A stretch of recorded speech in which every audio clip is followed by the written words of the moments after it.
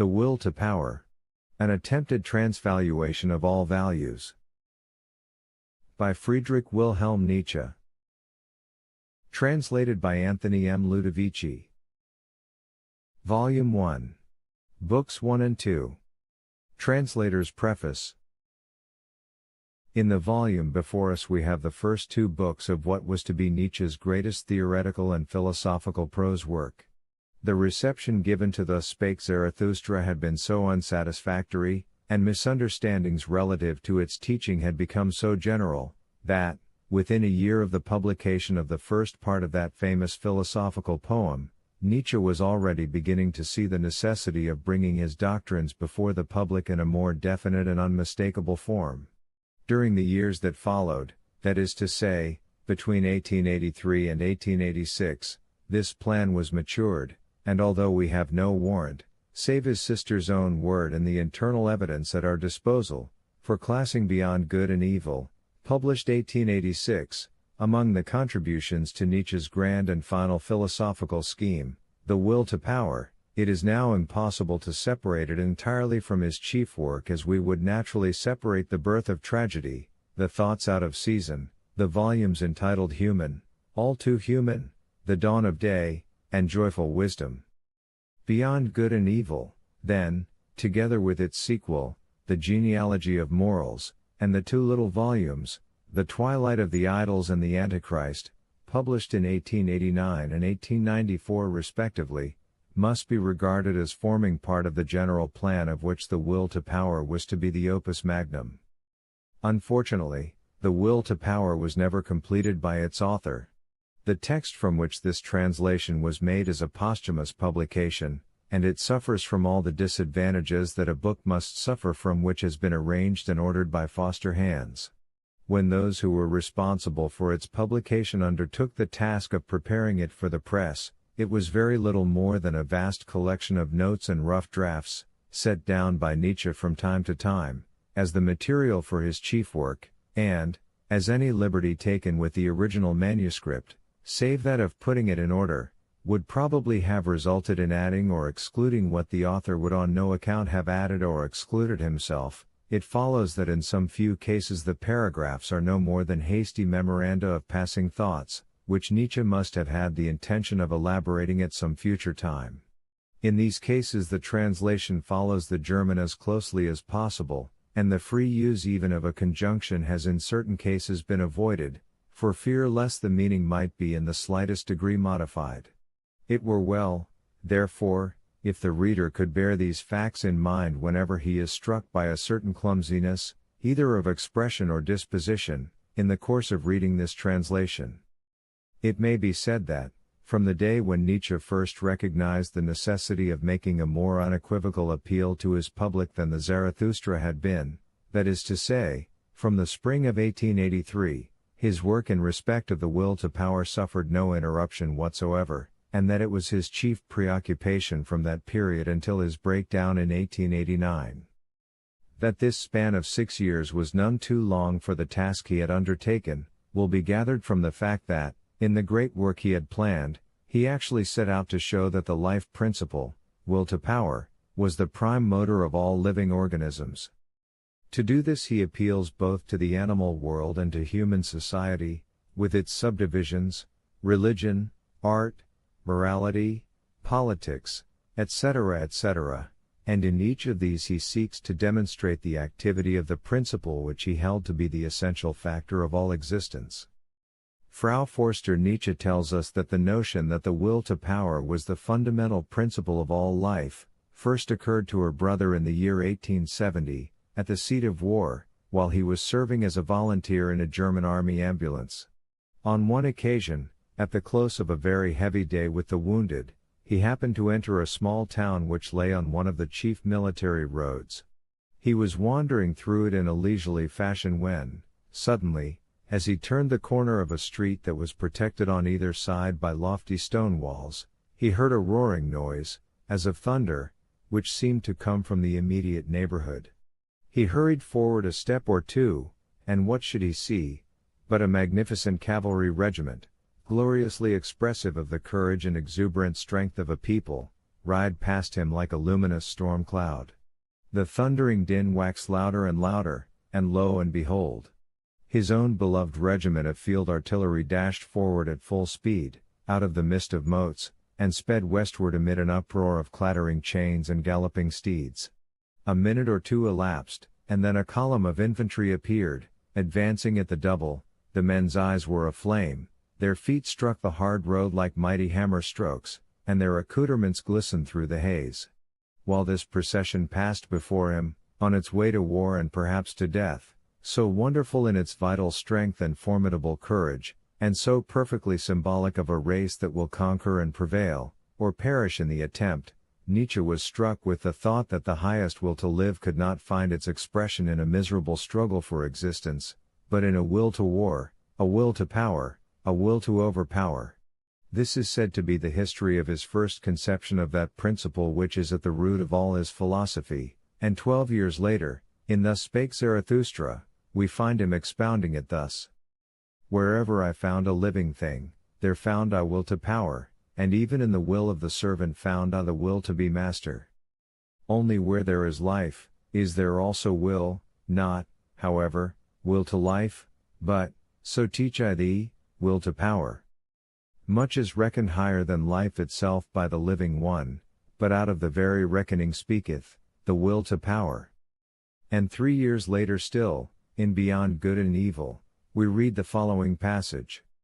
Psychologists should bethink themselves before putting down the instinct of self-preservation as the cardinal instinct of an organic being. A living thing seeks above all to discharge its strength, life itself is will to power, self-preservation is only one of the indirect and most frequent results thereof. But in this volume, and the one that is to follow, we shall find Nietzsche more mature, more sober, and perhaps more profound than in the works above mentioned.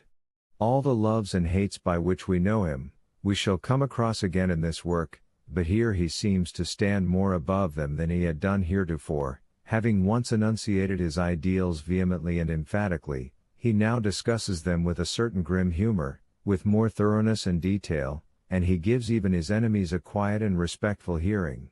His tolerant attitude to Christianity on pages 8 to 9, 107, 323, for instance, is a case in point, and his definite description of what we are to understand by his pity, p. 293, leaves us in no doubt as to the calm determination of this work. Book 1 will not seem so well arranged or so well worked out as Book 2, the former being more sketchy and more speculative than the latter. Be this as it may, it contains deeply interesting things, inasmuch as it attempts to trace the elements of nihilism, as the outcome of Christian values, in all the institutions of the present day. In the second book Herbert Spencer comes in for a number of telling blows, and not the least of these is to be found on page 237, where, although his name is not mentioned, it is obviously implied.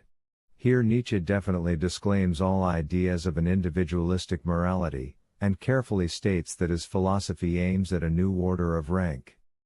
It will seem to some that morality is dealt with somewhat cavalierly throughout the two books, but, in this respect, it should not be forgotten that Nietzsche not only made a firm stand in favor of exceptional men, but that he also believed that any morality is nothing more than a mere system of valuations which are determined by the conditions in which a given species lives. Hence his words on page 107, Beyond Good and Evil, certainly, but we insist upon the unconditional and strict preservation of herd morality, and on page 323, suppose the strong were masters in all respects, even in valuing, let us try and think what their attitude would be towards illness, suffering, and sacrifice. Self-contempt on the part of the weak would be the result, they would do their utmost to disappear and to extirpate their kind. And would this be desirable?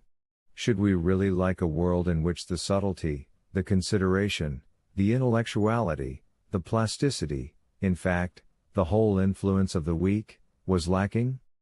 It is obvious from this passage that Nietzsche only objected to the influence of herd morality outside the herd, that is to say, among exceptional and higher men who may be wrecked by it.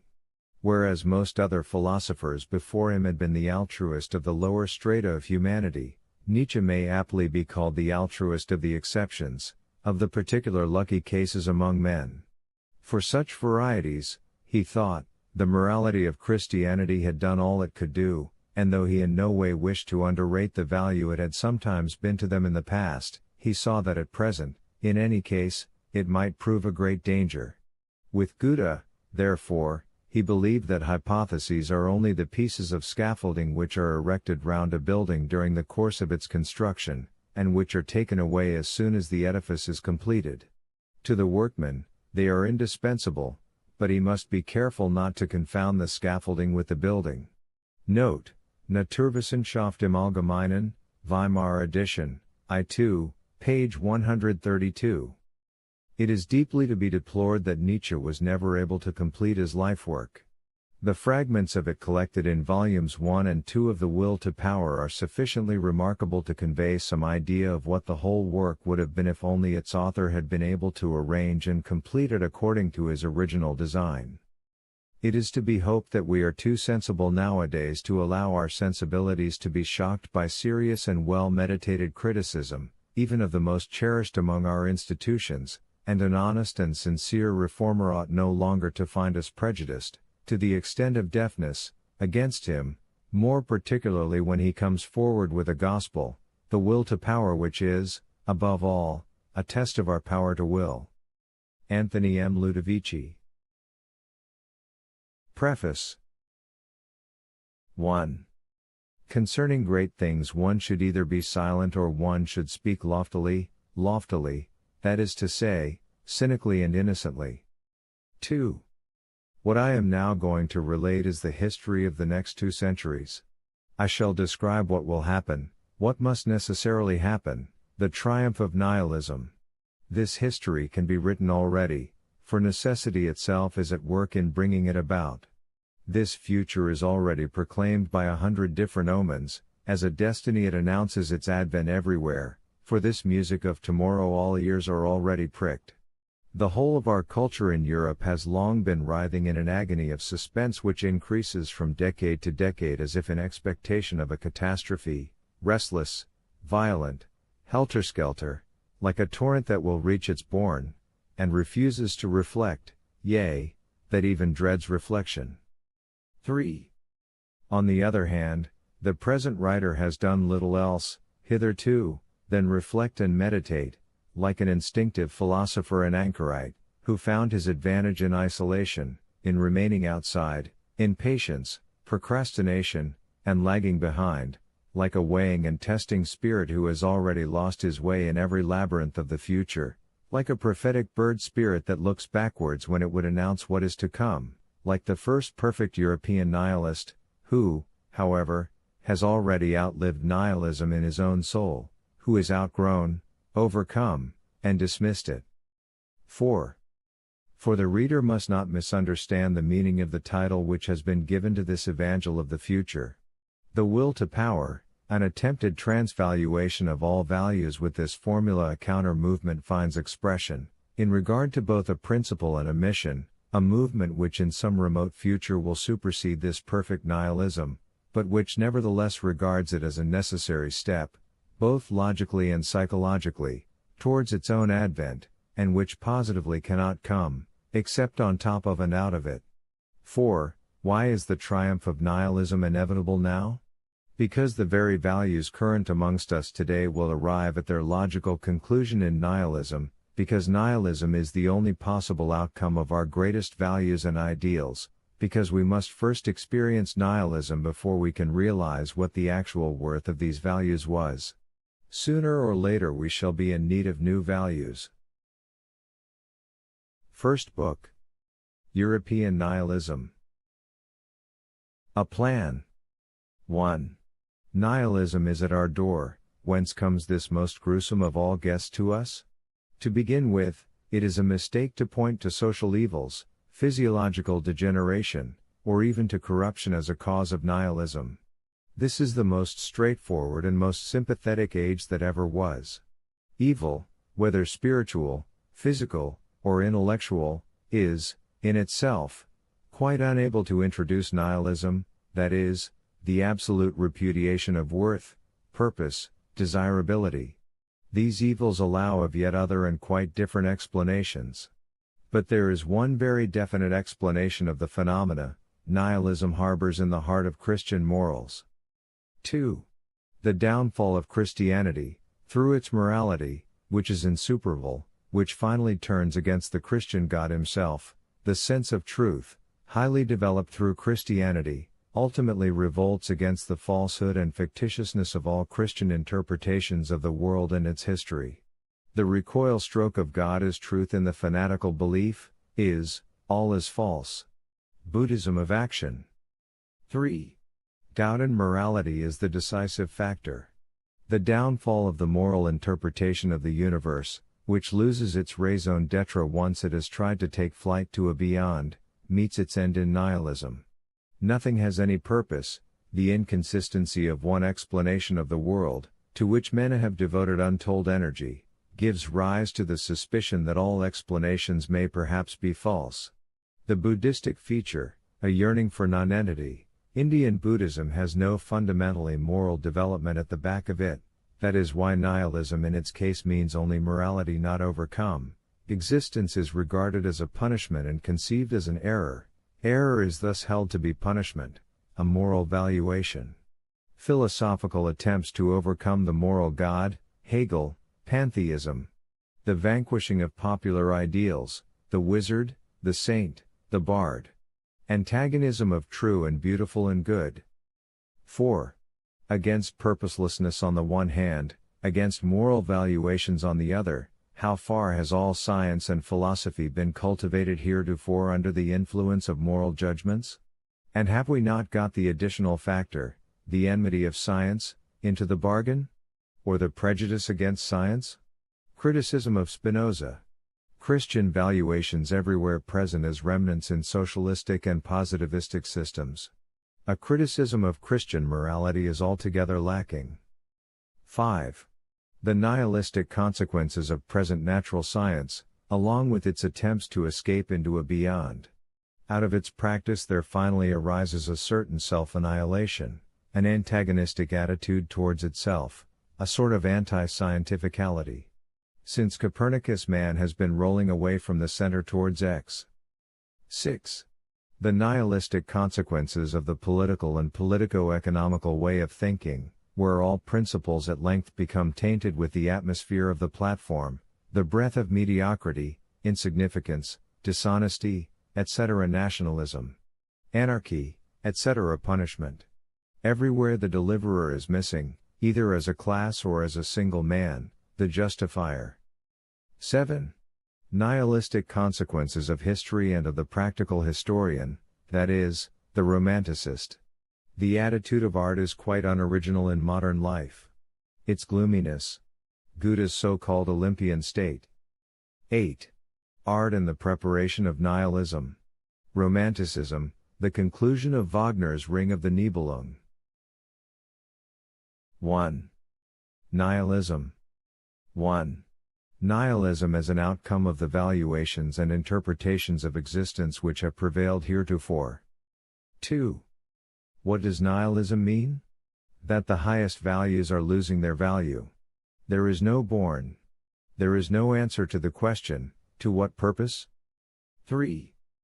Thorough nihilism is the conviction that life is absurd, in the light of the highest values already discovered. It also includes the view that we have not the smallest right to assume the existence of transcendental objects or things in themselves, which would be either divine or morality incarnate.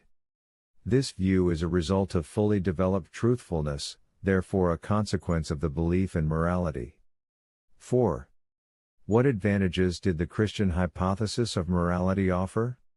1. It bestowed an intrinsic value upon men, which contrasted with their apparent insignificance and subordination to chance in the eternal flux of becoming and perishing. 2. It served the purpose of God's advocates, inasmuch as it granted the world a certain perfection despite its sorrow and evil. It also granted the world that proverbial freedom. Evil seemed full of meaning. 3. It assumed that man could have a knowledge of absolute values, and thus granted him adequate perception for the most important things. 4. It prevented man from despising himself as man, from turning against life, and from being driven to despair by knowledge, it was a self-preservative measure. In short, morality was the great antidote against practical and theoretical nihilism. 5. But among the forces reared by morality, there was truthfulness.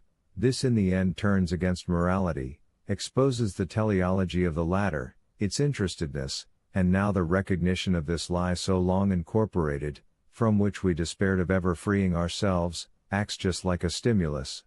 We perceive certain needs in ourselves, implanted during the long dynasty of the moral interpretation of life, which now seem to us to be needs of untruth. On the other hand, those very needs represent the highest values owing to which we are able to endure life.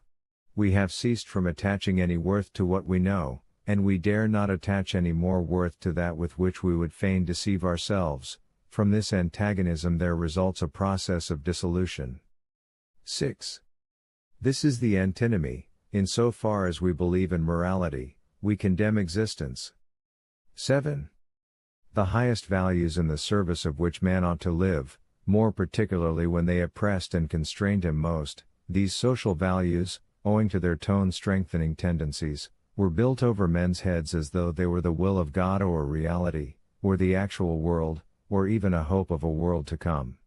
Now that the lowly origin of these values has become known, the whole universe seems to have been transvalued and to have lost its significance, but this is only an intermediate stage. 8. The consequence of nihilism, disbelief in all values, as a result of a moral valuation, we have grown to dislike egotism. Even though we have realized the impossibility of altruism, we have grown to dislike what is most necessary, although we have recognized the impossibility of a liberum arbitrium and of an intelligible freedom. Translators note, this is a Kantian term.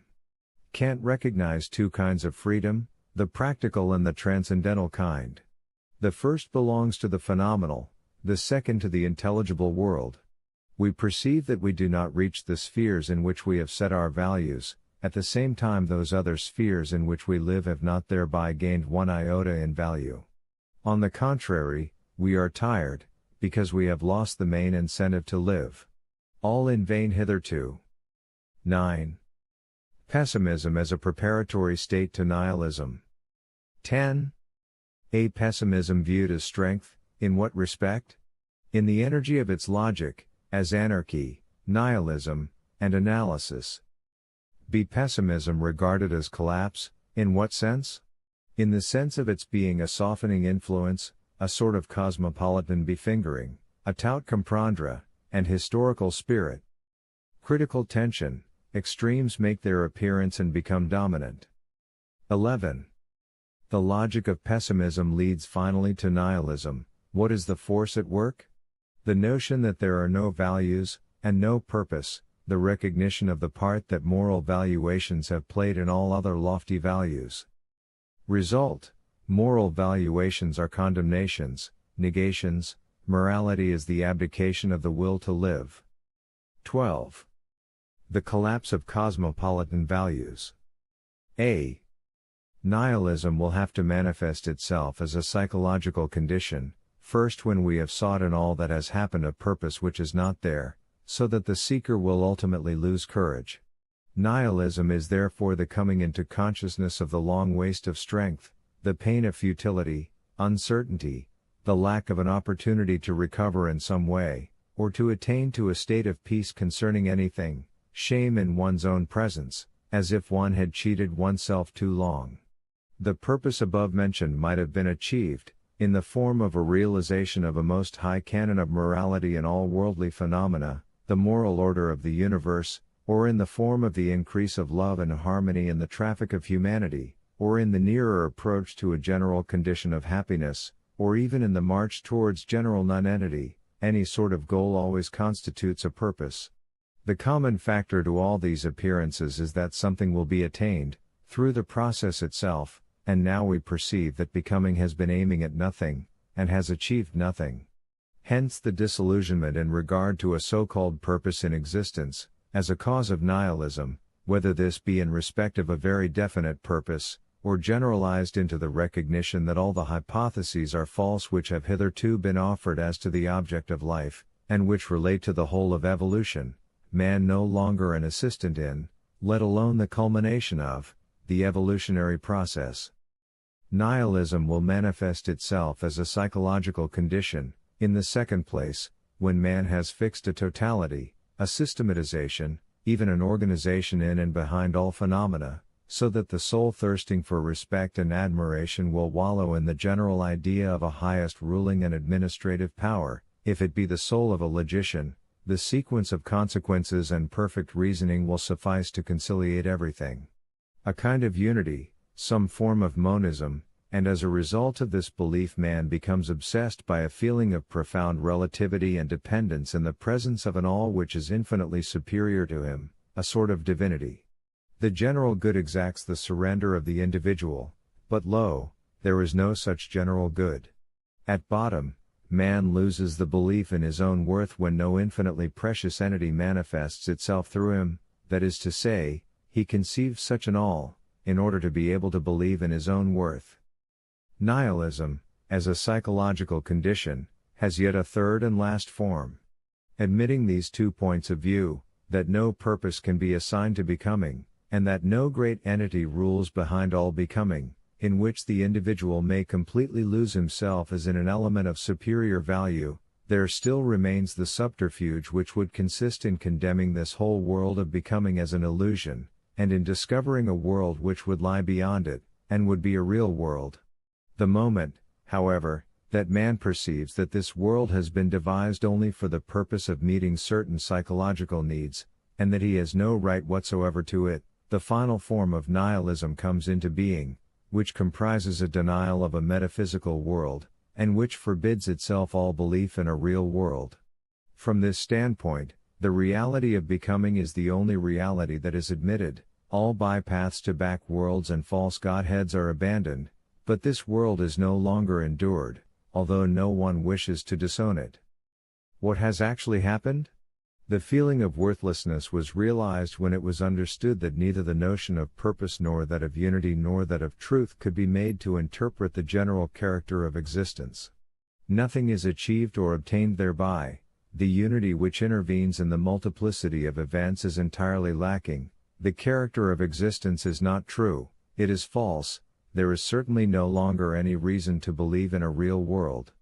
In short, the categories, purpose, unity, being, by means of which we had lent some worth to life, we have once more divorced from it, and the world now appears worthless to us. b. Admitting that we have recognized the impossibility of interpreting world by means of these 3 categories, and that from this standpoint the world begins to be worthless to us, we must ask ourselves whence we derived our belief in these 3 categories. Let us see if it is possible to refuse to believe in them. If we can deprive them of their value, the proof that they cannot be applied to the world, is no longer a sufficient reason for depriving that world of its value. Result: the belief in the categories of reason is the cause of nihilism. We have measured the worth of the world according to categories which can only be applied to a purely fictitious world. Translator's note: this probably refers to Kant's celebrated table of 12 categories. The 4 classes, quantity, quality, relation, and modality, are each provided with 3 categories. Conclusion: all values with which we have tried, hitherto, to lend the world some worth, from our point of view, and with which we have therefore deprived it of all worth, once these values have been shown to be inapplicable, all these values are, psychologically, the results of certain views of utility, established for the purpose of maintaining and increasing the dominion of certain communities, but falsely projected into the nature of things. It is always man's exaggerated ingenuousness to regard himself as the sense and measure of all things. 13. Nihilism represents an intermediary pathological condition, the vast generalization, the conclusion that there is no purpose in anything, is pathological, whether it be that the productive forces are not yet strong enough, or that decadence still hesitates and has not yet discovered its expedients. The conditions of this hypothesis, that there is no truth, that there is no absolute state of affairs, no thing in itself. This alone is nihilism, and of the most extreme kind. It finds that the value of things consists precisely in the fact that these values are not real and never have been real, but that they are only a symptom of strength on the part of the valuer, a simplification serving the purposes of existence. 14. Values and their modification are related to the growth of power of the valuer. The measure of disbelief and of the freedom of spirit which is tolerated, viewed as an expression of the growth of power. Nihilism viewed as the ideal of the highest spiritual power, of the over-rich life, partly destructive, partly ironical. 15. What is belief? How is a belief born?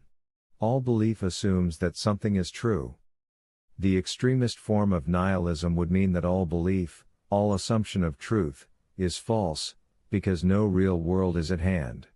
It were therefore, only an appearance seen in perspective, whose origin must be found in us, seeing that we are constantly in need of a narrower, a shortened, and simplified world.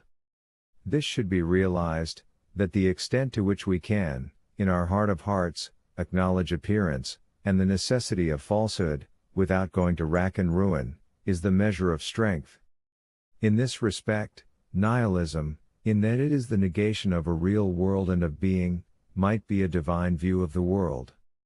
16. If we are disillusioned, we have not become so in regard to life, but owing to the fact that our eyes have been opened to all kinds of desiderata. With mocking anger we survey that which is called ideal, we despise ourselves only because we are unable at every moment of our lives to quell that absurd emotion which is called idealism. This pampering by means of ideals is stronger than the anger of the disillusioned one. 17. To what extent does Schopenhauerian nihilism continue to be the result of the same ideal as that which gave rise to Christian theism? The amount of certainty concerning the most exalted desiderata, the highest values and the greatest degree of perfection, was so great, that the philosophers started out from it as if it had been an a priori and absolute fact, God at the head, as the given quantity, truth. To become like God, to be absorbed into the divine being, these were for centuries the most ingenuous and most convincing desiderata, but that which convinces is not necessarily true on that account, it is nothing more nor less than convincing. An observation for donkeys. The granting of a personal reality to this accretion of ideals has been unlearned, people have become atheistic. But has the ideal actually been abandoned? The latest metaphysicians, as a matter of fact, still seek their true reality in it, the thing in itself beside which everything else is merely appearance. Their dogma is, that because our world of appearance is so obviously not the expression of that ideal, it therefore cannot be true, and at bottom does not even lead back to that metaphysical world as cause. The unconditioned, in so far as it stands for that highest degree of perfection, cannot possibly be the reason of all the conditioned. Schopenhauer, who desired it otherwise, was obliged to imagine this metaphysical basis as the antithesis to the ideal, as an evil, blind will. Thus it could be that which appears, that which manifests itself in the world of appearance. But even so, he did not give up that ideal absolute, he circumvented it. Kant seems to have needed the hypothesis of intelligible freedom, see note on page 11, in order to relieve the ens perfectum of the responsibility of having contrived this world as it is, in short, in order to explain evil, scandalous logic for a philosopher. 18. The most general sign of modern times, in his own estimation, man has lost an infinite amount of dignity. For a long time he was the center and tragic hero of life in general, then he endeavored to demonstrate at least his relationship to the most essential and in itself most valuable side of life, as all metaphysicians do, who wish to hold fast to the dignity of man, in their belief that moral values are cardinal values.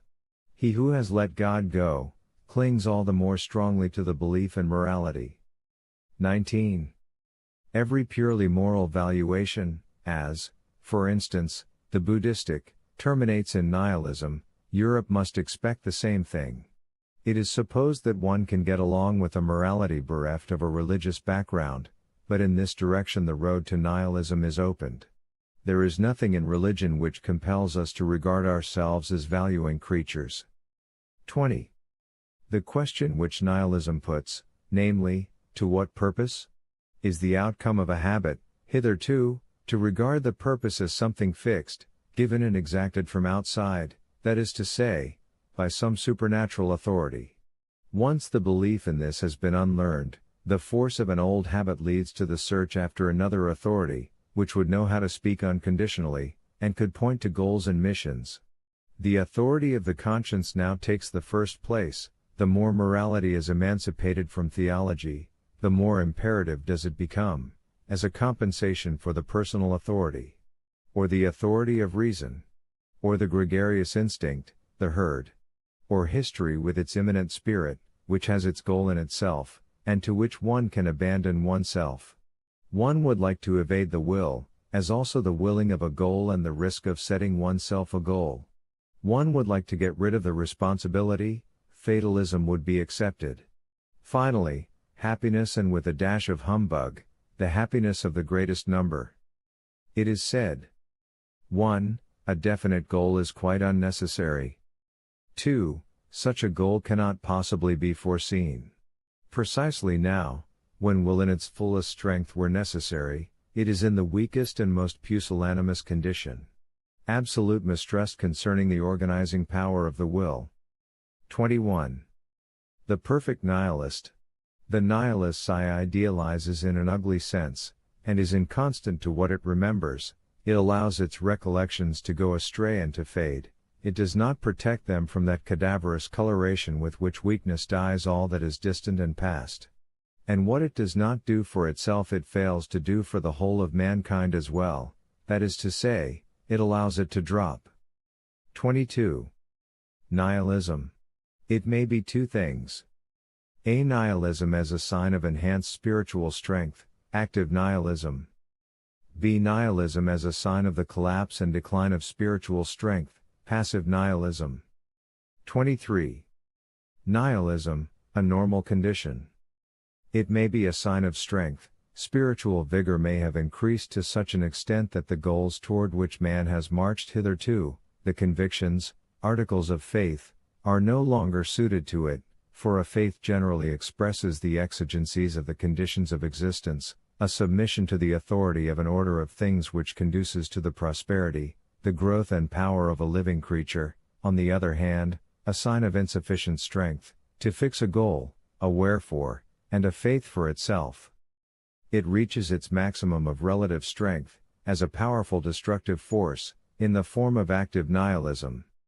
Its opposite would be weary nihilism, which no longer attacks, its most renowned form being Buddhism, as passive nihilism, a sign of weakness. Spiritual strength may be fatigued, exhausted, so that the goals and values which have prevailed hitherto are no longer suited to it and are no longer believed in, so that the synthesis of values and goals, upon which every strong culture stands, decomposes, and the different values contend with one another. Disintegration, then everything which is relieving, which heals, becomes, or stupefies, steps into the foreground under the cover of various disguises, either religious, moral, political or aesthetic, etc.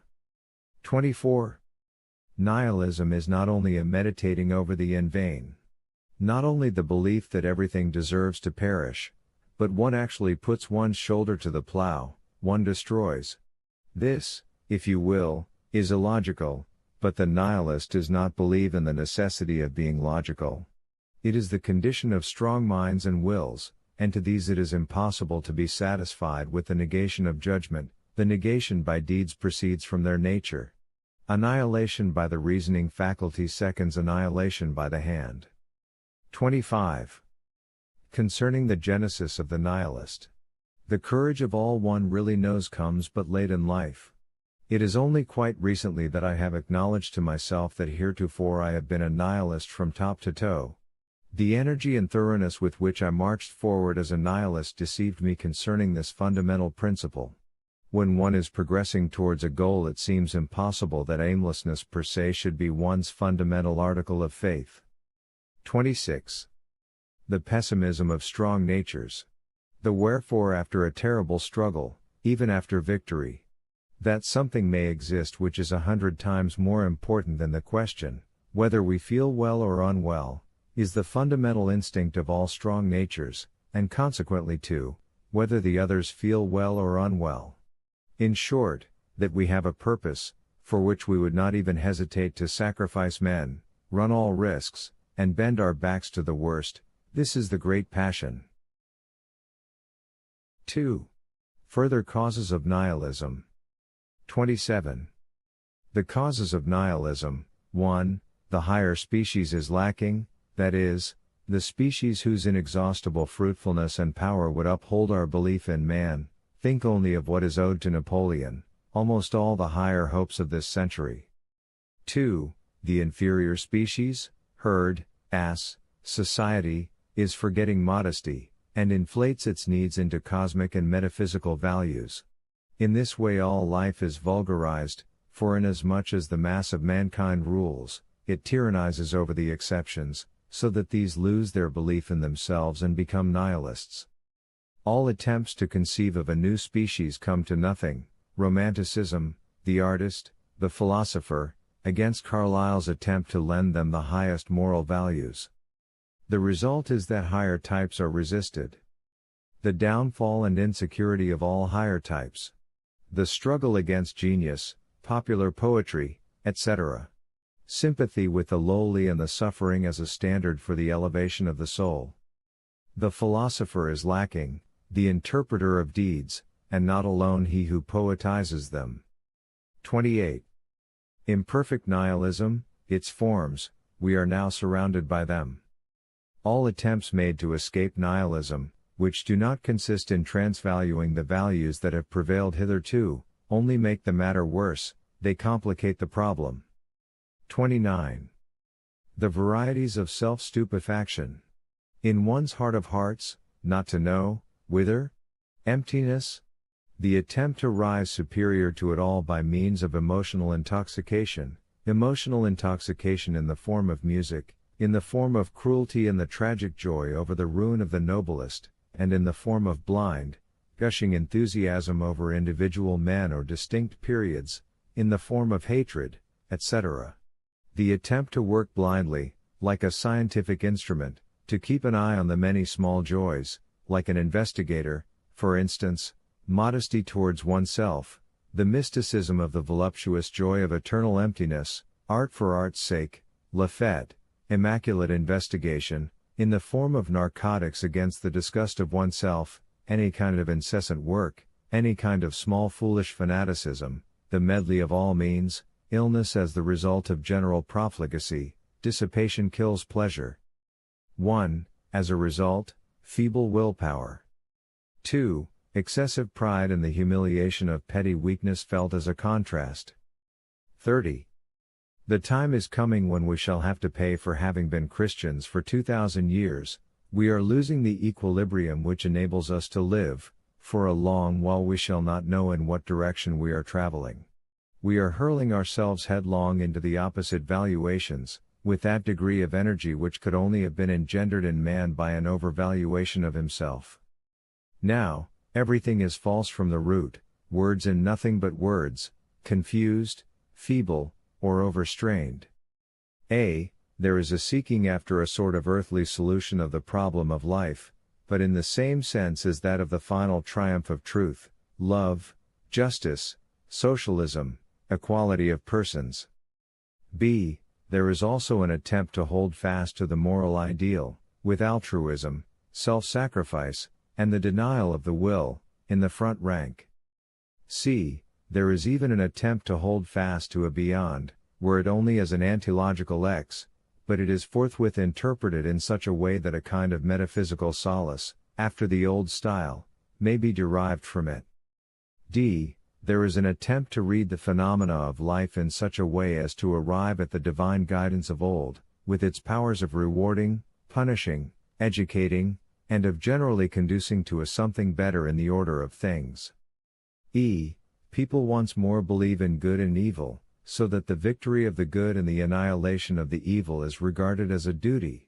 This is English, and is typical of that blockhead, John Stuart Mill.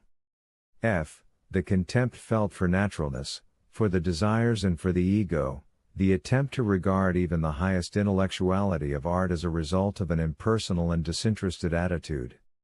G. The Church is still allowed to meddle in all the essential occurrences and incidents in the life of the individual, with a view to consecrating it and giving it a loftier meaning. We still have the Christian state and the Christian marriage. 31.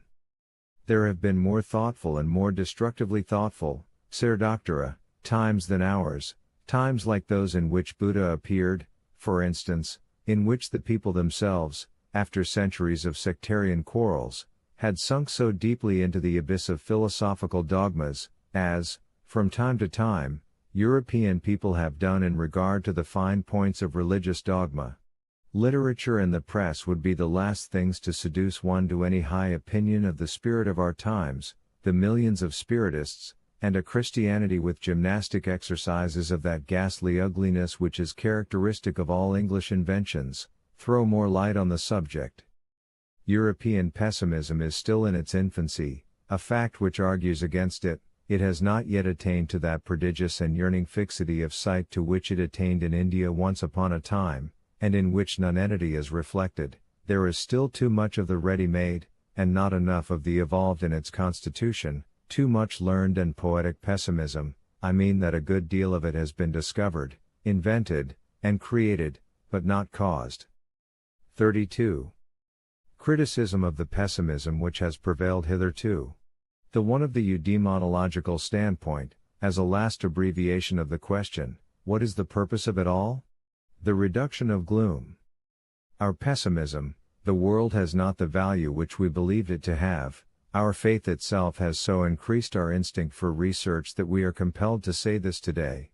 In the first place, it seems of less value. At first it is felt to be of less value. Only in this sense are we pessimists, that is to say, with the will to acknowledge this transvaluation without reserve, and no longer, as heretofore, to deceive ourselves and chant the old story.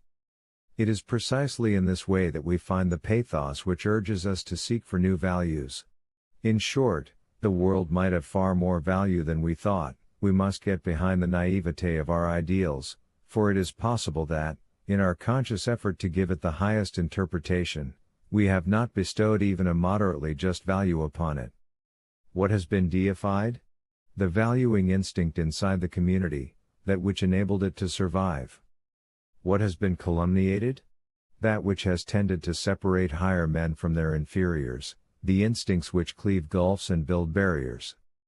33. Causes affecting the rise of pessimism.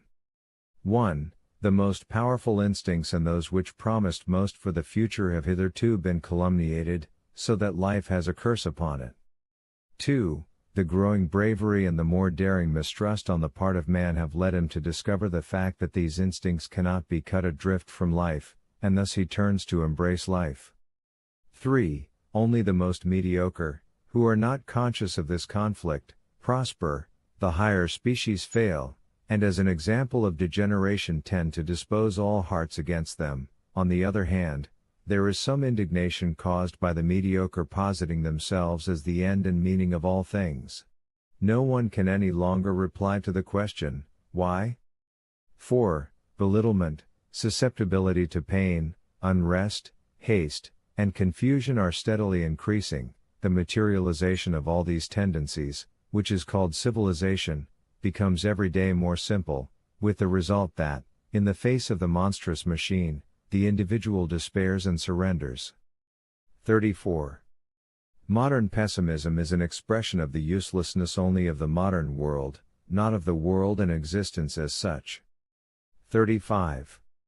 The preponderance of pain over pleasure or the reverse, hedonism, both of these doctrines are already signposts to nihilism.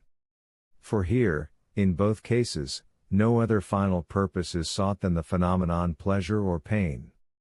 But only a man who no longer dares to posit a will, a purpose, and a final goal can speak in this way. According to every healthy type of man, the worth of life is certainly not measured by the standard of these secondary things.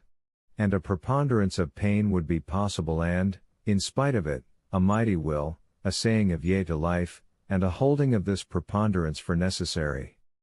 Life is not worth living. Resignation, what is the good of tears? This is a feeble and sentimental attitude of mind. Un monstre que vaut mieux qu'un sentimental ennuyeux. 36. The philosophe nihilist is convinced that all phenomena are without sense and are in vain, and that there ought to be no such thing as being without sense and in vain. But whence comes this there ought not to be? Whence this sense and this standard? At bottom the nihilist supposes that the sight of such a desolate, useless being is unsatisfying to the philosopher, and fills him with desolation and despair. This aspect of the case is opposed to our subtle sensibilities as a philosopher. It leads to the absurd conclusion that the character of existence must perforce afford pleasure to the philosopher if it is to have any right to subsist. Now it is easy to understand that happiness and unhappiness, within the phenomena of this world, can only serve the purpose of means. The question yet remaining to be answered is, whether it will ever be possible for us to perceive the object and purpose of life, whether the problem of purposelessness or the reverse is not quite beyond our ken. 37. The development of nihilism out of pessimism. The denaturalization of values. Scholasticism of values. The values isolated, idealistic, instead of ruling and leading action, turn against it and condemn it. Opposites introduced in the place of natural gradations and ranks. Hatred of the order of rank. Opposites are compatible with a plebeian age, because they are more easy to grasp. The rejected world is opposed to an artificially constructed true and valuable one. At last we discover out of what material the true world was built. All that remains, now, is the rejected world, and to the account of our reasons for rejecting it we place our greatest disillusionment. At this point nihilism is reached, the directing values have been retained, nothing more. This gives rise to the problem of strength and weakness. 1. The weak fall to pieces upon it. 2. The strong destroy what does not fall to pieces of its own accord. 3. The strongest overcome the directing values. The whole condition of affairs produces the tragic age. 3. The nihilistic movement is an expression of decadence. 38. Just lately an accidental and in every way inappropriate term has been very much misused. Everywhere people are speaking of pessimism, and there is a fight around the question, to which some replies must be forthcoming, which is right, pessimism or optimism? People have not yet seen what is so terribly obvious, namely, that pessimism is not a problem but a symptom, that the term ought to be replaced by nihilism, that the question, to be or not to be, is itself an illness, a sign of degeneracy, an idiosyncrasy. The nihilistic movement is only an expression of physiological decadence. 39. To be understood, that every kind of decline and tendency to sickness has incessantly been at work in helping to create general evaluations, that in those valuations which now dominate, decadence has even begun to preponderate, that we have not only to combat the conditions which present misery and degeneration have brought into being, but that all decadence, previous to that of our own times, has been transmitted and has therefore remained an active force amongst us. A universal departure of this kind, on the part of man, from his fundamental instincts, such universal decadence of the valuing judgment, is the note of interrogation par excellence, the real riddle, which the animal man sets to all philosophers. 40. The notion decadence, decay, decline, and waste, are, per se, in no way open to objection. They are the natural consequences of life and vital growth. The phenomenon of decadence is just as necessary to life as advance or progress is. We are not in a position which enables us to suppress it. On the contrary, reason would have it retain its rights. It is disgraceful on the part of socialist theorists to argue that circumstances and social combinations could be devised which would put an end to all vice, illness, crime, prostitution, and poverty. But that is tantamount to condemning life. A society is not at liberty to remain young. And even in its prime it must bring forth ordure and decaying matter. The more energetically and daringly it advances, the richer will it be in failures and in deformities, and the nearer it will be to its fall. Age is not deferred by means of institutions. Nor is illness. Nor is vice. 41. Fundamental aspect of the nature of decadence, what has heretofore been regarded as its causes or its effects. In this way, the whole perspective of the problems of morality is altered. All the struggle of morals against vice, luxury, crime, and even against illness, seems a naivete, a superfluous effort. There is no such thing as improvement, a word against repentance.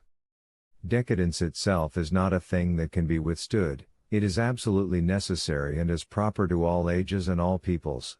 That which must be withstood, and by all means in our power, is the spreading of the contagion among the sound parts of the organism. Is that done? The very reverse is done. It is precisely on this account that one makes a stand on behalf of humanity. How do the highest values created hitherto stand in relation to this fundamental question in biology? Philosophy, religion, morality, art, etc. The remedy, militarism, for instance, from Napoleon onwards, who regarded civilization as his natural enemy. 42. All those things which heretofore have been regarded as the causes of degeneration, are really its effects. But those things also which have been regarded as the remedies of degeneration are only palliatives of certain effects thereof, the cured are types of the degenerate. The results of decadence, vice, viciousness, illness, sickliness, crime, criminality, celibacy, sterility, hysteria, the weakness of the will, alcoholism, pessimism, anarchy, debauchery, also of the spirit. The calumniators, underminers, skeptics, and destroyers. 43. Concerning the notion decadence. 1. Skepticism is a result of decadence, just as spiritual debauchery is. 2. Moral corruption is a result of decadence, the weakness of the will and the need of strong stimulants. 3. Remedies, whether psychological or moral, do not alter the march of decadence, they do not arrest anything, physiologically they do not count. A peep into the enormous futility of these pretentious reactions, they are forms of anesthetizing oneself against certain fatal symptoms resulting from the prevailing condition of things, they do not eradicate the morbid element, they are often heroic attempts to cancel the decadent man, to allow only a minimum of his deleterious influence to survive. 4. Nihilism is not a cause, but only the rationale of decadence. 5. The good and the bad are no more than two types of decadence, they come together in all its fundamental phenomena. 6. The social problem is a result of decadence. 7. Illnesses, more particularly those attacking the nerves and the head, are signs that the defensive strength of strong nature is lacking. A proof of this is that irritability which causes pleasure and pain to be regarded as problems of the first order. 44. The most common types of decadence. 1. In the belief that they are remedies, cures are chosen which only precipitate exhaustion. This is the case with Christianity. To point to the most egregious example of mistaken instinct, this is also the case with progress.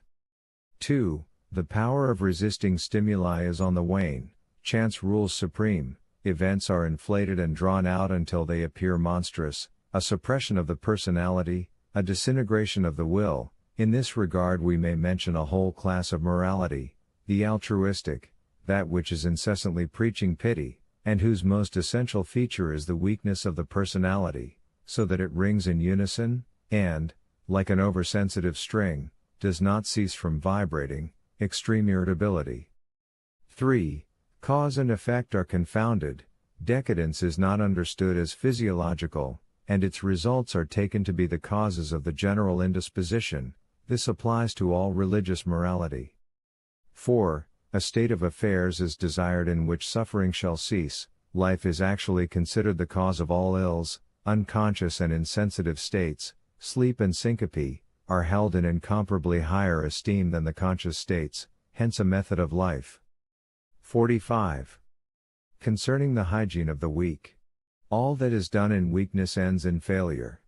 Moral, do nothing. The worst of it is, that precisely the strength required in order to stop action, and to cease from reacting, is most seriously diseased under the influence of weakness, that one never reacts more promptly or more blindly than when one should not react at all. The strength of a character is shown by the ability to delay and postpone reaction. A certain delta iota alpha phi omicron rho alpha is just as proper to it, as involuntariness in recoiling, suddenness and lack of restraint in action, are proper to weakness. The will is weak, and the recipe for preventing foolish acts would be, to have a strong will and to do nothing, contradiction. A sort of self-destruction, the instinct of self-preservation is compromised. The weak man injures himself. That is the decadent type. As a matter of fact, we meet with a vast amount of thought concerning the means wherewith impassibility may be induced. To this extent, the instincts are on the right scent, for to do nothing is more useful than to do something. All the practices of private orders, of solitary philosophers, and of fakirs, are suggested by a correct consideration of the fact, that a certain kind of man is most useful to himself when he hinders his own action as much as possible. Relieving measures, absolute obedience, mechanical activity, total isolation from men and things that might exact immediate decisions and actions. 46. Weakness of will, this is a fable that can lead astray. For there is no will, consequently neither a strong nor a weak one. The multiplicity and disintegration of the instincts, the want of system in their relationship, constitute what is known as a weak will. Their coordination, under the government of one individual among them, results in a strong will. In the first case, vacillation and a lack of equilibrium is noticeable, in the second, precision and definite direction. 47. That which is inherited is not illness, but a predisposition to illness, a lack of the powers of resistance against injurious external influences, etc., etc., broken powers of resistance, expressed morally, resignation and humility in the presence of the enemy. I have often wondered whether it would not be possible to class all the highest values of the philosophies, moralities, and religions which have been devised hitherto, with the values of the feeble, the insane and the neurasthenic in a milder form. They present the same evils. The value of all morbid conditions consists in the fact that they magnify certain normal phenomena which are difficult to discern in normal conditions. Health and illness are not essentially different, as the ancient doctors believed and as a few practitioners still believe today. They cannot be imagined as two distinct principles or entities which fight for the living organism and make it their battlefield. That is nonsense and mere idle gossip, which no longer holds water. As a matter of fact, there is only a difference of degree between these two living conditions, exaggeration, one of proportion, one of harmony among the normal phenomena, constitute the morbid state, Claude Bernard. Just as evil may be regarded as exaggeration, discord, and one of proportion, so can good be regarded as a sort of protective diet against the danger of exaggeration, discord, and one of proportion. Hereditary weakness as a dominant feeling, the cause of the prevailing values. Note well, weakness is in demand. Why? Mostly because people cannot be anything else than weak. Weakening considered a duty, the weakening of the desires, of the feelings of pleasure and of pain, of the will to power, of the will to pride, to property and to more property, weakening in the form of humility, weakening in the form of a belief, weakening in the form of repugnance and shame in the presence of all that is natural, in the form of a denial of life, in the form of illness and chronic feebleness, weakening in the form of a refusal to take revenge, to offer resistance, to become an enemy, and to show anger. Blunders in the treatment. There is no attempt at combating weakness by means of any fortifying system, but by a sort of justification consisting of moralizing, that is, by means of interpretation. Two totally different conditions are confused, for instance, the repose of strength, which is essentially abstinence from reaction, the prototype of the gods whom nothing moves, and the peace of exhaustion, rigidity to the point of anesthesia. All these philosophic and ascetic modes of procedure aspire to the second state, but actually pretend to attain to the first, For they ascribe to the condition they have reached the attributes that would be in keeping only with the divine state. 48. The most dangerous misunderstanding. There is one concept which apparently allows of no confusion or ambiguity, and that is the concept exhaustion. Exhaustion may be acquired or inherited, in any case it alters the aspect and value of things. Unlike him who involuntarily gives of the superabundance which he both feels and represents, to the things about him, and who sees them fuller, mightier, and more pregnant with promises, who, in fact, can bestow, the exhausted one belittles and disfigures everything he sees, he impoverishes its worth, he is detrimental. No mistake seems possible in this matter, and yet history discloses the terrible fact, that the exhausted have always been confounded with those with the most abundant resources, and the latter with the most detrimental. The pauper in vitality, the feeble one, impoverishes even life, the wealthy man, in vital powers, enriches it. The first is the parasite of the second is a bestower of his abundance. How is confusion possible?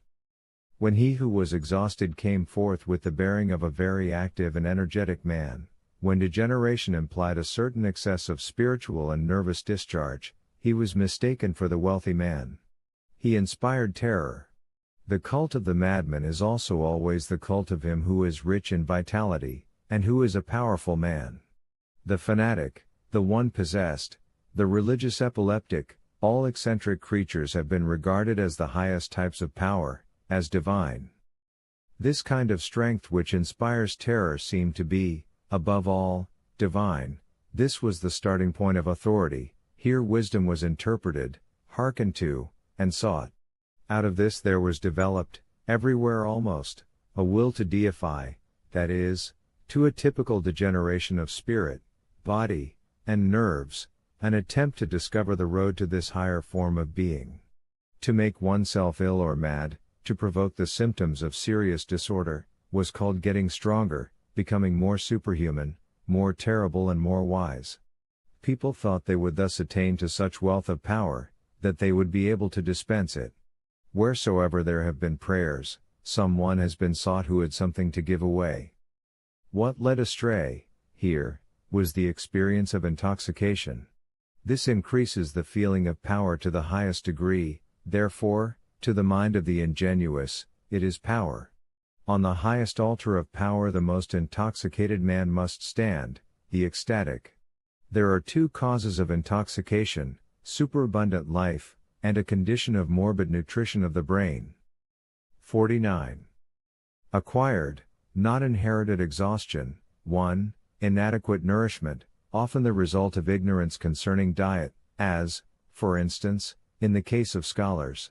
2. Erotic precocity, the damnation more especially of the youth of France, Parisian youths, above all, who are already dirtied and ruined when they step out of their lycees into the world, and who cannot break the chains of despicable tendencies, ironical and scornful towards themselves, galley slaves despite all their refinement, moreover, in the majority of cases, already a symptom of racial and family decadence, as all hypersensitiveness is, and examples of the infection of environment. To be influenced by one's environment is also a sign of decadence. 3. Alcoholism, not the instinct but the habit, foolish imitation, the cowardly or vain adaptation to a ruling fashion. What a blessing a Jew is among Germans! See the obtuseness, the flaxen head, the blue eye, and the lack of intellect in the face, the language, and the bearing, the lazy habit of stretching the limbs, and the need of repose among Germans, a need which is not the result of overwork, but of the disgusting excitation and overexcitation caused by alcohol. 50. A theory of exhaustion. Vice, the insane, also artists, the criminals, the anarchists, these are not the oppressed classes, but the outcasts of the community of all classes hitherto. Seeing that all our classes are permeated by these elements, we have grasped the fact that modern society is not a society or a body, but a diseased agglomeration of Chundala, a society which no longer has the strength even to excrete. To what extent living together for centuries has very much deepened sickliness. modern virtue, modern intellect, modern science, as forms of disease. 51. The state of corruption. The interrelation of all forms of corruption should be understood, and the Christian form, Pascal as the type, as also the socialistic and communistic, a result of the Christian, should not be overlooked. From the standpoint of natural science, the highest conception of society according to socialists, is the lowest in the order of rank among societies, the beyond corruption, as though outside the real world of becoming there were a world of being. Here there must be no compromise, but selection, annihilation, and war. The Christian nihilistic standard of value must be withdrawn from all things and attacked beneath every disguise, for instance, from modern sociology, music, and pessimism, all forms of the Christian ideal of values. Either one thing or the other is true, that is to say, tending to elevate the type man. The priest, the shepherd of souls, should be looked upon as a form of life which must be suppressed. All education, hitherto, has been helpless, adrift, without ballast, and afflicted with the contradiction of values.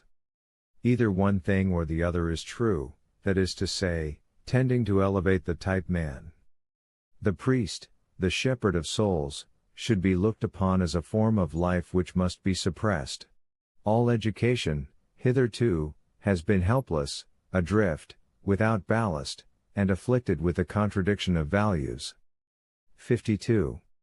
If nature have no pity on the degenerate, it is not therefore immoral. The growth of physiological and moral evils in the human race is rather the result of morbid and unnatural morality.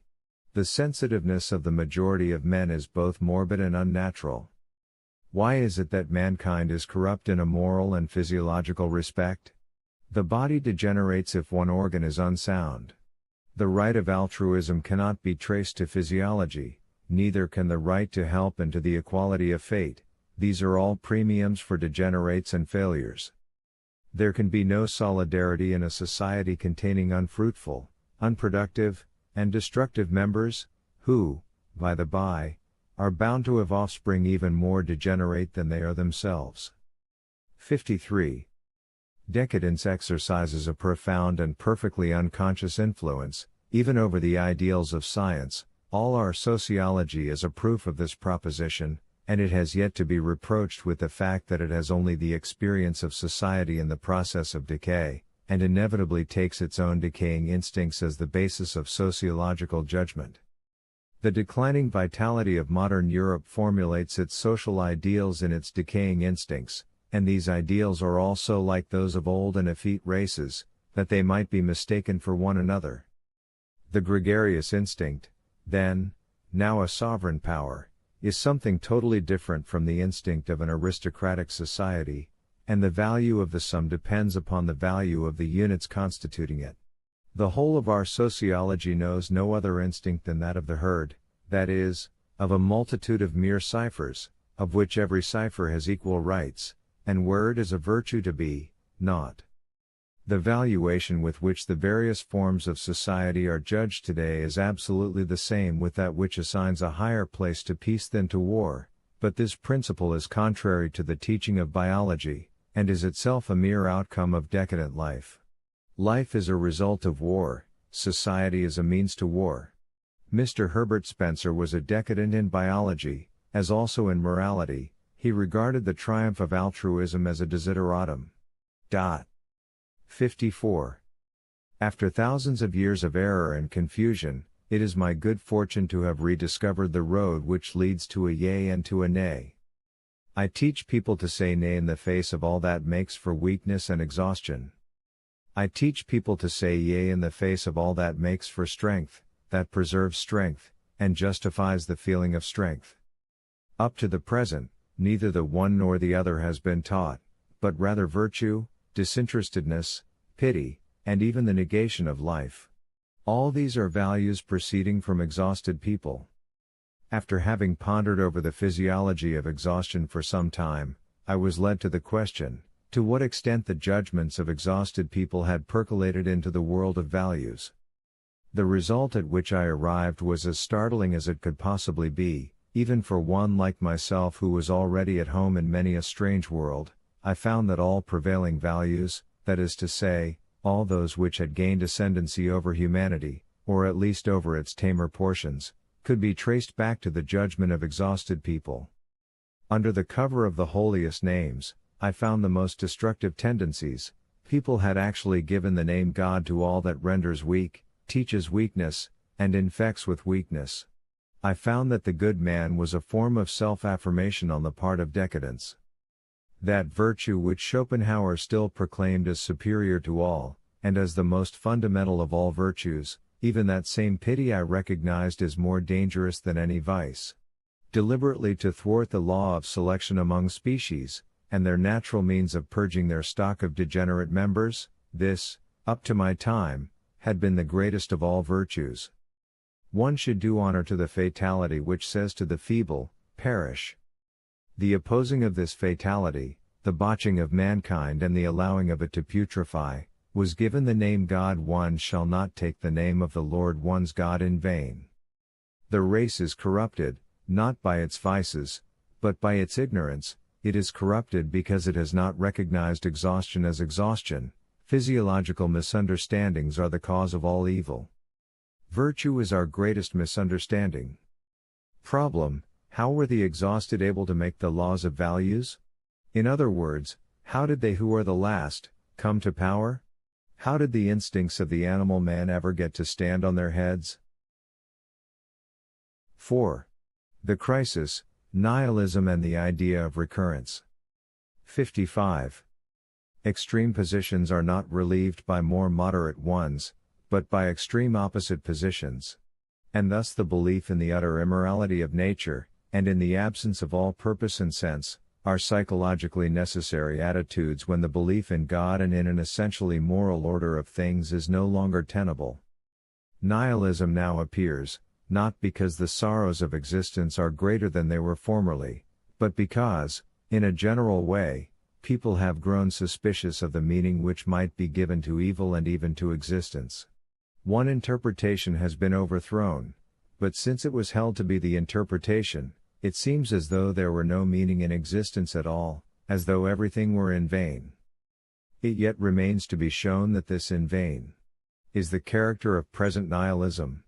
The mistrust of our former valuations has increased to such an extent that it has led to the question, are not all values merely allurements prolonging the duration of the comedy, without, however, bringing the unraveling any closer? The long period of time which has culminated in an in vain, without either goal or purpose, is the most paralyzing of thoughts, more particularly when one sees that one is duped without, however, being able to resist being duped.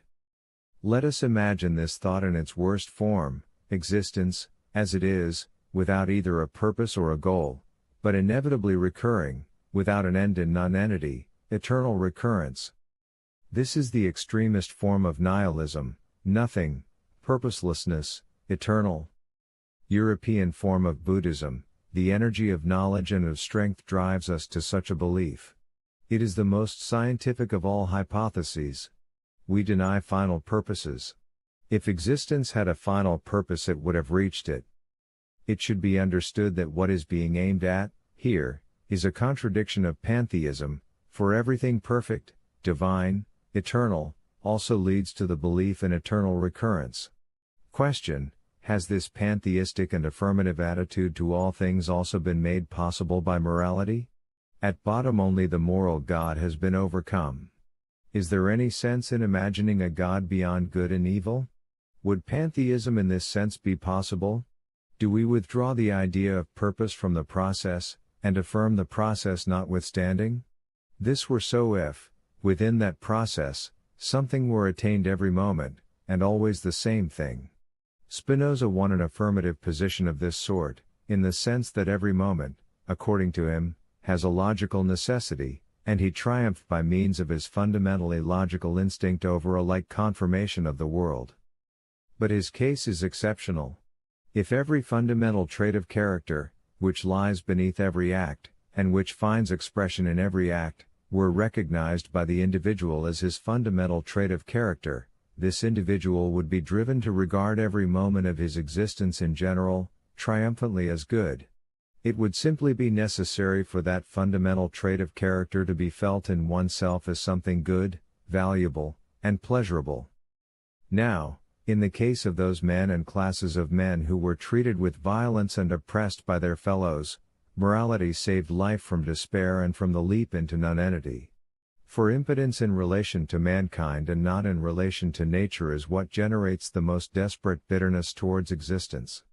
Morality treated the powerful, the violent, and the masters in general, as enemies against whom the common man must be protected, that is to say, emboldened, strengthened.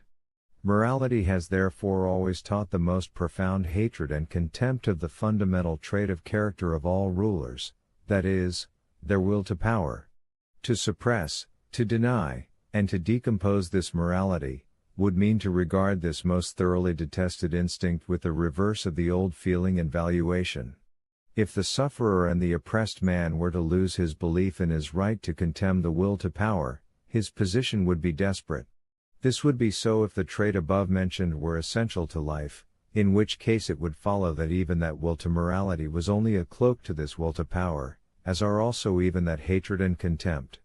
The oppressed man would then perceive that he stands on the same platform with the oppressor, and that he has no individual privilege, nor any higher rank than the latter. On the contrary, there is nothing on earth which can have any value, if it have not a modicum of power, granted, of course, that life itself is the will to power.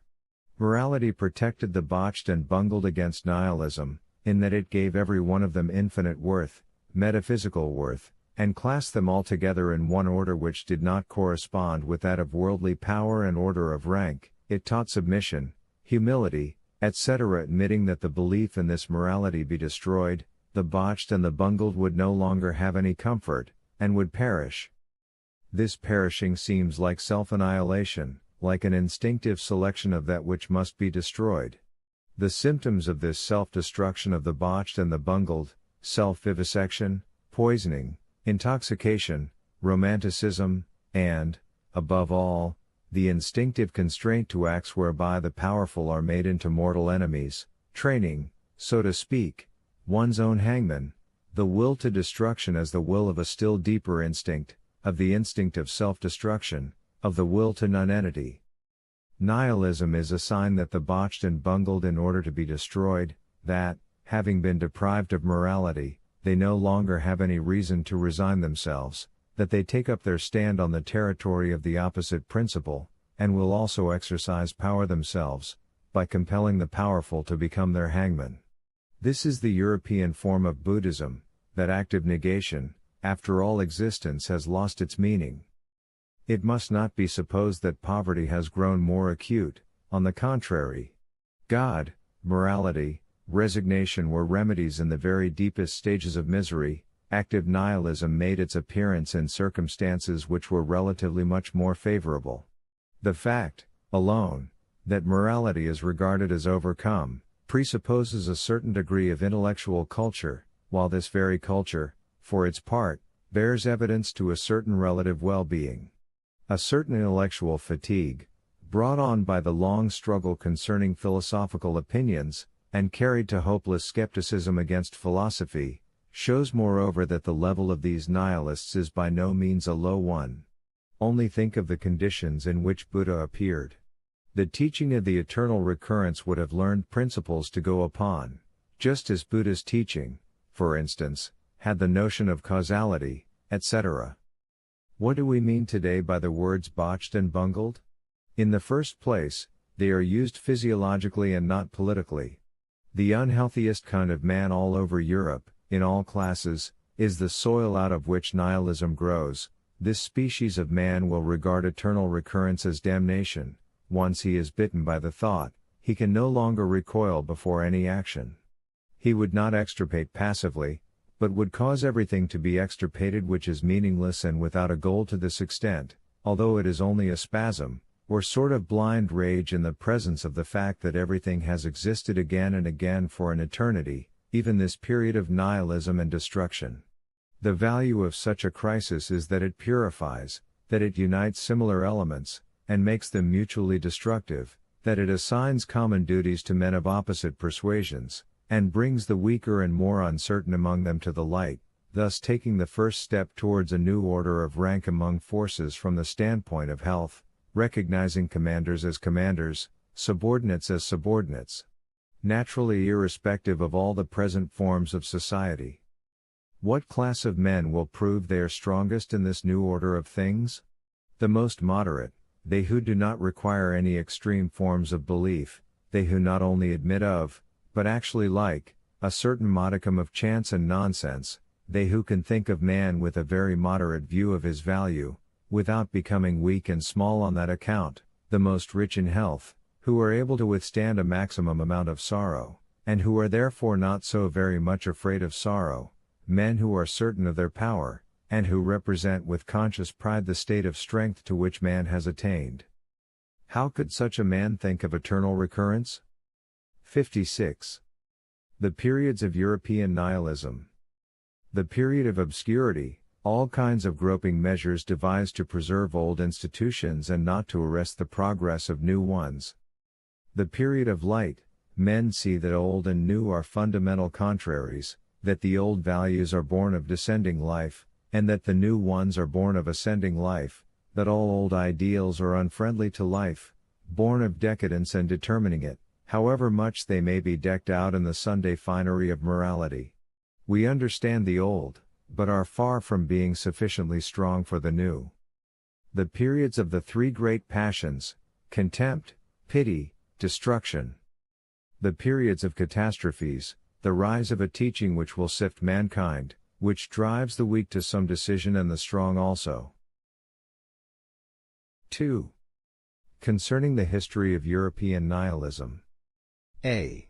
Modern gloominess. 57. My friends, we had a hard time as youths, we even suffered from youth itself as though it were a serious disease. This is owing to the age in which we were born, an age of enormous internal decay and disintegration which, with all its weakness and even with the best of its strength, is opposed to the spirit of youth. Disintegration, that is to say, uncertainty, is peculiar to this age, nothing stands on solid ground or on a sound faith. People live for the morrow, because the day after tomorrow is doubtful. All our road is slippery and dangerous, while the ice which still bears us has grown unconscionably thin. We all feel the mild and gruesome breath of the thaw wind. Soon, where we are walking, no one will any longer be able to stand. 58. If this is not an age of decay and of diminishing vitality, it is at least one of indiscriminate and arbitrary experimentalizing, and it is probable that out of an excess of abortive experiments there has grown this general impression, as of decay, and perhaps decay itself. 59. Concerning the history of modern gloominess. The state nomads, officials, etc., homeless dash. The breakup of the family. The good man as a symptom of exhaustion. Justice as will to power, rearing. Lewdness and neurosis. Black music, whither has real music gone? The anarchist. Contempt of man, loathing. Most profound distinction, whether hunger or satiety is creative? The first creates the ideals of romanticism. Northern unnaturalness. The need of alcohol, the need of the working classes. Philosophical nihilism. 60. The slow advance and rise of the middle and lower classes, including the lower kind of spirit and body, which was already well under way before the French Revolution, and would have made the same progress forward without the latter. In short, then, the preponderance of the herd over all herdsmen and bell-wethers, brings in its train 1. Gloominess of spirit, the juxtaposition of a stoical and a frivolous appearance of happiness, peculiar to noble cultures, is on the decline. Much suffering is allowed to be seen and heard which formerly was born in concealment. 2. Moral hypocrisy, a way of distinguishing oneself through morality, but by means of the values of the herd, pity, solicitude, moderation, and not by means of those virtues which are recognized and honored outside the herd's sphere of power. 3. A really large amount of sympathy with both pain and joy, a feeling of pleasure resulting from being herded together, which is peculiar to all gregarious animals, public spirit, patriotism, everything, in fact, which is apart from the individual. 61. Our age, with its indiscriminate endeavors to mitigate distress, to honor it, and to wage war in advance with unpleasant possibilities, is an age of the poor. Our rich people, they are the poorest. The real purpose of all wealth has been forgotten. 62. Criticism of modern man, the good man, but corrupted and misled by bad institutions, tyrants and priests, reason elevated to a position of authority, history is regarded as the surmounting of errors, the future is regarded as progress, the Christian state, God of the armies, Christian sexual intercourse, as marriage, the realm of justice, the cult of mankind, freedom. The romantic attitudes of the modern man, the noble man, Byron, Victor Hugo, George Sand, taking the part of the oppressed and the bungled and the botched, motto for historians and romancers, the Stoics of duty, disinterestedness regarded as art and as knowledge, altruism as the most mendacious form of egoism, utilitarianism, the most sentimental form of egoism. All this savors of the 18th century. But it had other qualities which were not inherited, namely, a certain insouciance, cheerfulness, elegance, spiritual clearness. The spiritual tempo has altered. The pleasure which was begotten by spiritual refinement and clearness has given room to the pleasure of color, harmony, mass, reality, etc., sensuality and spiritual things. In short, it is the 18th century of Rousseau. 63. Taken all in all, a considerable amount of humanity has been attained by our men of today. That we feel this is in itself a proof of the fact that we have become so sensitive in regard to small cases of distress, that we somewhat unjustly overlook what has been achieved. Here we must make allowances for the fact that a great deal of decadence is rife, and that, through such eyes, our world must appear bad and wretched. But these eyes have always seen in the same way, in all ages. 1. A certain hypersensitiveness, even in morality. 2. The quantum of bitterness and gloominess, which pessimism bears with it in its judgments, both together have helped to bring about the preponderance of the other and opposite point of view, that things are not well with our morality. The fact of credit, of the commerce of the world, and the means of traffic, are expressions of an extraordinarily mild trustfulness in men. To that may also be added 3. The deliverance of science from moral and religious prejudices, a very good sign, though for the most part misunderstood. In my own way, I am attempting a justification of history. 64. The second appearance of Buddhism. Its precursory signs, the increase of pity, spiritual exhaustion, the reduction of all problems to the question of pleasure and pain, the glory of war which calls forth a counter-stroke. Just as the sharp demarcation of nations generates a counter-movement in the form of the most hearty fraternity.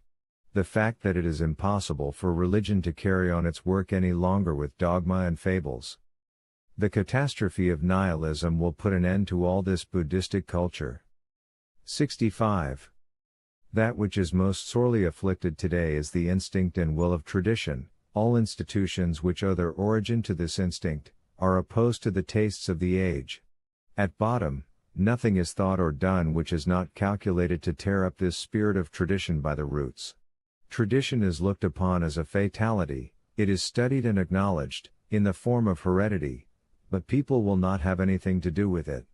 The extension of one will over long periods of time, the selection of conditions and valuations which make it possible to dispose of centuries in advance, this, precisely, is what is most utterly anti-modern. From which it follows, that disorganizing principles give our age its specific character. 66. Be simple, a demand which, when made to us complicated and incomprehensible triers of the heart and reins, is a simple absurdity. Be natural, but even if we are unnatural, what then? 67. The means employed in former times in order to arrive at similarly constituted and lasting types, throughout long generations, entailed property and the respect of parents, the origin of the faith in gods and heroes as ancestors. Now, the subdivision of property belongs to the opposite tendency. The centralization of an enormous number of different interests in one soul, which, to that end, must be very strong and mutable. 68. Why does everything become mummery? The modern man is lacking in unfailing instinct, instinct being understood here to mean that which is the outcome of a long period of activity in the same occupation on the part of one family of men.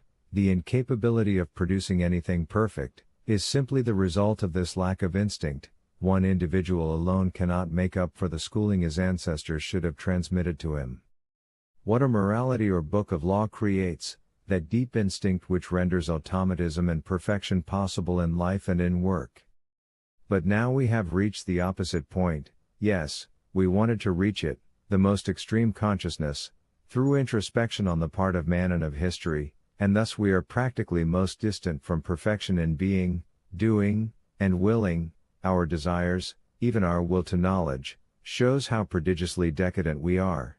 We are striving after the very reverse of what strong races and strong natures will have. Understanding is an end. That science is possible in the way in which it is practiced today, proves that all elementary instincts, the instincts which ward off danger and protect life, are no longer active. We no longer save, we are merely spending the capital of our forefathers, even in the way in which we pursue knowledge. 69. Nihilistic trait. A. In the natural sciences, purposelessness, causality, mechanism, conformity to law, an interval, a remnant. B. Likewise in politics, the individual lacks the belief in his own right, innocence, falsehood rules supreme, as also the worship of the moment. C. Likewise in political economy, the abolition of slavery, the lack of a redeeming class, and of one who justifies, the rise of anarchy. Education?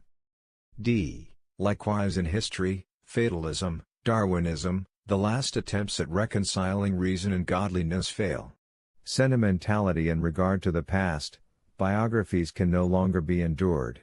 Phenomenalism even here, character regarded as a mask, there are no facts. E. Likewise in art, romanticism and its counterstroke, repugnance towards romantic ideals and lies. The latter, morally, as a sense of greatest truthfulness, but pessimistic. Pure artists, indifference as to the subject. The psychology of the father-confessor and puritanical psychology, two forms of psychological romanticism, but also their counterstroke, the attempt to maintain a purely artistic attitude towards men, but even in this respect no one dares to make the opposite valuation. 70. Against the teaching of the influence of environment and external causes, the power coming from inside is infinitely superior. Much that appears like influence acting from without is merely the subjection of environment to this inner power. Precisely the same environment may be used and interpreted in opposite ways. There are no facts. A genius is not explained by such theories concerning origins. 71. Modernity regarded in the light of nutrition and digestion. Sensitiveness is infinitely more acute, beneath moral vestments, the increase of pity, the abundance of different impressions is greater than ever.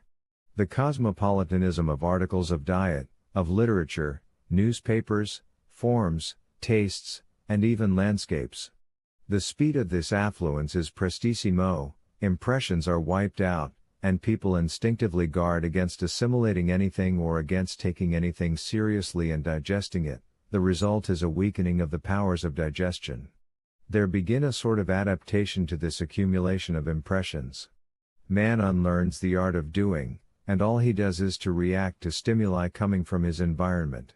He spends his strength, partly in the process of assimilation, partly in defending himself, and again partly in responding to stimuli. Profound enfeeblement of spontaneity, the historian, the critic, the analyst, the interpreter, the observer, the collector, the reader, all reactive talents, all science. Artificial modification of one's own nature in order to make it resemble a mirror. One is interested, but only epidermally. This is systematic coolness, equilibrium, a steady low temperature, just beneath the thin surface on which warmth, movement, storm, and undulations play. Opposition of external mobility to a certain dead heaviness and fatigue. 72. Where must our modern world be classed, under exhaustion or under increasing strength? Its multiformity and lack of repose are brought about by the highest form of consciousness. 73. Overwork, curiosity and sympathy, our modern vices. 74. A contribution to the characterization of modernity.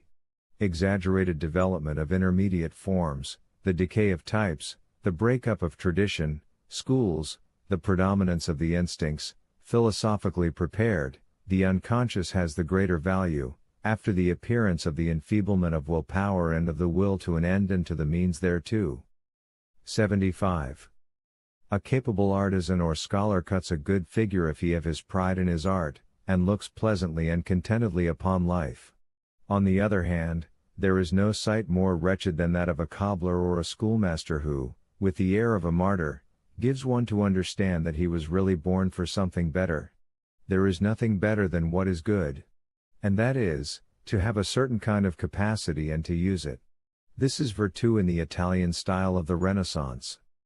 Nowadays, when the state has a nonsensically oversized belly, in all fields and branches of work there are representatives over and above the real workmen.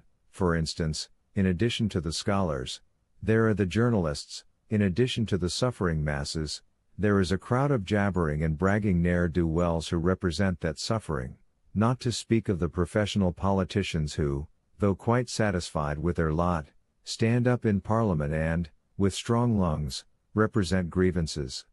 Our modern life is extremely expensive, thanks to the host of middlemen that infest it, whereas in the city of antiquity, and in many a city of Spain and Italy today, where there is an echo of the ancient spirit, the man himself comes forward and will have nothing to do with a representative or an intermediary in the modern style, except perhaps to kick him hence.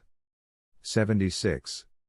The preeminence of the merchant and the middleman, even in the most intellectual spheres, the journalist, the representative, the historian, as an intermediary between the past and the present, the exotic and cosmopolitan, the middleman between natural science and philosophy, the semi-theologians. 77. The men I have regarded with the most loathing, heretofore, are the parasites of intellect. They are to be found everywhere, already, in our modern Europe, and as a matter of fact their conscience is as light as it possibly can be. They may be a little turbid, and savor somewhat of pessimism, but in the main they are voracious, dirty, dirtying, stealthy, insinuating, light-fingered gentry, scabby, and as innocent as all small sinners and microbes are. They live at the expense of those who have intellect and who distribute it liberally. They know that it is peculiar to the rich mind to live in a disinterested fashion, without taking too much petty thought for the morrow, and to distribute its wealth prodigally. For intellect is a bad domestic economist, and pays no heed whatever to the fact that everything lives on it and devours it. 78. Modern mummery. The motleyness of modern men and its charm essentially a mask and a sign of boredom. The journalist. The political man, in the national swindle. Mummery in the arts. The lack of honesty in preparing and schooling oneself for them, Fromentin. The romanticists, their lack of philosophy and science and their excess in literature. The novelists, Walter Scott, but also the monsters of the Nibelung, with their inordinately nervous music. The lyricists. Scientifically. Virtuosos, Jews. The popular ideals are overcome, but not yet in the presence of the people. The saint, the sage, the prophet. 79. The want of discipline in the modern spirit concealed beneath all kinds of moral finery.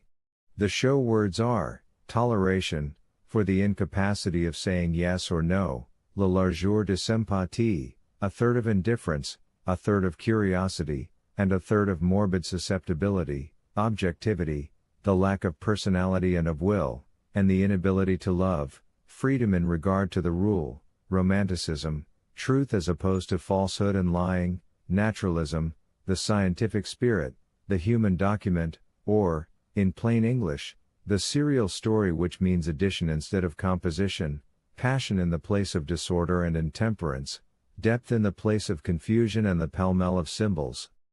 80. Concerning the criticism of big words. I am full of mistrust and malice towards what is called ideal. This is my pessimism, that I have recognized to what extent sublime sentiments are a source of evil, that is to say, a belittling and depreciating of man. Every time progress is expected to result from an ideal, disappointment invariably follows. The triumph of an ideal has always been a retrograde movement. Christianity, revolution, the abolition of slavery, equal rights, philanthropy, love of peace, justice, truth, all these big words are only valuable in a struggle, as banners, not as realities, but as show words, for something quite different, yea, even quite opposed to what they mean. 81. The kind of man is known who has fallen in love with the sentence tout comprendre et tout pardonner. It is the weak and, above all, the disillusioned. If there is something to pardon in everything, there is also something to contemn. It is the philosophy of disappointment, which here swathes itself so humanly in pity, and gazes out so sweetly. They are romanticists, whose faith has gone to pot. Now they at least wish to look on and see how everything vanishes and fades. They call it l'art pour l'art, objectivity, etc. 82. The main symptoms of pessimism: dinners at Magny's, Russian pessimism, Tolstoy, Dostoevsky, aesthetic pessimism, l'art pour l'art, description, the romantic and the anti-romantic pessimism, pessimism in the theory of knowledge, Schopenhauer, phenomenalism, anarchical pessimism, the religion of pity, Buddhistic preparation, the pessimism of culture, exoticness, cosmopolitanism, moral pessimism, myself. 83. Without the Christian faith, said Pascal, you would yourselves be like nature and history, un monstre et un chaos. We fulfilled this prophecy, once the weak and optimistic 18th century had embellished and rationalized man. Schopenhauer and Pascal. A non-essential point: Schopenhauer is the first who takes up Pascal's movement again, un monstre et un chaos, consequently something that must be negatived, history, nature, and man himself. Our inability to know the truth is the result of our corruption, of our moral decay, says Pascal. And Schopenhauer says essentially the same. The more profound the corruption of reason is, the more necessary is the doctrine of salvation, or, putting it into Schopenhauerian phraseology, negation. 84. Schopenhauer as an epigon, state of affairs before the revolution, pity, sensuality, art, weakness of will, Catholicism of the most intellectual desires, that is, at bottom, the good old 18th century. Schopenhauer's fundamental misunderstanding of the will, just as though passion, instinct, and desire were the essential factors of will, is typical, the depreciation of the will to the extent of mistaking it altogether. Likewise the hatred of willing, the attempt at seeing something superior, yea, even superiority itself, and that which really matters, in non-willing, in the subject being without aim or intention. Great symptom of fatigue or of the weakness of will, for this, in reality, is what treats the passions as master, and directs them as to the way and to the measure. 85. The undignified attempt has been made to regard Wagner and Schopenhauer as types of the mentally unsound. An infinitely more essential understanding of the matter would have been gained if the exact decadent type which each of them represents had been scientifically and accurately defined. 86.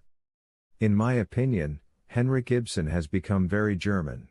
With all his robust idealism and will to truth, he never dared to wring himself free from moral illusionism which says freedom, and will not admit, even to itself, what freedom is, the second stage in the metamorphosis of the will to power in him who lacks it.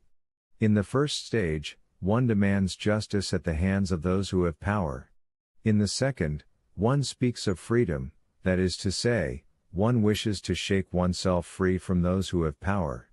In the third stage, one speaks of equal rights, that is to say, so long as one is not a predominant personality, one wishes to prevent one's competitors from growing in power. 87. The decline of Protestantism, theoretically and historically understood as a half measure. Undeniable predominance of Catholicism today, Protestant feeling is so dead that the strongest anti-Protestant movements, Wagner's Parsifal, for instance, are no longer regarded as such. The whole of the more elevated intellectuality in France is Catholic in instinct.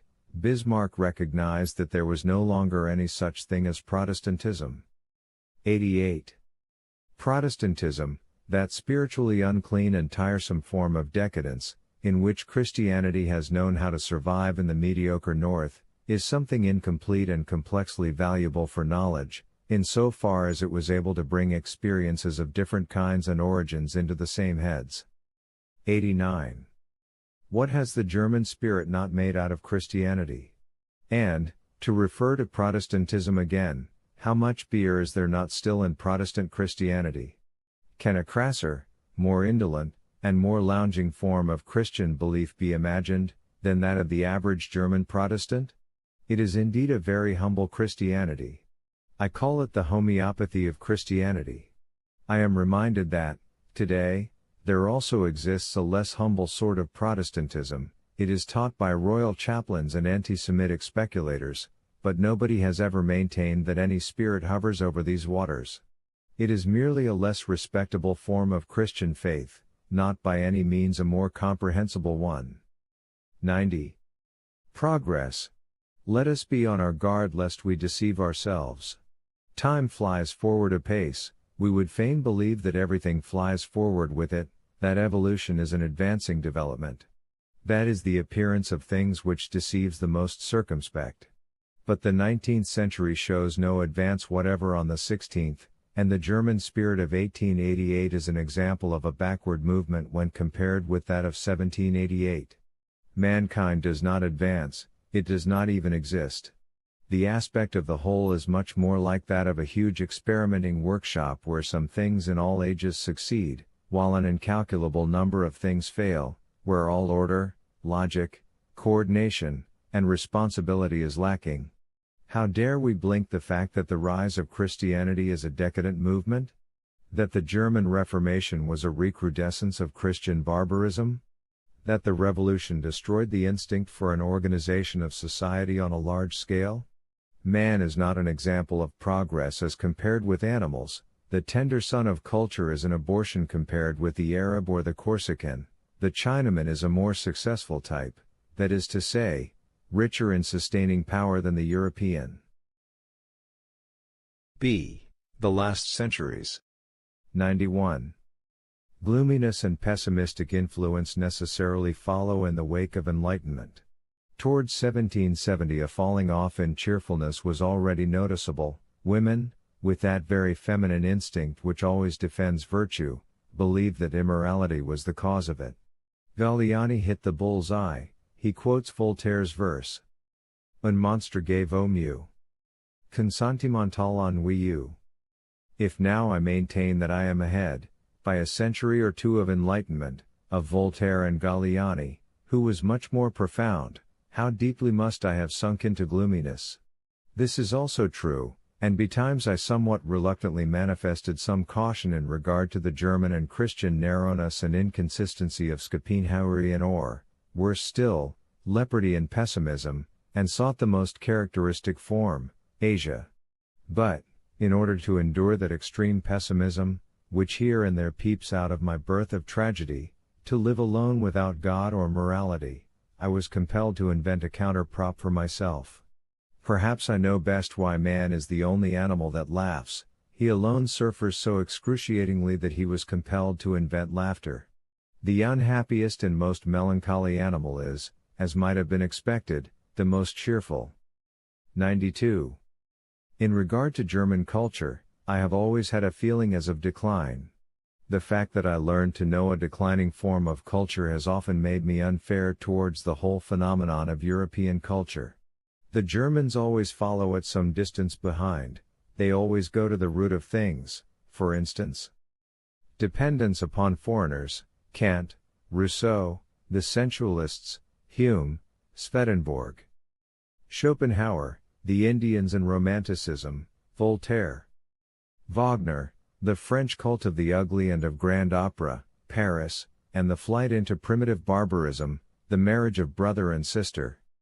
The law of the laggard, the provinces go to Paris, Germany goes to France. How is it that precisely Germans discovered the Greek? The more an instinct is developed, the more it is tempted to run for once into its opposite. Music is the last breath of every culture. 93. Renaissance and Reformation. What does the Renaissance prove? That the reign of the individual can be only a short one. The output is too great, there is not even the possibility of husbanding or of capitalizing forces, and exhaustion sets in step by step. These are times when everything is squandered, when even the strength itself with which one collects, capitalizes, and heaps riches upon riches, is squandered. Even the opponents of such movements are driven to preposterous extremes in the dissipation of their strength, and they too are very soon exhausted, used up, and completely sapped. In the Reformation we are face to face with a wild and plebeian counterpart of the Italian Renaissance, generated by similar impulses, except that the former, in the backward and still vulgar North, had to assume a religious form. There the concept of a higher life had not yet been divorced from that of a religious one. Even the Reformation was a movement for individual liberty, everyone his own priest is really no more than a formula for libertinage. As a matter of fact, the words evangelical freedom would have sufficed, and all instincts which had reasons for remaining concealed broke out like wild hounds, the most brutal needs suddenly acquired the courage to show themselves, everything seemed justified. Men refused to specify the kind of freedom they had aimed at, they preferred to shut their eyes. But the fact that their eyes were closed and that their lips were moistened with gushing orations, did not prevent their hands from being ready to snatch at whatever there was to snatch at, that the belly became the god of the free gospel, and that all lusts of revenge and of hatred were indulged with insatiable fury. This lasted for a while, then exhaustion supervened, just as it had done in southern Europe. And again here, it was a low form of exhaustion, a sort of general rare in servitium. Then the disreputable century of Germany dawned. 94. Chivalry, the position won by power, its gradual breakup, and partial transference to broader and more bourgeois spheres. In the case of La Rochefoucauld we find a knowledge of the actual impulses of a noble temperament, together with the gloomy Christian estimate of these impulses. The protraction of Christianity through the French Revolution. The seducer is Rousseau, he once again liberates woman, who thenceforward is always represented as ever more interesting, suffering. Then come the slaves and Mrs. Beecher Stowe. Then the poor and the workman. Then the vicious and the sick, all this is drawn into the foreground, even for the purpose of disposing people in favor of the genius. It has been customary for 500 years to press him forward as the great sufferer. Then comes the cursing of all voluptuousness, Baudelaire and Schopenhauer, the most decided conviction that the lust of power is the greatest vice, absolute certainty that morality and disinterestedness are identical things, that the happiness of all is a goal worth striving after, that is, Christ's kingdom of heaven. We are on the best road to it, the kingdom of heaven of the poor in spirit has begun. Intermediate stages, the bourgeois, as a result of the nouveau riche, and the workman, as a result of the machine. Greek and French culture of the time of Louis XIV. Compared. A decided belief in oneself. A leisure class which makes things hard for itself and exercises a great deal of self-control. The power of form, the will to form oneself. Happiness acknowledged as a purpose. Much strength and energy behind all formality of manners. Pleasure at the sight of a life that is seemingly so easy. The Greeks seemed like children to the French. 95. The 3 centuries. Their different kinds of sensitiveness may perhaps be best expressed as follows. Aristocracy, Descartes, the reign of reason, evidence showing the sovereignty of the will. Feminism, Rousseau, the reign of feeling, evidence showing the sovereignty of the senses, all lies. Animalism, Schopenhauer, the reign of passion, evidence showing the sovereignty of animality, more honest, but gloomy. The 17th century is aristocratic, all for order, haughty towards everything animal, severe in regard to the heart, austere, and even free from sentiment, non-German, averse to all that is burlesque and natural, generalizing and maintaining an attitude of sovereignty towards the past, for it believes in itself. At bottom it partakes very much of the beast of prey, and practices asceticism in order to remain master. It is the century of strength of will, as also that of strong passion. The 18th century is dominated by woman, it is gushing, spiritual, and flat, but with intellect at the service of aspirations and of the heart. It is a libertine in the pleasures of intellect, undermining all authorities, emotionally intoxicated, cheerful, clear, humane, and sociable, false to itself and at bottom very rascally.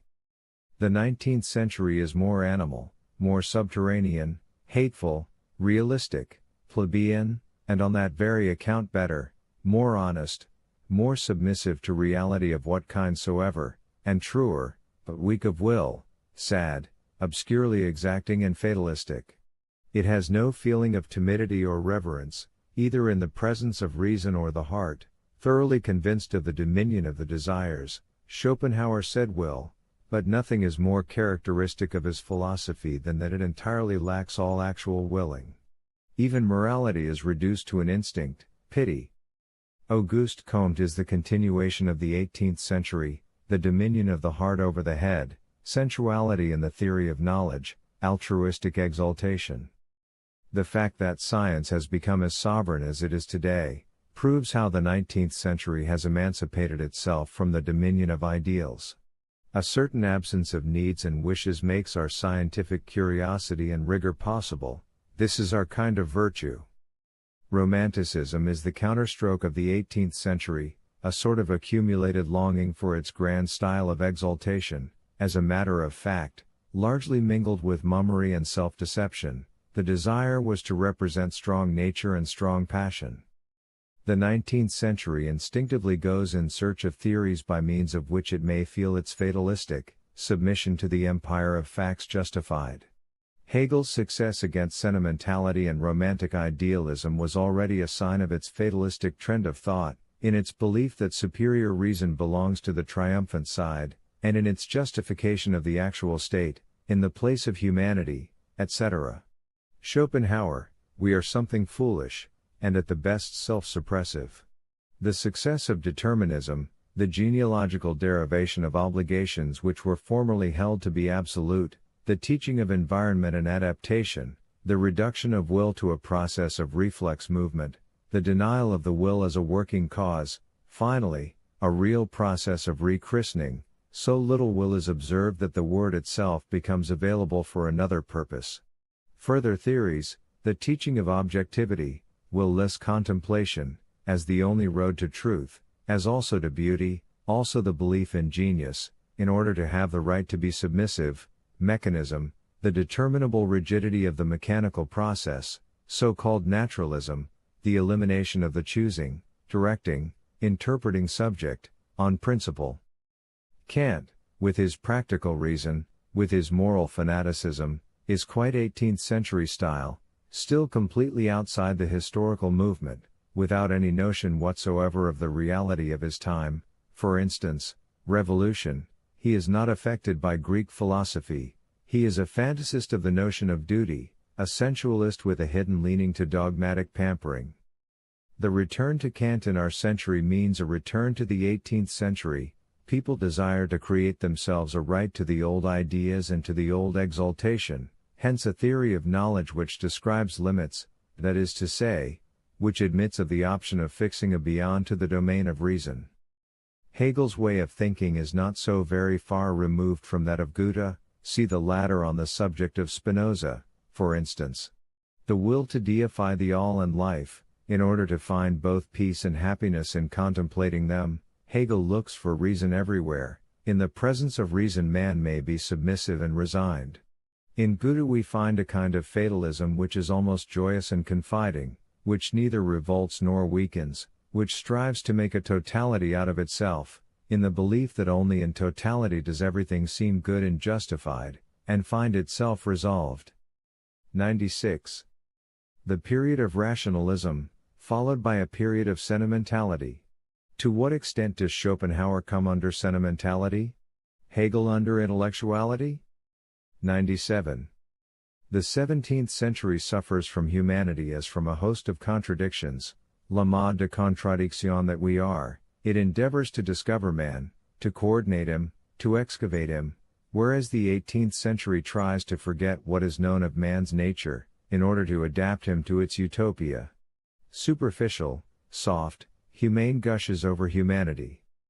The 17th century tries to banish all traces of the individual in order that the artist's work may resemble life as much as possible. The 18th century strives to create interest in the author by means of the work. The 17th century seeks art in art, a piece of culture. The 18th uses art in its propaganda for political and social reforms. Utopia, the ideal man, the deification of nature, the vanity of making one's own personality the center of interest, subordination to the propaganda of social ideas, charlatanism, all this we derive from the 18th century. The style of the 17th century, propria, exacte libra. The strong individual who is self-sufficient, or who appeals ardently to God, and that obtrusiveness and indiscretion of modern authors, these things are opposites. Showing oneself off, what a contrast to the scholars of Port Royal. Alfieri had a sense for the grand style. The hate of the burlesque, that which lacks dignity, the lack of a sense of nature belongs to the 17th century. 98. Against Rousseau. Alas! Man is no longer sufficiently evil. Rousseau's opponents, who say that man is a beast of prey, are unfortunately wrong. Not the corruption of man, but the softening and moralizing of him is the curse. In the sphere which Rousseau attacked most violently, the relatively strongest and most successful type of man was still to be found, the type which still possessed the great passions intact, will to power, will to pleasure, the will and ability to command. The man of the 18th century must be compared with the man of the Renaissance, also with the man of the 17th century in France. If the matter is to be understood at all, Rousseau is a symptom of self-contempt and of inflamed vanity, both signs that the dominating will is lacking. He moralizes and seeks the cause of his own misery after the style of a revengeful man in the ruling classes.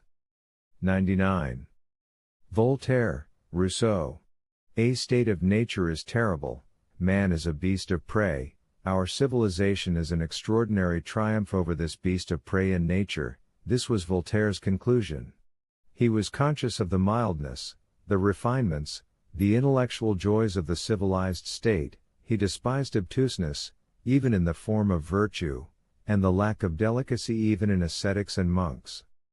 The moral depravity of man seemed to preoccupy Rousseau. The words unjust, cruel, are the best possible for the purpose of exciting the instincts of the oppressed, who otherwise find themselves under the ban of the vetidum and of disgrace, so that their conscience is opposed to their indulging any insurrectional desires.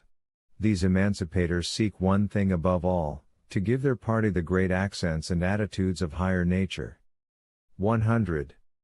Rousseau, the rule founded on sentiment, nature as the source of justice, man perfects himself in proportion as he approaches nature, according to Voltaire, in proportion as he leaves nature behind. The very same periods seem to the one to demonstrate the progress of humanity and, to the other, the increase of injustice and inequality. Voltaire, who still understood humanita in the sense of the Renaissance, as also virtue, as higher culture, fights for the cause of the honnête gens la bonne compagnie taste, science, arts, and even for the cause of progress and civilization. The flare-up occurred towards 1760, on the one hand the citizen of Geneva, on the other Le Seigneur de Ferney. It is only from that moment and henceforward that Voltaire was the man of his age, the philosopher, the representative of toleration and of disbelief. Theretofore he had been merely un bel esprit. His envy and hatred of Rousseau's success forced him upwards. Pour la canaille and du rémunérateur vengeur Voltaire. The criticism of both standpoints in regard to the value of civilization. To Voltaire nothing seems finer than the social invention, there is no higher goal than to uphold and perfect it. L'honnêteté consists precisely in respecting social usage, virtue in a certain obedience towards various necessary prejudices which favor the maintenance of society. Missionary of culture, aristocrat, representative of the triumphant and ruling classes and their values. But Rousseau remained a plebeian, even as homme de lettres. This was preposterous, his shameless contempt for everything that was not himself. The morbid feature in Rousseau is the one which happens to have been most admired and imitated. Lord Byron resembled him somewhat, he too screwed himself up to sublime attitudes and to revengeful rage, a sign of vulgarity. Later on, when Venice restored his equilibrium, he understood what alleviates most and does the most good. L'insouciance. In spite of his antecedents, Rousseau is proud of himself, but he is incensed if he is reminded of his origin. In Rousseau there was undoubtedly some brain trouble, in Voltaire, rare health and lightsomeness. The revengefulness of the sick, his periods of insanity as also those of his contempt of man, and of his mistrust. Rousseau's defense of Providence, against Voltaire's pessimism, he had need of God in order to be able to curse society and civilization, everything must be good per se, because God had created it, man alone has corrupted man. The good man as a man of nature was pure fantasy, but with the dogma of God's authorship he became something probable and even not devoid of foundation. Romanticism à la Rousseau, passion, the sovereign right of passion, naturalness, the fascination of madness, foolishness reckoned as greatness, the senseless vanity of the weak, the revengefulness of the masses elevated to the position of justice. In politics, for 100 years, the leader has always been this invalid. 101. Kant makes the skepticism of Englishmen, in regard to the theory of knowledge, possible for Germans. 1. By enlisting in its cause the interest of the Germans' religious and moral needs, just as the new academicians used skepticism for the same reasons, as a preparation for Platonism, vide Augustine, just as Pascal even used moral skepticism in order to provoke, to justify, the need of belief. 2. By complicating and entangling it with scholastic flourishes in view of making it more acceptable to the Germans' scientific taste in form, for Locke and Hume, alone, were too illuminating, too clear, that is to say, judged according to the German valuing instinct, too superficial. Kant, a poor psychologist and mediocre judge of human nature, made hopeless mistakes in regard to great historical values. The French Revolution, a moral fanatic à la Rousseau, with a subterranean current of Christian values, a thorough dogmatist, but bored to extinction by this tendency, to the extent of wishing to tyrannize over it, but quickly tired, even of skepticism, and not yet affected by any cosmopolitan thought or antique beauty, a dawdler and a go-between, not at all original, like Leibniz, something between mechanism and spiritualism, like Goethe, something between the taste of the 18th century and that of the historical sense, like German music, between French and Italian music, like Charles the Great, who mediated and built bridges between the Roman Empire and nationalism, a dawdler par excellence. 102. In what respect have the Christian centuries with their pessimism been stronger centuries than the 18th, and how do they correspond with the tragic age of the Greeks? The 19th century versus the 18th. How was it an error? How was it a step backwards from the latter? More lacking in spirit and in taste, how did it show an advance on the latter? More gloomy, more realistic, stronger. 103. How can we explain the fact that we feel something in common with the Campagna Romana?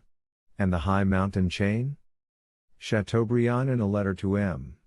de Fontaines in 1803 writes his first impression of the Campagna Romana. The President de Brosses says of the Campagna Romana, Il fallait que Romulus fuivre quand il songea à bâtir une ville dans un terreno si laid. Even Delacroix would have nothing to do with Rome, it frightened him. He loved Venice, just as Shakespeare, Byron, and Georges Sand did. Théophile Gautier's and Richard Wagner's dislike of Rome must not be forgotten. Lamartine has the language for Sorrento and Posillipo. Victor Hugo raves about Spain, parce qu'aucune autre nation ne moins emprunté à l'Antiquité, parce qu'elle ne subit aucune influence classique. 104. The two great attempts that were made to overcome the 18th century. Napoleon, in that he called man, the soldier, and the great struggle for power, to life again, and conceived Europe as a political power. Goethe, in that he imagined a European culture which would consist of the whole heritage of what humanity had attained to up to his time. German culture in this century inspires mistrust, the music of the period lacks that complete element which liberates and binds as well, to wit, Goethe. The preeminence of music in the Romanticists of 1830 and 1840. Delacroix. Ingres, a passionate musician, admired Gluck, Haydn, Beethoven, Mozart, said to his pupils in Rome, Si je pouvais vous rendre tout musicien, vous y gagneriez comme peintre. Likewise Horace Vernet, who was particularly fond of Don Juan, as Mendelssohn assures us, 1831, Stendhal, too, who says of himself, Combien de liens ne ferai-je pas à pied, et à combien de jours de prison ne me soumettrai-je pas pour entendre Don Juan ou le matrimonio segreto. Et je ne sais pour quelle autre chose je ferai ces efforts. He was then 56 years old. The borrowed forms, for instance, Brahms as a typical epigon, likewise Mendelssohn's cultured Protestantism, a former soul is turned into poetry posthumously. The moral and poetical substitutions in Wagner, who used one art as a stopgap to make up for what another lacked. The historical sense, inspiration derived from poems, sagas. That characteristic transformation of which G. Flaubert is the most striking example among Frenchmen, and Richard Wagner the most striking example among Germans, shows how the romantic belief in love and the future changes into a longing for nonentity in 1830-50. 106. How is it that German music reaches its culminating point in the age of German Romanticism? How is it that German music lacks Goethe? On the other hand, how much Schiller, or more exactly, how much Thekla is there not in Beethoven? Translator's note, Thekla is the sentimental heroine in Schiller's Wallenstein. Schumann has Eichendorff, Uhland, Heine, Hoffmann, Tieck, in him. Richard Wagner has Freischütz, Hoffmann, Grimm, the romantic saga, the mystic Catholicism of instinct, symbolism, the free-spiritedness of passion, Rousseau's intention. The Flying Dutchman savors of France, where Le Ténébreux, 1830, was the type of the seducer. The cult of music, the revolutionary romanticism of form.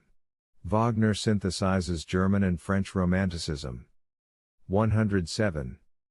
From the point of view only of his value to Germany and to German culture, Richard Wagner is still a great problem, perhaps a German misfortune, in any case, however, a fatality. But what does it matter? Is he not very much more than a German event? It also seems to me that to no country on earth is he less related than to Germany, nothing was prepared there for his advent, his whole type is simply strange amongst Germans, there he stands in their midst, wonderful, misunderstood, incomprehensible. But people carefully avoid acknowledging this, they are too kind, too square-headed, too German for that. Credo quia absurdus est, thus did the German spirit wish it to be, in this case too, hence it is content meanwhile to believe everything Richard Wagner wanted to have believed about himself. In all ages the spirit of Germany has been deficient in subtlety and divining powers concerning psychological matters. Now that it happens to be under the high pressure of patriotic nonsense and self-adoration, it is visibly growing thicker and coarser, how could it therefore be equal to the problem of Wagner? 108. The Germans are not yet anything, but they are becoming something. That is why they have not yet any culture, that is why they cannot yet have any culture. They are not yet anything, that means they are all kinds of things. They are becoming something, that means that they will one day cease from being all kinds of things. The latter is at bottom only a wish, scarcely a hope yet. Fortunately, it is a wish with which one can live, a question of will, of work, of discipline, a question of training, as also of resentment, of longing, of privation, of discomfort, yea, even of bitterness. In short, we Germans will get something out of ourselves, something that has not yet been wanted of us. We want something more. That this German, as he is not as yet, has a right to something better than the present German culture, that all who wish to become something better, must wax angry when they perceive a sort of contentment, an impudent setting oneself at ease, or a process of self-sensing, in this quarter. That is my second principle, in regard to which my opinions have not yet changed. C. Signs of increasing strength. 109. First principle: everything that characterizes modern men savors of decay, but side by side with the prevailing sickness there are signs of a strength and powerfulness of soul which are still untried. The same causes which tend to promote the belittling of men, also force the stronger and rarer individuals upwards to greatness. 110. General survey: the ambiguous character of our modern world. Precisely the same symptoms might at the same time be indicative of either decline or strength. And the signs of strength and of emancipation dearly bought, might in view of traditional, or hereditary, appreciations concerned with the feelings, be misunderstood as indications of weakness. In short, feeling, as a means of fixing valuations, is not on a level with the times. Generalized, every valuation is always backward. It is merely the expression of the conditions which favored survival and growth in a much earlier age. It struggles against new conditions of existence out of which it did not arise, and which it therefore necessarily misunderstands. It hinders, and excites suspicion against, all that is new. 111. The problem of the 19th century. To discover whether its strong and weak side belong to each other. Whether they have been cut from one and the same piece. Whether the variety of its ideals and their contradictions are conditioned by a higher purpose, whether they are something higher. For it might be the prerequisite of greatness, that growth should take place amid such violent tension. Dissatisfaction, nihilism, might be a good sign. 112. General survey.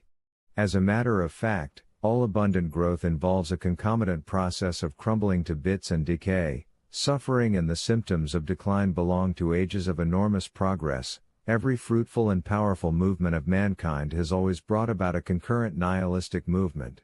Under certain circumstances, the appearance of the extremist form of pessimism and actual nihilism might be the sign of a process of incisive and most essential growth, and of mankind's transit into completely new conditions of existence. This is what I have understood. 113. A. Starting out with a thoroughly courageous appreciation of our men of today, we must not allow ourselves to be deceived by appearance. This mankind is much less effective, but it gives quite different pledges of lasting strength. Its tempo is slower, but the rhythm itself is richer. Healthiness is increasing. The real conditions of a healthy body are on the point of being known, and will gradually be created. Asceticism is regarded with irony. The fear of extremes, a certain confidence in the right way, no raving, a periodical self-habituation to narrower values, such as motherland, science, etc. This whole picture, however, would still be ambiguous. It might be a movement either of increase or decline in life. B. The belief in progress in lower spheres of intelligence appears as increasing life, but this is self-deception. In higher spheres of intelligence it is a sign of declining life. Description of the symptoms. The unity of the aspect, uncertainty in regard to the standard of valuation. Fear of a general in vain. Nihilism. 114. As a matter of fact, We are no longer so urgently in need of an antidote against the first nihilism, life is no longer so uncertain, accidental, and senseless in modern Europe. All such tremendous exaggeration of the value of men, of the value of evil, etc., are not so necessary now. We can endure a considerable diminution of this value, we may grant a great deal of nonsense and accident. The power man has acquired now allows of a lowering of the means of discipline, of which the strongest was the moral interpretation of the universe. The hypothesis God is much too extreme. 115. If anything shows that our humanization is a genuine sign of progress, it is the fact that we no longer require excessive contraries, that we no longer require contraries at all. We may love the senses, for we have spiritualized them in every way and made them artistic. We have a right to all things which hitherto have been most calumniated. 116. The reversal of the order of rank. Those pious counterfeiters, the priests, are becoming Chandala in our midst. They occupy the position of the charlatan, of the quack, of the counterfeiter, of the sorcerer. We regard them as corrupters of the will, as the great slanderers and vindictive enemies of life, and as the rebels among the bungled and the botched. We have made our middle class out of our servant caste, the Sudra, that is to say, our people or the body which wields the political power. On the other hand, the Chandala of former times is paramount, the blasphemers, the immoralists, the independents of all kinds, the artists, the Jews, the minstrels, and, at bottom, all disreputable classes are in the van. We have elevated ourselves to honorable thoughts, even more, we determine what honor is on earth, nobility, all of us today are advocates of life. We immoralists are today the strongest power, the other great powers are in need of us, we recreate the world in our own image. We have transferred the label Chandala to the priests, the backworldsmen, and to the deformed Christian society which has become associated with these people, together with creatures of like origin, the pessimists, nihilists, romanticists of pity, criminals, and men of vicious habits, the whole sphere in which the idea of God is that of Savior. We are proud of being no longer obliged to be liars, slanderers, and detractors of life. 117. The advance of the 19th century upon the 18th, at bottom we good Europeans are carrying on a war against the 18th century. 1. The return to nature is getting to be understood, ever more definitely, in a way which is quite the reverse of that in which Rousseau used the phrase, away from idols and operas. 2. Ever more decided, more anti-idealistic, more objective, more fearless, more industrious, more temperate, more suspicious of sudden changes, anti-revolutionary. 3. The question of bodily health is being pressed ever more decidedly in front of the health of the soul, the latter is regarded as a condition brought about by the former, and bodily health is believed to be, at least, the prerequisite to spiritual health. 118. If anything at all has been achieved, it is a more innocent attitude towards the senses, a happier, more favorable demeanor in regard to sensuality, resembling rather the position taken up by Gouda. A prouder feeling has also been developed in knowledge, and the Rainthor meets with little faith. Translator's note, this is a reference to Wagner's Parsifal. The character is well known, is written to represent a son of heart's affliction, and a child of wisdom, humble, guileless, loving, pure, and a fool. 119. We objective people. It is not pity that opens up the way for us to all that is most remote and most strange in life and culture, but our accessibility and ingenuousness, which precisely does not pity, but rather takes pleasure in hundreds of things which formerly caused pain, which in former days either outraged or moved us, or in the presence of which we were either hostile or indifferent. Pain in all its various phases is now interesting to us, on that account we are certainly not the more pitiful, even though the sight of pain may shake us to our foundations and move us to tears, and we are absolutely not inclined to be more helpful in view thereof. In this deliberate desire to look on at all pain and error, we have grown stronger and more powerful than in the 18th century, It is a proof of our increase of strength, we have drawn closer to the 17th and 16th centuries. But it is a profound mistake to regard our romanticism as a proof of our beautified souls. We want stronger sensations than all coarser ages and classes have wanted. This fact must not be confounded with the needs of neurotics and decadents. In their case, of course, there is a craving for pepper, even for cruelty. We are all seeking conditions which are emancipated from the bourgeois, and to a greater degree from the priestly, notion of morality. Every book which savors at all of priestdom and theology gives us the impression of pitiful niaiserie and mental indigence. Good company, in fact, finds everything insipid which is not forbidden and considered compromising in bourgeois circles, and the case is the same with books, music, politics, and opinions on women. 120. The simplification of man in the 19th century, the 18th century was that of elegance, subtlety, and generous feeling. Not return to nature, for no natural humanity has ever existed yet. Scholastic, unnatural, and antinatural values are the rule in the beginning. Man only reaches nature after a long struggle, he never turns his back to her. To be natural means, to dare to be as immoral as nature is. We are coarser, more direct, richer in irony towards generous feelings, even when we are beneath them. Our haute volée, the society consisting of our rich and leisured men, is more natural. People hunt each other. The love of the sexes is a kind of sport in which marriage is both a charm and an obstacle. People entertain each other and live for the sake of pleasure. Bodily advantages stand in the first rank, and curiosity and daring are the rule. Our attitude towards knowledge is more natural. We are innocent in our absolute spiritual debauchery. We hate pathetic and hieratic manners. We delight in that which is most strictly prohibited. We should scarcely recognize any interest in knowledge if we were bored in acquiring it. Our attitude to morality is also more natural. Principles have become a laughing-stock. No one dares to speak of his duty, unless in irony. But a helpful, benevolent disposition is highly valued. Morality is located in instinct and the rest is despised. Besides this, there are few points of honor. Our attitude to politics is more natural. We see problems of power, of the quantum of power, against another quantum. We do not believe in a right that does not proceed from a power which is able to uphold it. We regard all rights as conquests.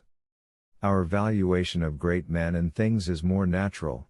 We regard passion as a privilege. We can conceive of nothing great which does not involve a great crime. All greatness is associated in our minds with a certain standing beyond the pale in morality. Our attitude to nature is more natural. We no longer love her for her innocence, her reason, her beauty. We have made her beautifully devilish and foolish. But instead of despising her on that account, since then we have felt more closely related to her and more familiar in her presence. She does not aspire to virtue, we therefore respect her. Our attitude towards art is more natural. We do not exact beautiful, empty lies, etc. from her. Brutal positivism reigns supreme, and it ascertains things with perfect calm. In short, there are signs showing that the European of the 19th century is less ashamed of his instincts. He has gone a long way towards acknowledging his unconditional naturalness and immorality, without bitterness. On the contrary, he is strong enough to endure this point of view alone. To some ears this will sound as though corruption had made strides, and certain it is that man has not drawn nearer to the nature which Rousseau speaks about, but has gone one step farther in the civilization before which Rousseau stood in horror.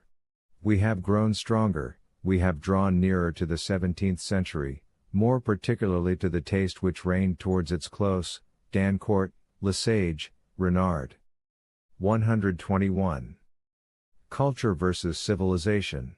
The culminating stages of culture and civilization lie apart. One must not be led astray as regards the fundamental antagonism existing between culture and civilization. From the moral standpoint, great periods in the history of culture have always been periods of corruption, while on the other hand, those periods in which man was deliberately and compulsorily tamed, civilization, have always been periods of intolerance towards the most intellectual and most audacious natures. Civilization desires something different from what culture strives after, their aims may perhaps be opposed. 122. What I warn people against, confounding the instincts of decadence with those of humanity. Confounding the dissolving means of civilization and those which necessarily promote decadence, with culture. Confounding debauchery, and the principle, laissez-aller, with the will to power, the latter is the exact reverse of the former. 123. The unsolved problems which I set anew, the problem of civilization, the struggle between Rousseau and Voltaire about the year 1760. Man becomes deeper, more mistrustful, more immoral, stronger, more self-confident, and therefore more natural, that is progress. In this way, by a process of division of labor, the more evil strata and the milder and tamer strata of society get separated, so that the general facts are not visible at first sight. It is a sign of strength, and of the self-control and fascination of the strong, that these stronger strata possess the arts in order to make their greater powers for evil felt as something higher. As soon as there is progress, there is a transvaluation of the strengthened factors into the good. 124. Man must have the courage of his natural instincts restored to him. The poor opinion he has of himself must be destroyed, not in the sense of the individual, but in the sense of the natural man. The contradictions in things must be eradicated, after it has been well understood that we were responsible for them. Social idiosyncrasies must be stamped out of existence, guilt, punishment, justice, honesty, freedom, love, etc., etc. An advance towards naturalness, in all political questions, even in the relations between parties, even in merchants, workmen's, or contractors' parties, only questions of power come into play. What one can do is the first question, what one ought to do is only a secondary consideration. 125. Socialism, or the tyranny of the meanest and the most brainless, that is to say, the superficial, the envious, and the mummers, brought to its zenith, is, as a matter of fact, the logical conclusion of modern ideas and their latent anarchy, but in the genial atmosphere of democratic well-being the capacity for forming resolutions or even for coming to an end at all, is paralyzed. Men follow, but no longer their reason. That is why socialism is on the whole a hopelessly bitter affair, and there is nothing more amusing than to observe the discord between the poisonous and desperate faces of present-day socialists, and what wretched and nonsensical feelings does not their style reveal to us? And the childish lamb-like happiness of their hopes and desires. Nevertheless, in many places in Europe, there may be violent hand-to-hand struggles and eruptions on their account. The coming century is likely to be convulsed in more than one spot, and the Paris Commune, which finds defenders and advocates even in Germany, will seem to have been but a slight indigestion compared with what is to come. Be this as it may, there will always be too many people of property for socialism ever to signify anything more than an attack of illness, and these people of property are like one man with one faith. One must possess something in order to be someone. This, however, is the oldest and most wholesome of all instincts. I should add, one must desire more than one has in order to become more. For this is the teaching which life itself preaches to all living things, the morality of development. To have and to wish to have more, in a word, growth, that is life itself. In the teaching of socialism a will to the denial of life is but poorly concealed. Botched men and races they must be who have devised a teaching of this sort. In fact, I even wish a few experiments might be made to show that in a socialistic society, life denies itself, and itself cuts away its own roots. The earth is big enough and man is still unexhausted enough for a practical lesson of this sort and demonstratio ad absurdum, even if it were accomplished only by a vast expenditure of lives, to seem worthwhile to me. Still, socialism, like a restless mole beneath the foundations of a society wallowing in stupidity, will be able to achieve something useful and salutary. It delays peace on earth and the whole process of character softening of the democratic herding animal. It forces the European to have an extra supply of intellect, that is to say, craft and caution, and prevents his entirely abandoning the manly and warlike qualities. It also saves Europe a while from the marasmus femininus which is threatening it. 126. The most favorable obstacles and remedies of modernity. 1. Compulsory military service with real wars in which all joking is laid aside. 2. National thick-headedness, which simplifies and concentrates. 3. Improved nutrition, meat. 4. Increasing cleanliness and wholesomeness in the home. 5. The predominance of physiology over theology, morality, economics, and politics. 6. Military discipline in the exaction and the practice of one's duty. It is no longer customary to praise. 127. I am delighted at the military development of Europe, also at the inner anarchical conditions. The period of quietude and Chinadom which Galliani prophesied for this century is now over. Personal and manly capacity, bodily capacity recovers its value, valuations are becoming more physical, nutrition consists ever more and more of flesh. Fine men have once more become possible. Bloodless sneaks, with mandarins at their head, as Comte imagined them, are now a matter of the past. The savage in every one of us is acknowledged, even the wild animal. Precisely on that account, philosophers will have a better chance. Kant is a scarecrow. 128. I have not yet seen any reasons to feel discouraged. He who acquires and preserves a strong will, together with a broad mind, has a more favorable chance now than ever he had. For the plasticity of man has become exceedingly great in democratic Europe. Men who learn easily, who readily adapt themselves, are the rule. The gregarious animal of a high order of intelligence is prepared. He who would command finds those who must obey. I have Napoleon and Bismarck in mind, for instance. The struggle against strong and unintelligent wills, which forms the surest obstacle in one's way, is really insignificant. Who would not be able to knock down these objective gentlemen with weak wills, such as rank and renown? 129. Spiritual enlightenment is an unfailing means of making men uncertain, weak of will, and needful of succor and support, in short, of developing the herding instincts in them. That is why all great artist rulers, hitherto, Confucius in China, the Roman Empire, Napoleon, Popedom, at a time when they had the courage of their worldliness and frankly pursued power, in whom the ruling instincts, that had prevailed until their time, culminated, also made use of the spiritual enlightenment, or at least allowed it to be supreme, after the style of the popes of the Renaissance. The self-deception of the masses on this point, in every democracy for instance, is of the greatest possible value. All that makes men smaller and more amenable is pursued under the title progress. 130. The highest equity and mildness as a condition of weakness, the New Testament and the early Christian community, manifesting itself in the form of utter foolishness in the Englishman, Darwin and Wallace.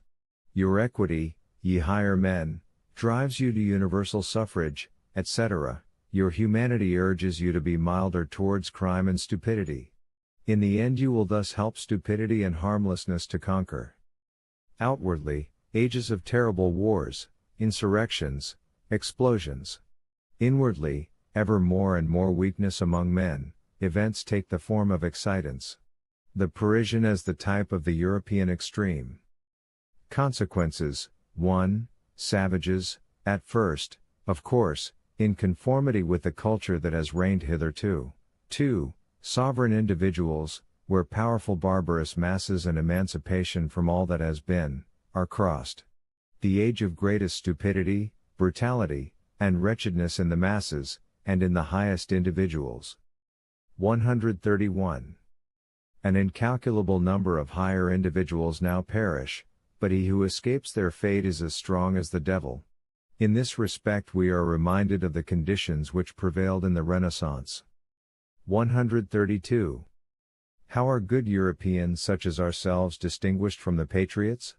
In the first place, we are atheists and immoralists, but we take care to support the religions and the morality which we associate with the gregarious instinct, for by means of them, an order of men is, so to speak, being prepared, which must at some time or other fall into our hands, which must actually crave for our hands.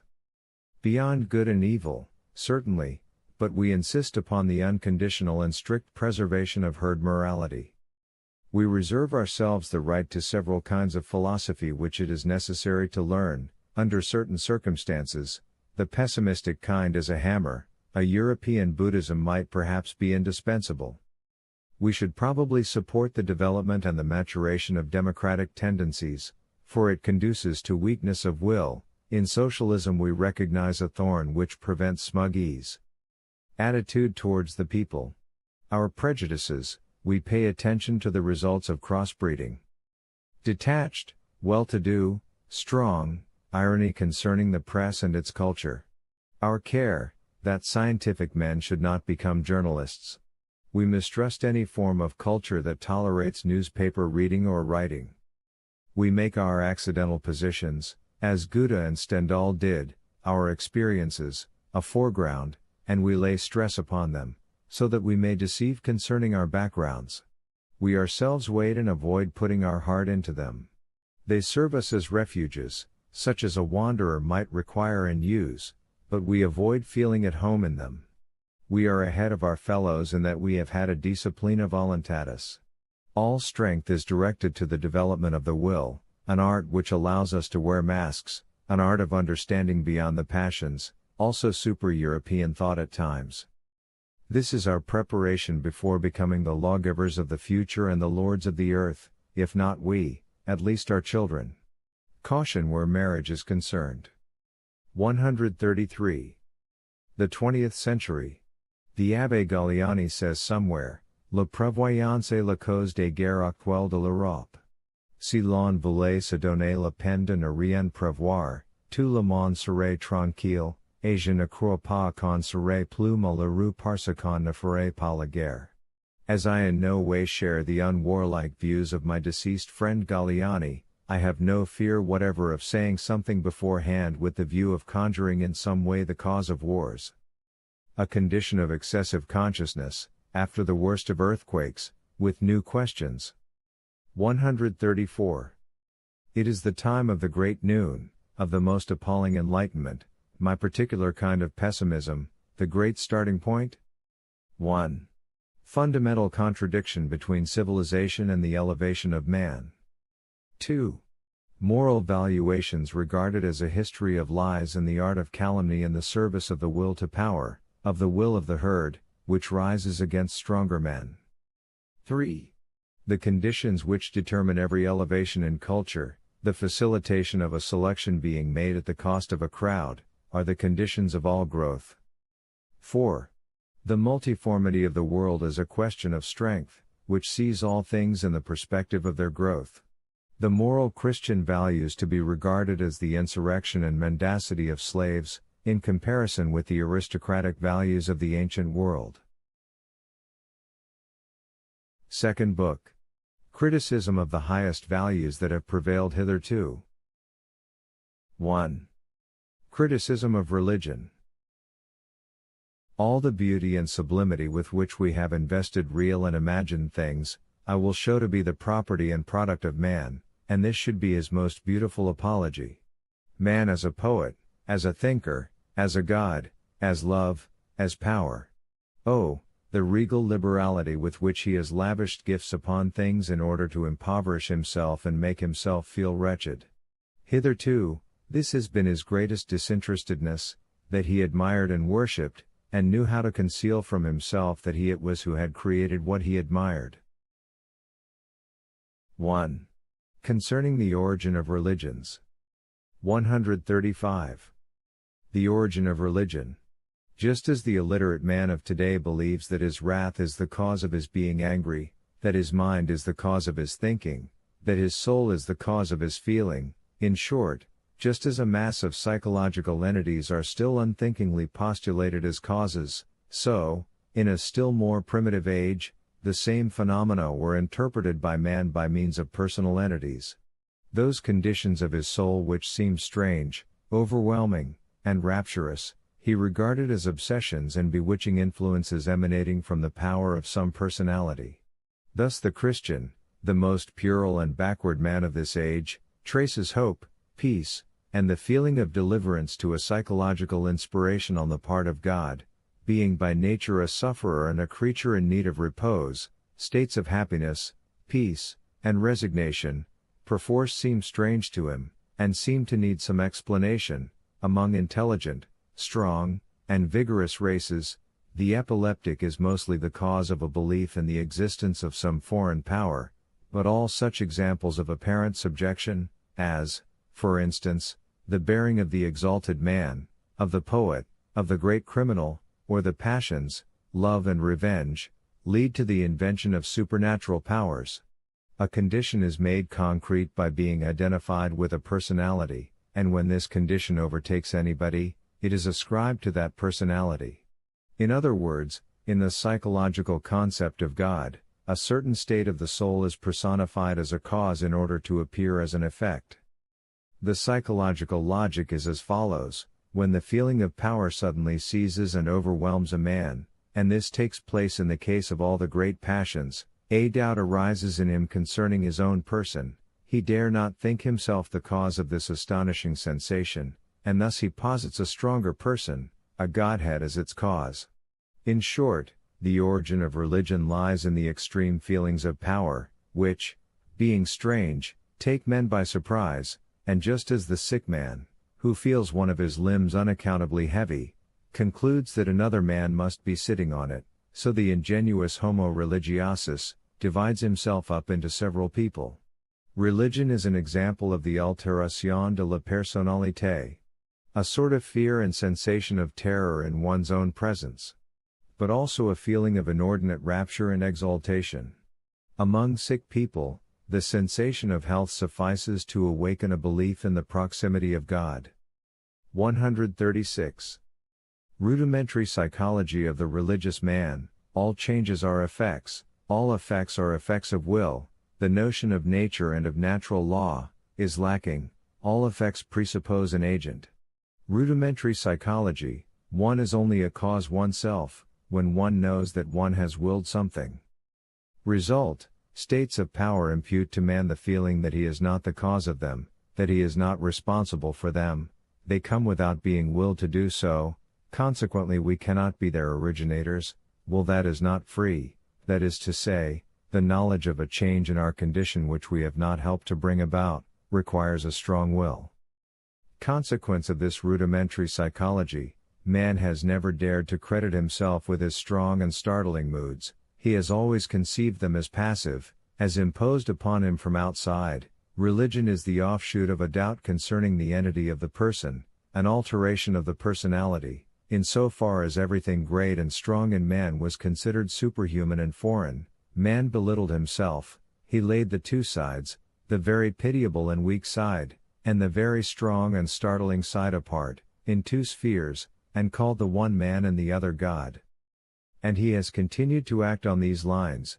During the period of the moral idiosyncrasy he did not interpret his lofty and sublime moral states as proceeding from his own will or as the work of the person. Even the Christian himself divides his personality into two parts, the one a mean and weak fiction which he calls man, and the other which he calls God, deliverer and savior. Religion has lowered the concept man. Its ultimate conclusion is that all goodness, greatness, and truth are superhuman, and are only obtainable by the grace of God. 137. One way of raising man out of his self-abasement, which brought about the decline of the point of view that classed all lofty and strong states of the soul as strange, was the theory of relationship.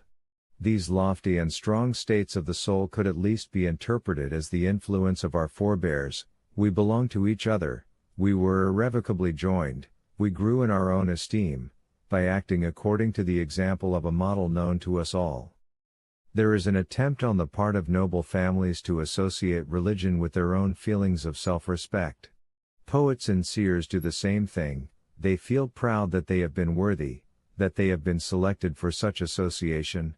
They esteem it an honor, not to be considered at all as individuals, but as mere mouthpieces. Homer. Man gradually takes possession of the highest and proudest states of his soul, as also of his acts and his works. Formerly it was believed that one paid oneself the greatest honor by denying one's own responsibility for the highest deeds one accomplished, and by ascribing them to God. The will, which was not free, appeared to be that which imparted a higher value to a deed. In those days a god was postulated as the author of the deed. 138. Priests are the actors of something which is supernatural, either in the way of ideals, gods, or saviors, and they have to make people believe in them. In this they find their calling. This is the purpose of their instincts. In order to make it as credible as possible, they have to exert themselves to the utmost extent in the art of posing.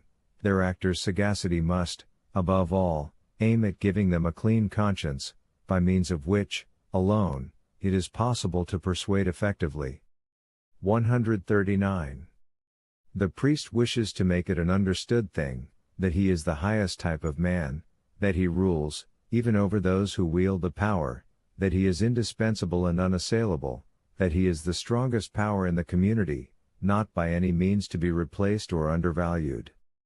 Means thereto, he alone is cultured, he alone is the man of virtue, he alone has sovereign power over himself, he alone is, in a certain sense, God, and ultimately goes back to the Godhead. He alone is the middleman between God and others. The Godhead administers punishment to everyone who puts the priest at a disadvantage, or who thinks in opposition to him.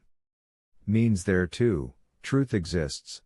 There is only one way of attaining to it, and that is to become a priest.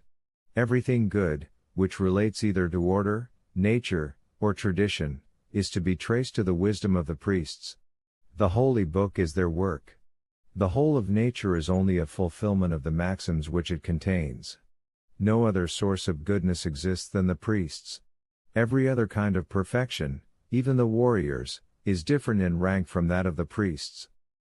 Consequence, if the priest is to be the highest type, then the degrees which lead to his virtues must be the degrees of value among men. Study, emancipation from material things, inactivity, impassibility, absence of passion, solemnity, the opposite of all this is found in the lowest type of man. The priest has taught a kind of morality which conduces to his being considered the highest type of man. He conceives a type which is the reverse of his own, the Chandala. By making these as contemptible as possible, some strength is lent to the order of castes. The priest's excessive fear of sensuality also implies that the latter is the most serious threat to the order of castes, that is to say, order in general. Every free tendency in puncto puncti overthrows the laws of marriage. 140. The philosopher considered as the development of the priestly type, he has the heritage of the priest in his blood. Even as a rival he is compelled to fight with the same weapons as the priest of his time. He aspires to the highest authority. What is it that bestows authority upon men who have no physical power to wield, no army, no arms at all? How do such men gain authority over those who are in possession of material power, and who represent authority? Philosophers enter the lists against princes, victorious conquerors, and wise statesmen. They can do it only by establishing the belief that they are in possession of a power which is higher and stronger, God. Nothing is strong enough, every one is in need of the mediation and the services of priests. They establish themselves as indispensable intercessors. The conditions of their existence are, 1. That people believe in the absolute superiority of their God, in fact believe in their God. 2. That there is no other access, no direct access to God, save through them. The second condition alone gives rise to the concept heterodoxy, the first to the concept disbelievers, that is to say, he who believes in another God. 141. A criticism of the holy lie. That a lie is allowed in pursuit of holy ends is a principle which belongs to the theory of all priestcraft, and the object of this inquiry is to discover to what extent it belongs to its practice. But philosophers, too, whenever they intend taking over the leadership of mankind, with the ulterior motives of priests in their minds, have never failed to arrogate to themselves the right to lie, Plato above all. But the most elaborate of lies is the double lie, developed by the typically Aryan philosophers of the Vedanta, two systems, contradicting each other in all their main points, but interchangeable, complementary, and mutually exploratory, when educational ends were in question. The lie of the one has to create a condition in which the truth of the other can alone become intelligible. How far does the holy lie of priests and philosophers go? The question here is, what hypotheses do they advance in regard to education, and what are the dogmas they are compelled to invent in order to do justice to these hypotheses? First, they must have power, authority, and absolute credibility on their side. Secondly, they must have the direction of the whole of nature, so that everything affecting the individual seems to be determined by their law.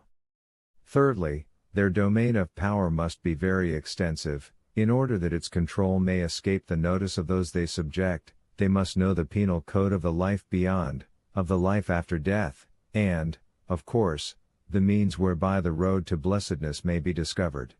They have to put the notion of a natural course of things out of sight, but as they are intelligent and thoughtful people, they are able to promise a host of effects, which they naturally say are conditioned by prayer or by the strict observance of their law. They can, moreover, prescribe a large number of things which are exceedingly reasonable, only they must not point to experience or empiricism as the source of this wisdom, but to revelation or to the fruits of the most severe exercises of penance. The holy lie, therefore, applies principally to the purpose of an action. The natural purpose, reason, is made to vanish; a moral purpose, the observance of some law, a service to God, seems to be the purpose. To the consequence of an action, the natural consequence is interpreted as something supernatural, and, in order to be on surer ground, other incontrollable and supernatural consequences are foretold. In this way the concepts good and evil are created, and seem quite divorced from the natural concepts, useful, harmful, life-promoting, life-retarding. Indeed, inasmuch as another life is imagined, the former concepts may even be antagonistic to nature's concepts of good and evil. In this way, the proverbial concept conscience is created, an inner voice, which, though it makes itself heard in regard to every action, does not measure the worth of that action according to its results, but according to its conformity or nonconformity to the law. The holy lie therefore invented, 1. A God who punishes and rewards, who recognizes and carefully observes the law book of the priests, and who is particular about sending them into the world as his mouthpieces and plenipotentiaries. 2. An afterlife, in which, alone, the great penal machine is supposed to be active. To this end the immortality of the soul was invented. 3. A conscience in man, understood as the knowledge that good and evil are permanent values, that God himself speaks through it, whenever its counsels are in conformity with priestly precepts. 4. Morality as the denial of all natural processes, as the subjection of all phenomena to a moral order, as the interpretation of all phenomena as the effects of a moral order of things, that is to say, the concept of punishment and reward, as the only power and only creator of all transformations. 5. Truths given, revealed, and identical with the teaching of the priests, as the condition to all salvation and happiness in this and the next world. In short, what is the price paid for the improvement supposed to be due to morality?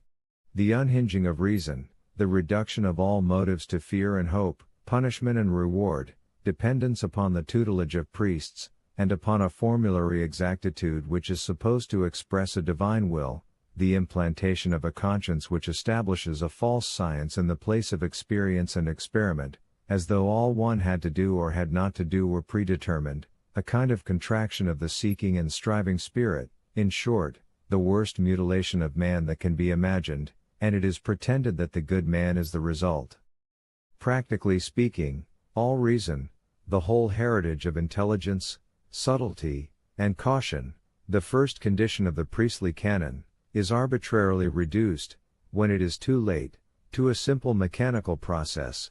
Conformity with the law becomes a purpose in itself. It is the highest purpose. Life no longer contains any problems. The whole conception of the world is polluted by the notion of punishment. Life itself, owing to the fact that the priest's life is upheld as the non plus ultra of perfection, is transformed into a denial and pollution of life, The concept God represents an aversion to life, and even a criticism and a contemning of it. Truth is transformed in the mind, into priestly prevarication, the striving after truth, into the study of the scriptures, into the way to become a theologian. 142. A criticism of the law book of Manu. The whole book is founded upon the holy lie. Was it the well-being of humanity that inspired the whole of this system?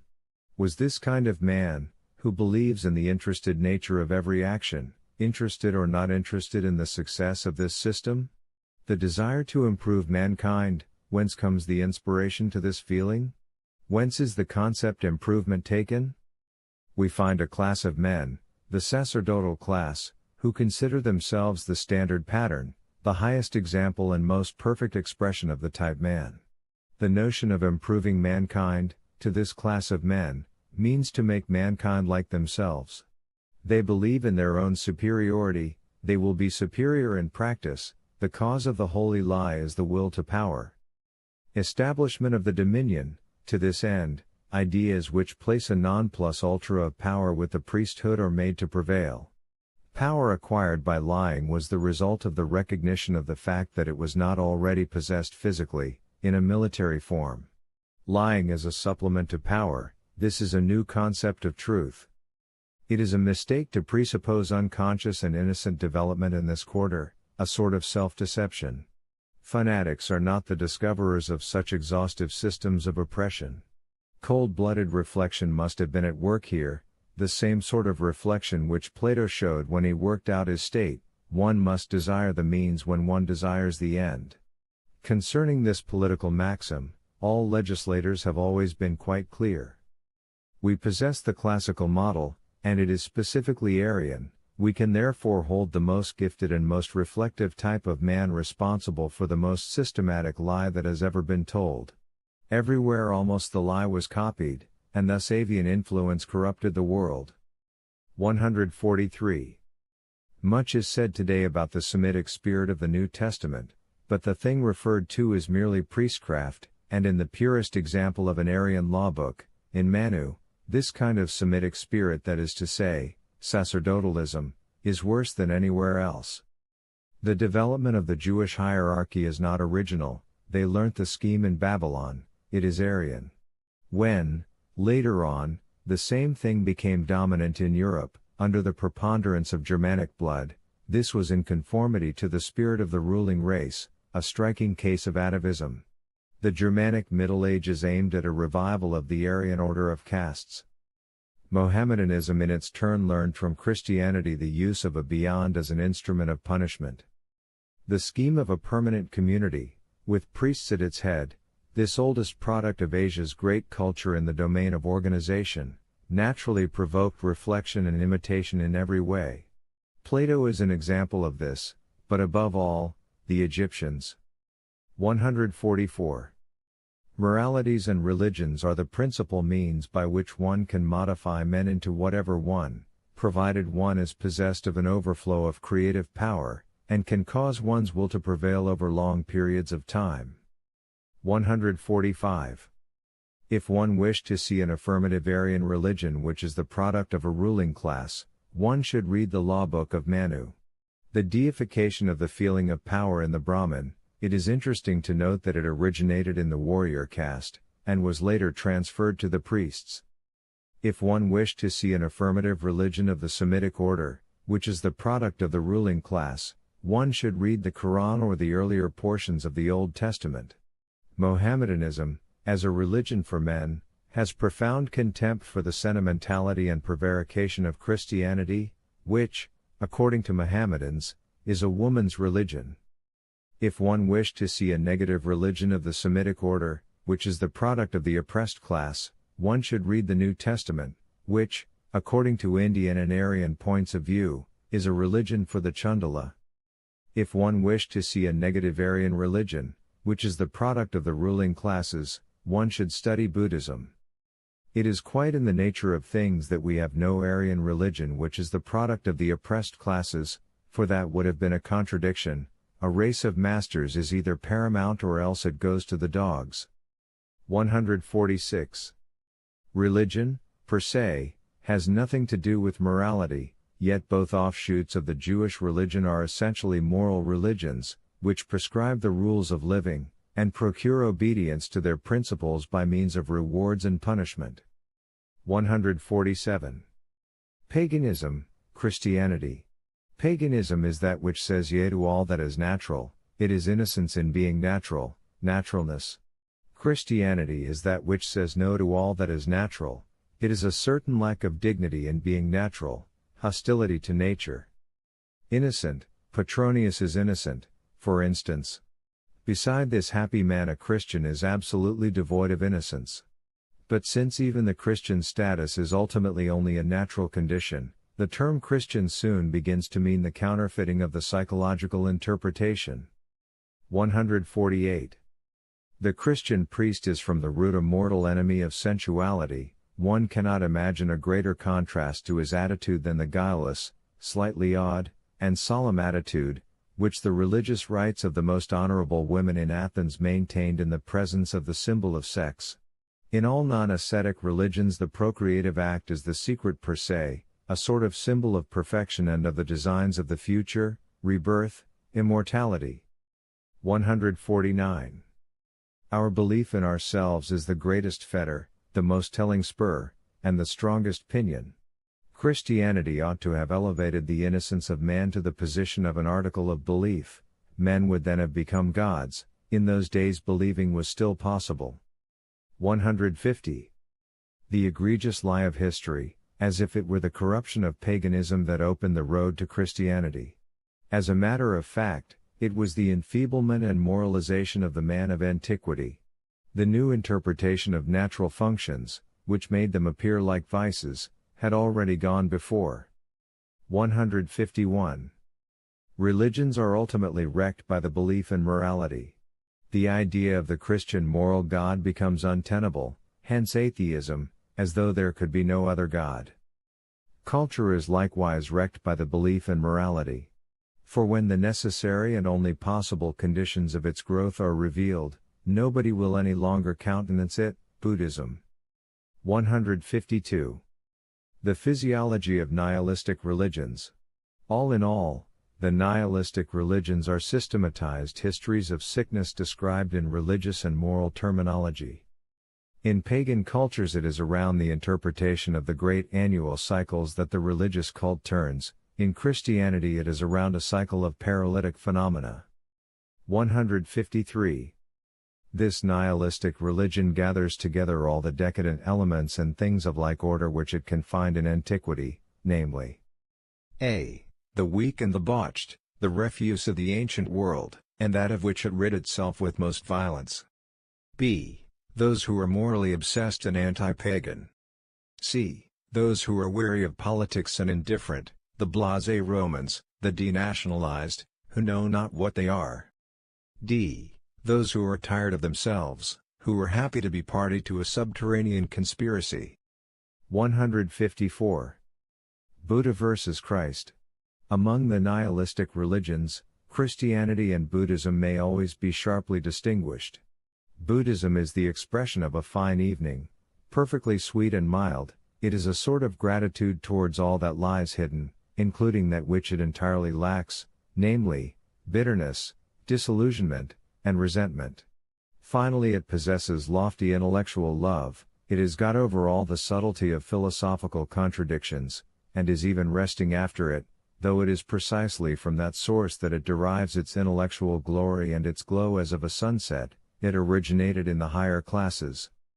Christianity is a degenerative movement, consisting of all kinds of decaying and excremental elements. It is not the expression of the downfall of a race, it is, from the root, an agglomeration of all the morbid elements which are mutually attractive and which gravitate to one another. It is therefore not a national religion, not determined by race, it appeals to the disinherited everywhere. It consists of a foundation of resentment against all that is successful and dominant. It is in need of a symbol which represents the damnation of everything successful and dominant. It is opposed to every form of intellectual movement, to all philosophy. It takes up the cudgels for idiots, and utters a curse upon all intellect. Resentment against those who are gifted, learned, intellectually independent, in all these it suspects the element of success and domination. 155. In Buddhism this thought prevails: all passions, everything which creates emotions and leads to blood, is a call to action. To this extent alone are its believers warned against evil. For action has no sense, it merely binds one to existence. All existence, however, has no sense. Evil is interpreted as that which leads to irrationalism, to the affirmation of means whose end is denied. A road to nonentity is the desideratum, hence all emotional impulses are regarded with horror. For instance, on no account seek after revenge. Be the enemy of no one. The hedonism of the weary finds its highest expression here. Nothing is more utterly foreign to Buddhism than the Jewish fanaticism of St. Paul. Nothing could be more contrary to its instinct than the tension, fire, and unrest of the religious man, and, above all, that form of sensuality which sanctifies Christianity with the name love. Moreover, it is the cultured and very intellectual classes who find blessedness in Buddhism, a race wearied and besotted by centuries of philosophical quarrels, but not beneath all culture as those classes were from which Christianity sprang. In the Buddhistic ideal, there is essentially an emancipation from good and evil. A very subtle suggestion of a beyond to all morality is thought out in its teaching, and this beyond is supposed to be compatible with perfection, the condition being, that even good actions are only needed pro tem, merely as a means, that is to say, in order to be free from all action. 156. How very curious it is to see a nihilistic religion such as Christianity, sprung from, and in keeping with, a decrepit and worn-out people, who have outlived all strong instincts, being transferred step by step to another environment, that is to say, to a land of young people, who have not yet lived at all. The joy of the final chapter, of the fold and of the evening, preached to barbarians and Germans. How thoroughly all of it must first have been barbarized, Germanized. To those who had dreamed of a Valhalla, who found happiness only in war. A supranational religion preached in the midst of chaos, where no nations yet existed even. 157. The only way to refute priests and religions is this: to show that their errors are no longer beneficent, that they are rather harmful, in short, that their own proof of power no longer holds good. 2. Concerning the history of Christianity. 158. Christianity as an historical reality should not be confounded with that one root which its name recalls. The other roots, from which it has sprung, are by far the more important. It is an unprecedented abuse of names to identify such manifestations of decay and such abortions as the Christian Church, Christian belief, and Christian life, with that holy name. What did Christ deny? Everything which today is called Christian. 159. The whole of the Christian creed, all Christian truth, is idle falsehood and deception, and is precisely the reverse of that which was at the bottom of the first Christian movement. All that which in the ecclesiastical sense is Christian, is just exactly what is most radically anti-Christian. Crowds of things and people appear instead of symbols, history takes the place of eternal facts, it is all forms, rites, and dogmas instead of a practice of life. To be really Christian would mean to be absolutely indifferent to dogmas, cults, priests, church, and theology. The practice of Christianity is no more an impossible fantasy than the practice of Buddhism is, it is merely a means to happiness. 160.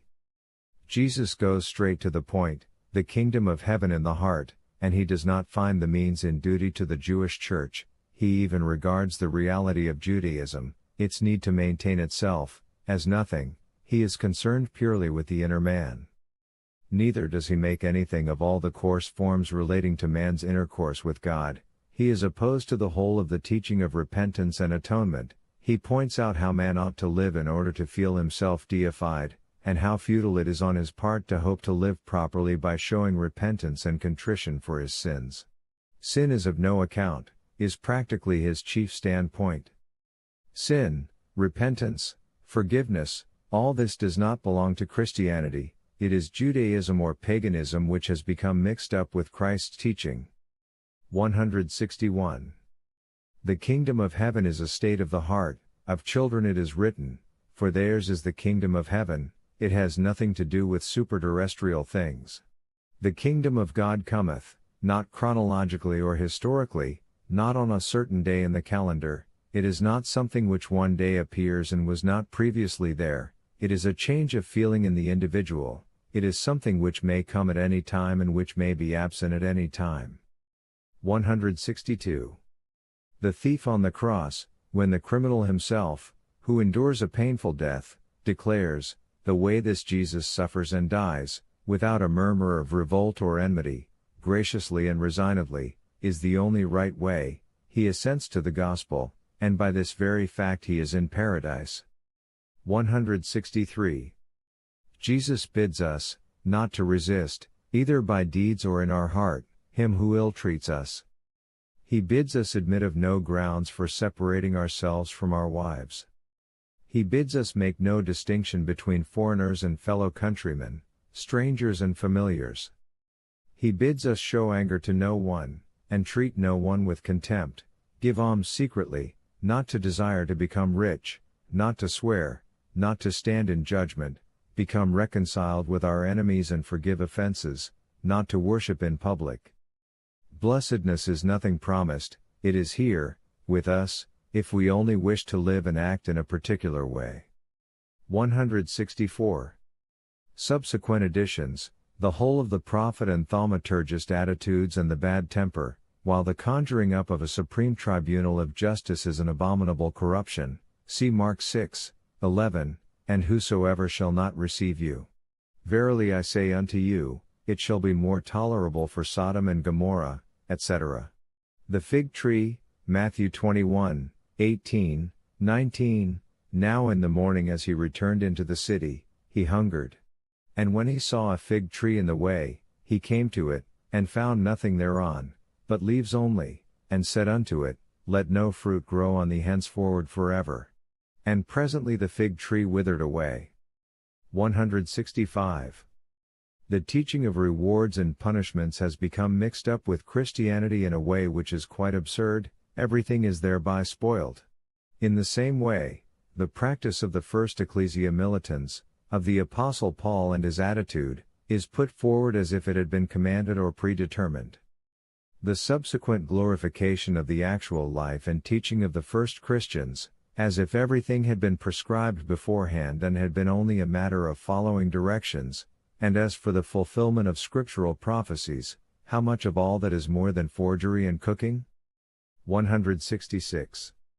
Jesus opposed a real life, a life in truth, to ordinary life. Nothing could have been more foreign to his mind than the somewhat heavy nonsense of an eternal Peter, of the eternal duration of a single person.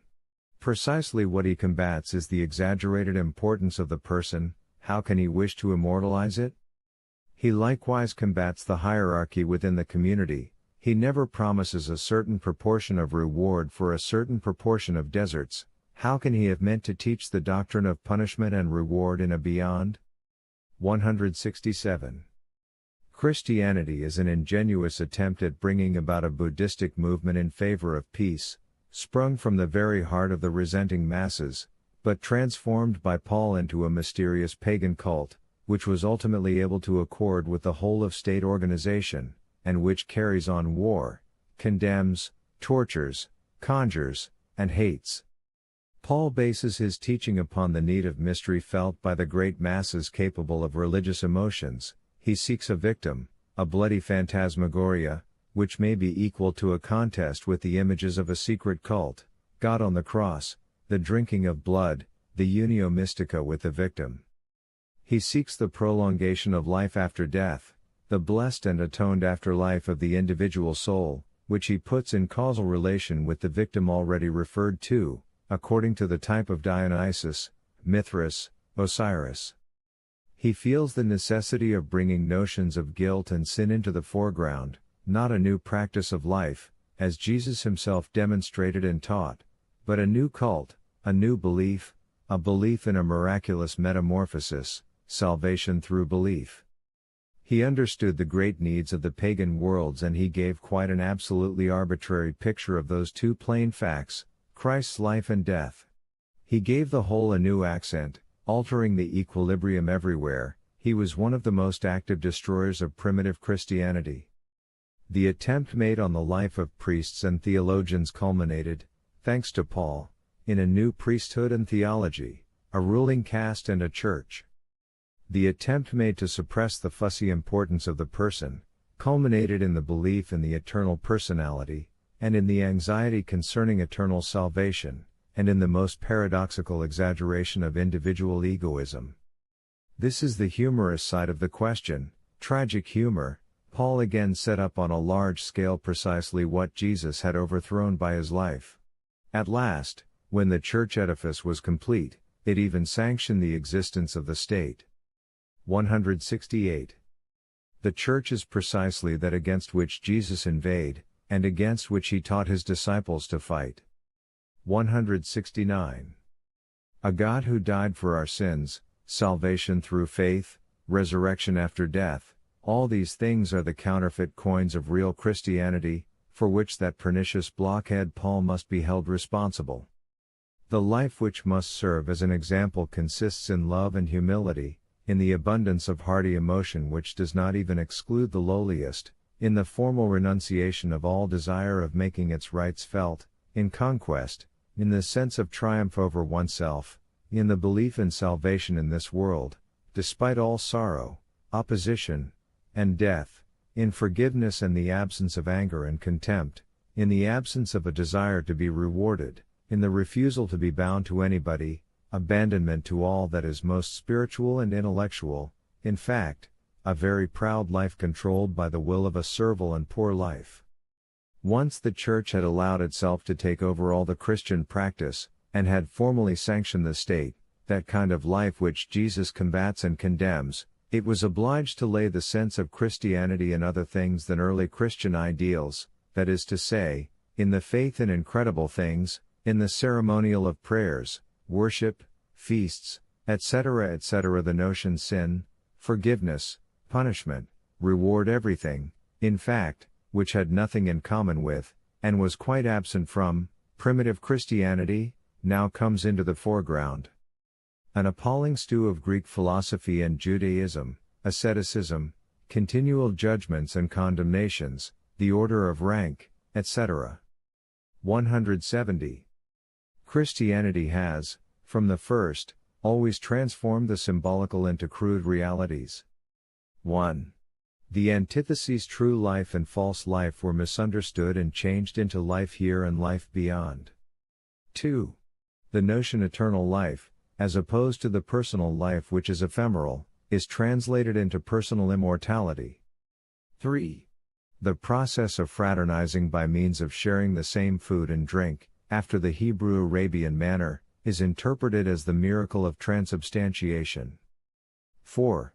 Resurrection, which was intended to mean the entrance to the true life, in the sense of being intellectually born again, becomes an historical contingency, supposed to take place at some moment after death. 5. The teaching of the Son of Man as the Son of God, that is to say, the life relationship between man and God, becomes the second person of the Trinity, and thus the filial relationship of every man, even the lowest, to God, is done away with. 6. Salvation through faith, that is to say, that there is no other way to this filial relationship to God, save through the practice of life taught by Christ, becomes transformed into the belief that there is a miraculous way of atoning for all sin, though not through our own endeavors, but by means of Christ. For all these purposes, Christ on the cross had to be interpreted afresh. The death itself would certainly not be the principal feature of the event, it was only another sign pointing to the way in which one should behave towards the authorities and the laws of the world, that one was not to defend oneself, this was the exemplary life. 171. Concerning the psychology of Paul. The important fact is Christ's death. This remains to be explained, that there may be truth or error in an explanation never entered these people's heads. One day a sublime possibility strikes them, his death might mean so, and it forthwith becomes so and so. An hypothesis is proved by the sublime ardor it lends to its discoverer. The proof of strength, that is, a thought is demonstrated by its effects, by their fruits, as the Bible ingenuously says, that which fires enthusiasm must be true, what one loses one's blood for must be true. In every department of this world of thought, the sudden feeling of power which an idea imparts to him who is responsible for it, is placed to the credit of that idea, and as there seems no other way of honoring an idea than by calling it true, the first epithet it is honored with is the word true. How could it have any effect otherwise? It was imagined by some power. If that power were not real, it could not be the cause of anything. The thought is then understood as inspired. The effect it causes has something of the violent nature of a demoniacal influence. A thought which a decadent like Paul could not resist and to which he completely yields, is thus proved true. All these holy epileptics and visionaries did not possess 1,000th part of the honesty and self-criticism with which a philologist, nowadays, reads a text, or tests the truth of an historical event. Beside us, such people were moral cretins. 172. It matters little whether a thing be true, provided it be effective, total absence of intellectual uprightness. Everything is good, whether it be lying, slander, or shameless cooking, provided it serve to heighten the degree of heat to the point at which people believe. We are face to face with an actual school for the teaching of the means wherewith men are seduced to a belief. We see systematic contempt for those spheres whence contradiction might come, that is to say, for reason, philosophy, wisdom, doubt, and caution, a shameless praising and glorification of the teaching, with continual references to the fact that it was God who presented us with it, that the apostle signifies nothing, that no criticism is brooked, but only faith, acceptance, that it is the greatest blessing and favor to receive such a doctrine of salvation, that the state in which one should receive it, ought to be one of the profoundest thankfulness and humility. The resentment which the lowly feel against all those in high places, is continually turned to account. The fact that this teaching is revealed to them as the reverse of the wisdom of the world, against the power of the world, seduces them to it. This teaching convinces the outcasts and the botched of all sorts and conditions. It promises blessedness, advantages, and privileges to the most insignificant and most humble men. It fanaticizes the poor, the small, and the foolish, and fills them with insane vanity, as though they were the meaning and salt of the earth. Again, I say, all this cannot be sufficiently contemned. We spare ourselves a criticism of the teaching. It is sufficient to take note of the means it uses in order to be aware of the nature of the phenomenon one is examining. It identified itself with virtue, it appropriated the whole of the fascinating power of virtue, shamelessly, for its own purposes. It availed itself of the power of paradox, and of the need, manifested by old civilization, for pepper and absurdity. It amazed and revolted at the same time. It provoked persecutions and ill treatment. It is the same kind of well thought out meanness with which the Jewish priesthood established their power and built up their church. One must be able to discern, 1. That warmth of passion love, resting on a base of ardent sensuality. 2. The thoroughly ignoble character of Christianity, the continual exaggeration and verbosity, the lack of cool intellectuality and irony, the unmilitary character of all its instincts, the priestly prejudices against manly pride, sensuality, the sciences, the arts. 173. Paul seeks power against ruling Judaism. His attempt is too weak. Transvaluation of the notion Jew, the race is put aside, but that means denying the very basis of the whole structure. The martyr, the fanatic, the value of all strong belief. Christianity is the form of decay of the old world, after the latter's collapse, and it is characterized by the fact that it brings all the most sickly and unhealthy elements and needs to the top. Consequently, other instincts had to step into the foreground, in order to constitute an entity, a power able to stand alone. In short, a condition of tense sorrow was necessary, like that out of which the Jews had derived their instinct of self-preservation. The persecution of Christians was invaluable for this purpose. Unity in the face of danger, the conversion of the masses becomes the only means of putting an end to the persecution of the individual. The notion conversion is therefore made as elastic as possible. 174. The Christian Judaic life, here resentment did not prevail. The great persecutions alone could have driven out the passions to that extent, as also the ardor of love and hate. When the creatures a man most loves are sacrificed before his eyes for the sake of his faith, that man becomes aggressive. The triumph of Christianity is due to its persecutors. Asceticism is not specifically Christian, this is what Schopenhauer misunderstood. It only shoots up in Christianity, wherever it would have existed without that religion. Melancholy Christianity, the torture and torment of the conscience, also only a peculiarity of a particular soil, where Christian values have taken root, it is not Christianity properly speaking. Christianity has absorbed all the different kinds of diseases which grow from morbid soil. One could refute it at one blow by showing that it did not know how to resist any contagion. But that precisely is the essential feature of it. Christianity is a type of decadence. 175. The reality on which Christianity was able to build up its power consisted of the small dispersed Jewish families, with their warmth, tenderness, and peculiar readiness to help, which, to the whole of the Roman Empire, was perhaps the most incomprehensible and least familiar of their characteristics. They were also united by their pride at being a chosen people, concealed beneath a cloak of humility, and by their secret denial of all that was uppermost and that possessed power and splendor, although there was no shade of envy in their denial. To have recognized this as a power, to have regarded this blessed state as communicable, seductive, and infectious even where pagans were concerned, this constituted Paul's genius, to use up the treasure of latent energy and cautious happiness for the purposes of a Jewish church of free confession, and to avail himself of all the Jewish experience, their propaganda, and their expertness in the preservation of a community under a foreign power. This is what he conceived to be his duty. He it was who discovered that absolutely unpolitical and isolated body of paltry people, and their art of asserting themselves and pushing themselves to the front, by means of a host of acquired virtues which are made to represent the only forms of virtue, the self-preservative measure and weapon of success of a certain class of man. The principle of love comes from the small community of Jewish people. A very passionate soul glows here, beneath the ashes of humility and wretchedness. It is neither Greek, Indian, nor German. The song in praise of love which Paul wrote is not Christian, it is the Jewish flare of that eternal flame which is Semitic.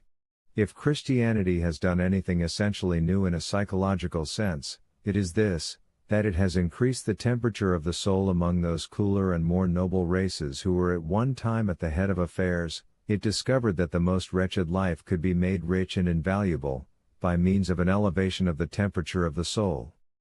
It is easily understood that a transfer of this sort could not take place among the ruling classes. The Jews and Christians were at a disadvantage owing to their bad manners. Spiritual strength and passion, when accompanied by bad manners, only provoke loathing. I become aware of these bad manners while reading the New Testament.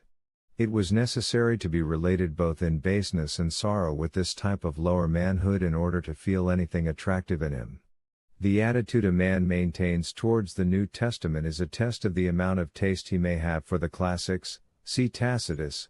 He who is not revolted by it, he who does not feel honestly and deeply that he is in the presence of a sort of foeta superstitio when reading it, and who does not draw his hand back so as not to soil his fingers, such a man does not know what is classical. A man must feel about the cross as Goethe did. Translator's note. Vieles kann ich ertragen. Die meisten beschwerlichen Dinge. Duldig mit ruhigem Mut, wie es an Gott mir gebot. Wenige sind mir jedoch wie Gift und Schlange zuwider. Führe, Rauch des Tabaks, Wahnsinn, und Knoblauch und Kreuz. Goethe's Venetian Epigrams, number 67. Much can I bear. Things the most irksome. I endure with such patience as comes from a God. 4 things, however, repulse me like venom. Tobacco smoke, garlic, bugs, and the cross. 176. The reaction of paltry people. Love provides the feeling of highest power. It should be understood to what extent, not man in general, but only a certain kind of man is speaking here. We are godly in love, we shall be the children of God. God loves us and wants nothing from us save love, that is to say, all morality, obedience, and action, do not produce the same feeling of power and freedom as love does. A man does nothing wicked from sheer love, but he does much more than if he were prompted by obedience and virtue alone. Here is the happiness of the herd, the communal feeling in big things as in small, the living sentiment of unity felt as the sum of the feeling of life. Helping, caring for, and being useful, constantly kindle the feeling of power. Visible success, the expression of pleasure, emphasize the feeling of power. Pride is not lacking either. It is felt in the form of the community, the house of God, and the chosen people. As a matter of fact, man has once more experienced an alteration of his personality. This time he called his feeling of love, God.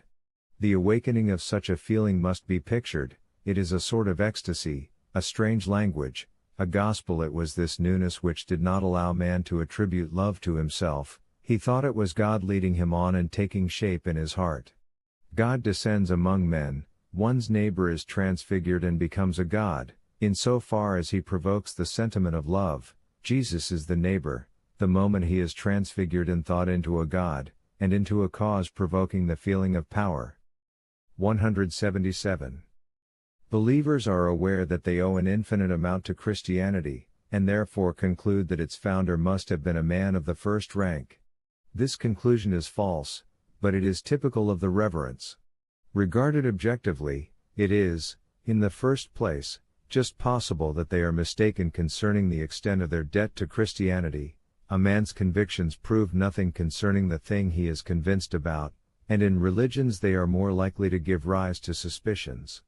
Secondly, it is possible that the debt owing to Christianity is not due to its founder at all, but to the whole structure, the whole thing, to the church, etc. The notion founder is so very equivocal, that it may stand even for the accidental cause of a movement. The person of the founder has been inflated in proportion as the church has grown, but even this process of veneration allows of the conclusion that, at one time or other, this founder was something exceedingly insecure and doubtful, in the beginning. Let any one think of the free and easy way in which Paul treats the problem of the personality of Jesus, how he almost juggles with it. Someone who died, who was seen after his death, someone whom the Jews delivered up to death, all this was only the theme. Paul wrote the music to it. 178. The founder of a religion may be quite insignificant, a wax vesta and no more. 179. Concerning the psychological problem of Christianity. The driving forces are, resentment, popular insurrection, the revolt of the bungled and the botched. In Buddhism it is different, it is not born of resentment. It rather combats resentment because the latter leads to action. This party, which stands for freedom, understands that the abandonment of antagonism in thought and deed is a condition of distinction and preservation. Here lies the psychological difficulty which has stood in the way of Christianity being understood. The force which created it urges to a struggle against itself. Only as a party standing for peace and innocence can this insurrectionary movement hope to be successful. It must conquer by means of excessive mildness, sweetness, softness, and its instincts are aware of this.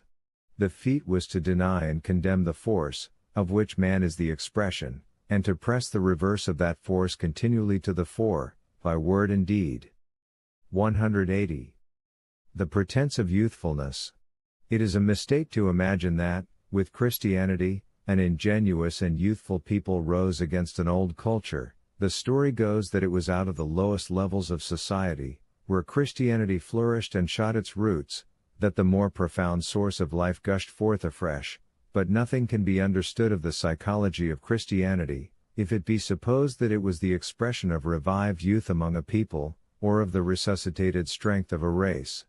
It is rather a typical form of decadence, of moral softening and of hysteria, amid a general hodgepodge of races and people that had lost all aims and had grown weary and sick. The wonderful company which gathered round this master seducer of the populace, would not be at all out of place in a Russian novel. All the diseases of the nerves seem to give one another a rendezvous in this crowd, the absence of a known duty, the feeling that everything is nearing its end, that nothing is any longer worthwhile, and that contentment lies in dolce far niente. The power and certainty of the future in the Jew's instinct, its monstrous will for life and for power, lies in its ruling classes. The people who upheld primitive Christianity are best distinguished by this exhausted condition of their instincts. On the one hand, they are sick of everything, on the other, they are content with each other, with themselves and for themselves. 181.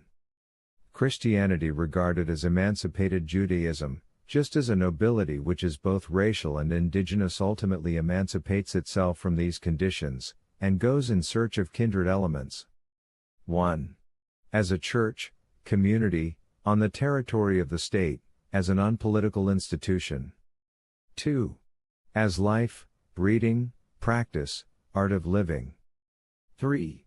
As a religion of sin, sin committed against God, being the only recognized kind, and the only cause of all suffering, with a universal cure for it. There is no sin save against God. What is done against men, man shall not sit in judgment upon, nor call to account, except in the name of God. At the same time, all commandments, love, everything is associated with God, and all acts are performed according to God's will. Beneath this arrangement there lies exceptional intelligence. A very narrow life, such as that led by the Eskimo, can only be endured by most peaceful and indulgent people. The Judeo-Christian dogma turns against sin in favor of the sinner. 182. The Jewish priesthood understood how to present everything it claimed to be right as a divine precept, as an act of obedience to God, and also to introduce all those things which conduce to preserve Israel and were the conditions of its existence, for instance, the large number of works, circumcision and the cult of sacrifices, as the very pivot of the national conscience, not as nature, but as God. This process continued, within the very heart of Judaism, where the need of these works was not felt, that is to say, as a means of keeping a race distinct. A priestly sort of man was pictured, whose bearing towards the aristocracy was like that of noble nature, a sacerdotalism of the soul, which now, in order to throw its opposite into strong relief, attaches value, not to the dutiful acts themselves, but to the sentiment. At bottom, the problem was once again, how to make a certain kind of soul prevail. It was also a popular insurrection in the midst of a priestly people, a pietistic movement coming from below, sinners, publicans, women, and children. Jesus of Nazareth was the symbol of their sect. And again, in order to believe in themselves, they were in need of a theological transfiguration. They require nothing less than the Son of God in order to create a belief for themselves. And just as the priesthood had falsified the whole history of Israel, another attempt was made, here, to alter and falsify the whole history of mankind in such a way as to make Christianity seem like the most important event it contained. This movement could have originated only upon the soil of Judaism, the main feature of which was the confounding of guilt with sorrow and the reduction of all sin to sin against God. Of all this, Christianity is the second degree of power. 183. The symbolism of Christianity is based upon that of Judaism, which had already transfigured all reality, history, nature, into a holy and artificial unreality, which refused to recognize real history, and which showed no more interest in a natural course of things. 184. The Jews made the attempt to prevail, after two of their castes, the warrior and the agricultural castes, had disappeared from their midst. In this sense they are the castrated people, they have their priests and then, their Chandala. How easily a disturbance occurs among them, an insurrection of their Chandala. This was the origin of Christianity. Owing to the fact that they had no knowledge of warriors except as their masters, they introduced enmity towards the nobles, the men of honor, pride, and power, and the ruling classes, into their religion, they are pessimists from indignation. Thus they created a very important and novel position, the priests in the van of the Chandala, against the noble classes. Christianity was the logical conclusion of this movement.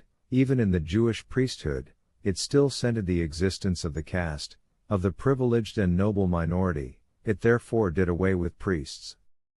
Christ is the unit of the Chandala who removes the priest, the Chandala who redeems himself. That is why the French Revolution is the lineal descendant and the continuator of Christianity. It is characterized by an instinct of hate towards castes, nobles, and the last privileges. 185. The Christian ideal put on the stage with Jewish astuteness. These are the fundamental psychological forces of its nature. Revolt against the ruling spiritual powers. The attempt to make those virtues which facilitate the happiness of the lowly, a standard of all values, in fact, to call God that which is no more than the self-preservative instinct of that class of man possessed of least vitality. Obedience and absolute abstention from war and resistance, justified by this ideal. The love of one another as a result of the love of God. The trick, the denial of all natural mobilia, and their transference to the spiritual world beyond, the exploitation of virtue and its veneration for wholly interested motives, gradual denial of virtue in everything that is not Christian. 186. The profound contempt with which the Christian was treated by the noble people of antiquity, is of the same order as the present instinctive aversion to Jews. It is the hatred which free and self-respecting classes feel towards those who wish to creep in secretly, and who combine an awkward bearing with foolish self-sufficiency. The New Testament is the gospel of a completely ignoble species of man. Its pretensions to highest values, yea, to all values, is, as a matter of fact, revolting, even nowadays. 187. How little the subject matters. It is the spirit which gives the thing life. What a quantity of stuffy and sick-room air there is in all that chatter about redemption, love, blessedness, faith, truth, eternal life. Let any one look into a really pagan book and compare the two. For instance, in Petronius, nothing at all is done, said, desired, and valued, which, according to a bigoted Christian estimate, is not sin, or even deadly sin. And yet how happy one feels with the purer air, the superior intellectuality, the quicker pace, and the free overflowing strength which is certain of the future. In the whole of the New Testament there is not one buffoonery, but that fact alone would suffice to refute any book. 188. The profound lack of dignity with which all life, which is not Christian, is condemned. It does not suffice them to think meanly of their actual opponents. They cannot do with less than a general slander of everything that is not themselves. An abject and crafty soul is in the most perfect harmony with the arrogance of piety, as witness the early Christians. The future, they see that they are heavily paid for it. Theirs is the muddiest kind of spirit that exists. The whole of Christ's life is so arranged as to confirm the prophecies of the Scriptures. He behaves in such wise in order that they may be right. 189. The deceptive interpretation of the words, the doings, and the condition of dying people, the natural fear of death, for instance, is systematically confounded with the supposed fear of what is to happen after death. 190. The Christians have done exactly what the Jews did before them. They introduced what they conceived to be an innovation and a thing necessary to self-preservation into their Master's teaching, and wove his life into it. They likewise credited him with all the wisdom of a maker of proverbs. In short, they represented their everyday life and activity as an act of obedience, and thus sanctified their propaganda. What it all depends upon, may be gathered from Paul, it is not much. What remains is the development of a type of saint, out of the values which these people regarded as saintly. The whole of the doctrine of miracles, including the resurrection, is the result of self-glorification on the part of the community, which ascribed to its master those qualities it ascribed to itself, but in a higher degree, or, better still, it derived its strength from him. 191. The Christians have never led the life which Jesus commanded them to lead, and the impudent fable of the justification by faith, and its unique and transcendental significance, is only the result of the Church's lack of courage and will in acknowledging those works which Jesus commanded. The Buddhist behaves differently from the non-Buddhist, but the Christian behaves as all the rest of the world does, and possesses a Christianity of ceremonies and states of the soul. The profound and contemptible falsehood of Christianity in Europe makes us deserve the contempt of the Arabs, Hindus, and Chinese. Let any one listen to the words of the first German statesman, concerning that which has preoccupied Europe for the last 40 years. 192. Faith or works? But that the works, the habit of particular works may engender a certain set of values or thoughts, is just as natural as it would be unnatural for works to proceed from mere valuations. Man must practice, not how to strengthen feelings of value, but how to strengthen action. First of all, one must be able to do something. Luther's Christian dilettantism. Faith is an ass's bridge. The background consists of a profound conviction on the part of Luther and his peers, that they are enabled to accomplish Christian works, a personal fact, disguised under an extreme doubt as to whether all action is not sin and devil's work, so that the worth of life depends upon isolated and highly strained conditions of inactivity, prayer, effusion, etc. Ultimately, Luther would be right. The instincts which are expressed by the whole bearing of the Reformers are the most brutal that exist. Only in turning absolutely away from themselves, and in becoming absorbed in the opposite of themselves, only by means of an illusion, faith, was existence endurable to them. 193. What was to be done in order to believe? An absurd question. That which is wrong with Christianity is, that it does none of the things that Christ commanded. It is a mean life, but seen through the eye of contempt. 194. The entrance into the real life, a man saves his own life by living the life of the multitude. 195. Christianity has become something fundamentally different from what its founder wished it to be. It is the great anti-pagan movement of antiquity, formulated with the use of the life, teaching, and words of the founder of Christianity, but interpreted quite arbitrarily, according to a scheme embodying profoundly different needs, translated into the language of all the subterranean religions then existing. It is the rise of pessimism, whereas Jesus wished to bring the peace and the happiness of the lambs, and moreover the pessimism of the weak, of the inferior, of the suffering, and of the oppressed. Its mortal enemies are, 1. Power, whether in the form of character, intellect, or taste, and worldliness. 2.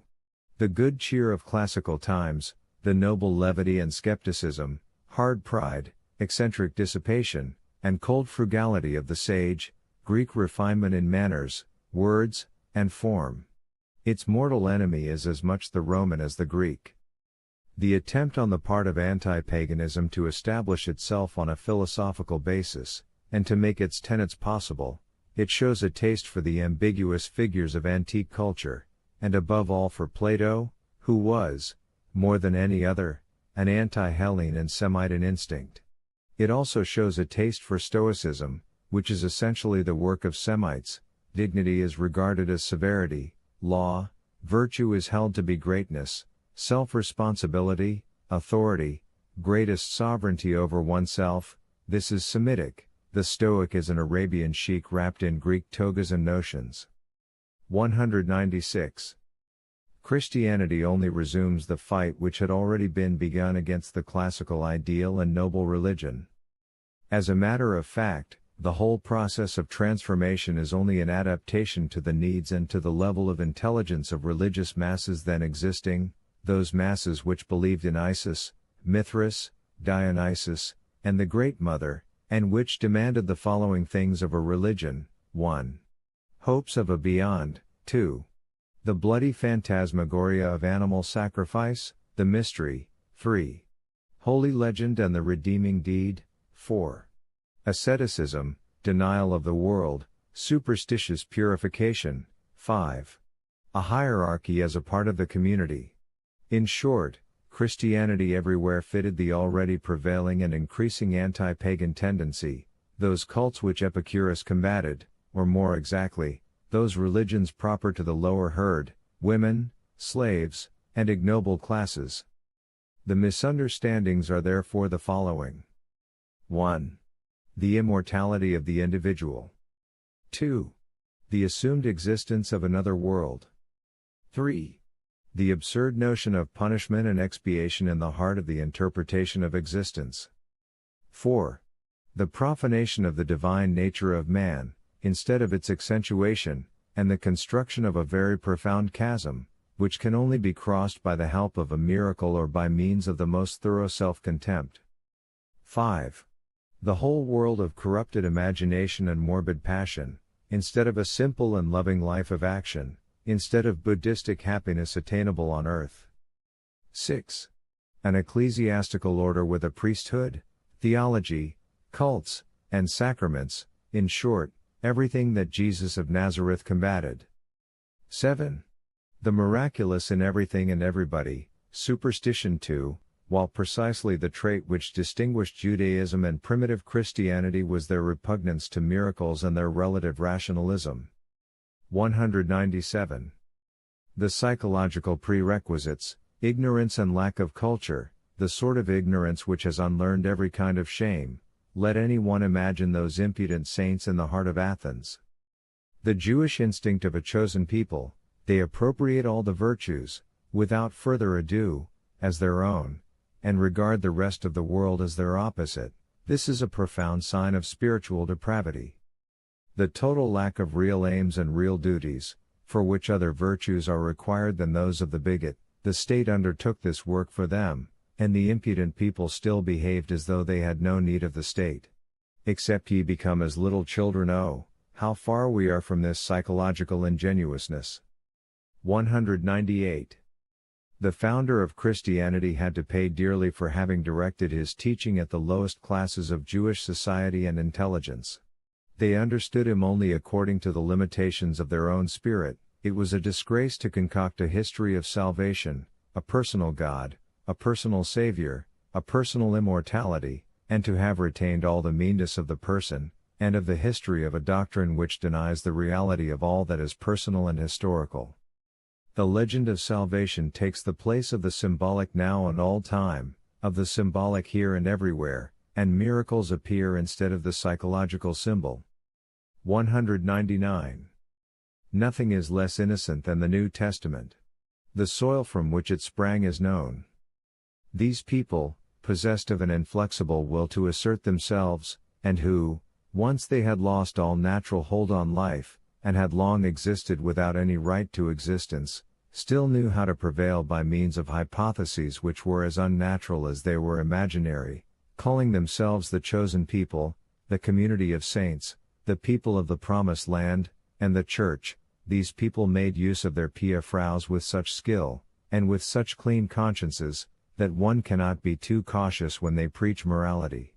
When Jews step forward as the personification of innocence, the danger must be great. While reading the New Testament, a man should have his small fund of intelligence, mistrust, and wickedness constantly at hand. People of the lowest origin, partly mob, outcasts not only from good society, but also from respectable society, grown away from the atmosphere of culture, and free from discipline, ignorant, without even a suspicion of the fact that conscience can also rule in spiritual matters. In a word, the Jews, an instinctively crafty people, able to create an advantage, a means of seduction out of every conceivable hypothesis of superstition, even out of ignorance itself. 200. I regard Christianity as the most fatal and seductive lie that has ever yet existed, as the greatest and most impious lie.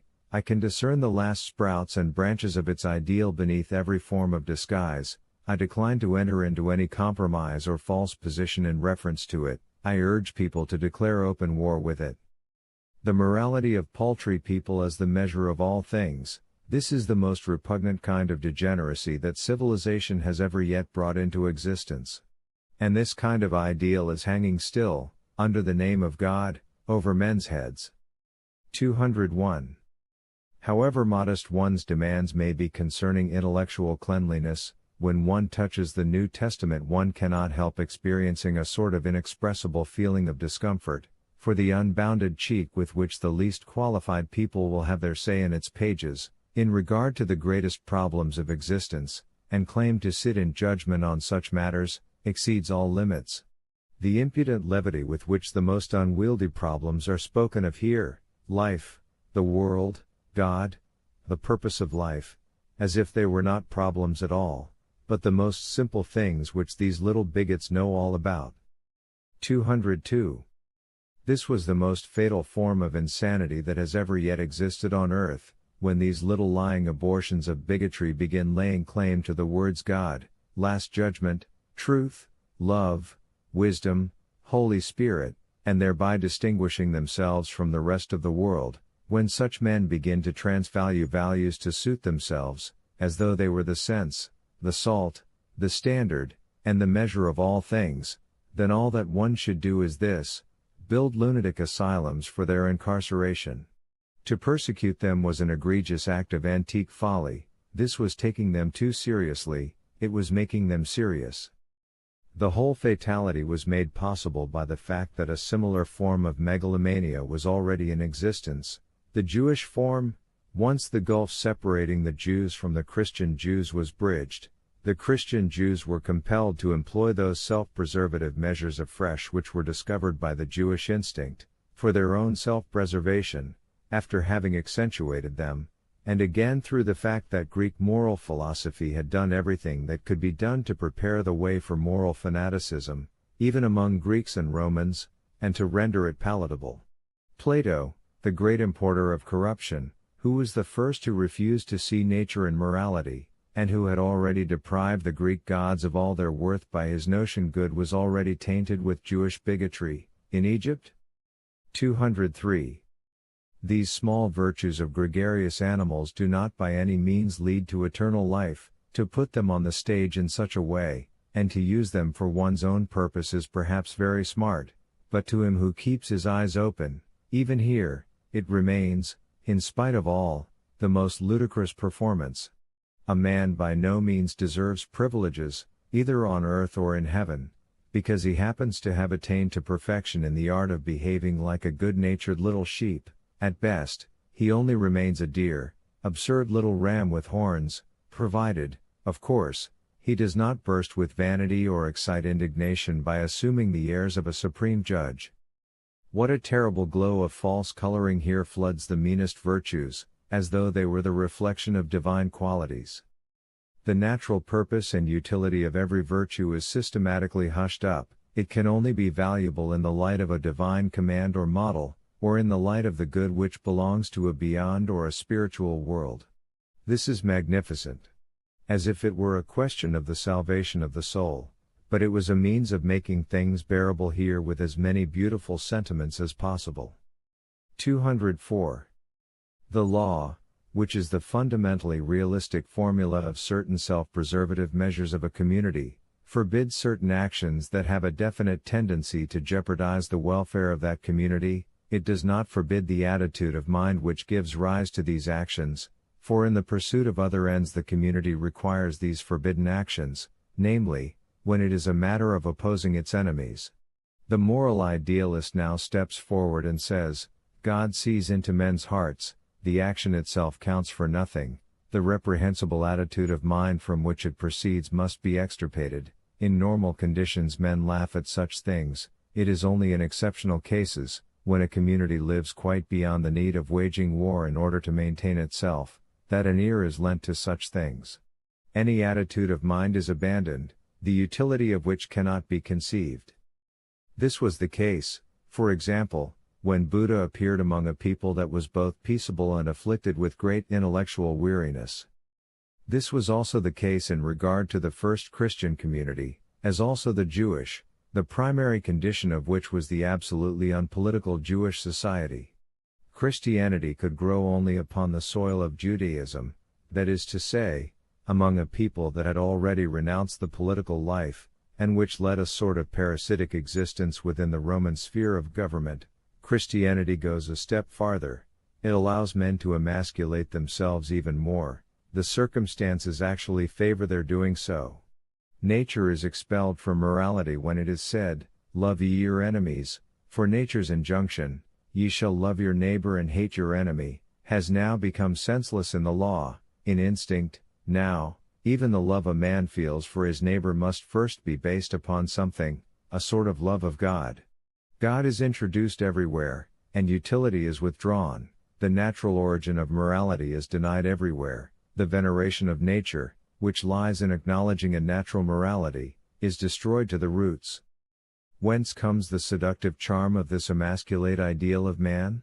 Why are we not disgusted by it, just as we are disgusted at the thought of a eunuch? The answer is obvious: it is not the voice of the eunuch that revolts us, despite the cruel mutilation of which it is the result, for, as a matter of fact, it has grown sweeter.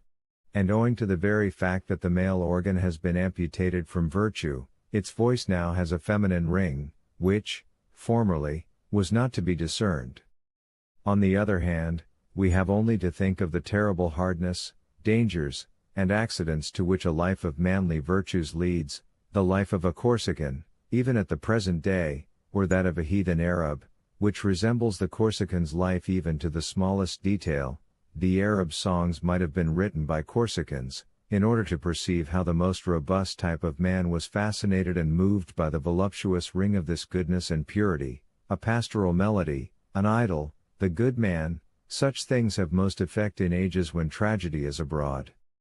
With this, we have realized to what extent the idealist, the ideal eunuch, also proceeds from a definite reality and is not merely a visionary. He has perceived precisely that, for his kind of reality, a brutal injunction of the sort which prohibits certain actions has no sense, because the instinct which would urge him to these actions is weakened, thanks to a long need of practice, and of compulsion to practice. The castrator formulates a host of new self-preservative measures for a perfectly definite species of men. In this sense he is a realist. The means to which he has recourse for establishing his legislation are the same as those of ancient legislators. He appeals to all authorities, to God, and he exploits the notions guilt and punishment, that is to say, he avails himself of the whole of the older ideal, but interprets it differently. For instance, punishment is given a place in the inner self, it is called the pang of conscience. In practice this kind of man meets with his end the moment the exceptional conditions favoring his existence cease to prevail, a sort of insular happiness, like that of Tahiti, and of the little Jews in the Roman provinces. Their only natural foe is the soil from which they spring. They must wage war against that, and once more give their offensive and defensive passions rope in order to be equal to it. Their opponents are the adherents of the old ideal. This kind of hostility is shown on a grand scale by Paul in relation to Judaism, and by Luther in relation to the priestly ascetic ideal. The mildest form of this antagonism is certainly that of the first Buddhists. Perhaps nothing has given rise to so much work as the enfeeblement and discouragement of the feeling of antagonism. The struggle against resentment almost seems the Buddhist's first duty, thus only is his peace of soul secured. To isolate oneself without bitterness, this presupposes the existence of a surprisingly mild and sweet order of men, saints. The astuteness of moral castration. How is war waged against the virile passions and valuations? No violent physical means are available. The war must therefore be one of ruses, spells, and lies, in short, a spiritual war. First recipe: one appropriates virtue in general, and makes it the main feature of one's ideal. The older ideal is denied and declared to be the reverse of all ideals. Slander has to be carried to a fine art for this purpose. Second recipe: a type of man is set up as a general standard, and this is projected into all things, behind all things, and behind the destiny of all things, as God. Third recipe: the opponents of one's ideal are declared to be the opponents of God. One arrogates to oneself a right to great pathos, to power, and a right to curse and to bless. Fourth recipe: all suffering, all gruesome, terrible, and fatal things are declared to be the results of opposition to one's ideal. All suffering is punishment even in the case of one's adherents, except it be a trial, etc. Fifth recipe, one goes so far as to regard nature as the reverse of one's ideal, and the lengthy sojourn amid natural conditions is considered a great trial of patience, a sort of martyrdom. One studies contempt, both in one's attitudes and one's looks towards all natural things. Sixth recipe, the triumph of anti-naturalism and ideal castration, the triumph of the world of the pure, good, sinless, and blessed, is projected into the future as the consummation, the finale, the great hope, and the coming of the kingdom of God. I hope that one may still be allowed to laugh at this artificial hoisting up of a small species of man to the position of an absolute standard of all things. 205. What I do not at all like in Jesus of Nazareth and his apostle Paul, is that they stuff so much into the heads of paltry people, as if their modest virtues were worth so much ado. We have had to pay dearly for it all, for they brought the most valuable qualities of both virtue and man into ill repute. They set the guilty conscience and the self-respect of noble souls at loggerheads, and they led the braver, more magnanimous, more daring, and more excessive tendencies of strong souls astray, even to self-destruction. 206. In the New Testament, and especially in the Gospels, I discern absolutely no sign of a divine voice, but rather an indirect form of the most subterranean fury, both in slander and destructiveness, one of the most dishonest forms of hatred. It lacks all knowledge of the qualities of a higher nature. It makes an impudent abuse of all kinds of plausibilities, and the whole stock of Proverbs is used up and foisted upon one in its pages. Was it necessary to make a God come in order to appeal to those publicans and to say to them, etc., etc.? Nothing could be more vulgar than this struggle with the Pharisees, carried on with a host of absurd and unpractical moral pretenses. The mob, of course, has always been entertained by such feats. Fancy the reproach of hypocrisy coming from those lips. Nothing could be more vulgar than this treatment of one's opponents, a most insidious sign of nobility or its reverse. 207. Primitive Christianity is the abolition of the state. It prohibits oaths, military service, courts of justice, self-defense or the defense of a community, and denies the difference between fellow countrymen and strangers, as also the order of castes. Christ's example, he does not withstand those who ill-treat him, he does not defend himself, he does more, he offers the left cheek, to the demand, "Tell us whether thou be the Christ?" He replies, "Hereafter shall ye see the Son of Man sitting on the right hand of power, and coming in the clouds of heaven." He forbids his disciples to defend him, he calls attention to the fact that he could get help if he wished to, but will not. Christianity also means the abolition of society. It prizes everything that society despises. Its very growth takes place among the outcasts, the condemned, and the leprous of all kinds, as also among publicans, sinners, prostitutes, and the most foolish of men, the fisher folk. It despises the rich, the scholarly, the noble, the virtuous, and the punctilious.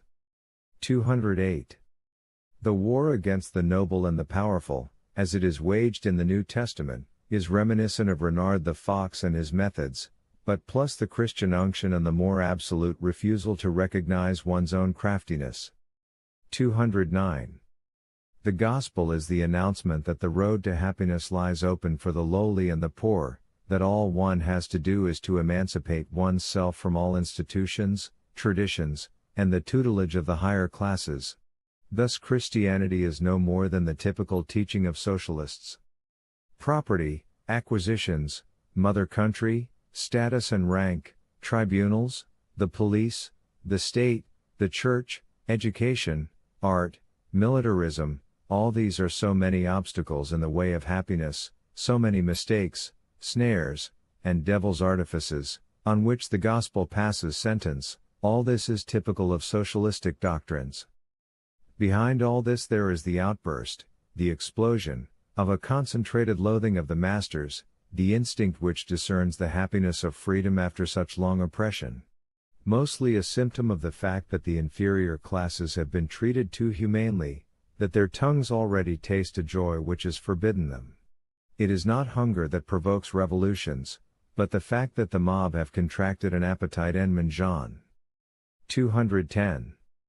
Let the New Testament only be read as a book of seduction. In it virtue is appropriated, with the idea that public opinion is best won with it, and as a matter of fact it is a very modest kind of virtue, which recognizes only the ideal gregarious animal and nothing more, including, of course, the herdsman, a puny, soft, benevolent, helpful, and gushingly satisfied kind of virtue which to the outside world is quite devoid of pretensions, and which separates the world entirely from itself.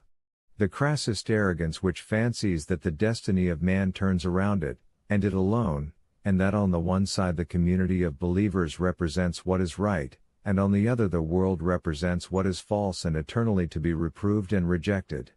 The most imbecile hatred of all things in power, which, however, never goes so far as to touch these things. A kind of inner detachment which, outwardly, leaves everything as it was, servitude and slavery, and knowing how to convert everything into a means of serving God and virtue. 211. Christianity is possible as the most private form of life. It presupposes the existence of a narrow, isolated, and absolutely unpolitical society. It belongs to the conventicle. On the other hand, a Christian state, Christian politics, are pieces of downright impudence. They are lies, like, for instance, a Christian leadership of an army, which in the end regards the God of hosts as chief of the staff. Even the papacy has never been able to carry on politics in a Christian way, and when reformers indulge in politics, as Luther did, it is well known that they are just as ardent followers of Machiavelli as any other immoralists or tyrants. 212. Christianity is still possible at any moment. It is not bound to any one of the impudent dogmas that have adorned themselves with its name. It needs neither the teaching of the personal God, nor of sin, nor of immortality, nor of redemption, nor of faith. It has absolutely no need whatever of metaphysics, and it needs asceticism and Christian natural science still less. Christianity is a method of life, not a system of belief. It tells us how we should behave, not what we should believe. He who says today, I refuse to be a soldier, I care not for tribunals, I lay no claim to the services of the police, I will not do anything that disturbs the peace within me, and if I must suffer on that account, nothing can so well maintain my inward peace as suffering. Such a man would be a Christian. 213. Concerning the history of Christianity. Continual change of environment. Christian teaching is thus continually changing its center of gravity. The favoring of low and paltry people. The development of caritas. The type Christian gradually adopts everything that it originally rejected, and in the rejection of which it asserted its right to exist. The Christian becomes a citizen, a soldier, a judge, a workman, a merchant, a scholar, a theologian, a priest, a philosopher, a farmer, an artist, a patriot, a politician, a prince. He re-enters all those departments of active life which he had forsworn. He defends himself, he establishes tribunals, he punishes, he swears, he differentiates between people and people, he contemns, and he shows anger. The whole life of the Christian is ultimately exactly that life from which Christ preached deliverance. The Church is just as much a factor in the triumph of the Antichrist, as the modern state and modern nationalism. The Church is the barbarization of Christianity. 214. Among the powers that have mastered Christianity are Judaism, Paul, Platonism, Augustine, the cult of mystery, the teaching of salvation, the emblem of the cross, asceticism, hostility towards nature, reason, the senses, the Orient. 215. Christianity is a denaturalization of gregarious morality, under the power of the most complete misapprehensions and self-deceptions. Democracy is a more natural form of it, and less sown with falsehood. It is a fact that the oppressed, the low, and whole mob of slaves and half-castes, will prevail. First step, they make themselves free, they detach themselves, at first in fancy only, they recognize each other, They make themselves paramount. Second step, they enter the lists, they demand acknowledgement, equal rights, justice. Third step, they demand privileges, they draw the representatives of power over to their side. Fourth step, they alone want all power, and they have it. There are three elements in Christianity which must be distinguished: A. The oppressed of all kinds, B. The mediocre of all kinds, C. The dissatisfied and diseased of all kinds. The first struggle against the politically noble and their ideal, the second contend with the exceptions and those who are in any way privileged, mentally or physically, the third oppose the natural instinct of the happy and the sound. Whenever a triumph is achieved, the second element steps to the fore, for then Christianity has won over the sound and happy to its side, as warriors in its cause, likewise the powerful, interested to this extent in the conquest of the crowd, and now it is the gregarious instinct, that mediocre nature which is valuable in every respect, that now gets its highest sanction through Christianity. This mediocre nature ultimately becomes so conscious of itself, gains such courage in regard to its own opinions, that it arrogates to itself even political power. Democracy is Christianity made natural, a sort of return to nature. Once Christianity, owing to extreme anti-naturalness, might have been overcome by the opposite valuation. Result: the aristocratic ideal begins to lose its natural character, the higher man, noble, artist, passion, knowledge, romanticism as the cult of the exceptional, genius, etc. etc. 216. When the masters may also become Christians. It is of the nature of a community, race, family, herd, tribe, to regard all those conditions and aspirations which favor its survival, as in themselves valuable, for instance, obedience, mutual assistance, respect, moderation, pity, as also, to suppress everything that happens to stand in the way of the above. It is likewise of the nature of the rulers, whether they are individuals or classes, to patronize and applaud those virtues which make their subjects amenable and submissive, conditions and passions which may be utterly different from their own. The gregarious instinct and the instinct of the rulers sometimes agree in approving of a certain number of qualities and conditions, but for different reasons. The first do so out of direct egoism, the second out of indirect egoism. The submission to Christianity on the part of master races is essentially the result of the conviction that Christianity is a religion for the herd, that it teaches obedience, in short, that Christians are more easily ruled than non-Christians. With a hint of this nature, the Pope, even nowadays, recommends Christian propaganda to the ruling sovereign of China.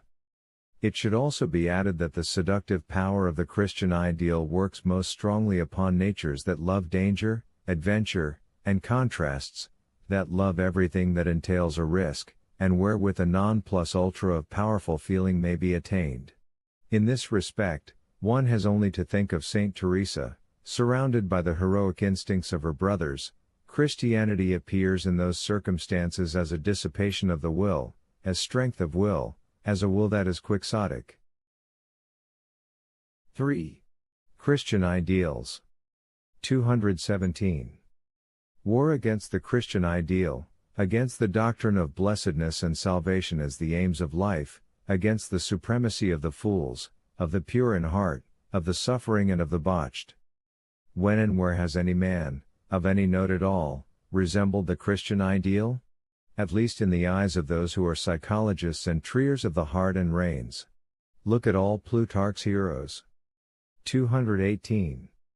Our claim to superiority: we live in an age of comparisons, we are able to calculate as men have never yet calculated, in every way we are history become self-conscious.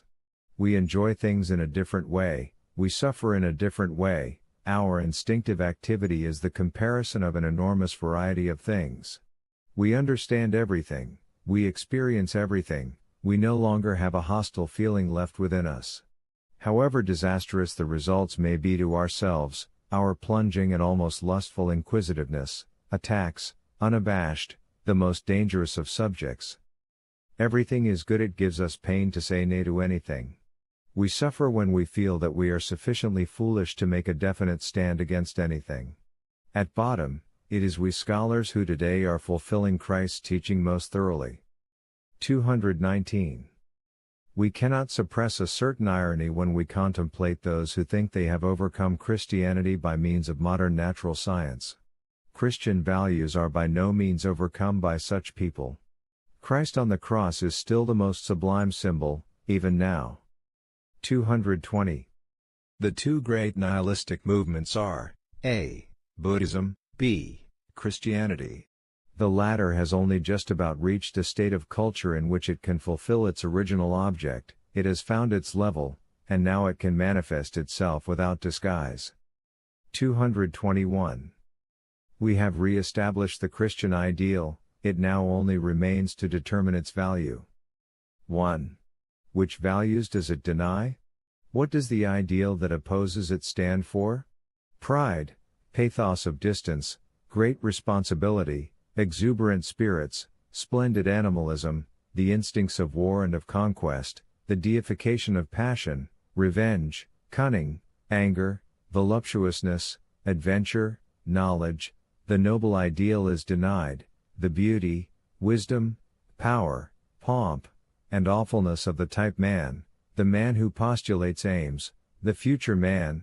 Here Christianity presents itself as the logical result of Judaism. 2. Can it be realized? Yes, of course, when the climatic conditions are favorable, as in the case of the Indian ideal. Both neglect the factor work. It separates a creature from a people, a state, a civilized community, and jurisdiction. It rejects education, wisdom, the cultivation of good manners, acquisition and commerce. It cuts adrift everything which is of use and value to men. By means of an idiosyncrasy of sentiment it isolates a man. It is non-political, anti-national, neither aggressive nor defensive, and only possible within a strictly ordered state or state of society, which allows these holy parasites to flourish at the cost of their neighbors. 3. It has now become the will to be happy, and nothing else. Blessedness stands for something self-evident, that no longer requires any justification. Everything else, the way to live and let live, is only a means to an end. But what follows is the result of a low order of thought. The fear of pain, of defilement, of corruption, is great enough to provide ample grounds for allowing everything to go to the dogs. This is a poor way of thinking, and is the sign of an exhausted race. We must not allow ourselves to be deceived. Become as little children. Natures of the same order, Francis of Assisi, neurotic, epileptic, visionary, like Jesus. 222. The higher man distinguishes himself from the lower by his fearlessness and his readiness to challenge misfortune. It is a sign of degeneration when eudaimonistic values begin to prevail, physiological fatigue and enfeeblement of willpower. Christianity, with its prospect of blessedness, is the typical attitude of mind of a suffering and impoverished species of man. Abundant strength will be active, will suffer, and will go under. To it the bigotry of Christian salvation is bad music and hieratic posing and vexation. 223. Poverty, humility, and chastity are dangerous and slanderous ideals, but like poisons, which are useful cures in the case of certain diseases, they were also necessary in the time of the Roman Empire. All ideals are dangerous, because they lower and brand realities. They are all poisons, but occasionally indispensable as cures. 224. God created man, happy, idle, innocent, and immortal. Our actual life is a false, decadent, and sinful existence, a punishment. Suffering, struggle, work, and death are raised as objections against life. They make life questionable, unnatural, something that must cease, and for which one not only requires but also has remedies. Since the time of Adam, man has been in an abnormal state.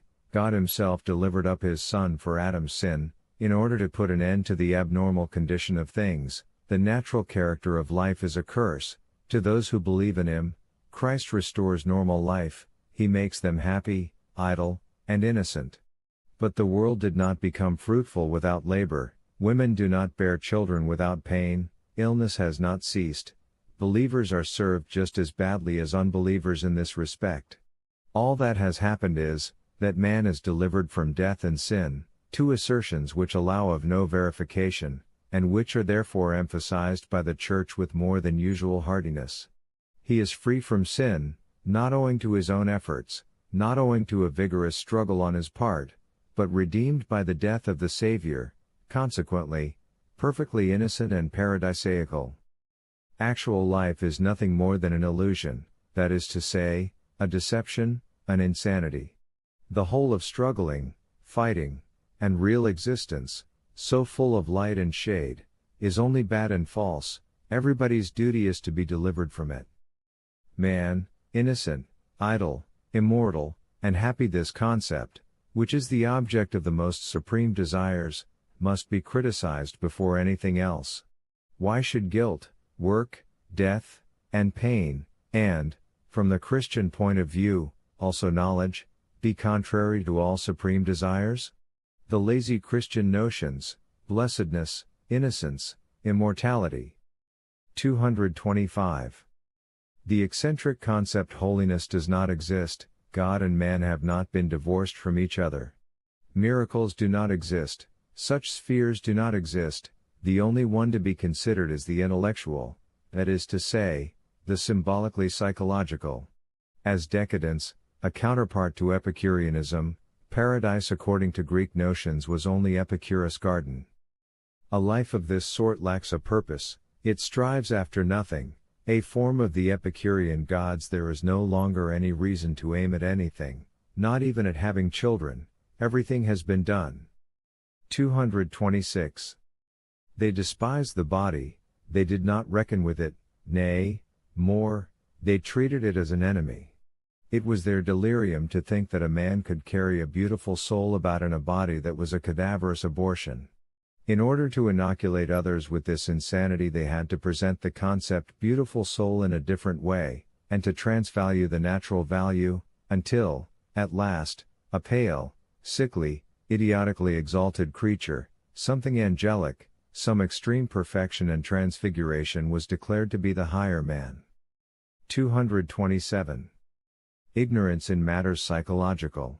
The Christian has no nervous system, contempt for, and deliberate and willful turning away from, the demands of the body, and the naked body. It is assumed that all this is in keeping with man's nature, and must perforce work the ultimate good of the soul. All functions of the body are systematically reduced to moral values, illness itself is regarded as determined by morality, it is held to be the result of sin, or it is a trial or a state of salvation, through which man becomes more perfect than he could become in a state of health.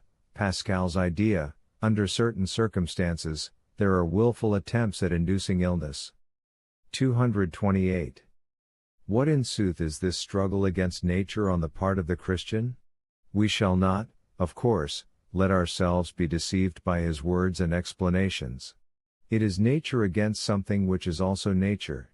With many, it is fear, with others, it is loathing, with yet others, it is the sign of a certain intellectuality, the love of a bloodless and passionless ideal, and in the case of the most superior men, it is love of an abstract nature. These try to live up to their ideal. It is easily understood that humiliation in the place of self-esteem, anxious cautiousness towards the passions, emancipation from the usual duties, whereby a higher notion of rank is created, the incitement to constant war on behalf of enormous issues, habituation to effusiveness of feelings, all this goes to constitute a type. In such a type the hypersensitiveness of a perishing body preponderates, but the nervousness and the inspirations it engenders are interpreted differently. The taste of this kind of creature tends either, 1. to subtilize, 2. to indulge in bombastic eloquence, or, 3. to go in for extreme feelings. The natural inclinations do get satisfied, but they are interpreted in a new way, for instance, as justification before God, the feeling of redemption through grace. Every undeniable feeling of pleasure becomes, interpreted in this way, pride, voluptuousness, etc. General problem, What will become of the man who slanders and practically denies and belittles what is natural? As a matter of fact, the Christian is an example of exaggerated self-control. In order to tame his passions, he seems to find it necessary to extirpate or crucify them. 229. Man did not know himself physiologically throughout the ages his history covers, he does not even know himself now. The knowledge, for instance, that man has a nervous system, but no soul, is still the privilege of the most educated people. But man is not satisfied, in this respect, to say he does not know. A man must be very superior to be able to say, I do not know this, that is to say, to be able to admit his ignorance. Suppose he is in pain or in a good mood, he never questions that he can find the reason of either condition if only he seeks. In truth, he cannot find the reason, for he does not even suspect where it lies. What happens? He takes the result of his condition for its cause. For instance, if he should undertake some work, really undertaken because his good mood gave him the courage to do so, and carry it through successfully, behold, the work itself is the reason of his good mood. As a matter of fact, his success was determined by the same cause as that which brought about his good mood, that is to say, the happy coordination of physiological powers and functions. He feels bad, consequently he cannot overcome a care, a scruple, or an attitude of self-criticism. He really fancies that his disagreeable condition is the result of his scruple, of his sin, or of his self-criticism. But after profound exhaustion and prostration, a state of recovery sets in. How is it possible that I can feel so free, so happy? It is a miracle, only a God could have effected this change. Conclusion: He has forgiven my sin. From this follow certain practices. In order to provoke feelings of sinfulness and to prepare the way for crushed spirits, it is necessary to induce a condition of morbidity and nervousness in the body. The methods of doing this are well known. Of course, nobody suspects the causal logic of the fact. The maceration of the flesh is interpreted religiously, it seems like an end in itself, whereas it is no more than a means of bringing about that morbid state of indigestion which is known as repentance, the fixed idea of sin, the hypnotizing of the hen by means of the chalk-line sin. The mishandling of the body prepares the ground for the required range of guilty feelings, that is to say, for that general state of pain which demands an explanation. On the other hand, the method of salvation may also develop from the above. Every dissipation of the feelings, whether prayers, movements, attitudes, or oaths, has been provoked, and exhaustion follows. Very often it is acute, or it appears in the form of epilepsy. And behind this condition of deep somnolence there come signs of recovery, or, in religious parlance, salvation. 230. Formerly, the conditions and results of physiological exhaustion were considered more important than healthy conditions and their results, and this was owing to the suddenness, fearfulness, and mysteriousness of the former. Men were terrified by themselves, and postulated the existence of a higher world. People have ascribed the origin of the idea of two worlds, one this side of the grave and the other beyond it, to sleep and dreams, to shadows, to night, and to the fear of nature, but the symptoms of physiological exhaustion should, above all, have been considered. Ancient religions have quite special methods of disciplining the pious into states of exhaustion, in which they must experience such things. The idea was, that one entered into a new order of things, where everything ceases to be known. The semblance of a higher power. 231. Sleep is the result of every kind of exhaustion. Exhaustion follows upon all excessive excitement. In all pessimistic religions and philosophies there is a yearning for sleep, the very notion sleep is deified and worshipped. In this case the exhaustion is racial. Sleep regarded psychologically is only a symbol of a much deeper and longer compulsion to rest. In praxis it is death which rules here in the seductive image of its brother sleep. 232. The whole of the Christian training in repentance and redemption may be regarded as a folie circulaire arbitrarily produced, though, of course, it can be produced only in people who are predisposed to it, that is to say, who have morbid tendencies in their constitutions. 233. Against remorse and its purely psychical treatment. To be unable to have done with an experience is already a sign of decadence. This reopening of old wounds, this wallowing in self-contempt and depression, is an additional form of disease. No salvation of the soul ever results from it, but only a new kind of spiritual illness. These conditions of salvation of which the Christian is conscious are merely variations of the same diseased state, the interpretation of an attack of epilepsy by means of a particular formula which is provided, not by science, but by religious mania. When a man is ill his very goodness is sickly. By far the greatest portion of the psychical apparatus which Christianity has used, is now classed among the various forms of hysteria and epilepsy. The whole process of spiritual healing must be remodeled on a physiological basis. The sting of conscience as such is an obstacle in the way of recovery. As soon as possible the attempt must be made to counterbalance everything by means of new actions, so that there may be an escape from the morbidness of self-torture. The purely psychical practices of the Church and of the various sects should be decried as dangerous to the health. No invalid is ever cured by prayers or by the exorcising of evil spirits. The states of repose which follow upon such methods of treatment, by no means inspire confidence, in the psychological sense. A man is healthy when he can laugh at the seriousness and ardor with which he has allowed himself to be hypnotized to any extent by any detail in his life, when his remorse seems to him like the action of a dog biting a stone, when he is ashamed of his repentance. The purely psychological and religious practices, which have existed hitherto, only led to an alteration in the symptoms. According to them a man had recovered when he bowed before the cross, and swore that in future he would be a good man. But a criminal, who, with a certain gloomy seriousness cleaves to his fate and refuses to malign his deed once it is done, has more spiritual health. The criminals with whom Dostoevsky associated in prison, were all, without exception, unbroken natures.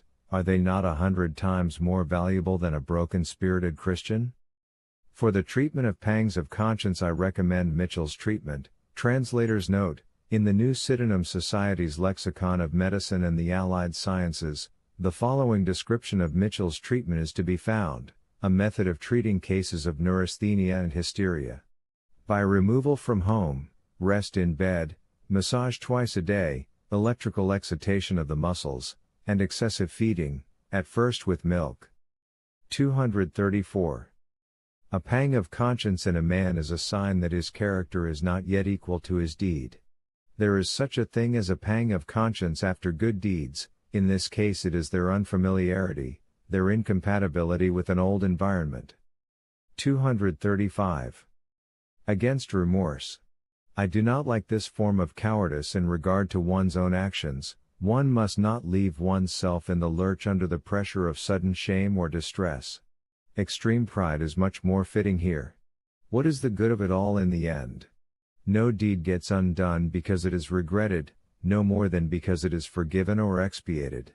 A man must be a theologian in order to believe in a power that erases faults. We immoralists prefer to disbelieve in faults. We believe that all deeds, of what kind soever, are identically the same at root, just as deeds which turn against us may be useful from an economical point of view, and even generally desirable. In certain individual cases, we admit that we might well have been spared a given action.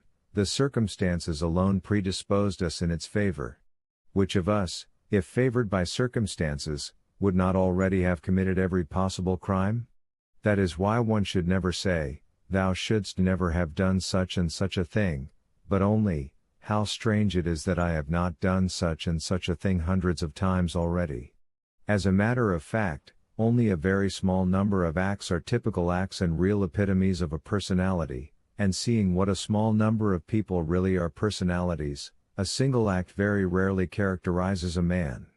Acts are mostly dictated by circumstances. They are superficial or merely reflex movements performed in response to a stimulus, long before the depths of our beings are affected or consulted in the matter. A fit of temper, a gesture, a blow with a knife, how little of the individual resides in these acts.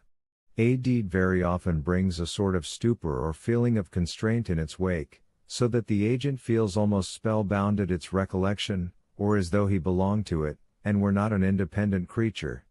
This mental disorder, which is a form of hypnotism, must be resisted at all costs. Surely a single deed, whatever it be, when it is compared with all one has done, is nothing, and may be deducted from the sum without making the account wrong. The unfair interest which society manifests in controlling the whole of our lives in one direction, as though the very purpose of its existence were to cultivate a certain individual act, should not infect the man of action, but unfortunately this happens almost continually. The reason of this is, that every deed, if followed by unexpected consequences, leads to a certain mental disturbance, no matter whether the consequences be good or bad. Behold a lover who has been given a promise, or a poet while he is receiving applause from an audience. As far as intellectual torpor is concerned, these men are in no way different from the anarchist who is suddenly confronted by a detective bearing a search warrant. There are some acts which are unworthy of us, acts which, if they were regarded as typical, would set us down as belonging to a lower class of man. The one fault that has to be avoided here, is to regard them as typical. There is another kind of act of which we are unworthy, exceptional acts, born of a particular abundance of happiness and health. They are the highest waves of our spring tides, driven to an unusual height by a storm, an accident. Such acts and deeds are also not typical. An artist should never be judged according to the measure of his works. 236. A. In proportion as Christianity seems necessary today, man is still wild and fatal. B. In another sense, it is not necessary, but extremely dangerous, though it is captivating and seductive, because it corresponds with the morbid character of whole classes and types of modern humanity. They simply follow their inclinations when they aspire to Christianity. They are decadents of all kinds. A and B must be kept very sharply apart. In the case of A, Christianity is a cure, or at least a taming process. Under certain circumstances it serves the purpose of making people ill, and this is sometimes useful as a means of subduing savage and brutal natures.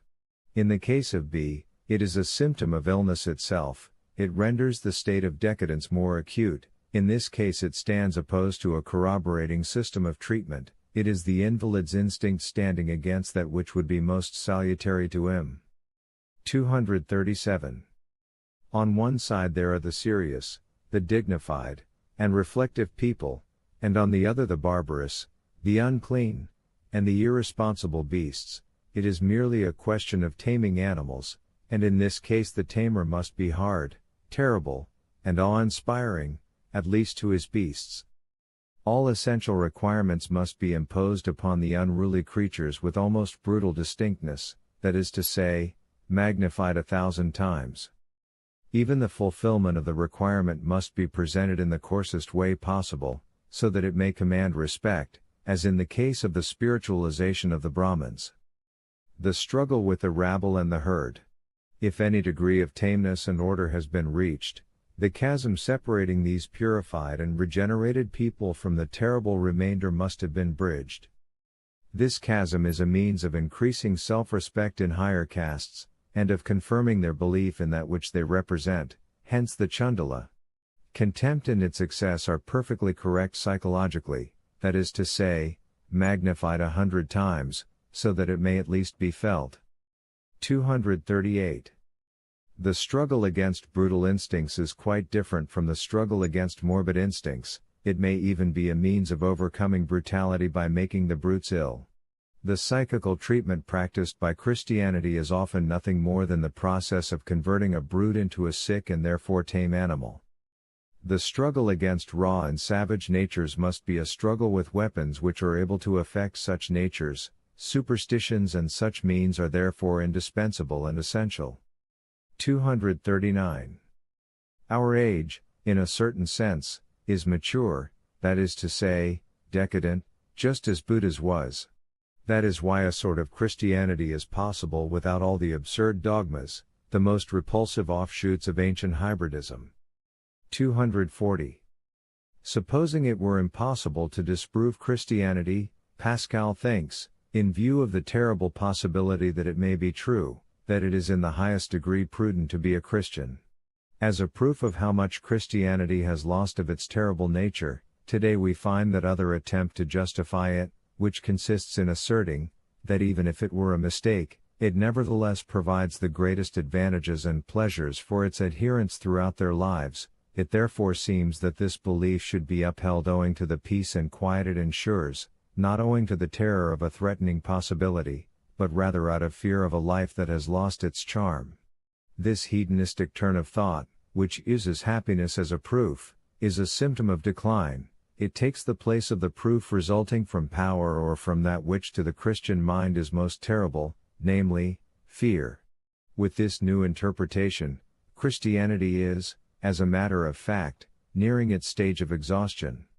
People are satisfied with a Christianity which is an opiate, because they no longer have the strength to seek, to struggle, to dare, to stand alone, nor to take up Pascal's position and to share that gloomily brooding self-contempt, that belief in human unworthiness, and that anxiety which believes that it may be damned. But a Christianity the chief object of which is to soothe diseased nerves, does not require the terrible solution consisting of a God on the cross. That is why Buddhism is secretly gaining ground all over Europe. 241. The humor of European culture: people regard one thing as true, but do the other. For instance, what is the use of all the art of reading and criticizing, if the ecclesiastical interpretation of the Bible, whether according to Catholics or Protestants, is still upheld? 242. No one is sufficiently aware of the barbarity of the notions among which we Europeans still live. To think that men have been able to believe that the salvation of the soul depended upon a book. And I am told that this is still believed. What is the good of all scientific education, all criticism and all hermeneutics, if such nonsense as the Church's interpretation of the Bible has not yet turned the colors of our bodies permanently into the red of shame? 243. Subject for reflection: to what extent does the fatal belief in divine providence, the most paralyzing belief for both the hand and the understanding that has ever existed, continue to prevail? To what extent have the Christian hypothesis and interpretation of life continued their lives under the cover of terms like nature, progress, perfectionment, Darwinism, or beneath the superstition that there is a certain relation between happiness and virtue, unhappiness and sin? That absurd belief in the course of things, in life and in the instinct of life, that foolish resignation which arises from the notion that if only every one did his duty all would go well, all this sort of thing can only have a meaning if one assumes that there is a direction of things sub specie boni. Even fatalism, our present form of philosophical sensibility, is the result of a long belief in divine providence, an unconscious result, as though it were nothing to do with us how everything goes. As though we might let things take their own course, the individual being only a modus of the absolute reality. 244.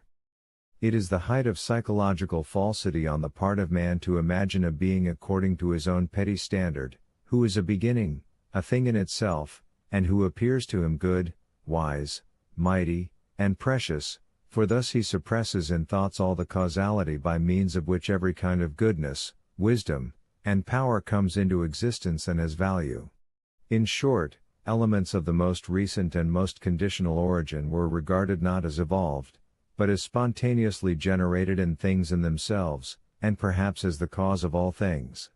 Experience teaches us that, in every case in which a man has elevated himself to any great extent above the average of his fellows, every high degree of power always involves a corresponding degree of freedom from good and evil as also from true and false, and cannot take into account what goodness dictates. The same holds good of a high degree of wisdom. In this case goodness is just as much suppressed as truthfulness, justice, virtue, and other popular whims in valuations. In fact, is it not obvious that every high degree of goodness itself presupposes a certain intellectual myopia and obtuseness? As also an inability to distinguish at a great distance between true and false, useful and harmful? Not to mention the fact that a high degree of power in the hands of the highest goodness might lead to the most baleful consequences, the suppression of evil. In sooth, it is enough to perceive with what aspirations the God of love inspires his believers. They ruin mankind for the benefit of good men. In practice, this same God has shown himself to be a God of the most acute myopia, devilry, and impotence, in the face of the actual arrangement of the universe, and from this the value of his conception may be estimated. Knowledge and wisdom can have no value in themselves, any more than goodness can. The goal they are striving after must be known first, for then only can their value or worthlessness be judged. A goal might be imagined which would make excessive wisdom a great disadvantage, if, for instance, complete deception were a prerequisite to the enhancement of life. Likewise, if goodness were able to paralyze and depress the mainsprings of the great passions. Taking our human life as it is, it cannot be denied that all truth, goodness, holiness, and godliness in the Christian sense, have hitherto shown themselves to be great dangers. Even now mankind is in danger of perishing owing to an ideal which is hostile to life. 245. Let any one think of the loss which all human institutions suffer, when a divine and transcendental, higher sphere is postulated which must first sanction these institutions. By recognizing their worth in this sanction alone, as in the case of marriage, for instance, their natural dignity is reduced, and under certain circumstances denied. Nature is spitefully misjudged in the same ratio as the anti-natural notion of a God is held in honor. Nature then comes to mean no more than contemptible, bad. The fatal nature of a belief in God as the reality of the highest moral qualities, through it, all real values were denied and systematically regarded as valueless. Thus anti-nature ascended the throne. With relentless logic the last step was reached, and this was the absolute demand to deny nature. 246. By pressing the doctrine of disinterestedness and love into the foreground, Christianity by no means elevated the interests of the species above those of the individual. Its real historical effect, its fatal effect, remains precisely the increase of egotism, of individual egotism, to excess, to the extreme which consists in the belief in individual immortality. The individual was made so important and so absolute, by means of Christian values, that he could no longer be sacrificed, despite the fact that the species can only be maintained by human sacrifices. All souls became equal before God, but this is the most pernicious of all valuations. If one regards individuals as equals, the demands of the species are ignored, and a process is initiated which ultimately leads to its ruin. Christianity is the reverse of the principle of selection. If the degenerate and sick man, the Christian, is to be of the same value as the healthy man, the pagan, or if he is even to be valued higher than the latter, as Pascal's view of health and sickness would have us value him, the natural course of evolution is thwarted and the unnatural becomes law. In practice this general love of mankind is nothing more than deliberately favoring all the suffering, the botched, and the degenerate. It is this love that has reduced and weakened the power, responsibility, and lofty duty of sacrificing men. According to the scheme of Christian values, all that remained was the alternative of self-sacrifice, but this vestige of human sacrifice, which Christianity conceded and even recommended, has no meaning when regarded in the light of rearing a whole species. The prosperity of the species is by no means affected by the sacrifice of one individual, whether in the monastic and ascetic manner, or by means of crosses, stakes, and scaffolds, as the martyrs of error. What the species requires is the suppression of the physiologically botched, the weak and the degenerate, but it was precisely to these people that Christianity appealed as a preservative force. It simply strengthened that natural and very strong instinct of all the weak which bids them protect, maintain, and mutually support each other. What is Christian virtue and love of men, if not precisely this mutual assistance with a view to survival, this solidarity of the weak, this thwarting of selection?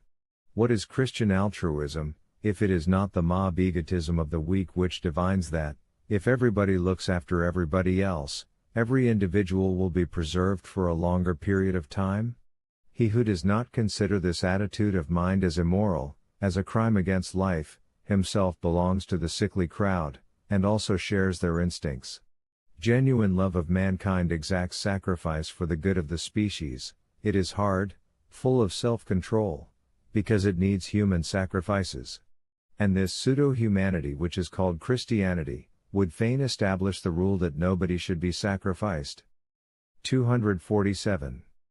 Nothing could be more useful and deserves more promotion than systematic nihilism in action. As I understand the phenomena of Christianity and pessimism, this is what they say: we are ripe for nonentity, for us it is reasonable not to be. This hint from reason in this case, is simply the voice of selective nature. On the other hand, what deserves the most rigorous condemnation, is the ambiguous and cowardly infirmity of purpose of a religion like Christianity, or rather like the Church, which, instead of recommending death and self-destruction, actually protects all the botched and bungled, and encourages them to propagate their kind. Problem: with what kind of means could one lead up to a severe form of really contagious nihilism, a nihilism which would teach and practice voluntary death with scientific conscientiousness, and not the feeble continuation of a vegetative sort of life with false hopes of a life after death?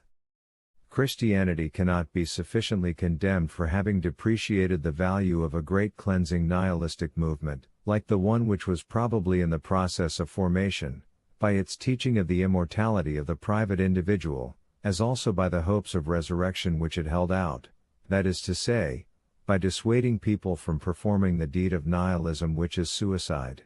In the latter's place it puts lingering suicide, and gradually a puny, meager, but durable life, gradually a perfectly ordinary, bourgeois, mediocre life, etc. 248. Christian moral quackery. Pity and contempt succeed each other at short intervals, and at the sight of them I feel as indignant as if I were in the presence of the most despicable crime. Here error is made a duty, a virtue, misapprehension has become a knack, the destructive instinct is systematized under the name of redemption. Here every operation becomes a wound, an amputation of those very organs whose energy would be the prerequisite to a return of health. And in the best of cases no cure is effected, all that is done is to exchange one set of evil symptoms for another set. And this pernicious nonsense, this systematized profanation and castration of life, passes for holy and sacred, to be in its service, to be an instrument of this art of healing, that is to say, to be a priest, is to be rendered distinguished, reverent, holy, and sacred. God alone could have been the author of this supreme art of healing. Redemption is only possible as a revelation, as an act of grace, as an unearned gift, made by the Creator Himself. Proposition 1. Spiritual healthiness is regarded as morbid, and creates suspicion. Proposition 2. The prerequisites of a strong, exuberant life, strong desires and passions, are reckoned as objections against strong and exuberant life. Proposition 3. Everything which threatens danger to man, and which can overcome and ruin him, is evil, and should be torn root and branch from his soul. Proposition 4. Man converted into a weak creature, inoffensive to himself and others, crushed by humility and modesty, and conscious of his weakness, in fact, the sinner, this is the desirable type, and one which one can produce by means of a little spiritual surgery. 249. What is it I protest against? That people should regard this paltry and peaceful mediocrity, this spiritual equilibrium which knows nothing of the fine impulses of great accumulations of strength, as something high, or possibly as the standard of all things. Bacon of Verulam says, Infimarum virtutum apud vulgus laus est, mediarum admiratio, supremarum sensus nullus. Christianity as a religion, however, belongs to the vulgus, it has no feeling for the highest kind of virtus. 250. Let us see what the genuine Christian does of all the things which his instincts forbid him to do. He covers beauty, pride, riches, self-reliance, brilliancy, knowledge, and power with suspicion and mud, in short, all culture. His object is to deprive the latter of its clean conscience. 251. The attacks made upon Christianity, hitherto, have been not only timid but false. So long as Christian morality was not felt to be a capital crime against life, its apologists had a good time. The question concerning the mere truth of Christianity, whether in regard to the existence of its God, or to the legendary history of its origin, not to speak of its astronomy and natural science, is quite beside the point so long as no inquiry is made into the value of Christian morality. Are Christian morals worth anything, or are they a profanation and an outrage, despite all the arts of holiness and seduction with which they are enforced? The question concerning the truth of the religion may be met by all sorts of subterfuges, and the most fervent believers can, in the end, avail themselves of the logic used by their opponents, in order to create a right for their side to assert that certain things are irrefutable, that is to say, they transcend the means employed to refute them. Nowadays this trick of dialectics is called Kantian criticism. 252. Christianity should never be forgiven for having ruined such men as Pascal. This is precisely what should be combated in Christianity, namely, that it has the will to break the spirit of the strongest and noblest natures. One should take no rest until this thing is utterly destroyed, the ideal of mankind which Christianity advances, the demands it makes upon men, and its nay and yea relative to humanity. The whole of the remaining absurdities, that is to say, Christian fable, Christian cobweb spinning in ideas and principles, and Christian theology, do not concern us. They might be 1,000 times more absurd and we should not raise a finger to destroy them. But what we do stand up against, is that ideal which, thanks to its morbid beauty and feminine seductiveness, thanks to its insidious and slanderous eloquence, appeals to all the cowardices and vanities of wearied souls, and the strongest have their moments of fatigue, as though all that which seems most useful and desirable at such moments, that is to say, confidence, artlessness, modesty, patience, love of one's like, resignation, submission to God, and a sort of self-surrender, were useful and desirable per se, as though the puny, modest abortion which in these creatures takes the place of a soul, this virtuous, mediocre animal and sheep of the flock, which deigns to call itself man, were not only to take precedence of the stronger, more evil, more passionate, more defiant, and more prodigal type of man, who by virtue of these very qualities is exposed to 100 times more dangers than the former,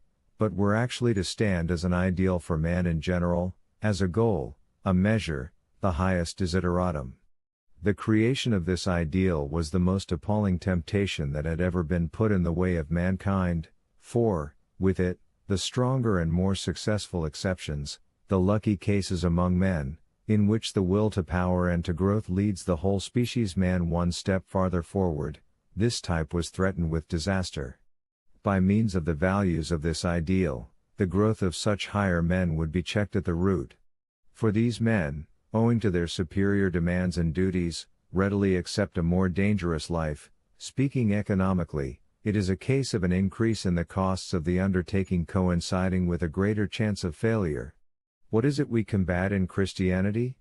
That it aims at destroying the strong, at breaking their spirit, at exploiting their moments of weariness and debility, at converting their proud assurance into anxiety and conscience trouble, that it knows how to poison the noblest instincts and to infect them with disease, until their strength, their will to power, turns inwards, against themselves, until the strong perish through their excessive self-contempt and self-immolation, that gruesome way of perishing, of which Pascal is the most famous example. 2. A criticism of morality. 1. The origin of moral valuations. 253. This is an attempt at investigating morality without being affected by its charm, and not without some mistrust in regard to the beguiling beauty of its attitudes and looks. A world which we can admire, which is in keeping with our capacity for worship, which is continually demonstrating itself, in small things or in large, this is the Christian standpoint which is common to us all. But owing to an increase in our astuteness, in our mistrust, and in our scientific spirit, also through a more developed instinct for truth, which again is due to Christian influence, this interpretation has grown ever less and less tenable for us. The craftiest of subterfuges, Kantian criticism. The intellect not only denies itself every right to interpret things in that way, but also to reject the interpretation once it has been made.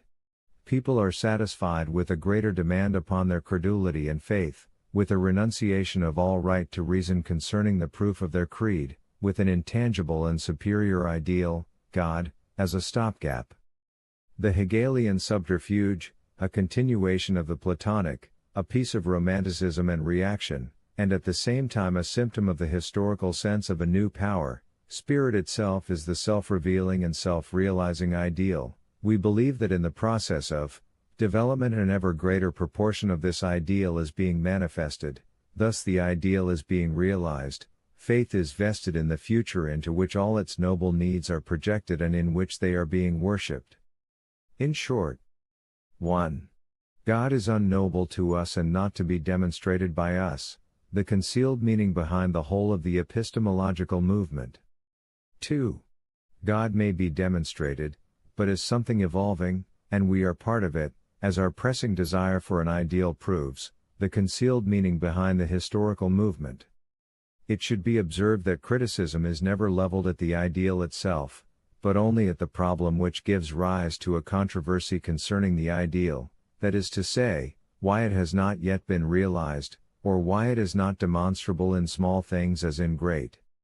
It makes all the difference, whether a man recognizes this state of distress as such owing to a passion or to a yearning in himself, or whether it comes home to him as a problem which he arrives at only by straining his thinking powers and his historical imagination to the utmost. Away from the religious and philosophical points of view we find the same phenomena. Utilitarianism, socialism and democracy, criticizes the origin of moral valuations, though it believes in them just as much as the Christian does. What guilelessness!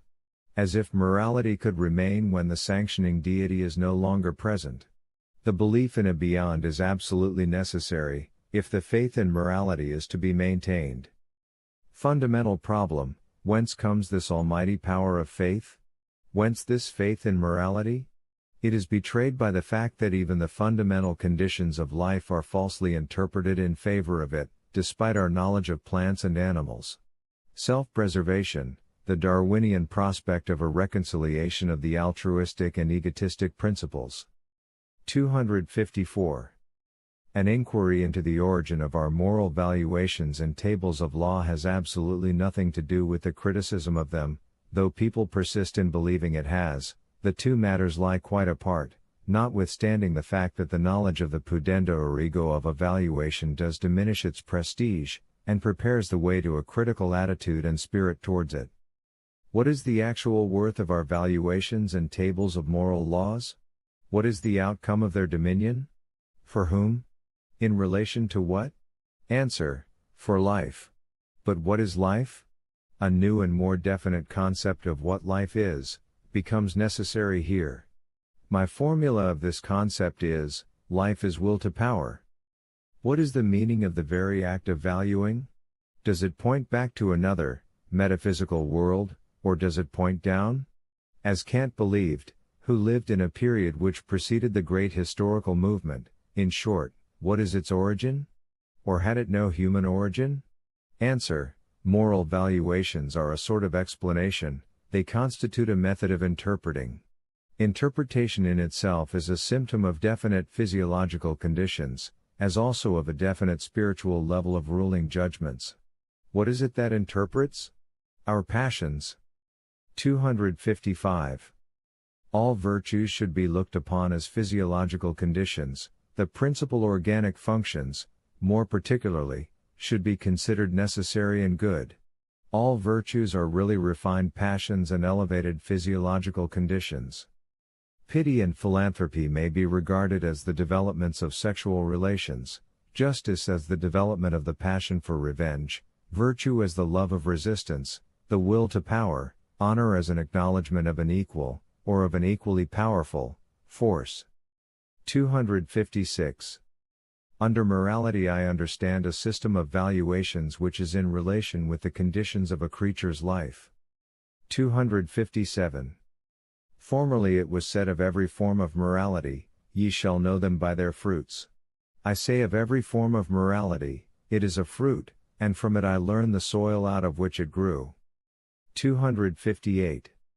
I have tried to understand all moral judgments as symptoms and a language of signs in which the processes of physiological prosperity or the reverse, as also the consciousness of the conditions of preservation and growth, are betrayed, a mode of interpretation equal in worth to astrology, prejudices, created by instincts, peculiar to races, communities, and different stages of existence, as, for instance, youth or decay, etc. Applying this principle to the morality of Christian Europe more particularly, we find that our moral values are signs of decline, of a disbelief in life, and of a preparation for pessimism. My leading doctrine is this: there are no moral phenomena, but only a moral interpretation of phenomena. The origin of this interpretation itself lies beyond the pale of morality. What is the meaning of the fact that we have imagined a contradiction in existence? This is of paramount importance. Behind all other valuations, those moral valuations stand commandingly. Supposing they disappear, according to what standard shall we then measure? And then of what value would knowledge be, etc., etc. 259. A point of view. In all valuations there is a definite purpose, the preservation of an individual, a community, a race, a state, a church, a belief, or a culture. Thanks to the fact that people forget that all valuing has a purpose, one and the same man may swarm with a host of contradictory valuations, and therefore with a host of contradictory impulses. This is the expression of disease in man as opposed to the health of animals, in which all the instincts answer certain definite purposes. This creature full of contradictions, however, has in his being a grand method of acquiring knowledge. He feels the pros and cons, he elevates himself to justice, that is to say, to the ascertaining of principles beyond the valuations good and evil. The wisest man would thus be the richest in contradictions. He would also be gifted with mental antennae wherewith he could understand all kinds of men, and with it all he would have his great moments, when all the chords in his being would ring in splendid unison, the rarest of accidents even in us. A sort of planetary movement. 260. To will is to will an object. But object, as an idea, involves a valuation. Whence do valuations originate? Is a permanent norm, pleasant or painful, their basis? But in an incalculable number of cases we first of all make a thing painful, by investing it with a valuation. The compass of moral valuations, they play a part in almost every mental impression. To us the world is colored by them. We have imagined the purpose and value of all things, owing to this we possess an enormous fund of latent power, but the study of comparative values teaches us that values which were actually opposed to each other have been held in high esteem, and that there have been many tables of laws, they could not, therefore, have been worth anything per se. The analysis of individual tables of laws revealed the fact that they were framed, often very badly, as the conditions of existence for limited groups of people, to ensure their maintenance. Upon examining modern men, we found that there are a large number of very different values to hand, and that they no longer contain any creative power. The fundamental principle, the condition of existence, is now quite divorced from the moral values. It is much more superfluous and not nearly so painful. It becomes an arbitrary matter. Chaos. Who creates the goal which stands above mankind and above the individual? Formerly morality was a preservative measure, but nobody wants to preserve any longer. There is nothing to preserve. Thus we are reduced to an experimental morality. Each must postulate a goal for himself. 261. What is the criterion of a moral action? 1. Its disinterestedness, 2. Its universal acceptation, etc. But this is parlor morality. Races must be studied and observed, and, in each case, the criterion must be discovered, as also the thing it expresses, a belief such as, this particular attitude or behavior belongs to the principal condition of our existence. Immoral means that which brings about ruin. Now all societies in which these principles were discovered have met with their ruin, A few of these principles have been used and used again, because every newly established community required them. This was the case, for instance, with "thou shalt not steal." In ages when people could not be expected to show any marked social instinct, as, for instance, in the age of the Roman Empire, the latter was, religiously speaking, directed towards the idea of spiritual salvation, or, in philosophical parlance, towards the greatest happiness. For even the philosophers of Greece did not feel any more for their polis. 262. The necessity of false values. A judgment may be refuted when it is shown that it was conditioned, but the necessity of retaining it is not thereby cancelled. Reasons can no more eradicate false values than they can alter astigmatism in a man's eyes. The need of their existence must be understood. They are the result of causes which have nothing to do with reasoning. 263. To see and reveal the problem of morality seems to me to be the new task and the principal thing of all. I deny that this has been done by moral philosophies heretofore. 264. How false and deceptive men have always been concerning the fundamental facts of their inner world. Here to have no eye, here to hold one's tongue, and here to open one's mouth. 265. There seems to be no knowledge or consciousness of the many revolutions that have taken place in moral judgments, and of the number of times that evil has really and seriously been christened good and vice versa. I myself pointed to one of these transformations with the word Sittlichkeit der Sitte. Note, the morality of custom. Even conscience has changed its sphere. Formerly there was such a thing as a gregarious pang of conscience. 266. Amorality as the work of immorality. 1. In order that moral values may attain to supremacy, a host of immoral forces and passions must assist them. 2. The establishment of moral values is the work of immoral passions and considerations. B. Morality as the work of error. C. Morality gradually contradicts itself. Requital, truthfulness, doubt, epoche, judging. The immorality of belief in morality. The steps. 1. Absolute dominion of morality, all biological phenomena measured and judged according to its values. 2.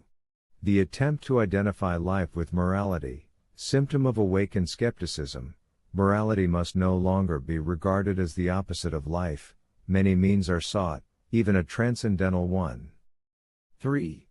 The opposition of life and morality. Morality condemned and sentenced by life. D. To what extent was morality dangerous to life? A. It depreciated the joy of living and the gratitude felt towards life, etc. B. It checked the tendency to beautify and to ennoble life. C. It checked the knowledge of life. D. It checked the unfolding of life, because it tried to set the highest phenomena thereof at variance with itself. E. Contra account, the usefulness of morality to life. 1. Morality may be a preservative measure for the general whole, it may be a process of uniting dispersed members, it is useful as an agent in the production of the man who is a tool. 2.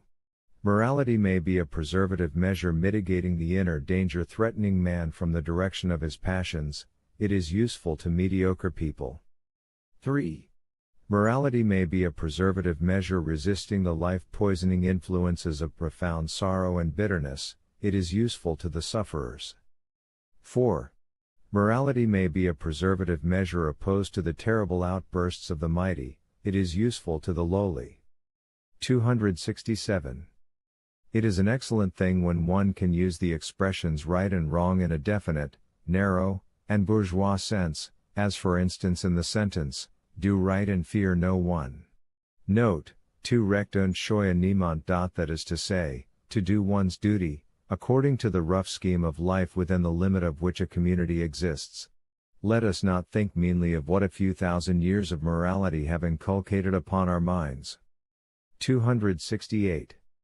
Two types of morality must not be confounded, the morality with which the instinct that has remained healthy defends itself from incipient decadence, and the other morality by means of which this decadence asserts itself, justifies itself, and leads downwards. The first named is usually stoical, hard, tyrannical. Stoicism itself was an example of the sort of drag chain morality we speak of. The other is gushing, sentimental, full of secrets. It has the women and beautiful feelings on its side. Primitive Christianity was an example of this morality. 269. I shall try to regard all moralizing, with one glance, as a phenomenon, also as a riddle. Moral phenomena have preoccupied me like riddles. Today I should be able to give a reply to the question, why should my neighbor's welfare be of greater value to me than my own? And why is it that my neighbor himself should value his welfare differently from the way in which I value it? That is to say, why should precisely my welfare be paramount in his mind? What is the meaning of this "thou shalt," which is regarded as given even by philosophers themselves?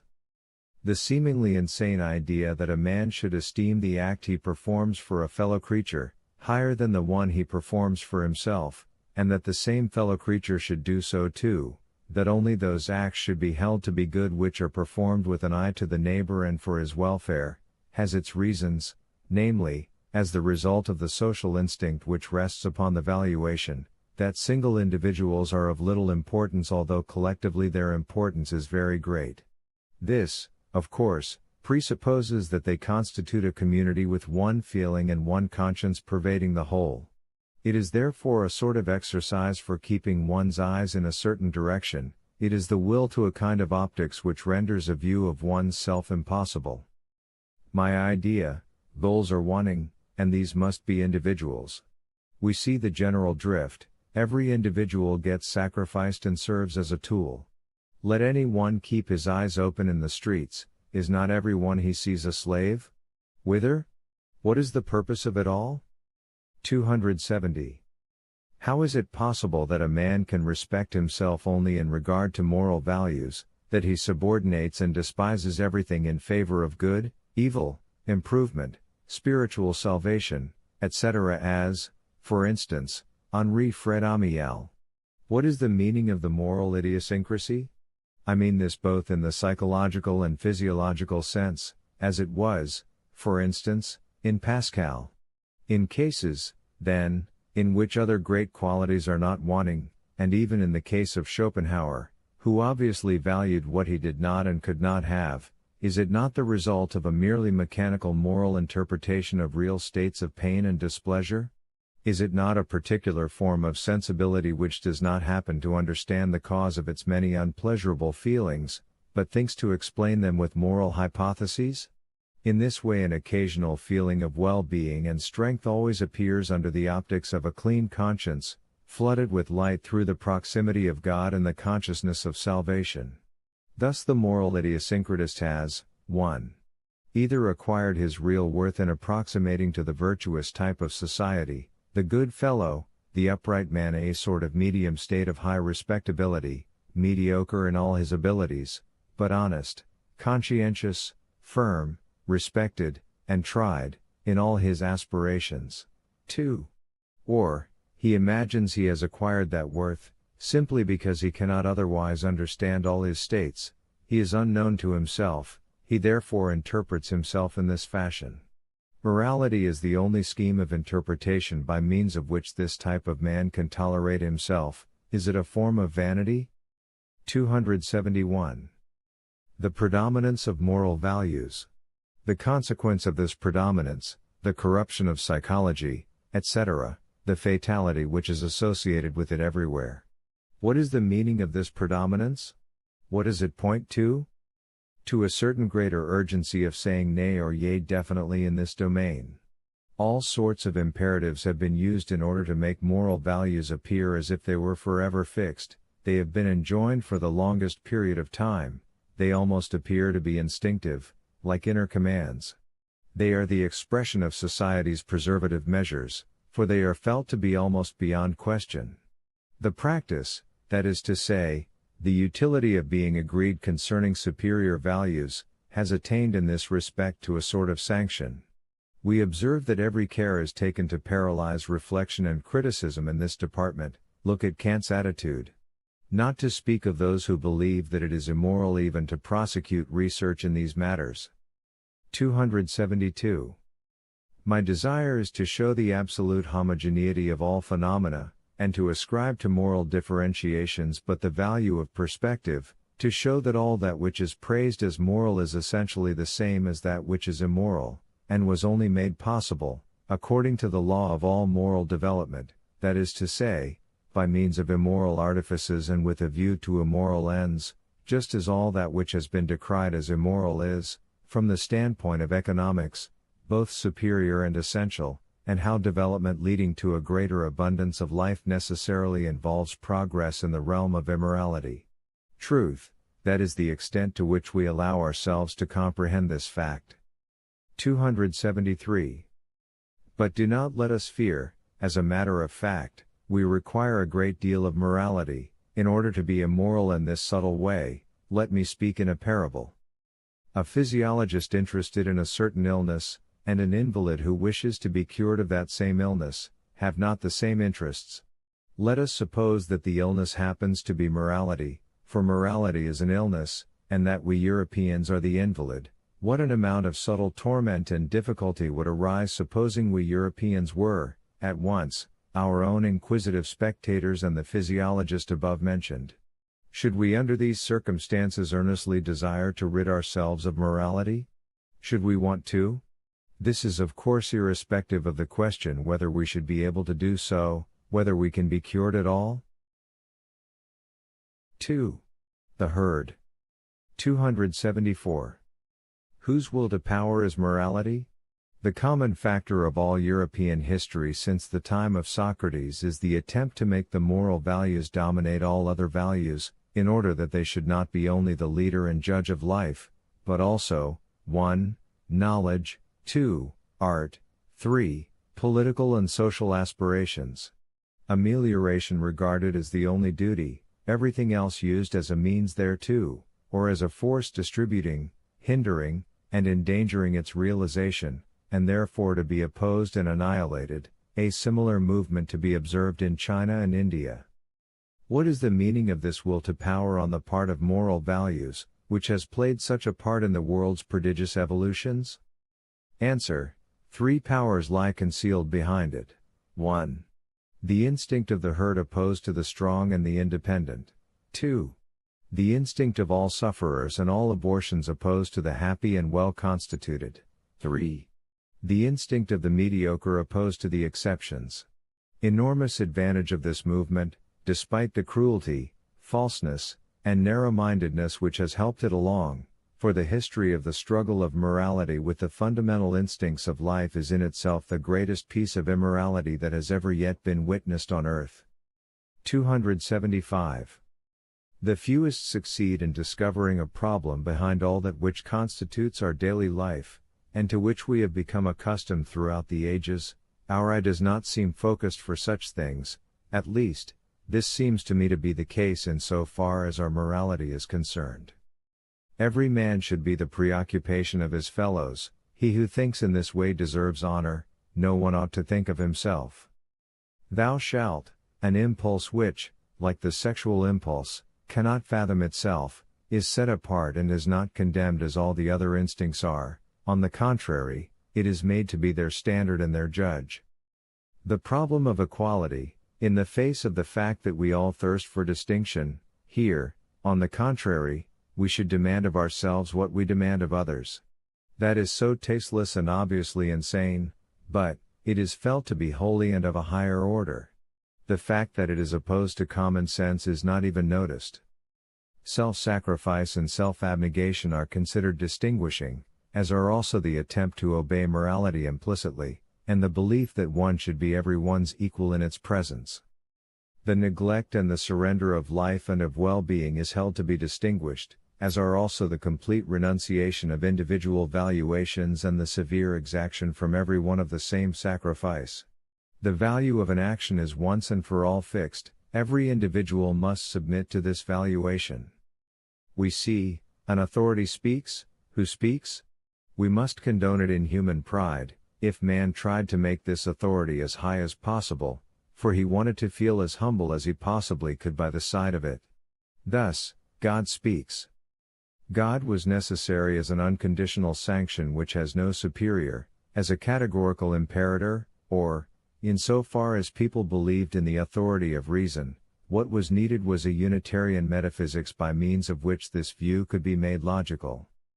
Now, admitting that faith in God is dead, the question arises once more, who speaks?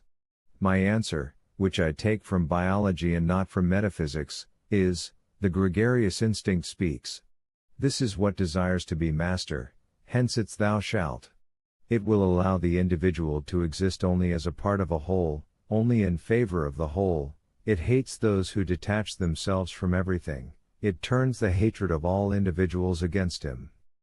276. The whole of the morality of Europe is based upon the values which are useful to the herd. The sorrow of all higher and exceptional men is explained by the fact that everything which distinguishes them from others reaches their consciousness in the form of a feeling of their own smallness and egregiousness. It is the virtues of modern men which are the causes of pessimistic gloominess. The mediocre, like the herd, are not troubled much with questions or with conscience, they are cheerful. Among the gloomy strong men, Pascal and Schopenhauer are noted examples. The more dangerous a quality seems to the herd, the more completely it is condemned. 277. The morality of truthfulness in the herd. Thou shalt be recognizable, thou shalt express thy inner nature by means of clear and constant signs, otherwise thou art dangerous, and supposing thou art evil, thy power of dissimulation is absolutely the worst thing for the herd. We despise the secretive and those whom we cannot identify. Consequently thou must regard thyself as recognizable, thou mayest not remain concealed from thyself, thou mayest not even believe in the possibility of thy ever changing. Thus, the insistence upon truthfulness has as its main object the recognizability and the stability of the individual. As a matter of fact, it is the object of education to make each gregarious unit believe in a certain definite dogma concerning the nature of man. Education first creates this dogma and thereupon exacts truthfulness. 278. Within the confines of a herd or of a community, that is to say, inter pares, the overestimation of truthfulness is very reasonable. A man must not allow himself to be deceived, and consequently he adopts as his own personal morality that he should deceive no one. A sort of mutual obligation among equals. In his dealings with the outside world, caution and danger demand that he should be on his guard against deception. The first psychological condition of this attitude would mean that he is also on his guard against his own people. Mistrust thus appears as the source of truthfulness. 279. A criticism of the virtues of the herd. Inertia is active. 1.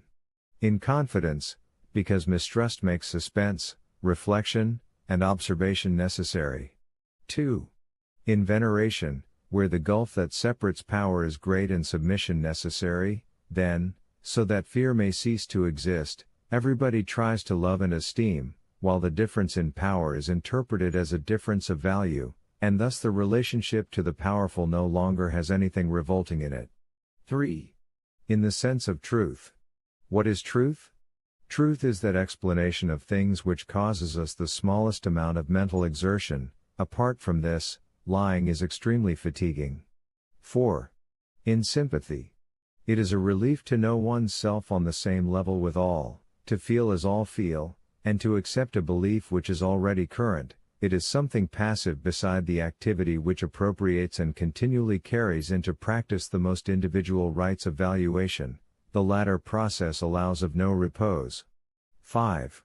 In impartiality and coolness of judgment, people scout the strain of being moved, and prefer to be detached and objective. 6. In uprightness, people prefer to obey a law which is to hand rather than to create a new one, rather than to command themselves and others. The fear of commanding, it is better to submit than to rebel. 7. In toleration, the fear of exercising a right or of enforcing a judgment. 280. The instinct of the herd values the juste milieu and the average as the highest and most precious of all things, the spot where the majority is to be found, and the air that it breathes there. In this way it is the opponent of all order of rank, it regards a climb from the level to the heights in the same light as a descent from the majority to the minority. The herd regards the exception, whether it be above or beneath its general level, as something which is antagonistic and dangerous to itself. Their trick in dealing with the exceptions above them, the strong, the mighty, the wise, and the fruitful, is to persuade them to become guardians, herdsmen, and watchmen, in fact, to become their head servants. Thus they convert a danger into a thing which is useful. In the middle, fear ceases. Here a man is alone with nothing, here there is not much room even for misunderstandings, here there is equality, here a man's individual existence is not felt as a reproach, but as the right existence, here contentment reigns supreme. Mistrust is active only towards the exceptions, to be an exception is to be a sinner. 281. If, in compliance with our communal instincts, we make certain regulations for ourselves and forbid certain acts, we do not of course, in common reason, forbid a certain kind of existence, nor a certain attitude of mind, but only a particular application and development of this existence and attitude of mind. But then the idealist of virtue, the moralist, comes along and says, God sees into the human heart. What matters it that ye abstain from certain acts, ye are not any better on that account. Answer, Mr. Long-Ears and Virtue Monger, we do not want to be better at all, we are quite satisfied with ourselves, all we desire is that we should not harm one another, and that is why we forbid certain actions when they take a particular direction, that is to say, when they are against our own interests, but that does not alter the fact that when these same actions are directed against the enemies of our community, against you, for instance, we are at a loss to know how to pay them sufficient honor. We educate our children up to them, we develop them to the fullest extent. Did we share that God-fearing radicalism which your holy craziness recommends, if we were greenhorns enough to condemn the source of those forbidden acts by condemning the heart and the attitude of mind which recommends them, that would mean condemning our very existence, and with it its greatest prerequisite, an attitude of mind, a heart, a passion which we revere with all our soul. By our decrees we prevent this attitude of mind from breaking out and venting itself in a useless way. We are prudent when we prescribe such laws for ourselves, we are also moral in so doing. Have you no idea, however vague, what sacrifices it has cost us, how much self-control, self-subjection, and hardness it has compelled us to exercise? We are vehement in our desires, there are times when we even feel as if we could devour each other. But the communal spirit is master of us. Have you observed that this is almost a definition of morality? 282. The weakness of the gregarious animal gives rise to a morality which is precisely similar to that resulting from the weakness of the decadent man. They understand each other, they associate with each other. The great decadent religions always rely upon the support of the herd. The gregarious animal, as such, is free from all morbid characteristics, it is in itself an invaluable creature, but it is incapable of taking any initiative. It must have a leader. The priests understand this. The state is not subtle, not secret enough, the art of directing consciences slips its grasp. How is the gregarious animal infected with illness by the priest? 283. The hatred directed against the privileged in body and spirit, the revolt of the ugly and bungled souls against the beautiful, the proud, and the cheerful. The weapons used, contempt of beauty, of pride, of happiness. There is no such thing as merit, the danger is enormous, it is right that one should tremble and feel ill at ease, naturalness is evil, it is right to oppose all that is natural, even reason, all that is anti-natural is elevated to the highest place. It is again the priests who exploit this condition, and who win the people over to themselves. The sinner over whom there is more joy in heaven than over the just person. This is the struggle against paganism, the pang of conscience, a measure for disturbing the harmony of the soul. The hatred of the mediocre for the exceptions, and of the herd for its independent members. Custom actually regarded as morality, the revulsion of feeling against egotism, that only is worth anything which is done for another. We are all equal, against the love of dominion, against dominion in general, against privilege, against sectarians, free spirits, and skeptics, against philosophy, a force opposing mechanical and automatic instincts, in philosophers themselves, the categorical imperative, the essential nature of morality, general and universal. 284. The qualities and tendencies which are praised, peacefulness, equity, moderation, modesty, reverence, respectfulness, bravery, chastity, honesty, fidelity, credulity, rectitude, confidence, resignation, pity, helpfulness, conscientiousness, simplicity, mildness, justice, generosity, leniency, obedience, disinterestedness, freedom from envy, good nature, industry. We must ascertain to what extent such qualities are conditioned as means to the attainment of certain desires and ends, often an evil end, or as results of dominating passions, for instance, intellectuality, or as the expressions of certain states of need, that is to say, as preservative measures, as in the case of citizens, slaves, women, etc. In short, every one of them is not considered good for its own sake, but rather because it approximates to a standard prescribed either by society or by the herd, as a means to the ends of the latter, as necessary for their preservation and enhancement, and also as the result of an actual gregarious instinct in the individual. These qualities are thus in the service of an instinct which is fundamentally different from these states of virtue. For the herd is antagonistic, selfish, and pitiless to the outside world, it is full of a love of dominion and of feelings of mistrust, etc.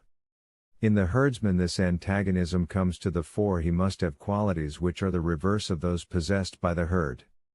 The mortal enmity of the herd towards all order of rank, its instinct is in favor of the leveler, Christ.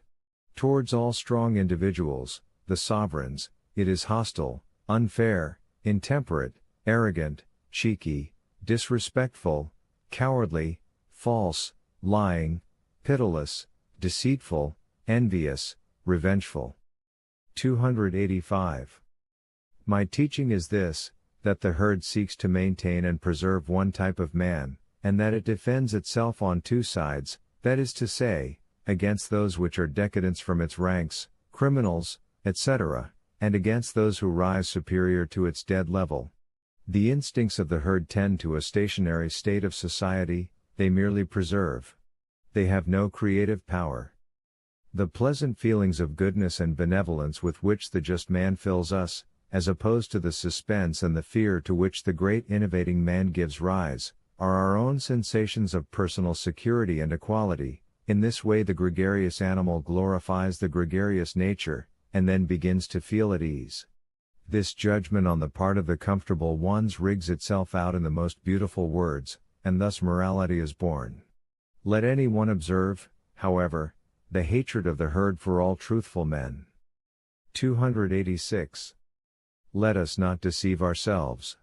When a man hears the whisper of the moral imperative in his breast, as altruism would have him hear it, he shows thereby that he belongs to the herd. When a man is conscious of the opposite feelings, that is to say, when he sees his danger and his undoing in disinterested and unselfish actions, then he does not belong to the herd. 287. My philosophy aims at a new order of rank, not at an individualistic morality. Translator's note: here is a broad distinction between Nietzsche and Herbert Spencer. The spirit of the herd should rule within the herd, but not beyond it. The leaders of the herd require a fundamentally different valuation for their actions, as do also the independent ones or the beasts of prey, etc. 3. General observations concerning morality. 288. Morality regarded as an attempt at establishing human pride. The free will theory is anti-religious. Its ultimate object is to bestow the right upon man to regard himself as the cause of his highest states and actions. It is a form of the growing feeling of pride. Man feels his power, his happiness, as they say. There must be a will behind these states, otherwise they do not belong to him. Virtue is an attempt at postulating a modicum of will, past or present, as the necessary antecedent to every exalted and strong feeling of happiness. If the will to certain actions is regularly present in consciousness, a sensation of power may be interpreted as its result. This is a merely psychological point of view, based upon the false assumption that nothing belongs to us which we have not consciously willed. The whole of the teaching of responsibility relies upon the ingenuous psychological rule that the will is the only cause, and that one must have been aware of having willed in order to be able to regard one's self as a cause. Then comes the counter-movement, that of the moral philosophers. These men still labor under the delusion that a man is responsible only for what he has willed. The value of man is then made a moral value, thus morality becomes a causa prima. For this there must be some kind of principle in man, and free will is posited as prima causa.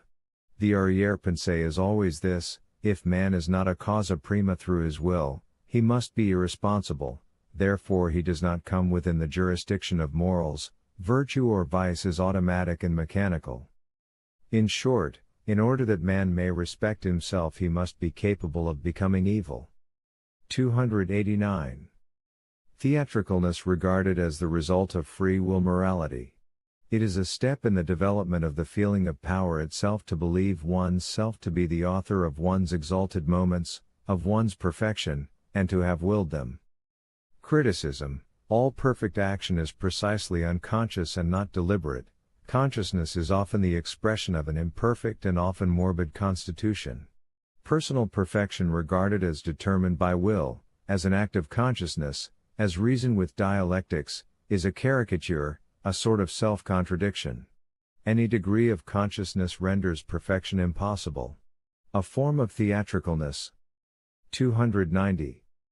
The moral hypothesis, designed with a view to justifying God, said, evil must be voluntary, simply in order that the voluntariness of goodness might be believed in, and again, all evil and suffering have an object which is salvation.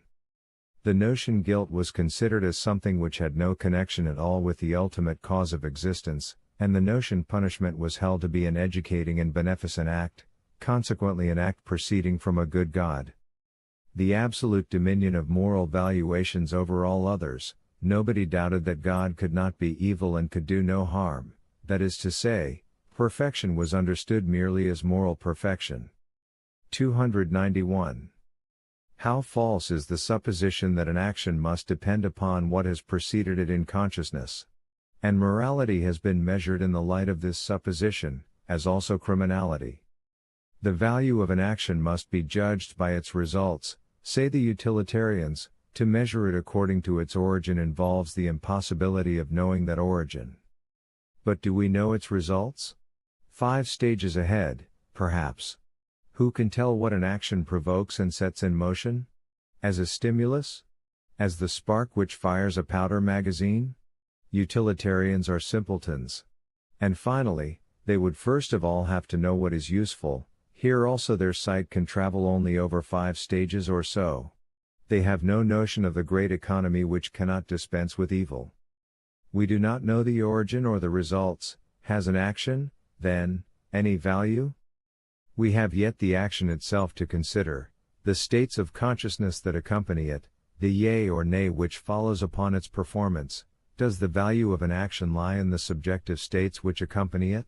In that case, the value of music would be measured according to the pleasure or displeasure which it occasions in us. Which it gives to the composer. Obviously feelings of value must accompany it, a sensation of power, restraint, or impotence, for instance, freedom or lightsomeness. Or, putting the question differently, could the value of an action be reduced to physiological terms? Could it be the expression of completely free or constrained life? Maybe its biological value is expressed in this way. If, then, an action can be judged neither in the light of its origin, nor its results, nor its accompaniments in consciousness, then its value must be ex unknown. 292. It amounts to a denaturalization of morality, to separate an action from a man, to direct hatred or contempt against sin, to believe that there are actions which are good or bad in themselves. The re-establishment of nature, an action in itself is quite devoid of value, The whole question is this: who performed it? One and the same crime may, in one case, be the greatest privilege, in the other infamy. As a matter of fact, it is the selfishness of the judges which interprets an action, in regard to its author, according as to whether it was useful or harmful to themselves, or in relation to its degree of likeness or unlikeness to them. 293. The concept reprehensible action presents us with some difficulties. Nothing in all that happens can be reprehensible in itself. One would not dare to eliminate it completely, for everything is so bound up with everything else, that to exclude one part would mean to exclude the whole. A reprehensible action, therefore, would mean a reprehensible world as a whole. And even then, in a reprehensible world even reprehending would be reprehensible. And the consequence of an attitude of mind that condemns everything, would be the affirmation of everything in practice. If becoming is a huge ring, everything that forms a part of it is of equal value, is eternal and necessary. In all correlations of yea and nay, of preference and rejection, love and hate, all that is expressed is a certain point of view, peculiar to the interests of a certain type of living organism. Everything that lives says yea by the very fact of its existence. 294. Criticism of the subjective feelings of value. Conscience. Formerly people argued, conscience condemns this action, therefore this action is reprehensible. But, as a matter of fact, conscience condemns an action because that action has been condemned for a long period of time. All conscience does is to imitate. It does not create values. That which first led to the condemnation of certain actions, was not conscience, but the knowledge of, or the prejudice against, its consequences. The approbation of conscience, the feeling of well-being, of inner peace, is of the same order of emotions as the artist's joy over his work. It proves nothing. Self-contentment proves no more in favor of that which gives rise to it, than its absence can prove anything against the value of the thing which fails to give rise to it. We are far too ignorant to be able to judge of the value of our actions. In this respect we lack the ability to regard things objectively. Even when we condemn an action, we do not do so as judges, but as adversaries. When noble sentiments accompany an action, they prove nothing in its favor. An artist may present us with an absolutely insignificant thing, though he be in the throes of the most exalted pathos during its production. It were wiser to regard these sentiments as misleading. They actually beguile our eye and our power, away from criticism, from caution and from suspicion, and the result often is that we make fools of ourselves. They actually make fools of us. 295. We are heirs to the conscience vivisection and self-crucifixion of 2,000 years. In these two practices lie perhaps our longest efforts at becoming perfect, our mastery, and certainly our subtlety. We have affiliated natural propensities with a heavy conscience. An attempt to produce an entirely opposite state of affairs would be possible, that is to say, to affiliate all desires of a beyond, all sympathy with things which are opposed to the senses, the intellect, and nature, in fact, all the ideals that have existed hitherto, which were all anti-worldly, with a heavy conscience. 296. The great crimes in psychology. 1. That all pain and unhappiness should have been falsified by being associated with what is wrong, guilt. Thus pain was robbed of its innocence. 2. That all strong emotions, wantonness, voluptuousness, triumph, pride, audacity, knowledge, assurance, and happiness in itself, were branded as sinful, as seductive, and as suspicious. 3. That feelings of weakness, inner acts of cowardice, lack of personal courage, should have decked themselves in the most beautiful words, and have been taught as desirable in the highest degree. 4. That greatness in man should have been given the meaning of disinterestedness, self-sacrifice for another's good, for other people, that even in the scientist and the artist, the elimination of the individual personality is presented as the cause of the greatest knowledge and ability. 5. That love should have been twisted round to mean submission, and altruism, whereas it is in reality an act of appropriation or of bestowal, resulting in the last case from a superabundance in the wealth of a given personality. Only the wholest people can love, the disinterested ones, the objective ones, are the worst lovers, just ask the girls. This principle also applies to the love of God or of the home country. A man must be able to rely absolutely upon himself. Egotism may be regarded as the preeminence of the ego, altruism as the preeminence of others. 6. Life regarded as a punishment, happiness as a means of seduction, the passions regarded as devilish, confidence in oneself as godless. The whole of psychology is a psychology of obstacles, a sort of barricade built out of fear. On the one hand we find the masses, the botched and bungled, the mediocre, defending themselves, by means of it, against the strong, and finally destroying them in their growth. On the other hand, we find all the instincts with which these classes are best able to prosper, sanctified and alone held in honor by them. Let anyone examine the Jewish priesthood. 297. The vestiges of the depreciation of nature through moral transcendence, the value of disinterestedness, the cult of altruism, the belief in a reward in the play of natural consequences, the belief in goodness and in genius itself, as if the one, like the other, were the result of disinterestedness, the continuation of the Church's sanction of the life of the citizen, the absolutely deliberate misunderstanding of history, as a means of educating up to morality, or pessimism in the attitude taken up towards history. The latter is just as much a result of the depreciation of nature, as is that pseudo-justification of history, that refusal to see history as the pessimist sees it. 298. Morality for its own sake. This is an important step in the denaturalization of morals. In itself it appears as a final value. In this phase religion has generally become saturated with it, as, for instance, in the case of Judaism. It likewise goes through a phase in which it separates itself from religion, and in which no God is moral enough for it. It then prefers the impersonal ideal. This is how the case stands at present. Art for art's sake. This is a similarly dangerous principle. By this means a false contrast is lent to things. It culminates in the slander of reality, idealizing into the hateful. When an ideal is severed from reality, the latter is debased, impoverished, and calumniated. Beauty for beauty's sake, truth for truth's sake, goodness for goodness' sake. These are three forms of the evil eye for reality. Art, knowledge, and morality are means. Instead of recognizing a life-promoting tendency in them, they have been associated with the opposite of life. With God they have also been regarded as revelations of a higher world, which here and there transpires through them. Beautiful and ugly, true and false, good and evil, these things are distinctions and antagonisms which betray the preservative and promotive measures of life, not necessarily of man alone, but of all stable and enduring organisms which take up a definite stand against their opponents. The war which thus ensues is the essential factor. It is a means of separating things, leading to stronger isolation. 299. Moral naturalism, the tracing back of apparently independent and supernatural values to their real nature, that is to say, to natural immorality, to natural utility, etc.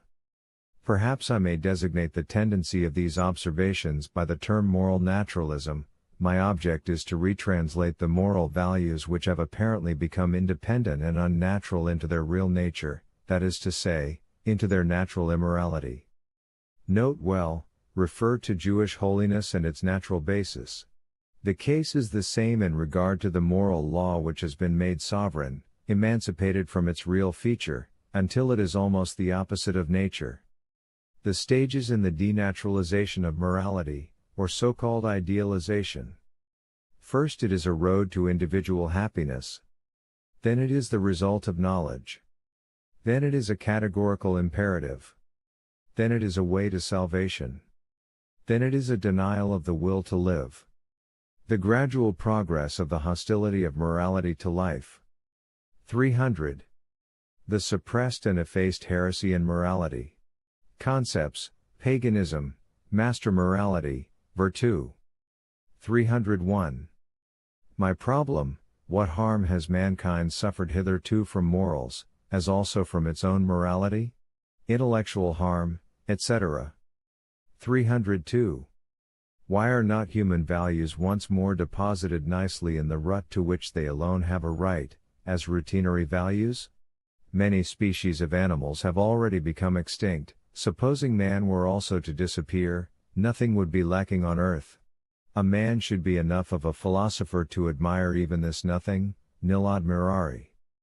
303. Man, a small species of very excitable animals, which, fortunately, has its time. Life in general on earth is a matter of a moment, an incident, an exception that has no consequence, something which is of no importance whatever to the general character of the earth. The earth itself is, like every star, a hiatus between two nonentities, an event without a plan, without reason, will, or self-consciousness, the worst kind of necessity, foolish necessity. Something in us rebels against this view. The serpent vanity whispers to our hearts, all this must be false because it is revolting. Could not all this be appearance? And man in spite of all, to use Kant's words. 4. How virtue is made to dominate. 304. Concerning the ideal of the moralist. In this treatise we wish to speak of the great politics of virtue. We wrote it for the use of all those who are interested, not so much in the process of becoming virtuous as in that of making others virtuous, in how virtue is made to dominate. I even intend to prove that in order to desire this one thing, the dominion of virtue, the other must be systematically avoided, that is to say, one must renounce all hopes of becoming virtuous. This sacrifice is great, but such an end is perhaps a sufficient reward for such a sacrifice. And even greater sacrifices? And some of the most famous moralists have risked as much. For these, indeed, had already recognized and anticipated the truth which is to be revealed for the first time in this treatise, that the dominion of virtue is absolutely attainable only by the use of the same means which are employed in the attainment of any other dominion, in any case not by means of virtue itself. As I have already said, this treatise deals with the politics of virtue. It postulates an ideal of these politics, it describes it as it ought to be, if anything at all can be perfect on this earth. Now, no philosopher can be in any doubt as to what the type of perfection is in politics. It is, of course, Machiavellianism. But Machiavellianism which is pure, sans mélange, cru, vert, dans toute sa force, dans toute son esprit, is superhuman, divine, transcendental, and can never be achieved by man. The most he can do is to approximate it. Even in this narrower kind of politics, in the politics of virtue, the ideal never seems to have been realized. Plato, too, only bordered upon it. Granted that one have eyes for concealed things, one can discover, even in the most guileless and most conscious moralists, and this is indeed the name of these moral politicians and of the founders of all newer moral forces, traces showing that they too paid their tribute to human weakness. They all aspired to virtue on their own account, at least in their moments of weariness, and this is the leading and most capital error on the part of any moralist, whose duty it is to be an immoralist in deeds. That he must not exactly appear to be the latter, is another matter. Or rather it is not another matter, systematic self-denial of this kind, or, expressed morally, dissimulation, belongs to, and is part and parcel of, the moralist's canon and of his self-imposed duties. Without it he can never attain to his particular kind of perfection. Freedom from morality and from truth when enjoyed for that purpose which rewards every sacrifice, for the sake of making morality dominate, that is the canon. Moralists are in need of the attitudes of virtue, as also of the attitudes of truth. Their error begins when they yield to virtue, when they lose control of virtue, when they themselves become moral or true. A great moralist is, among other things, necessarily a great actor. His only danger is that his pose may unconsciously become a second nature, just like his ideal, which is to keep his esse and his operari apart in a divine way. Everything he does must be done sub specie boni, a lofty, remote, and exacting ideal. A divine ideal. And, as a matter of fact, They say that the moralist thus imitates a model which is no less than God himself, God, the greatest immoralist in deeds that exists, but who nevertheless understands how to remain what he is, the good God. 305. The dominion of virtue is not established by means of virtue itself. With virtue itself, one renounces power, one loses the will to power. 306. The victory of a moral ideal is achieved by the same immoral means as any other victory: violence, lies, slander, injustice. 307. He who knows the way fame originates will be suspicious even of the fame virtue enjoys. 308.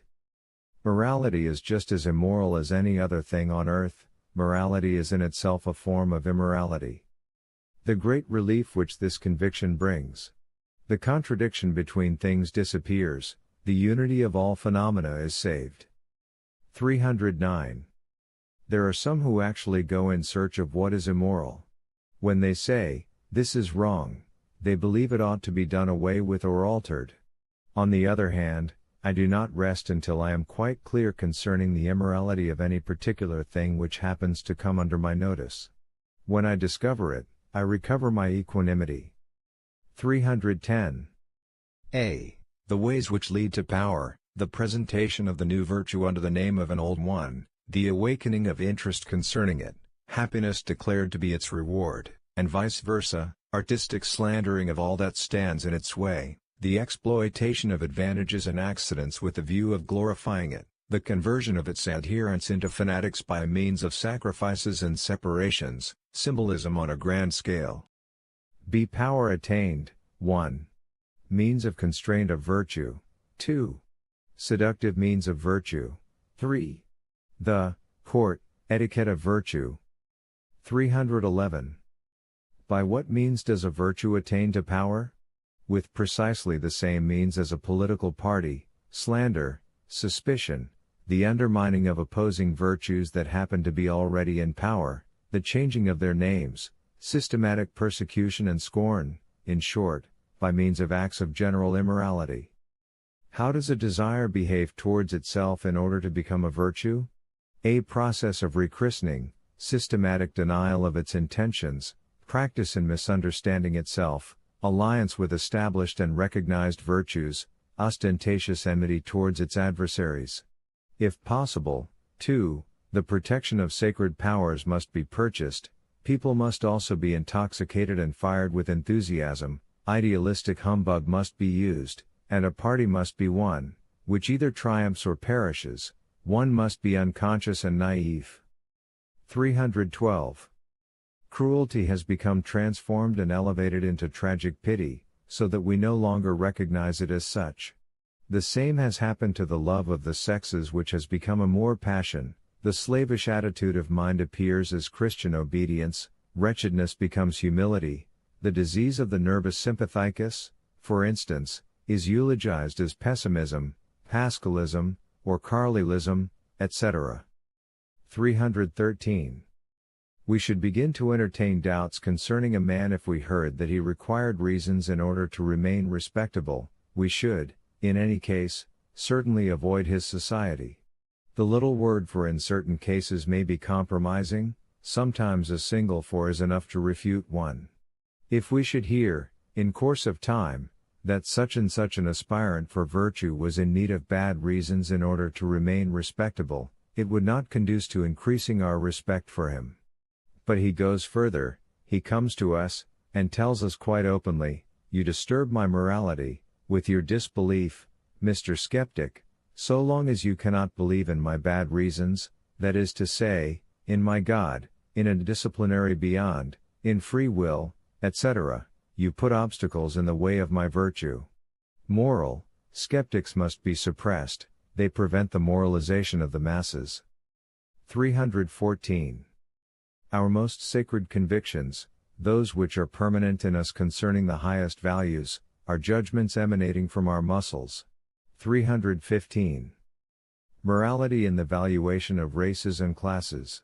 In view of the fact that the passions and fundamental instincts in every race and class express the means which enable the latter to preserve themselves, or at least the means which have enabled them to live for the longest period of time. To call them virtuous practically means that they change their character, shed their skins, and blot out their past. It means that they should cease from differentiating themselves from others. It means that they are getting to resemble each other in their needs and aspirations, or, more exactly, that they are declining. It means that the will to one kind of morality is merely the tyranny of the particular species, which is adapted to that kind of morality, over other species. It means a process of annihilation or general leveling in favor of the prevailing species, whether it be to render the non-prevailing species harmless, or to exploit them, the abolition of slavery, a so-called tribute to human dignity, in truth, the annihilation of a fundamentally different species, the undermining of its values and its happiness. The qualities which constitute the strength of an opposing race or class are declared to be the most evil and pernicious things it has, for by means of them it may be harmful to us. Its virtues are slandered and rechristened. When a man or a people harm us, their action constitutes an objection against them, but from their point of view we are desirable, because we are such as can be useful to them. The insistence upon spreading humaneness, which guilelessly starts out with the assumption that it is in possession of the formula "what is human," is all humbug, beneath the cover of which a certain definite type of man strives to attain to power, or, more precisely, a very particular kind of instinct, the gregarious instinct. The equality of men, this is what lies concealed behind the tendency of making ever more and more men alike as men. The interested nature of the morality of ordinary people.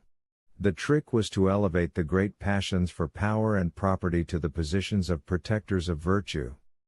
To what extent do all kinds of businessmen and money grabbers, all those who give and take credit, find it necessary to promote the leveling of all characters and notions of value? The commerce and the exchange of the world leads to, and almost purchases, virtue. The state exercises the same influence, as does also any sort of ruling power at the head of officials and soldiers. Science acts in the same way, in order that it may work in security and economize its forces. And the priesthood does the same.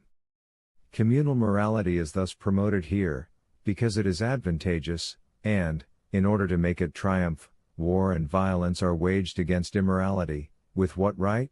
Without any right whatsoever, but in accordance with the instinct of self-preservation. The same classes avail themselves of immorality when it serves their purpose to do so. 316. Observe the hypocritical color which all civil institutions are painted, just as if they were the offshoots of morality, for instance, marriage, work, calling, patriotism, the family, order, and rights. But as they were all established in favor of the most mediocre type of man, to protect him from exceptions and the need of exceptions, one must not be surprised to find them sown with lies. 317. Virtue must be defended against its preachers, they are its worst enemies. For they teach virtue as an ideal for all, they divest virtue of the charm which consists in its rareness, its inimitableness, its exceptional and non-average character, that is to say, of its aristocratic charm. A stand must also be made against those embittered idealists who eagerly tap all pots and are satisfied to hear them ring hollow. What ingenuousness, to demand great and rare things, and then to declare, with anger and contempt of one's fellows, that they do not exist.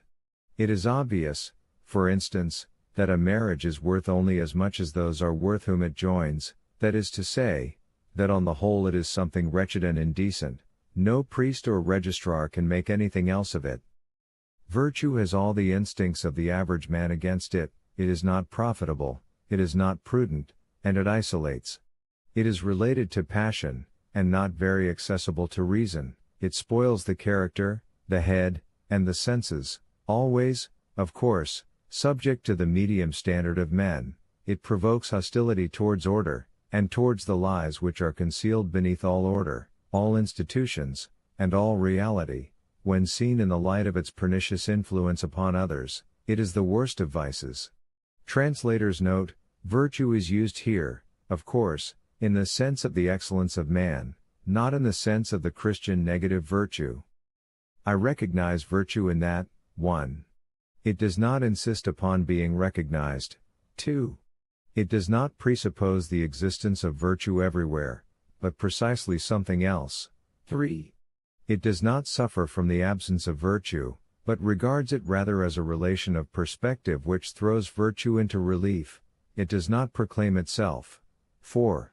It makes no propaganda. 5. It allows no one to pose as judge because it is always a personal virtue. 6. It does precisely what is generally forbidden. Virtue as I understand it is the actual vetitum within all gregarious legislation. 7. In short, I recognize virtue in that it is in the Renaissance style virtu, free from all moralic acid. 318.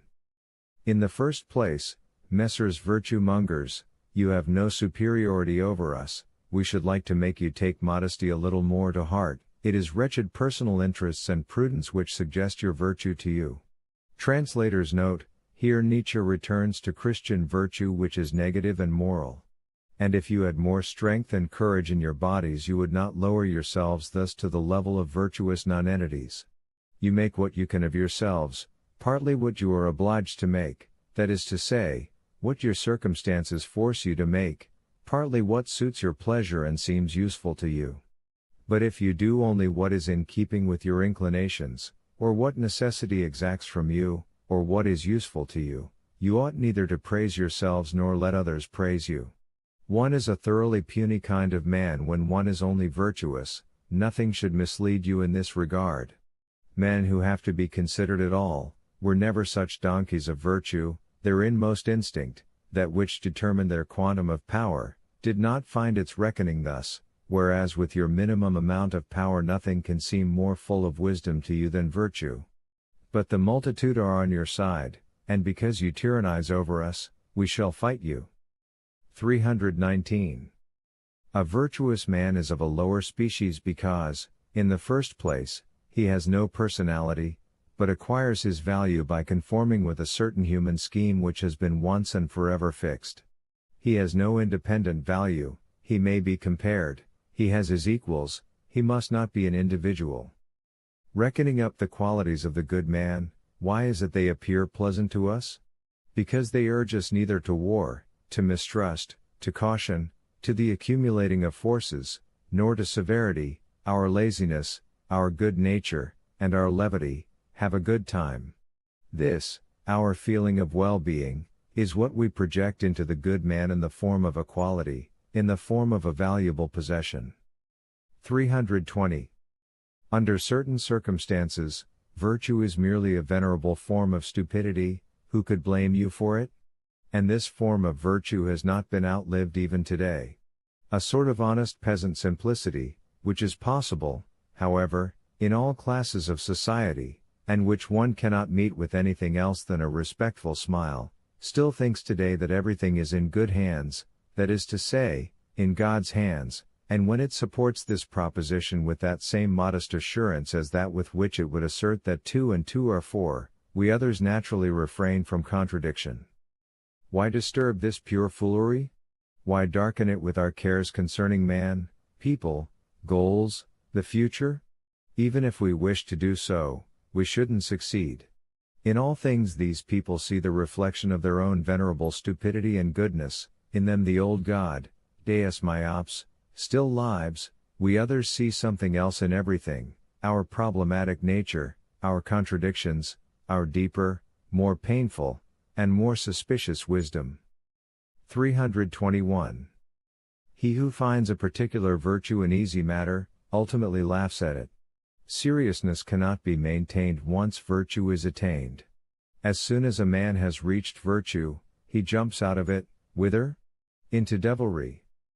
Meanwhile, how intelligent all our evil tendencies and impulses have become. What an amount of inquisitiveness torments them. They are all fishhooks of knowledge. 322. The idea is to associate vice with something so terrible that at last one is obliged to run away from it in order to be rid of its associations. This is the well-known case of Tannhäuser. Tannhäuser, brought to his wits' end by Wagnerian music, cannot endure life any longer even in the company of Mrs. Venus. Suddenly virtue begins to have a charm for him, a Thuringian virgin goes up in price, and what is even worse still, he shows a liking for Wolfram von Eschenbach's melody. 323. The patrons of virtue. Lust of property, lust of power, laziness, simplicity, fear, all these things are interested in virtue, that is why it stands so securely. 324. Virtue is no longer believed in, its powers of attraction are dead, what is needed is someone who will once more bring it into the market in the form of an outlandish kind of adventure and of dissipation. It exacts too much extravagance and narrow-mindedness from its believers to allow of conscience not being against it today. Certainly, for people, without either consciences or scruples, this may constitute its new charm, it is now what it has never been before, a vice. 325. Virtue is still the most expensive vice, let it remain so. 326. Virtues are as dangerous as vices, in so far as they are allowed to rule over one as authorities and laws coming from outside, and not as qualities one develops oneself. The latter is the only right way, they should be the most personal means of defense and most individual needs, the determining factors of precisely our existence and growth, which we recognize and acknowledge independently of the question whether others grow with us with the help of the same or of different principles. This view of the danger of the virtue which is understood as impersonal and objective also holds good of modesty. Through modesty many of the choicest intellects perish. The morality of modesty is the worst possible softening influence for those souls for which it is preeminently necessary that they become hard betimes. 327. The domain of morality must be reduced and limited step by step. The names of the instincts which are really active in this sphere must be drawn into the light of day and honored, after have lain all this time in the concealment of hypocritical names of virtue. Out of respect for one's honesty, which makes itself heard ever more and more imperiously, one ought to unlearn the shame which makes one deny and explain away all natural instincts. The extent to which one can dispense with virtue is the measure of one's strength, and a height may be imagined where the notion virtue is understood in such a way as to be reminiscent of virtu, the virtue of the Renaissance, free from moralic acid. But for the moment, how remote this ideal seems. The reduction of the domain of morality is a sign of its progress. Wherever, hitherto, thought has not been guided by causality, thinking has taken a moral turn. 328. After all, what have I achieved? Let us not close our eyes to this wonderful result. I have lent new charms to virtue, it now affects one in the same way as something forbidden. It has our most subtle honesty against it, it is salted in the cum grano salis of the scientific pang of conscience. It savors of antiquity and of old fashion, and thus it is at last beginning to draw refined people and to make them inquisitive. In short, it affects us like a vice. Only after we have once recognized that everything consists of lies and appearance, shall we have again earned the right to uphold this most beautiful of all fictions, virtue. There will then remain no further reason to deprive ourselves of it, only when we have shown virtue to be a form of immorality do we again justify it. It then becomes classified, and likened, in its fundamental features, to the profound and general immorality of all existence, of which it is then shown to be a part. It appears as a form of luxury of the first order, the most arrogant, the dearest, and rarest form of vice. We have robbed it of its grimaces and divested it of its drapery, we have delivered it from the importunate familiarity of the crowd, we have deprived it of its ridiculous rigidity, its empty expression, its stiff false hair, and its hieratic muscles. 329. And is it supposed that I have thereby done any harm to virtue? Just as little as anarchists do to princes. Only since they have been shot at, have they once more sat securely on their thrones. For thus it has always been and will ever be, one cannot do a thing a better service than to persecute it and to run it to earth. This, I have done. 5. The moral ideal. A criticism of ideals. 330. It were the thing to begin this criticism in such wise as to do away with the word ideal, a criticism of desiderata. 331. Only the fewest amongst us are aware of what is involved, from the standpoint of desirability, in every thus should it be, but it is not, or even thus it ought to have been. Such expressions of opinion involve a condemnation of the whole course of events. For there is nothing quite isolated in the world, the smallest thing bears the largest on its back, on thy small injustice the whole nature of the future depends, the whole is condemned by every criticism which is directed at the smallest part of it. Now granting that the moral norm, even as Kant understood it, is never completely fulfilled, and remains like a sort of beyond hanging over reality without ever falling down to it, then morality would contain in itself a judgment concerning the whole, which would still, however, allow of the question, whence does it get the right thereto? How does the part come to acquire this judicial position relative to the whole? And if, as some have declared, this moral condemnation of, and dissatisfaction with, reality, is an ineradicable instinct, is it not possible that this instinct may perhaps belong to the ineradicable stupidities and immodesties of our species? But in saying this, we are doing precisely what we deprecate. The point of view of desirability and of unauthorized fault-finding is part and parcel of the whole character of worldly phenomena, just as every injustice and imperfection is. It is our very notion of perfection which is never gratified. Every instinct which desires to be indulged gives expression to its dissatisfaction with the present state of things. How? Is the whole perhaps made up of a host of dissatisfied parts, which all have desiderata in their heads? Is the course of things perhaps the road hence? The road leading away from reality, that is to say, eternal dissatisfaction in itself? Is the conception of desiderata perhaps the essential motive power of all things? Is it, Deus? It seems to me of the utmost importance that we should rid ourselves of the notion of the whole, of an entity, and of any kind of power or form of the unconditioned. For we shall never be able to resist the temptation of regarding it as the supreme being, and of christening it God. The all must be subdivided, we must unlearn our respect for it, and reappropriate that which we have lent the unknown and an imaginary entity, for the purposes of our neighbor and ourselves.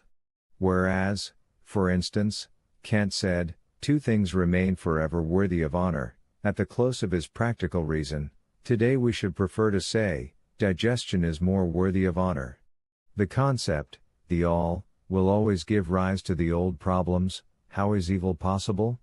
Etc. Therefore, there is no all, there is no great sensorium or inventarium or power magazine. 332. A man as he ought to be, this sounds to me in just as bad taste as, a tree as it ought to be. 333. Ethics, or the philosophy of desirability. Things ought to be otherwise, things ought to become different, dissatisfaction would thus seem the heart of ethics. One could find a way out of it, first, by selecting only those states in which one is free from emotion, secondly, by grasping the insolence and stupidity of the attitude of mind, for to desire that something should be otherwise than it is, means to desire that everything should be different. It involves a damaging criticism of the whole. But life itself consists in such desiring. To ascertain what exists, how it exists seems an ever so much higher and more serious matter than every thus should it be, because the latter, as a piece of human criticism and arrogance, appears to be condemned as ludicrous from the start. It expresses a need which would fain have the organization of the world correspond with our human well-being, and which directs the will as much as possible towards the accomplishment of that relationship. On the other hand, this desire, thus it ought to be, has only called forth that other desire, what exists? The desire of knowing what exists, is already a consequence of the question, how? Is it possible? Why precisely so? Our wonder at the disagreement between our desires and the course of the world has led to our learning to know the course of the world. Perhaps the matter stands differently, maybe the expression, thus it ought to be, is merely the utterance of our desire to overcome the world. 334. Today, when every attempt at determining how man should be, is received with some irony, When we adhere to the notion that in spite of all one only becomes what one is, in spite of all, that is to say, education, instruction, environment, accident, and disaster, in the matter of morality we have learnt, in a very peculiar way, how to reverse the relation of cause and effect. Nothing perhaps distinguishes us more than this from the ancient believers in morality. We no longer say, for instance, vice is the cause of a man's physical ruin, and we no longer say, a man prospers with virtue because it brings a long life and happiness. Our minds today are much more inclined to the belief that vice and virtue are not causes but only effects. A man becomes a respectable member of society because he was a respectable man from the start, that is to say, because he was born in possession of good instincts and prosperous propensities. Should a man enter the world poor, and the son of parents who are neither economical nor thrifty, he is insusceptible of being improved, that is to say, he is only fit for the prison or the madhouse. Today we are no longer able to separate moral from physical degeneration. The former is merely a complicated symptom of the latter. A man is necessarily bad just as he is necessarily ill. Bad, this word here stands for a certain lack of capacity which is related physiologically with the degenerating type, for instance, a weak will, an uncertain and many-sided personality, the inability to resist reacting to a stimulus and to control one's self, and a certain constraint resulting from every suggestion proceeding from another's will. Vice is not a cause, it is an effect. Vice is a somewhat arbitrary epitome of certain effects resulting from physiological degeneracy. A general proposition such as that which Christianity teaches, namely, man is evil, would be justified provided one were justified in regarding a given type of degenerate man as normal. But this may be an exaggeration. Of course, wherever Christianity prospers and prevails, the proposition holds good, for then the existence of an unhealthy soil, of a degenerate territory, is demonstrated. 335.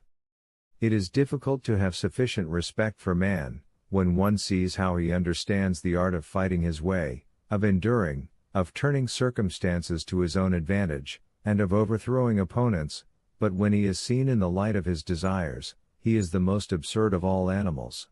It is just as if he required a playground for his cowardice, his laziness, his feebleness, his sweetness, his submissiveness, where he recovers from his strong virile virtues. Just look at man's desiderata and his ideals. Man, when he desires, tries to recover from that which is eternally valuable in him, from his deeds, and then he rushes into nonentity, absurdity, valuelessness, childishness.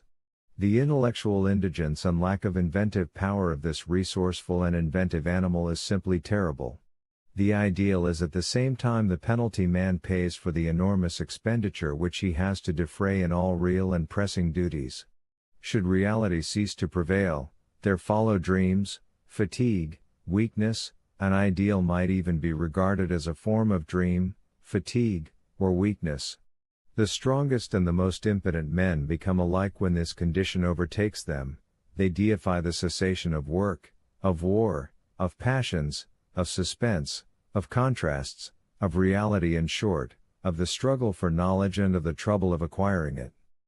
Innocence to them is idealized stultification, blessedness is idealized idleness, love, the ideal state of the gregarious animal that will no longer have an enemy. And thus everything that lowers and belittles man is elevated to an ideal. 336.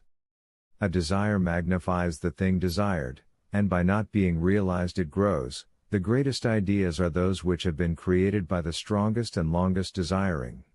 Things grow ever more valuable in our estimation, the more our desire for them increases. If moral values have become the highest values, it simply shows that the moral ideal is the one which has been realized least, and thus it represented the beyond to all suffering, as a road to blessedness. Man, with ever-increasing ardor, has only been embracing clouds, and ultimately called his desperation and impotence God. 337. Think of the naivete of all ultimate desiderata when the wherefore of man remains unknown. 338. What is the counterfeit coinage of morality? First of all, we should know what good and evil mean. That is as good as wishing to know why man is here, and what his goal or his destiny is. And that means that one would fain know that man actually has a goal or a destiny. 339. The very obscure and arbitrary notion that humanity has a general duty to perform, and that, as a whole, it is striving towards a goal, is still in its infancy.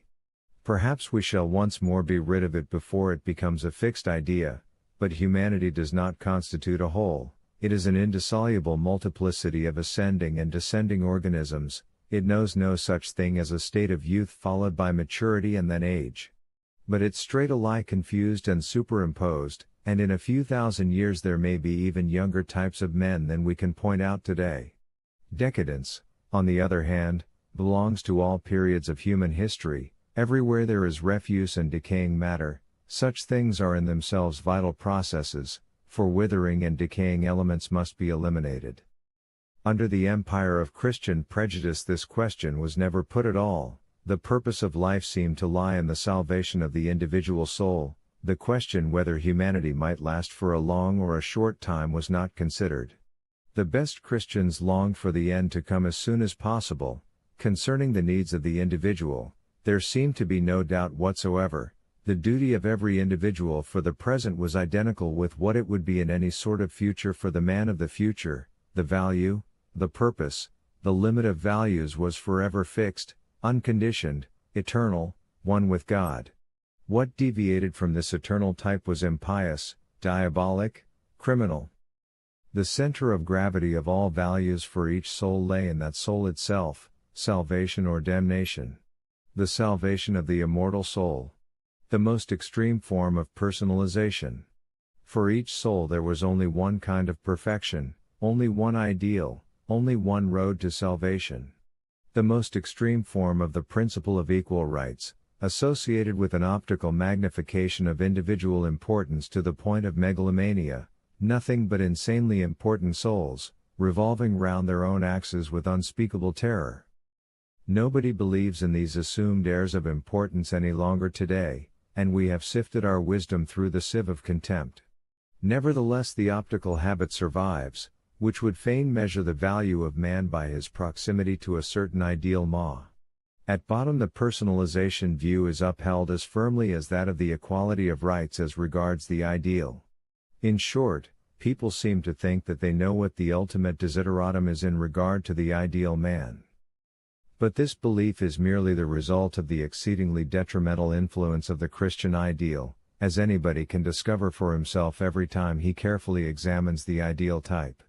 In the first place, it is believed that the approach to a given type is desirable, secondly, that this particular type is known, thirdly, that every deviation from this type is a retrograde movement, a stemming of the spirit of progress, a loss of power and might in man. To dream of a state of affairs in which this perfect man will be in the majority, our friends the socialists and even Messrs the utilitarians have not reached a higher level than this. In this way an aim seems to have crept into the evolution of man, at any rate the belief in a certain progress towards an ideal is the only shape in which an aim is conceived in the history of mankind today. In short, the coming of the kingdom of God has been placed in the future, and has been given an earthly, a human meaning, but on the whole the faith in the old ideal is still maintained. 340. The more concealed forms of the cult of Christian, moral ideals. The insipid and cowardly notion nature invented by nature enthusiasts, without any knowledge whatsoever of the terrible, the implacable, and the cynical element in even the most beautiful aspects, is only a sort of attempt at reading the moral and Christian notion of humanity into nature. Rousseau's concept of nature, for instance, which took for granted that nature meant freedom, goodness, innocence, equity, justice, and idols, was nothing more at bottom than the cult of Christian morality. We should collect passages from the poets in order to see what they admired, in lofty mountains, for instance. What Goethe had to do with them, why he admired Spinoza. Absolute ignorance concerning the reasons of this cult. The insipid and cowardly concept man à la Comte and Stuart Mill, is at times the subject of a cult. This is only the Christian moral ideal again under another name. Refer also to the freethinkers, Guillot for example. The insipid and cowardly concept art which is held to mean sympathy with all suffering and with everything botched and bungled, the same thing happens to history, confer Thierry, again it is the cult of the Christian moral ideal. And now, as to the whole socialistic ideal, it is nothing but a block-headed misunderstanding of the Christian moral ideal. 341. The origin of the ideal. The examination of the soil out of which it grows. Starting out from those aesthetic mental states during which the world seems rounder, fuller, and more perfect, we have the pagan ideal with its dominating spirit of self-affirmation, people give of their abundance. The highest type, the classical ideal, regarded as an expression of the successful nature of all the more important instincts. In this classical ideal we find the grand style as the highest style. An expression of the will to power itself. The instinct which is most feared dares to acknowledge itself. Starting out from the mental states in which the world seemed emptier, paler, and thinner, when spiritualization and the absence of sensuality assume the rank of perfection, and when all that is brutal, animal, direct, and proximate is avoided, people calculate and select, the sage, the angel, priestliness equals virginity equals ignorance, are the physiological ideals of such idealists, the anemic ideal. Under certain circumstances this anemic ideal may be the ideal of such natures as represent paganism, thus Goethe sees his saint in Spinoza. Starting out from those mental states in which the world seemed more absurd, more evil, poorer, and more deceptive, an ideal cannot even be imagined or desired in it, people deny and annihilate, the projection of the ideal into the sphere of the anti-natural, anti-actual, anti-logical, the state of him who judges thus, the impoverishment of the world as a result of suffering, people take, they no longer bestow, the anti-natural ideal. The Christian ideal is a transitional form between the second and then the third, now inclining more towards the former type, and anon inclining towards the latter. The three ideals, either a strengthening of life, paganism, or b. an impoverishment of life, anemia, or c. a denial of life, anti-naturalism. The state of beatitude in a. is the feeling of extreme abundance, in b. it is reached by the most fastidious selectiveness, in c. it is the contempt and the destruction of life. 342. A. The consistent type understands that even evil must not be hated, must not be resisted, and that it is not allowable to make war against oneself, that it does not suffice merely to accept the pain which such behavior brings in its train, that one lives entirely in positive feelings, that one takes the side of one's opponents in word and deed, that by means of a superfetation of peaceful, kindly, conciliatory, helpful, and loving states, one impoverishes the soil of the other states, that one is in need of unremitting practice. What is achieved thereby? The Buddhistic type, or the perfect cow. This point of view is possible only where no moral fanaticism prevails, that is to say, when evil is not hated on its own account, but because it opens the road to conditions which are painful, unrest, work, care, complications, dependence. This is the Buddhistic point of view. There is no hatred of sin, the concept sin, in fact, is entirely lacking. B. The inconsistent type. War is waged against evil. There is a belief that war waged for goodness' sake does not involve the same moral results or affect character in the same way as war generally does, and owing to which tendencies it is detested as evil. As a matter of fact, a war of this sort carried on against evil is much more profoundly pernicious than any sort of personal hostility, and generally, it is the person which reassumes, at least in fancy, the position of opponent, the devil, evil spirits, etc. The attitude of hostile observation and spying in regard to everything which may be bad in us, or hail from a bad source, culminates in a most tormented and most anxious state of mind, thus miracles, rewards, ecstasy, and transcendental solutions of the earth riddle now became desirable. The Christian type, or the perfect bigot. C. The stoical type. Firmness, self-control, imperturbability, peace in the form of the rigidity of a will, long active, profound quiet, the defensive state, the fortress, the mistrust of war, firmness of principles, the unity of knowledge and will, great self-respect. The type of the anchorite. The perfect blockhead. 343. An ideal which is striving to prevail or to assert itself endeavors to further its purpose, a. by laying claim to a spurious origin, b. by assuming a relationship between itself and the powerful ideals already existing, c. by means of the thrill produced by mystery, as though an unquestionable power were manifesting itself, d. by the slander of its opponent's ideals, e. by a lying teaching of the advantages which follow in its wake, for instance, happiness, spiritual peace, general peace, or even the assistance of a mighty God, etc. Contributions to the psychology of the idealists, Carlyle, Schiller, Michelet. Supposing all the means of defense and protection, by means of which an ideal survives, are discovered, is it thereby refuted? It has merely availed itself of the means of which everything lives and grows, they are all immoral. My view, all the forces and instincts which are the source of life are lying beneath the ban of morality. Morality is the life-denying instinct. Morality must be annihilated if life is to be emancipated. 344. To avoid knowing himself is the prudence of the idealist. The idealist, a creature who has reasons for remaining in the dark concerning himself, and who is also clever enough to remain in the dark concerning these reasons also. 345. The tendency of moral evolution. Everyone's desire is that there should be no other teaching and valuation of things than those by means of which he himself succeeds. Thus the fundamental tendency of the weak and mediocre of all times, has been to enfeeble the strong and to reduce them to the level of the weak. Their chief weapon in this process was the moral principle. The attitude of the strong towards the weak is branded as evil, the highest states of the strong become bad bywords.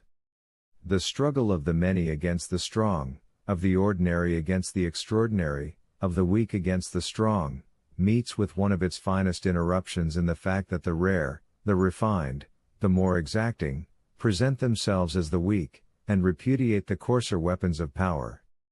346. 1. The so-called pure instinct for knowledge of all philosophers is dictated to them by their moral truths, and is only seemingly independent. 2.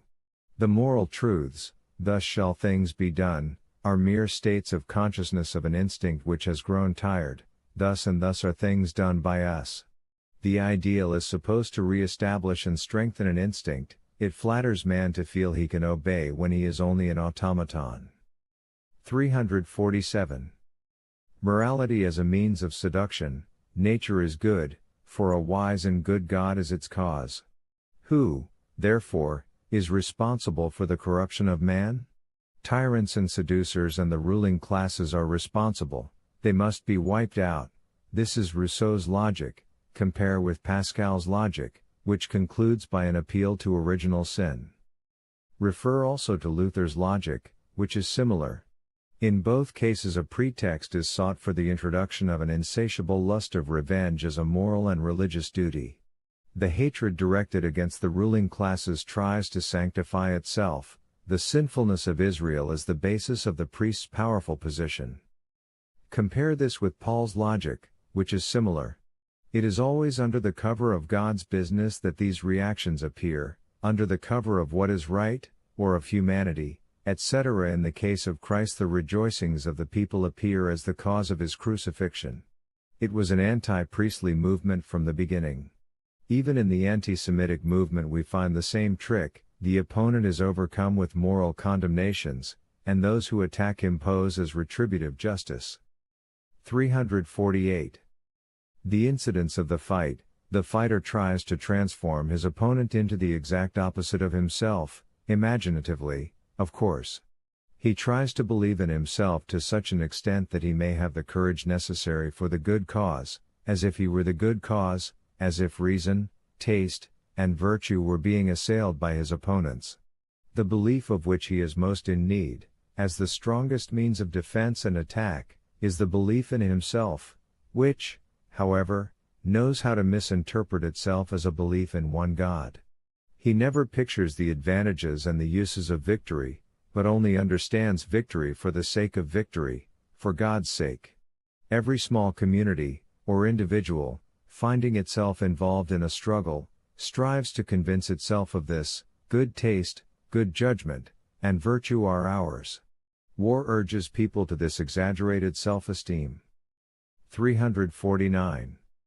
Whatever kind of eccentric ideal one may have, whether as a Christian, a free spirit, an immoralist, or a German imperialist, one should try to avoid insisting upon its being the ideal, for, by so doing, it is deprived of all its privileged nature. One should have an ideal as a distinction, one should not propagate it, and thus level one's self down to the rest of mankind. How is it, that in spite of this obvious fact, the majority of idealists indulge in propaganda for their ideal, just as if they had no right to it unless the majority acquiesce therein? For instance, all those plucky and insignificant girls behave in this way, who claim the right to study Latin and mathematics. What is it urges them to do this? I fear it is the instinct of the herd, and the terror of the herd. They fight for the emancipation of woman, because they are best able to achieve their own private little distinction by fighting for it under the cover of a charitable movement, under the banner bearing the device for others. The cleverness of idealists consists in their persistently posing as the missionaries and representatives of an ideal. They thus beautify themselves in the eyes of those who still believe in disinterestedness and heroism. Whereas real heroism consists, not in fighting under the banner of self-sacrifice, submission, and disinterestedness, but in not fighting at all. I am thus, I will be thus, and you can go to the devil. 350.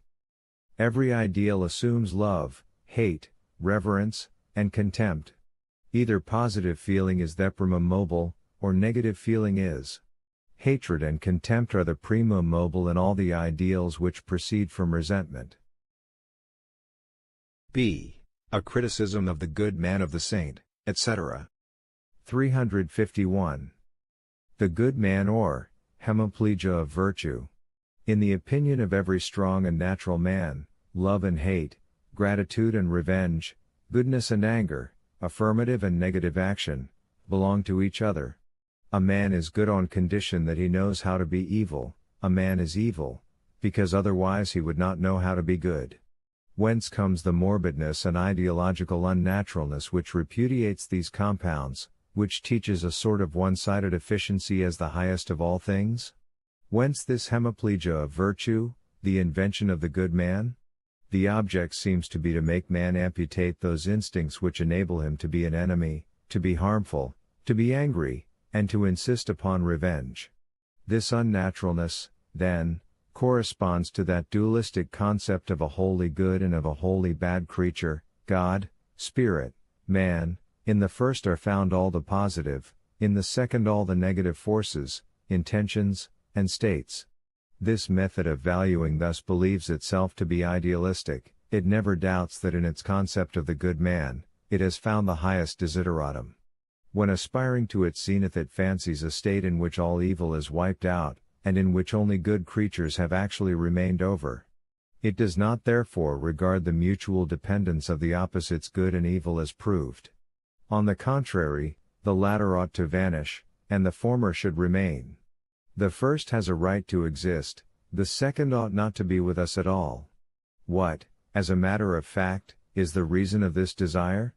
In all ages, and particularly in the Christian age, much labor has been spent in trying to reduce men to this one-sided activity, and even today, among those who have been deformed and weakened by the Church, people are not lacking who desire precisely the same thing with their humanization generally, or with their will of God, or with their salvation of the soul.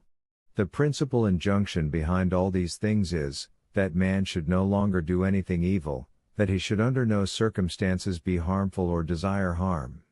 The way to arrive at this state of affairs is to amputate all hostile tendencies, to suppress all the instincts of resentment, and to establish spiritual peace as a chronic disease. This attitude of mind, in which a certain type of man is bred, starts out with this absurd hypothesis: good and evil are postulated as realities which are in a state of mutual contradiction, not as complementary values, which they are. People are advised to take the side of the good, and it is insisted upon that a good man resists and forswears evil until every trace of it is uprooted.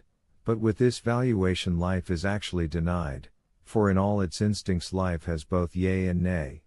But far from understanding these facts, this valuation dreams rather of returning to the wholeness, oneness, and strengthfulness of life. It actually believes that a state of blessedness will be reached when the inner anarchy and state of unrest which result from these opposed impulses is brought to an end. It is possible that no more dangerous ideology, no greater mischief in the science of psychology, has ever yet existed, as this will to good. The most repugnant type of man has been reared, the man who is not free, the bigot. It was taught that only in the form of a bigot could one tread the path which leads to God, and that only a bigot's life could be a godly life.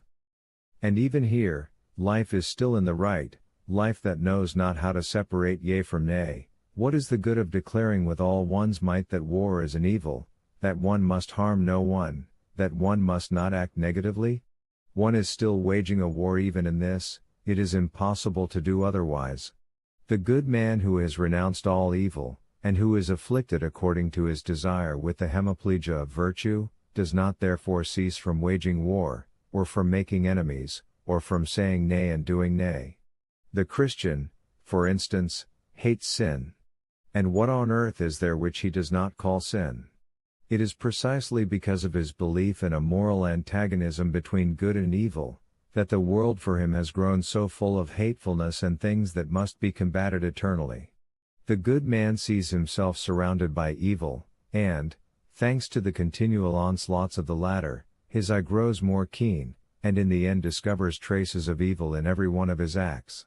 And thus he ultimately arrives at the conclusion, which to him is quite logical, that nature is evil, that man is corrupted, and that being good is an act of grace, that is to say, it is impossible to man when he stands alone.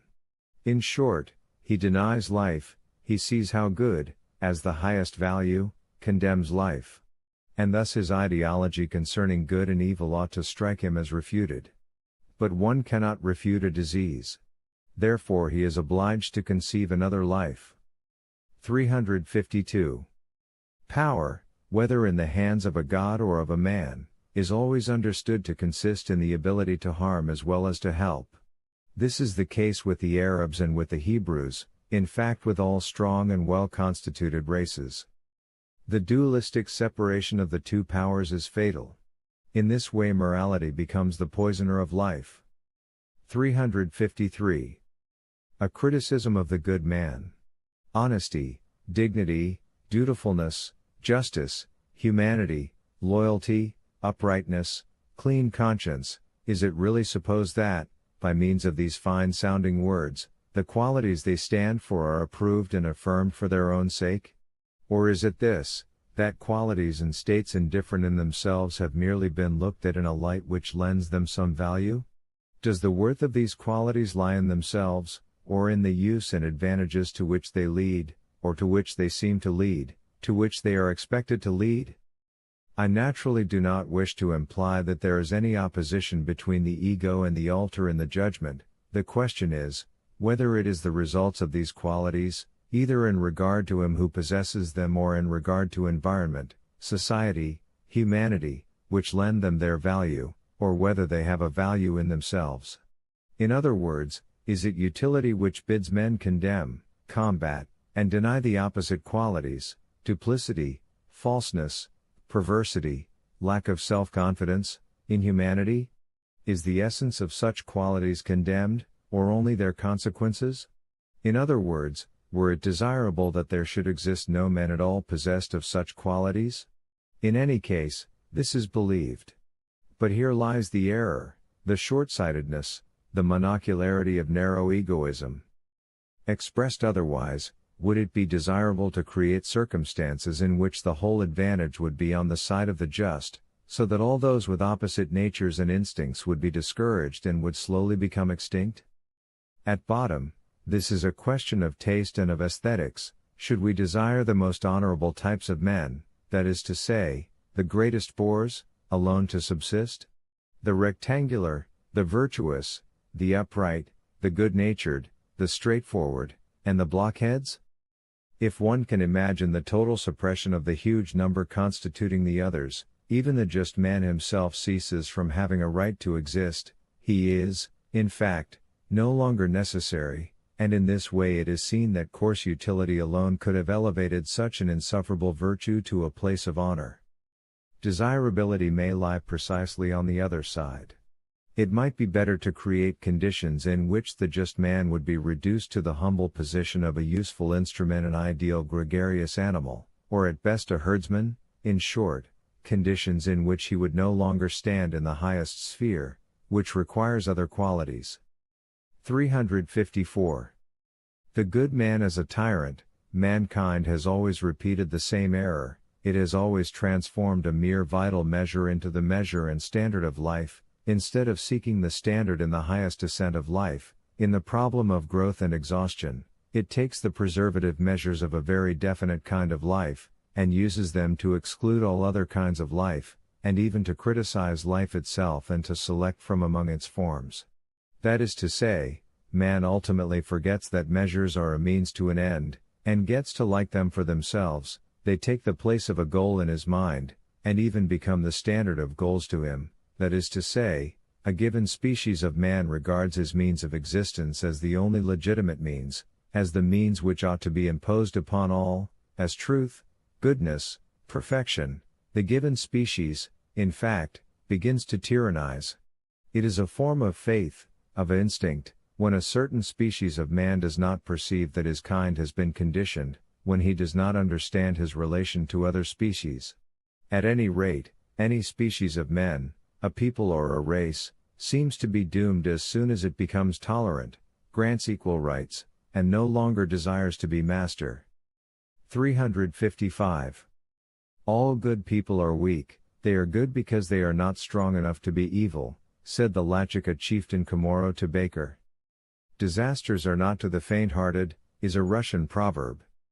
356. Modest, industrious, benevolent, and temperate, thus you would that men were?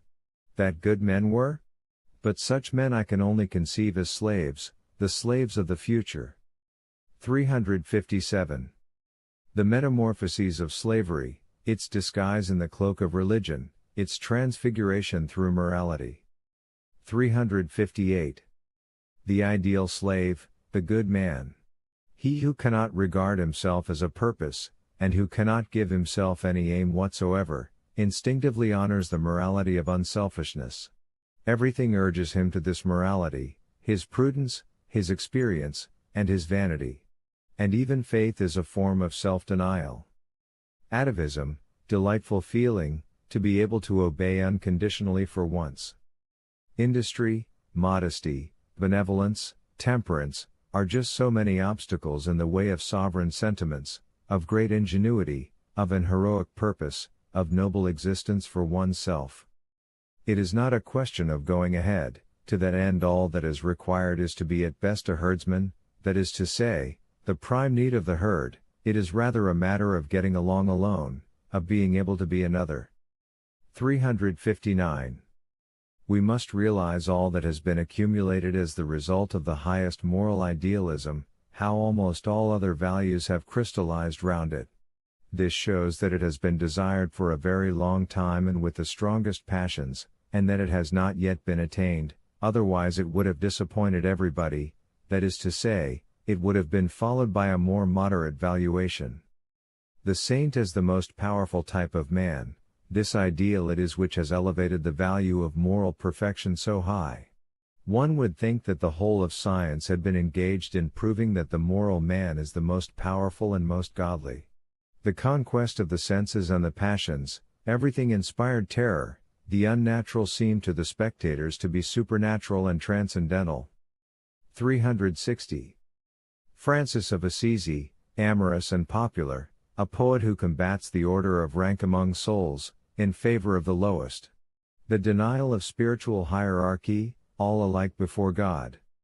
Popular ideals, the good man, the unselfish man, the saint, the sage, the just man. O Marcus Aurelius. 361. I have declared war against the anemic Christian ideal, together with what is closely related to it, not because I want to annihilate it, but only to put an end to its tyranny and clear the way for other ideals, for more robust ideals.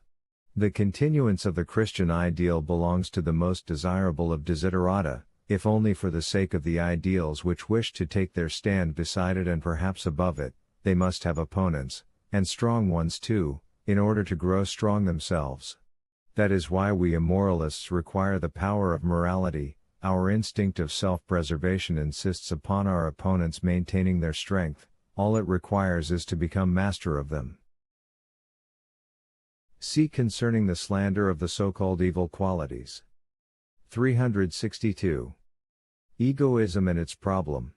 The Christian gloominess of La Rochefoucauld, who saw egoism in everything, and imagined that he had therefore reduced the worth of things and virtues.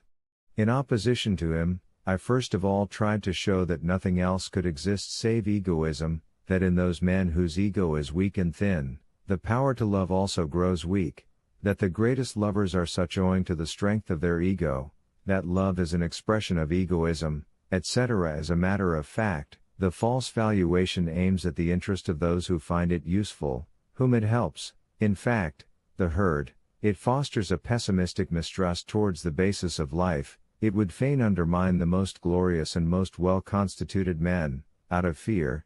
It would assist the lowly to have the upper hand of their conquerors. It is the cause of universal dishonesty, especially in the most useful type of men. 363. Man is an indifferent egoist, even the cleverest regards his habits as more important than his advantage. 364. Egoism. But no one has yet asked, what is the ego like? Everybody is rather inclined to see all egos alike. This is the result of the slave theory, of universal suffrage, and of equality. 365. The behavior of a higher man is the result of a very complex set of motives. Any word such as pity betrays nothing of this complexity. The most important factor is the feeling, who am I? Who is the other relative to me? Thus the valuing spirit is continually active. 366. To think that the history of all moral phenomena may be simplified, as Schopenhauer thought, that is to say, that pity is to be found at the root of every moral impulse that has ever existed hitherto, is to be guilty of a degree of nonsense and ingenuousness worthy only of a thinker who is devoid of all historical instincts and who has miraculously succeeded in evading the strong schooling in history which the Germans, from Herder to Hegel, have undergone. 367. My pity. This is a feeling for which I can find no adequate term. I feel it when I am in the presence of any waste of precious capabilities, as, for instance, when I contemplate Luther, what power and what tasteless problems fit for backwoods men. At a time when the brave and light-hearted skepticism of a Montaigne was already possible in France, or when I see some one standing below where he might have stood, thanks to the development of a set of perfectly senseless accidents. Or even when, with the thought of man's destiny in my mind, I contemplate with horror and contempt the whole system of modern European politics, which is creating the circumstances and weaving the fabric of the whole future of mankind. Yes, to what could not mankind attain, if? This is my pity, despite the fact that no sufferer yet exists with whom I sympathize in this way. 368. Pity is a waste of feeling, a moral parasite which is injurious to the health. It cannot possibly be our duty to increase the evil in the world. If one does good merely out of pity, it is one's self and not one's neighbor that one is succoring. Pity does not depend upon maxims, but upon emotions. The suffering we see infects us. Pity is an infection. 369. There is no such thing as egoism which keeps within its bounds and does not exceed them. Consequently, the allowable, The morally indifferent egoism of which some people speak, does not exist at all. One is continually promoting the interests of one's ego at the cost of other people. Living consists in living at the cost of others. He who has not grasped this fact, has not taken the first step towards truth to himself. 370. The subject is a piece of fiction. The ego of which every one speaks when he blames egoism, does not exist at all. 371. Our ego, which is not one with the unitary controlling force of our beings, is really only an imagined synthesis, therefore there can be no egoistic actions. 372. Since all instincts are unintelligent, utility cannot represent a standpoint as far as they are concerned. Every instinct, when it is active, sacrifices strength and other instincts into the bargain. In the end it is stemmed, otherwise it would be the end of everything owing to the waste it would bring about. Thus, that which is unegoistic, self-sacrificing, and imprudent is nothing in particular. It is common to all the instincts. They do not consider the welfare of the whole ego, because they simply do not think. They act counter to our interests, against the ego, and often for the ego, innocent in both cases. 373. The origin of moral values. Selfishness has as much value as the physiological value of him who possesses it. Each individual represents the whole course of evolution, and he is not, as morals teach, something that begins at his birth. If he represent the ascent of the line of mankind, his value is, in fact, very great, and the concern about his maintenance and the promoting of his growth may even be extreme. It is the concern about the promise of the future in him which gives the well-constituted individual such an extraordinary right to egoism. If he represent descending development, decay, chronic sickening, he has little worth, and the greatest fairness would have him take as little room, strength, and sunshine as possible from the well-constituted. In this case society's duty is to suppress egoism, for the latter may sometimes manifest itself in an absurd, morbid, and seditious manner, whether it be a question of the decline and pining away of single individuals or of whole classes of mankind. A morality and a religion of love, the curbing of the self-affirming spirit, and a doctrine encouraging patience, resignation, helpfulness, and cooperation in word and deed may be of the highest value within the confines of such classes, even in the eyes of their rulers, for it restrains the feelings of rivalry, of resentment, and of envy, feelings which are only too natural in the bungled and the botched, and it even deifies them under the ideal of humility, of obedience, of slave life, of being ruled, of poverty, of illness, and of lowliness. This explains why the ruling classes, or races, and individuals of all ages have always upheld the cult of unselfishness, the gospel of the lowly and of God on the cross. The preponderance of an altruistic way of valuing is the result of a consciousness of the fact that one is botched and bungled. Upon examination, this point of view turns out to be, I am not worth much, simply a psychological valuation. More plainly still, it is the feeling of impotence, of the lack of the great self-asserting impulses of power, in muscles, nerves, and ganglia. This valuation gets translated, according to the particular culture of these classes, into a moral or religious principle. The preeminence of religious or moral precepts is always a sign of low culture. It tries to justify itself in spheres whence, as far as it is concerned, the notion value hails. The interpretation by means of which the Christian sinner tries to understand himself, is an attempt at justifying his lack of power and of self-confidence. He prefers to feel himself a sinner rather than feel bad for nothing. It is in itself a symptom of decay when interpretations of this sort are used at all. In some cases the bungled and the botched do not look for the reason of their unfortunate condition in their own guilt, as the Christian does, but in society. When, however, the socialist, the anarchist, and the nihilist are conscious that their existence is something for which someone must be guilty, they are very closely related to the Christian, who also believes that he can more easily endure his ill ease and his wretched constitution when he has found someone whom he can hold responsible for it.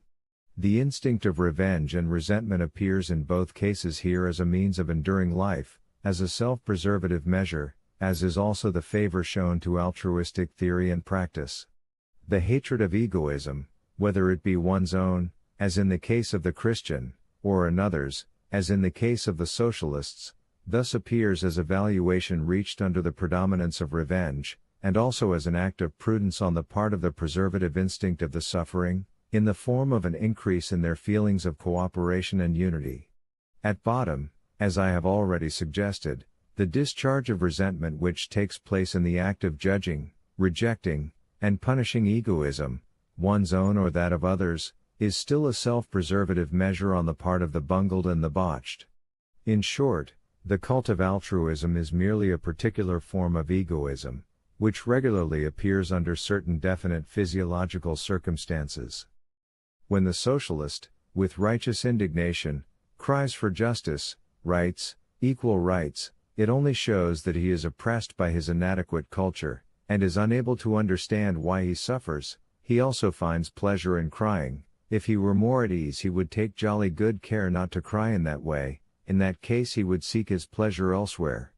The same holds good of the Christian. He curses, condemns, and slanders the world and does not even accept himself. But that is no reason for taking him seriously. In both cases we are in the presence of invalids who feel better for crying, and who find relief in slander. 374.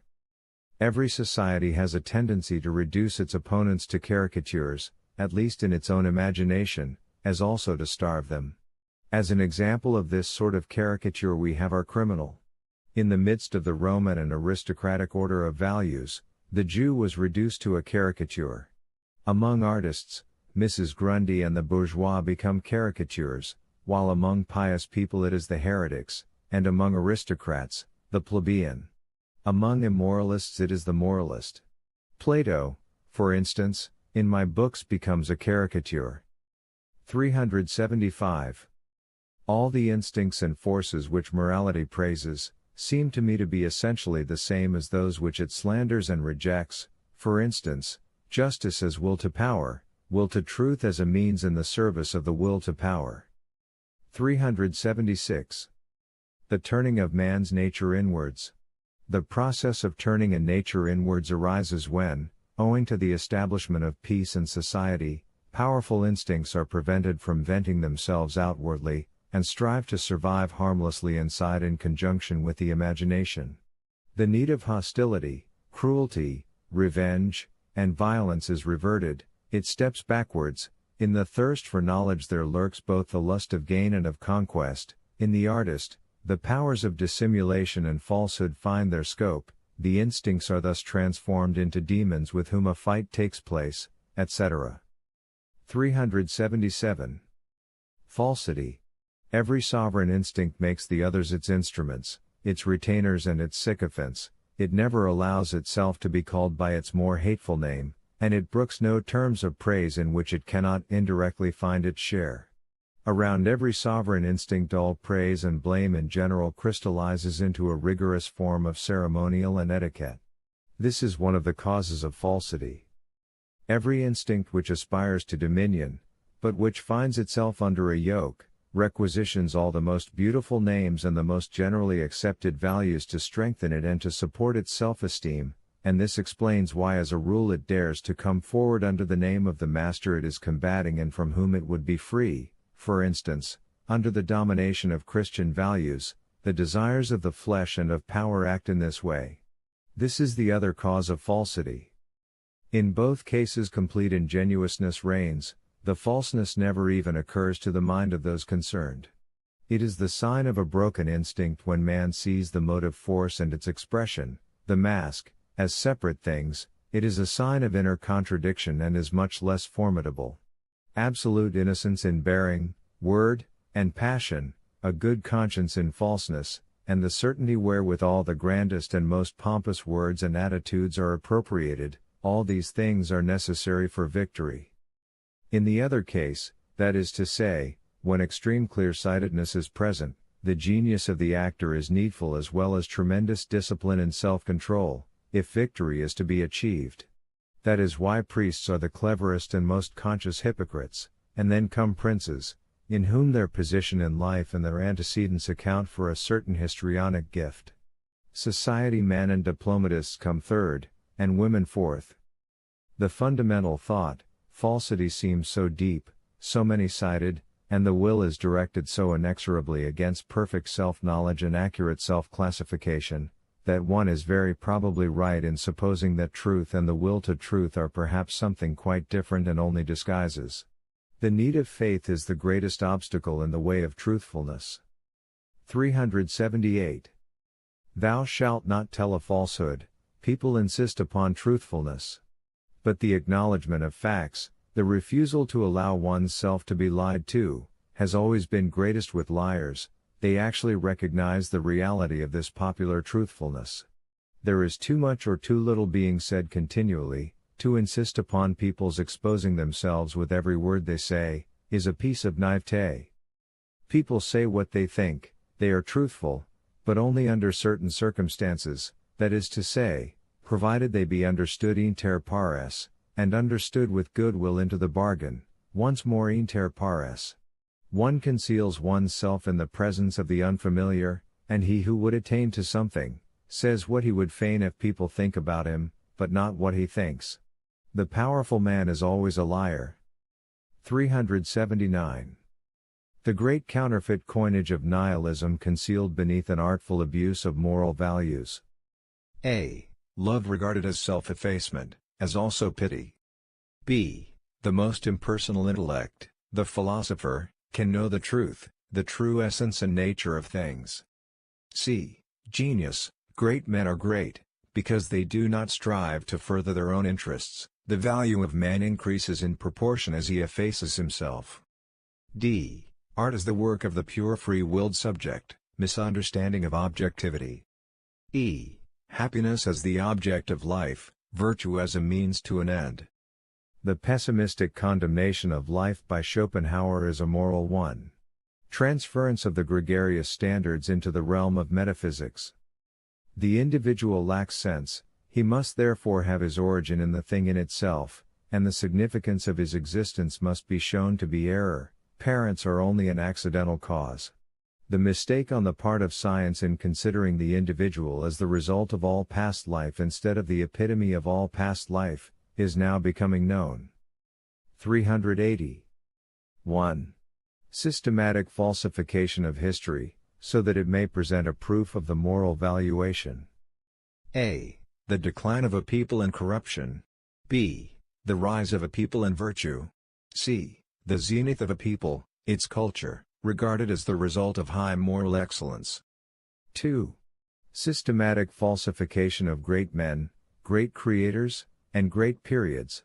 The desire is to make faith that which distinguishes great men, whereas carelessness in this respect, skepticism, immorality, the right to repudiate a belief, belongs to greatness. Caesar, Frederick the Great, Napoleon, but also Homer, Aristophanes, Leonardo, Goethe. The principal fact, their free will is always suppressed. 381. A great lie in history, as if the corruption of the Church were the cause of the Reformation. This was only the pretext and self-deception of the agitators. Very strong needs were making themselves felt, the brutality of which sorely required a spiritual dressing. 382.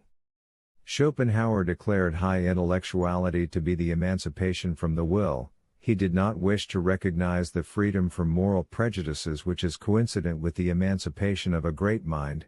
He refused to see what is the typical immorality of genius. He artfully contrived to set up the only moral value he honored, self-effacement, as the one condition of highest intellectual activity, objective contemplation.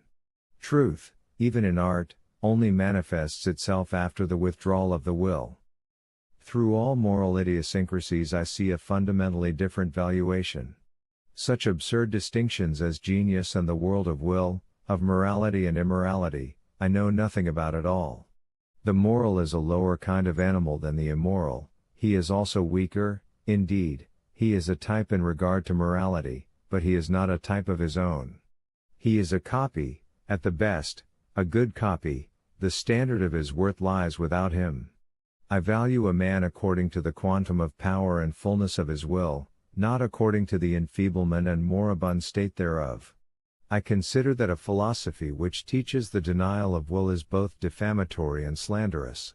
I test the power of a will according to the amount of resistance it can offer and the amount of pain and torture it can endure and know how to turn to its own advantage. I do not point to the evil and pain of existence with the finger of reproach, but rather entertain the hope that life may one day be more evil and more full of suffering than it has ever been.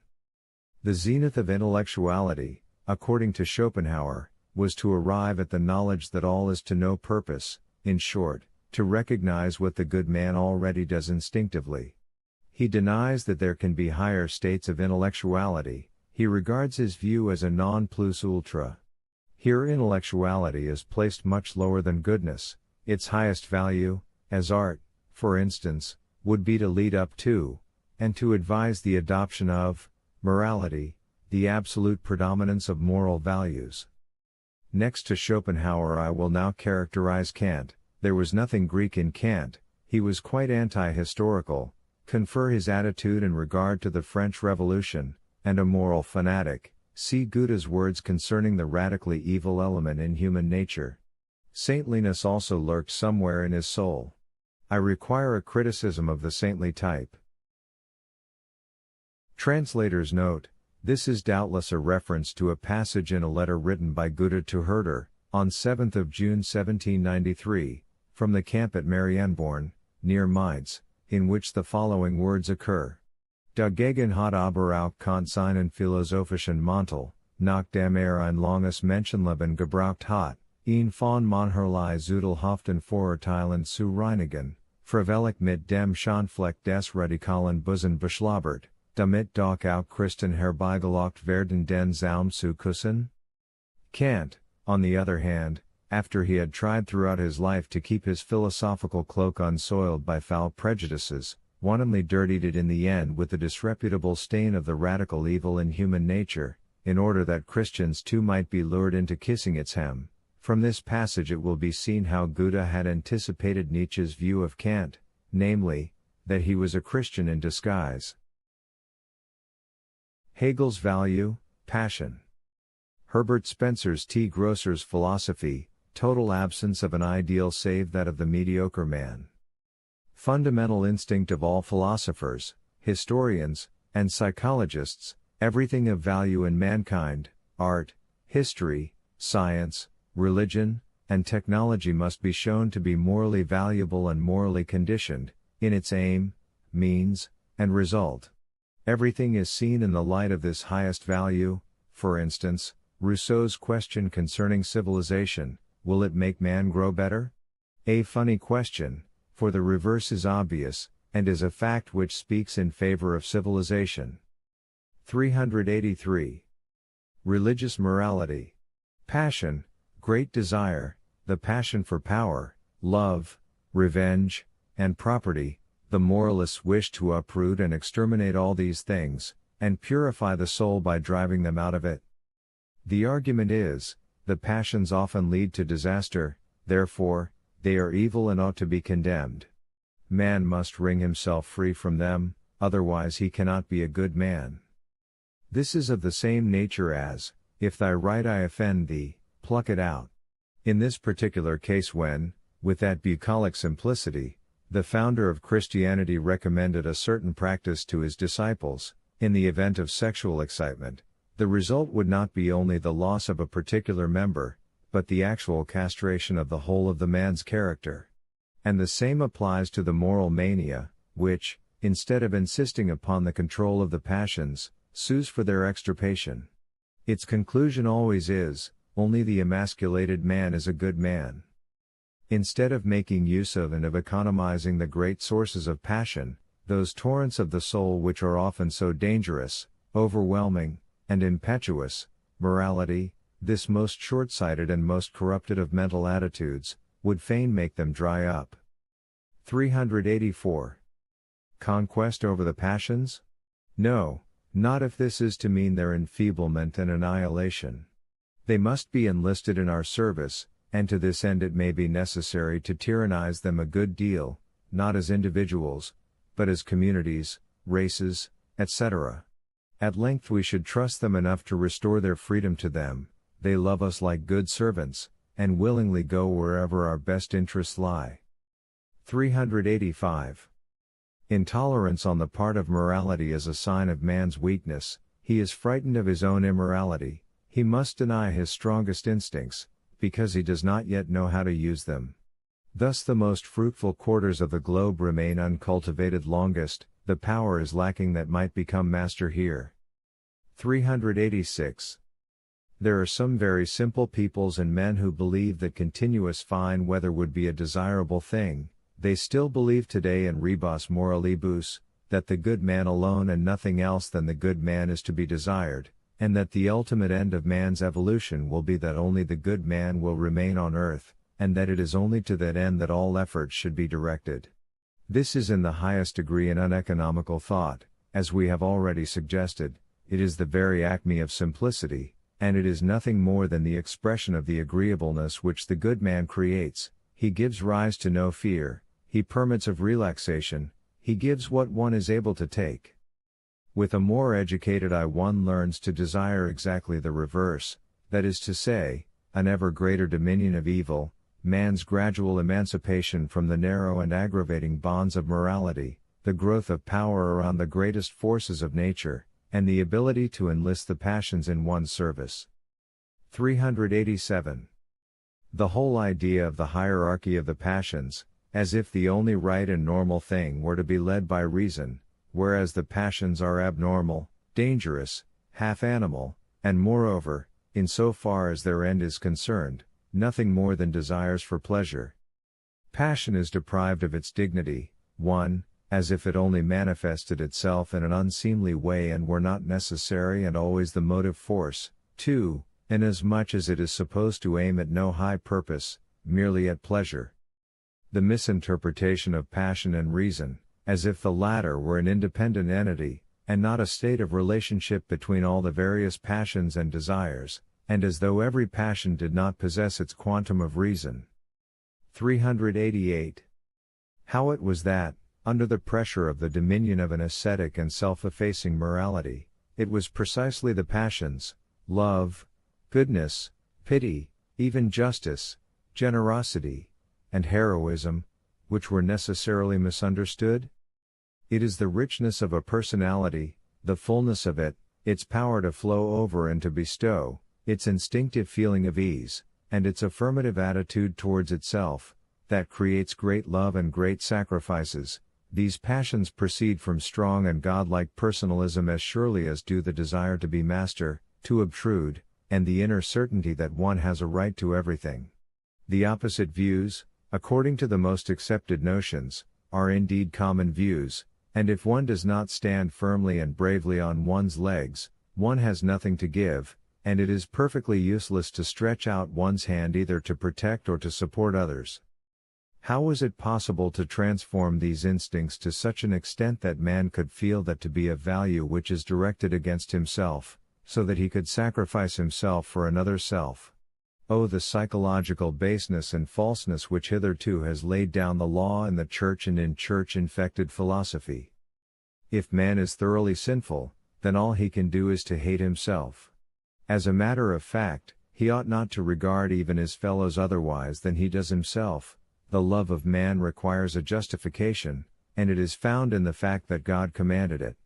From this it follows that all the natural instincts of man, to love, etc., appear to him to be, in themselves, prohibited, and that he reacquires a right to them only after having denied them as an obedient worshipper of God. Pascal, the admirable logician of Christianity, went as far as this. Let any one examine his relations to his sister. Not to make one's self loved, seemed Christian to him. 389. Let us consider how dearly a moral canon such as this, an ideal, makes us pay. Its enemies are, well, the egoists. The melancholy astuteness of self-abasement in Europe, Pascal Louisiana Rochefoucauld, inner enfeeblement, discouragement, and self-consumption of the non-gregarious man. The perpetual process of laying stress upon mediocre qualities as being the most valuable, Modesty and rank and file, nature converted into an instrument. Pangs of conscience associated with all that is self-glorifying and original, thus follows the unhappiness, the gloominess of the world from the standpoint of stronger and better constituted men. Gregarious consciousness and timorousness transferred to philosophy and religion. Let us leave the psychological impossibility of a purely unselfish action out of consideration. 390. My ultimate conclusion is, that the real man represents a much higher value than the desirable man of any ideal that has ever existed hitherto, that all desiderata in regard to mankind have been absurd and dangerous dissipations by means of which a particular kind of man has sought to establish his measures of preservation and of growth as a law for all, that every desideratum of this kind which has been made to dominate has reduced man's worth, his strength, and his trust in the future, that the indigence and mediocre intellectuality of man becomes most apparent, even today, when he reveals a desire, that man's ability to fix values has hitherto been developed too inadequately to do justice to the actual, not merely to the desirable, worth of man, that, up to the present, ideals have really been the power which has most slandered man and power, the poisonous fumes which have hung over reality, and which have seduced men to yearn for nonentity. D. A criticism of the words, improving, perfecting, elevating. 391. The standard according to which the value of moral valuations is to be determined. The fundamental fact that has been overlooked, the contradiction between becoming more moral and the elevation and the strengthening of the type man. Homo natura, the will to power. 392. Moral values regarded as values of appearance and compared with physiological values. 393. Reflecting upon generalities is always retrograde, the last of the desiderata concerning men, for instance, have never been regarded as problems by philosophers. They always postulate the improvement of man, quite guilelessly, as though by means of some intuition they had been helped over the note of interrogation following the question, why necessarily improve? To what extent is it desirable that man should be more virtuous, or more intelligent, or happier? Granting that nobody yet knows the wherefore of mankind, all such desiderata have no sense whatever, and if one aspires to one of them, who knows? Perhaps one is frustrating the other. Is an increase of virtue compatible with an increase of intelligence and insight? Dubito, only too often shall I have occasion to show that the reverse is true. Has virtue, as an end, in the strict sense of the word, not always been opposed to happiness hitherto? And again, does it not require misfortune, abstinence, and self-castigation as a necessary means? And if the aim were to arrive at the highest insight, would it not therefore be necessary to renounce all hope of an increase in happiness, and to choose danger, adventure, mistrust, and seduction as a road to enlightenment? And suppose one will have happiness, maybe one should join the ranks of the poor in spirit. 394. The wholesale deception and fraud of so-called moral improvement. We do not believe that one man can be another if he is not that other already, that is to say, if he is not, as often happens, an accretion of personalities or at least of parts of persons. In this case it is possible to draw another set of actions from him into the foreground, and to drive back the older man. The man's aspect is altered, but not his actual nature. It is but the merest factum brutum that any one should cease from performing certain actions, and the fact allows of the most varied interpretations. Neither does it always follow therefrom that the habit of performing a certain action is entirely arrested, nor that the reasons for that action are dissipated. He whose destiny and abilities make him a criminal never unlearns anything, but is continually adding to his store of knowledge, and long abstinence acts as a sort of tonic on his talent. Certainly, as far as society is concerned, the only interesting fact is that someone has ceased from performing certain actions, and to this end society will often raise a man out of those circumstances which make him able to perform those actions. This is obviously a wiser course than that of trying to break his destiny and his particular nature. The Church, which has done nothing except to take the place of, and to appropriate, The philosophic treasures of antiquity, starting out from another standpoint and wishing to secure a soul or the salvation of a soul, believes in the expiatory power of punishment, as also in the obliterating power of forgiveness, both of which supposed processes are deceptions due to religious prejudice. Punishment expiates nothing, forgiveness obliterates nothing, what is done cannot be undone. Because someone forgets something, it by no means proves that something has been wiped out. An action leads to certain consequences, both among men and away from men, and it matters not whether it has met with punishment, or whether it has been expiated, forgiven, or obliterated. It matters not even if the Church meanwhile canonizes the man who performed it. The Church believes in things that do not exist, it believes in souls, it believes in influences that do not exist, in divine influences, it believes in states that do not exist, in sin, redemption, and spiritual salvation. In all things it stops at the surface and is satisfied with signs, attitudes, words, to which it lends an arbitrary interpretation. It possesses a method of counterfeit psychology which is thought out quite systematically. 395. Illness makes men better. This famous assumption, which is to be met with in all ages, and in the mouth of the wizard quite as often as in the mouth and maw of the people, really makes one ponder. In view of discovering whether there is any truth in it, one might be allowed to ask whether there is not perhaps a fundamental relationship between morality and illness? Regarded as a whole, could not the improvement of mankind, that is to say, the unquestionable softening, humanizing, and taming which the European has undergone within the last 2 centuries, be regarded as the result of a long course of secret and ghastly suffering, failure, abstinence, and grief? Has illness made Europeans better?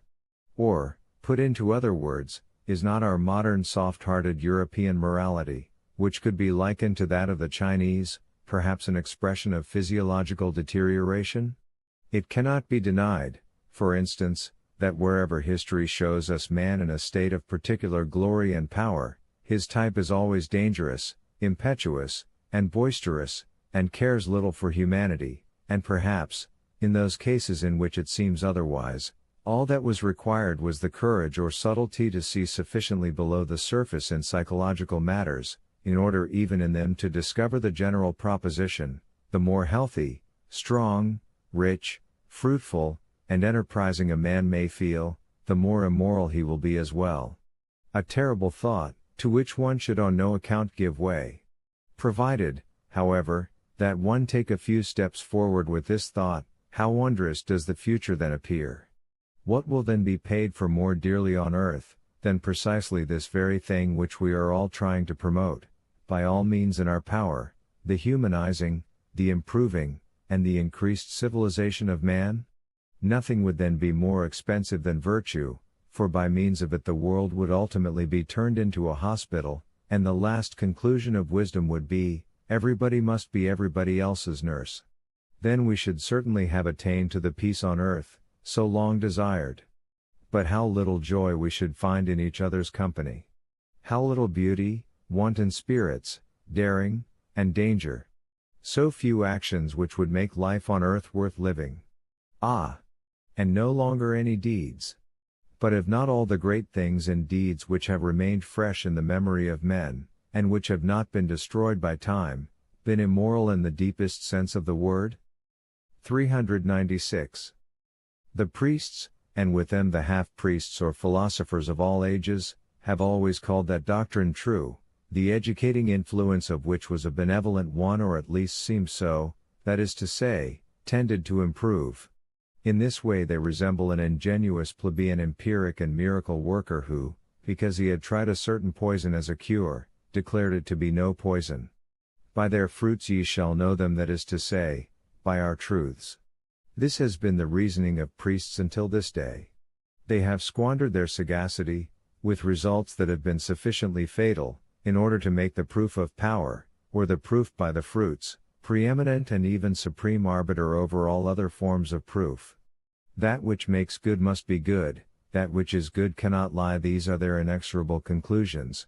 That which bears good fruit must consequently be true, there is no other criterion of truth. But to the extent to which improving acts as an argument, deteriorating must also act as a refutation. The error can be shown to be an error, by examining the lives of those who represent it. A false step, a vice can refute. This indecent form of opposition, which comes from below and behind, the dog-like kind of attack, has not died out either. Priests, as psychologists, never discovered anything more interesting than spying out the secret vices of their adversaries. They prove Christianity by looking about for the world's filth. They apply this principle more particularly to the greatest on earth, to the geniuses. Readers will remember how Goethe has been attacked on every conceivable occasion in Germany. Klopstock and Herder were among the first to give a good example in this respect. Birds of a feather flock together. 397.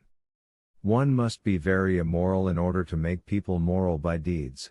The moralist means are the most terrible that have ever been used. He who has not the courage to be an immoralist in deeds may be fit for anything else, but not for the duties of a moralist. Morality is a menagerie. It assumes that iron bars may be more useful than freedom, even for the creatures it imprisons. It also assumes that there are animal tamers about who do not shrink from terrible means, and who are acquainted with the use of red-hot iron. This terrible species, which enters into a struggle with the wild animal, is called priests. Man, incarcerated in an iron cage of errors, has become a caricature of man. He is sick, emaciated, ill-disposed towards himself, filled with a loathing of the impulses of life, filled with a mistrust of all that is beautiful and happy in life. In fact, he is a wandering monument of misery. How shall we ever succeed in vindicating this phenomenon, this artificial, arbitrary, and recent miscarriage, the sinner, which the priests have bred on their territory? In order to think fairly of morality, we must put two biological notions in its place, the taming of the wild beasts, and the rearing of a particular species. The priests of all ages have always pretended that they wished to improve, but we, of another persuasion, would laugh if a lion tamer ever wished to speak to us of his improved animals. As a rule, the taming of a beast is only achieved by deteriorating it. Even the moral man is not a better man, he is rather a weaker member of his species. But he is less harmful. 398. What I want to make clear, with all the means in my power, is a. That there is no worse confusion than that which confounds rearing and taming, and these two things have always been confused. Rearing, as I understand it, is a means of husbanding the enormous powers of humanity in such a way that whole generations may build upon the foundations laid by their progenitors, not only outwardly, but inwardly, organically, developing from the already existing stem and growing stronger. b. That there is an exceptional danger in believing that mankind as a whole is developing and growing stronger, if individuals are seen to grow more feeble and more equally mediocre. Humanity, mankind, is an abstract thing. The object of rearing, even in regard to the most individual cases, can only be the strong man. The man who has no breeding is weak, dissipated, and unstable. 6. Concluding remarks concerning the criticism of morality. 399. These are the things I demand of you, however badly they may sound in your ears, that you subject moral valuations themselves to criticism. That you should put a stop to your instinctive moral impulse, which in this case demands submission and not criticism, with the question, why precisely submission? That this yearning for a why? For a criticism of morality should not only be your present form of morality, but the sublimest of all moralities, and an honor to the age you live in. That your honesty, your will, may give an account of itself, and not deceive you. Why not? Before what tribunal? 400. The three postulates. All that is ignoble is high, the protest of the vulgar man. All that is contrary to nature is high, the protest of the physiologically botched. All that is of average worth is high, the protest of the herd, of the mediocre. Thus in the history of morality a will to power finds expression, by means of which, either the slaves, the oppressed, the bungled and the botched, those that suffer from themselves, or the mediocre, attempt to make those valuations prevail which favor their existence. From a biological standpoint, therefore, the phenomenon morality is of a highly suspicious nature. Up to the present, morality has developed at the cost of the ruling classes and their specific instincts, the well-constituted and beautiful natures, the independent and privileged classes in all respects. Morality, then, is a sort of counter-movement opposing nature's endeavors to arrive at a higher type. Its effects are mistrust of life in general, insofar as its tendencies are felt to be immoral, hostility towards the senses, inasmuch as the highest values are felt to be opposed to the higher instincts, degeneration and self-destruction of higher natures, because it is precisely in them that the conflict becomes conscious. 401. Which values have been paramount hitherto? Morality as the leading value in all phases of philosophy, even with the skeptics. Result: this world is no good, a true world must exist somewhere. What is it that here determines the highest value? What, in sooth, is morality? The instinct of decadence. It is the exhausted and the disinherited who take their revenge in this way and play the masters. Historical proof: philosophers have always been decadents and always in the pay of nihilistic religions. The instinct of decadence appears as the will to power. The introduction of its system of means, its means are absolutely immoral. General aspect: the values that have been highest hitherto have been a special instance of the will to power. Morality itself is a particular instance of immorality. Why the antagonistic values always succumbed. 1. How was this actually possible? Question: why did life and physiological well-constitutedness succumb everywhere? Why was there no affirmative philosophy, no affirmative religion? The historical signs of such movements: the pagan religion, Dionysus versus the Christ, the Renaissance, art. 2. The strong and the weak, the healthy and the sick, the exception and the rule. There is no doubt as to who is the stronger. General view of history: is man an exception in the history of life on this account? An objection to Darwinism. The means wherewith the weak succeed in ruling have become instincts, humanity, institutions. 3. The proof of this rule on the part of the weak is to be found in our political instincts, in our social values, in our arts, and in our science. The instincts of decadence have become master of the instincts of ascending life. The will to nonentity has prevailed over the will to life. Is this true? Is there not perhaps a stronger guarantee of life and of the species in this victory of the weak and the mediocre? Is it not perhaps only a means in the collective movement of life, a mere slackening of the pace, a protective measure against something even more dangerous? Suppose the strong were masters in all respects, even in valuing, let us try and think what their attitude would be towards illness, suffering, and sacrifice. Self-contempt on the part of the weak would be the result. They would do their utmost to disappear and to extirpate their kind. And would this be desirable? Should we really like a world in which the subtlety, the consideration, the intellectuality, the plasticity, in fact, the whole influence of the weak, was lacking? Translator's note: we realize here the great difference between Nietzsche and those who draw premature conclusions from Darwinism. There is no brutal solution of modern problems in Nietzsche's philosophy. He did not advocate anything so ridiculous as the total suppression of the weak and the degenerate. What he wished to resist and to overthrow was their supremacy, their excessive power. He felt that there was a desirable and stronger type which was in need of having its hopes, aspirations, and instincts upheld in defiance of Christian values.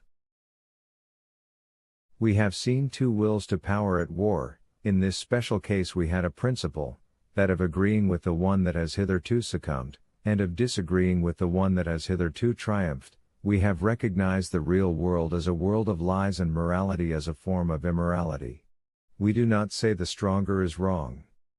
We have understood what it is that has determined the highest values hitherto, and why the latter should have prevailed over the opposite value. It was numerically the stronger. If we now purify the opposite value of the infection, the half-heartedness, and the degeneration, with which we identify it, we restore nature to the throne, free from moralic acid. 402. Morality, a useful error, or, more clearly still, a necessary and expedient lie according to the greatest and most impartial of its supporters. 403. One ought to be able to acknowledge the truth up to that point where one is sufficiently elevated no longer to require the disciplinary school of moral error. When one judges life morally, it disgusts one. Neither should false personalities be invented. One should not say, for instance, nature is cruel.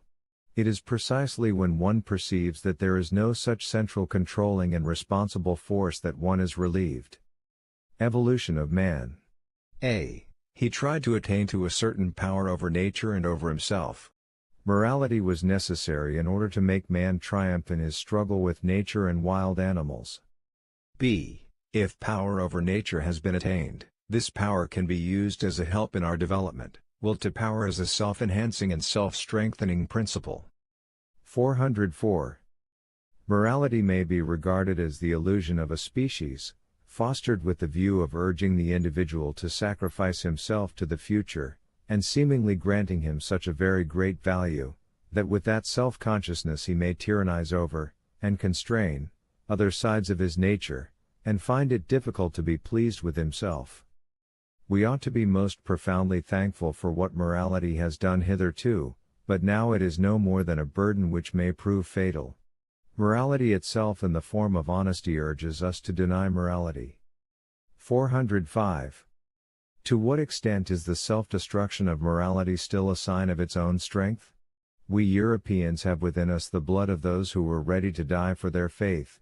We have taken morality frightfully seriously, and there is nothing which we have not, at one time, sacrificed to it. On the other hand, our intellectual subtlety has been reached essentially through the vivisection of our consciences. We do not yet know the whither towards which we are urging our steps, now that we have departed from the soil of our forebears.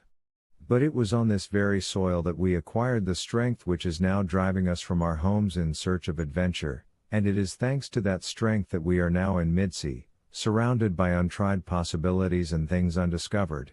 We can no longer choose, we must be conquerors, now that we have no land in which we feel at home and in which we would fain survive.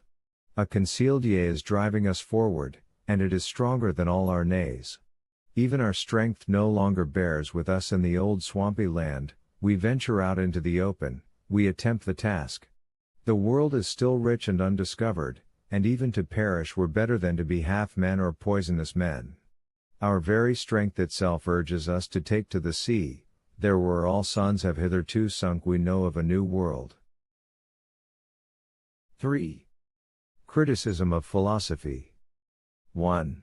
General remarks. 406. Let us rid ourselves of a few superstitions which heretofore have been fashionable among philosophers. 407. Philosophers are prejudiced against appearance, change, pain, death, the things of the body, the senses, fate, bondage, and all that which has no purpose. In the first place, they believe in absolute knowledge, 2. In knowledge for its own sake. 3. In virtue and happiness as necessarily related.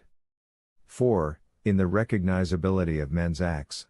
They are led by instinctive determinations of values, in which former cultures are reflected, more dangerous cultures too. 408. What have philosophers lacked? 1. A sense of history, 2. A knowledge of physiology, 3. A goal in the future. The ability to criticize without irony or moral condemnation. 409. Philosophers have had, 1. From times immemorial a wonderful capacity for the contradictio in adjecto. 2. They have always trusted concepts as unconditionally as they have mistrusted the senses. It never seems to have occurred to them that notions and words are our inheritance of past ages in which thinking was neither very clear nor very exact. What seems to dawn upon philosophers last of all, that they must no longer allow themselves to be presented with concepts already conceived, nor must they merely purify and polish up those concepts, but they must first make them, create them, themselves, and then present them and get people to accept them. Up to the present, people have trusted their concepts generally, as if they had been a wonderful dowry from some kind of wonderland, but they constitute the inheritance of our most remote, most foolish, and most intelligent forefathers. This piety towards that which already exists in us is perhaps related to the moral element in science. What we needed above all is absolute skepticism towards all traditional concepts, like that which a certain philosopher may already have possessed, and he was Plato, of course, for he taught the reverse. 410.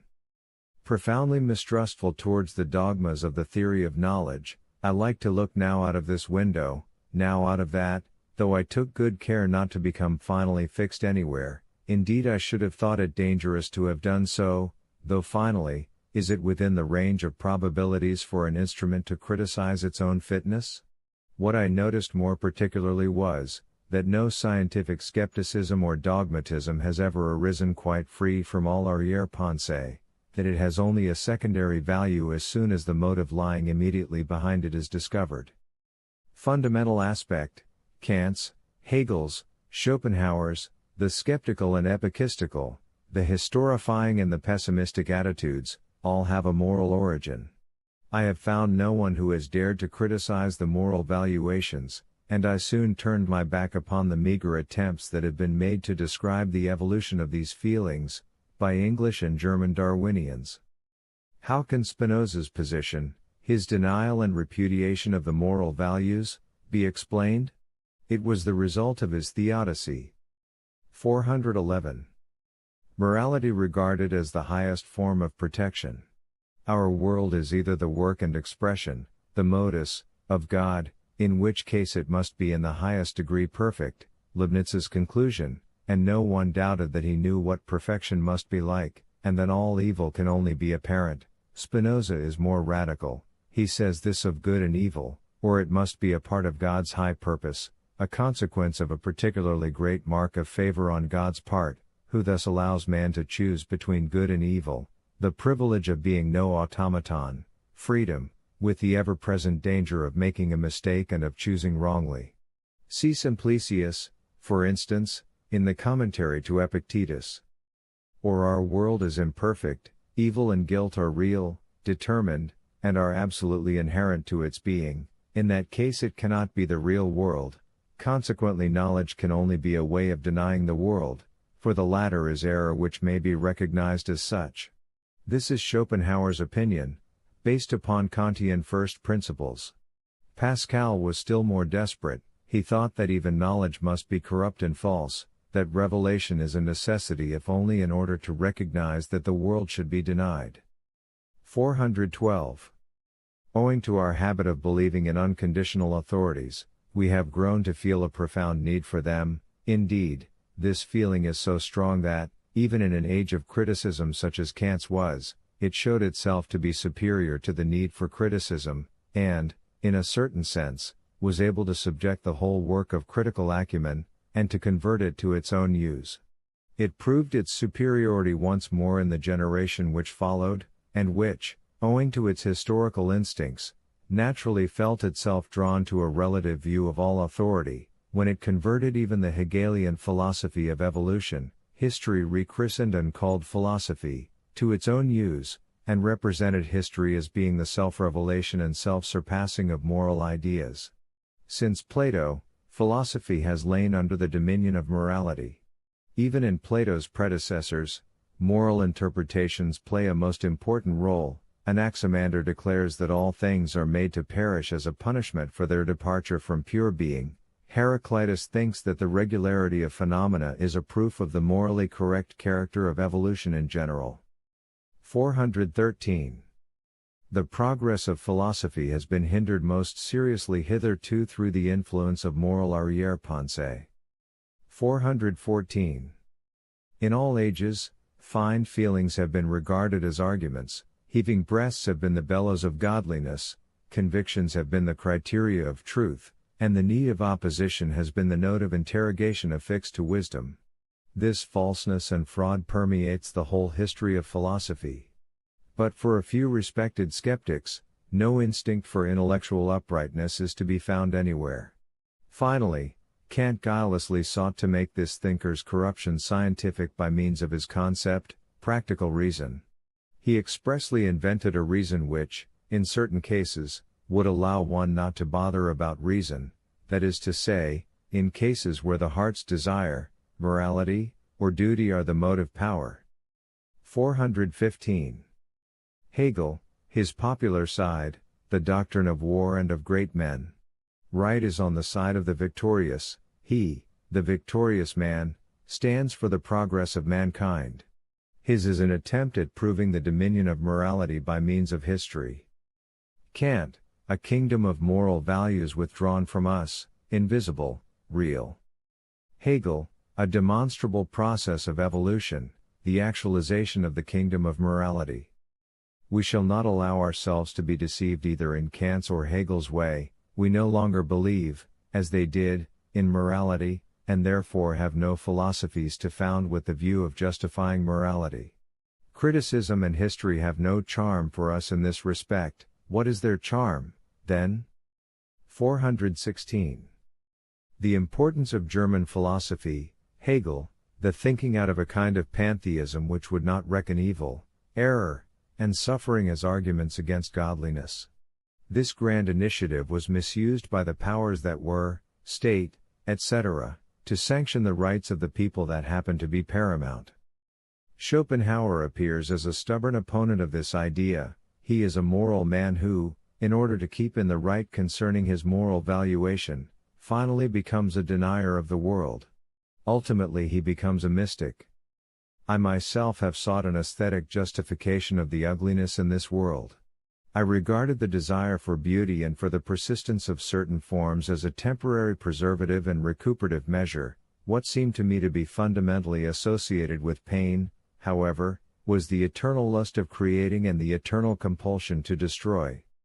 We call things ugly when we look at them with the desire of attributing some sense, some new sense, to what has become senseless. It is the accumulated power of the Creator which compels him to regard what has existed hitherto as no longer acceptable, botched, worthy of being suppressed, ugly.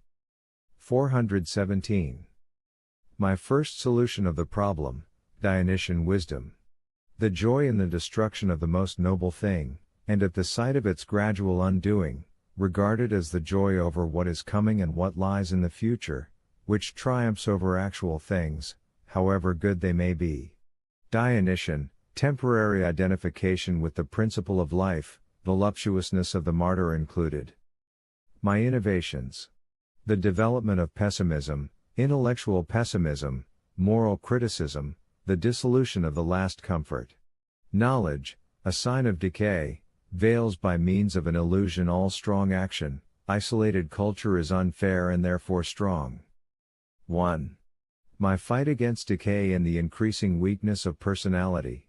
I sought a new centrum. 2. The impossibility of this endeavor is recognized. 3. I therefore traveled farther along the road of dissolution, and along it I found new sources of strength for individuals. We must be destroyers. I perceived that the state of dissolution is one in which individual beings are able to arrive at a kind of perfection not possible hitherto. It is an image and isolated example of life in general. To the paralyzing feeling of general dissolution and imperfection, I oppose the eternal recurrence. 418. People naturally seek the picture of life in that philosophy which makes them most cheerful, that is to say, in that philosophy which gives the highest sense of freedom to their strongest instinct. This is probably the case with me. 419. German philosophy, as a whole, Leibniz, Kant, Hegel, Schopenhauer, to mention the greatest, is the most out-and-out form of romanticism and homesickness that has ever yet existed. It is a yearning for the best that has ever been known on earth. One is at home nowhere. That which is ultimately yearned after is a place where one can somehow feel at home, because one has been at home there before, and that place is the Greek world. But it is precisely in that direction that air bridges are broken down, save, of course, the rainbow of concepts. And the latter lead everywhere, to all the homes and fatherlands that ever existed for Greek souls. Certainly, one must be very light and thin in order to cross these bridges. But what happiness lies even in this desire for spirituality, almost for ghostliness. With it, how far one is from the press and bustle and the mechanical boorishness of the natural sciences, how far from the vulgar din of modern ideas. One wants to get back to the Greeks via the fathers of the Church, from north to south, from formule to forms. The passage out of antiquity, Christianity, is still a source of joy as a means of access to antiquity, as a portion of the old world itself, as a glistening mosaic of ancient concepts and ancient valuations. Arabesques, scrollwork, rococo of scholastic abstractions, always better, that is to say, finer and more slender, than the peasant and plebeian reality of Northern Europe, and still a protest on the part of higher intellectuality against the peasant war and insurrection of the mob which have become master of the intellectual taste of Northern Europe, and which had its leader in a man as great and unintellectual as Luther. In this respect German philosophy belongs to the Counter-Reformation. It might even be looked upon as related to the Renaissance, or at least to the will to Renaissance, the will to get ahead with the discovery of antiquity, with the excavation of ancient philosophy, and above all of pre-Socratic philosophy, the most thoroughly dilapidated of all Greek temples. Possibly, in a few hundred years, people will be of the opinion that all German philosophy derived its dignity from this fact, that step by step it attempted to reclaim the soil of antiquity, and that therefore all demands for originality must appear both petty and foolish when compared with Germany's higher claim to having refastened the bonds which seemed forever rent, the bonds which bound us to the Greeks, the highest type of men ever evolved hitherto.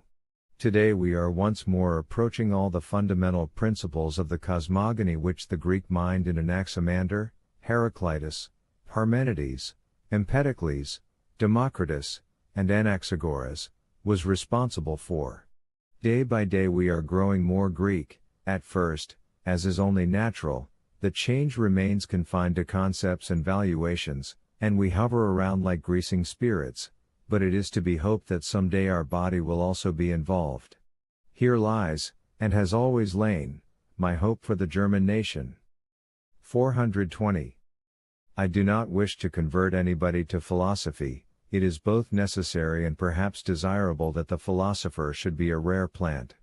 Nothing is more repugnant to me than the scholarly praise of philosophy which is to be found in Seneca and Cicero. Philosophy has not much in common with virtue. I trust I may be allowed to say that even the scientific man is a fundamentally different person from the philosopher.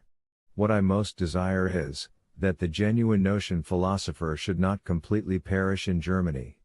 There are so many incomplete creatures in Germany already who would fain conceal their ineptitude beneath such noble names.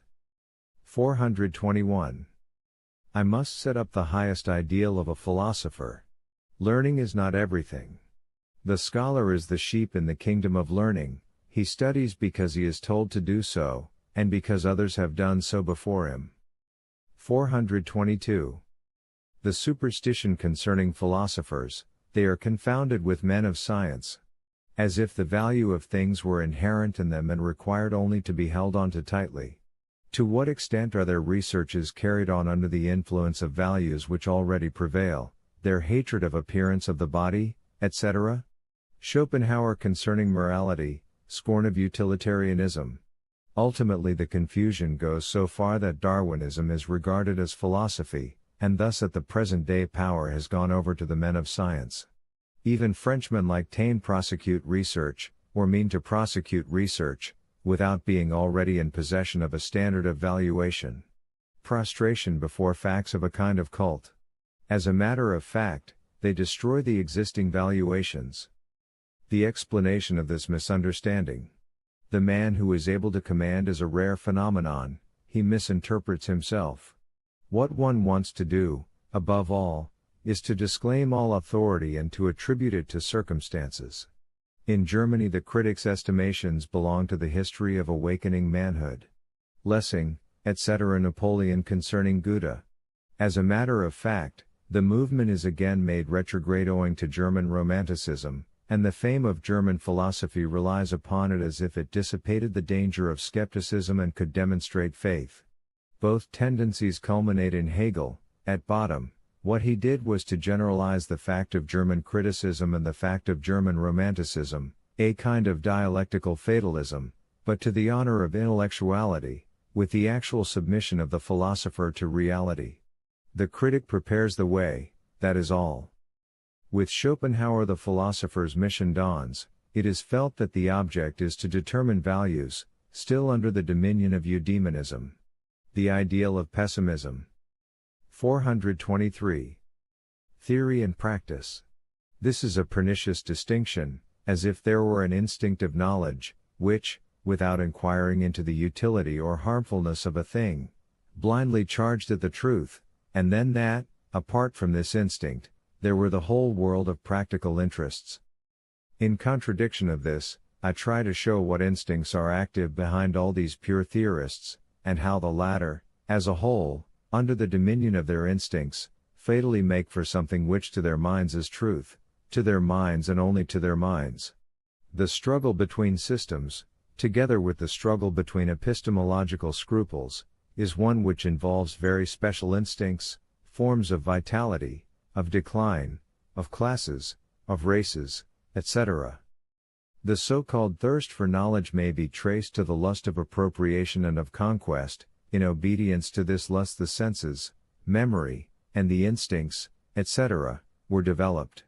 The quickest possible reduction of the phenomena, economy, the accumulation of spoil from the world of knowledge, that is, that portion of the world which has been appropriated and made manageable. Morality is therefore such a curious science, because it is in the highest degree practical. The purely scientific position, scientific uprightness, is thus immediately abandoned, as soon as morality calls for replies to its questions.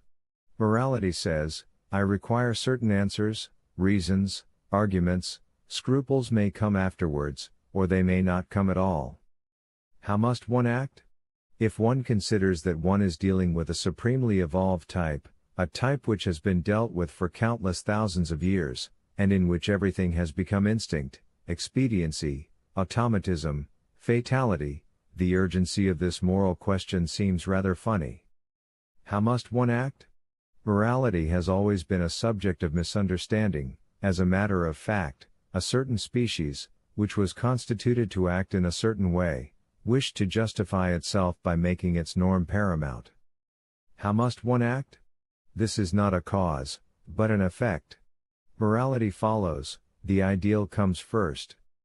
On the other hand, the appearance of moral scruples, or in other words, the coming to consciousness of the values which guide action, betray a certain morbidness. Strong ages and people do not ponder over their rights, nor over the principles of action, over instinct or over reason. Consciousness is a sign that the real morality, that is to say, the certainty of instinct which leads to a definite course of action, is going to the dogs. Every time a new world of consciousness is created, the moralists are signs of elision, of impoverishment and of disorganization. Those who are deeply instinctive fear bandying words over duties. Among them are found Puranic opponents of dialectics and of nobleness in general. A virtue is refuted with a thesis. The appearance of moralists belongs to periods when morality is declining.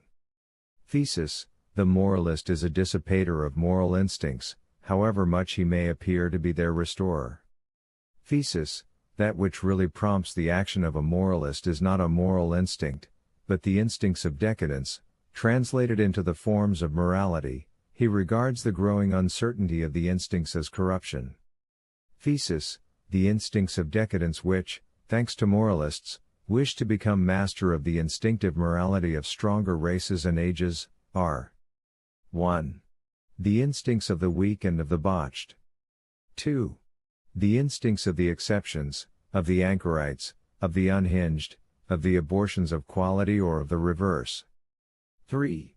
The instincts of the habitually suffering, who require a noble interpretation of their condition, and who therefore require to be as poor physiologists as possible. 424. The humbug of the scientific spirit. One should not affect the spirit of science, when the time to be scientific is not yet at hand, but even the genuine investigator has to abandon vanity, and has to affect a certain kind of method which is not yet seasonable. Neither should we falsify things and thoughts, which we have arrived at differently, by means of a false arrangement of deduction and dialectics. It is thus that Kant in his morality falsifies his inner tendency to psychology, a more modern example of the same thing as Herbert Spencer's ethics. A man should neither conceal nor misrepresent the facts concerning the way in which he conceived his thoughts. The deepest and most inexhaustible books will certainly always have something of the aphoristic and impetuous character of Pascal's Pensées.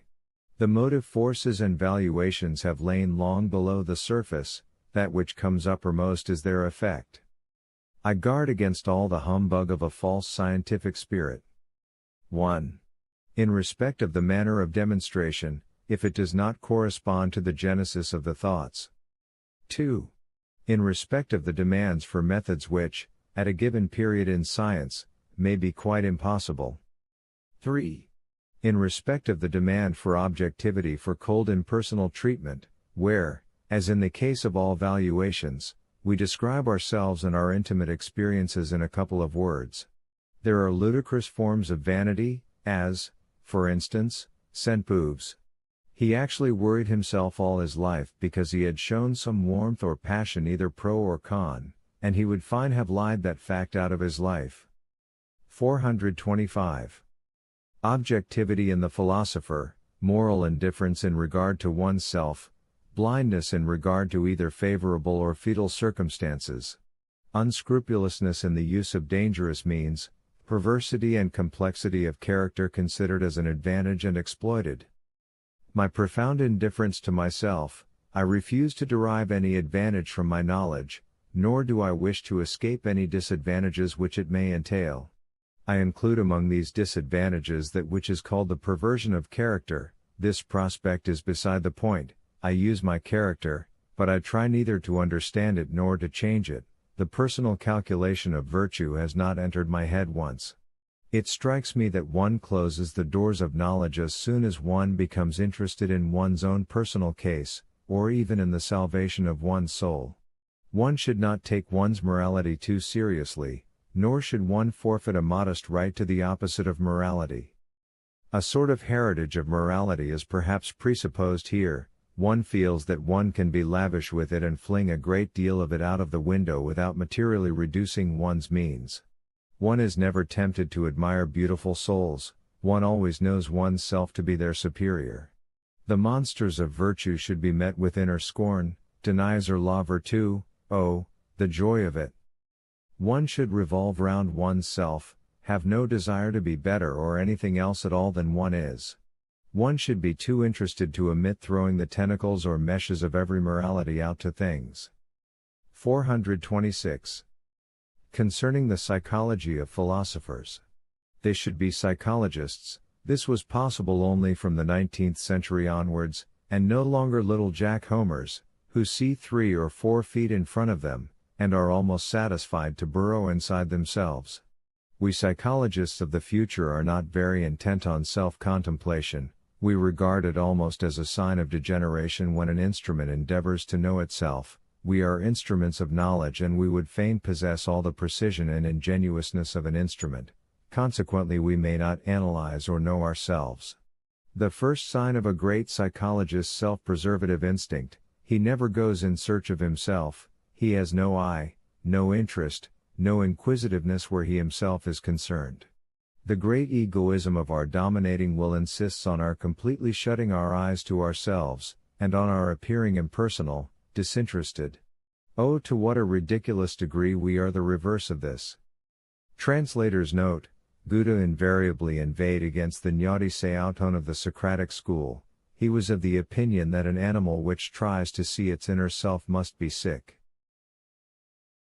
We are no Pascals, we are not particularly interested in the salvation of the soul, in our own happiness, and in our own virtue. We have neither enough time nor enough curiosity to be so concerned with ourselves. Regarded more deeply, the case is again different.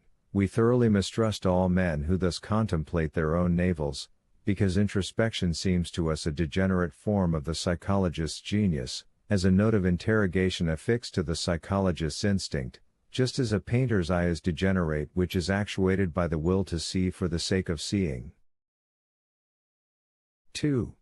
A criticism of Greek philosophy. 427. The apparition of Greek philosophers since the time of Socrates is a symptom of decadence. The anti-Hellenic instincts become paramount. The sophist is still quite Hellenic, as are also Anaxagoras, Democritus, and the great Ionians, but only as transitional forms. The polis loses its faith in the unity of its culture, in its rights of dominion over every other polis.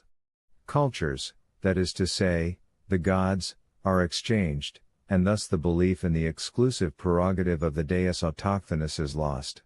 Good and evil of whatever origin get mixed, the boundaries separating good from evil gradually vanish. This is the sophist. On the other hand, the philosopher is the reactionary. He insists upon the old virtues. He sees the reason of decay in the decay of institutions, he therefore wishes to revive old institutions. He sees decay in the decline of authority, he therefore endeavors to find new authorities. He travels abroad, explores foreign literature and exotic religions. He will reinstate the ideal polis, after the concept polis has become superannuated, just as the Jews kept themselves together as a people after they had fallen into slavery. They become interested in all tyrants, their desire is to re-establish virtue with force majeure. Gradually everything genuinely Hellenic is held responsible for the state of decay, and Plato is just as ungrateful to Pericles, Homer, tragedy, and rhetoric as the prophets are to David and Saul. The downfall of Greece is conceived as an objection to the fundamental principles of Hellenic culture, the profound error of philosophers. Conclusion: the Greek world perishes. The cause thereof: Homer, mythology, ancient morality, etc. The anti-Hellenic development of philosophers' valuations, the Egyptian influence, life after death made into law, the Semitic influence, the dignity of the sage, the sheik, the Pythagorean influence, the subterranean cults, silence, means of terrorization consisting of appeals to a beyond, mathematics, the religious valuation consisting of a sort of intimacy with a cosmic entity, the sacerdotal, ascetic, and transcendental influences, the dialectical influence. I am of opinion that even Plato already betrays revolting and pedantic meticulousness in his concepts. Decline of good intellectual taste, the hateful noisiness of every kind of direct dialectics seems no longer to be felt.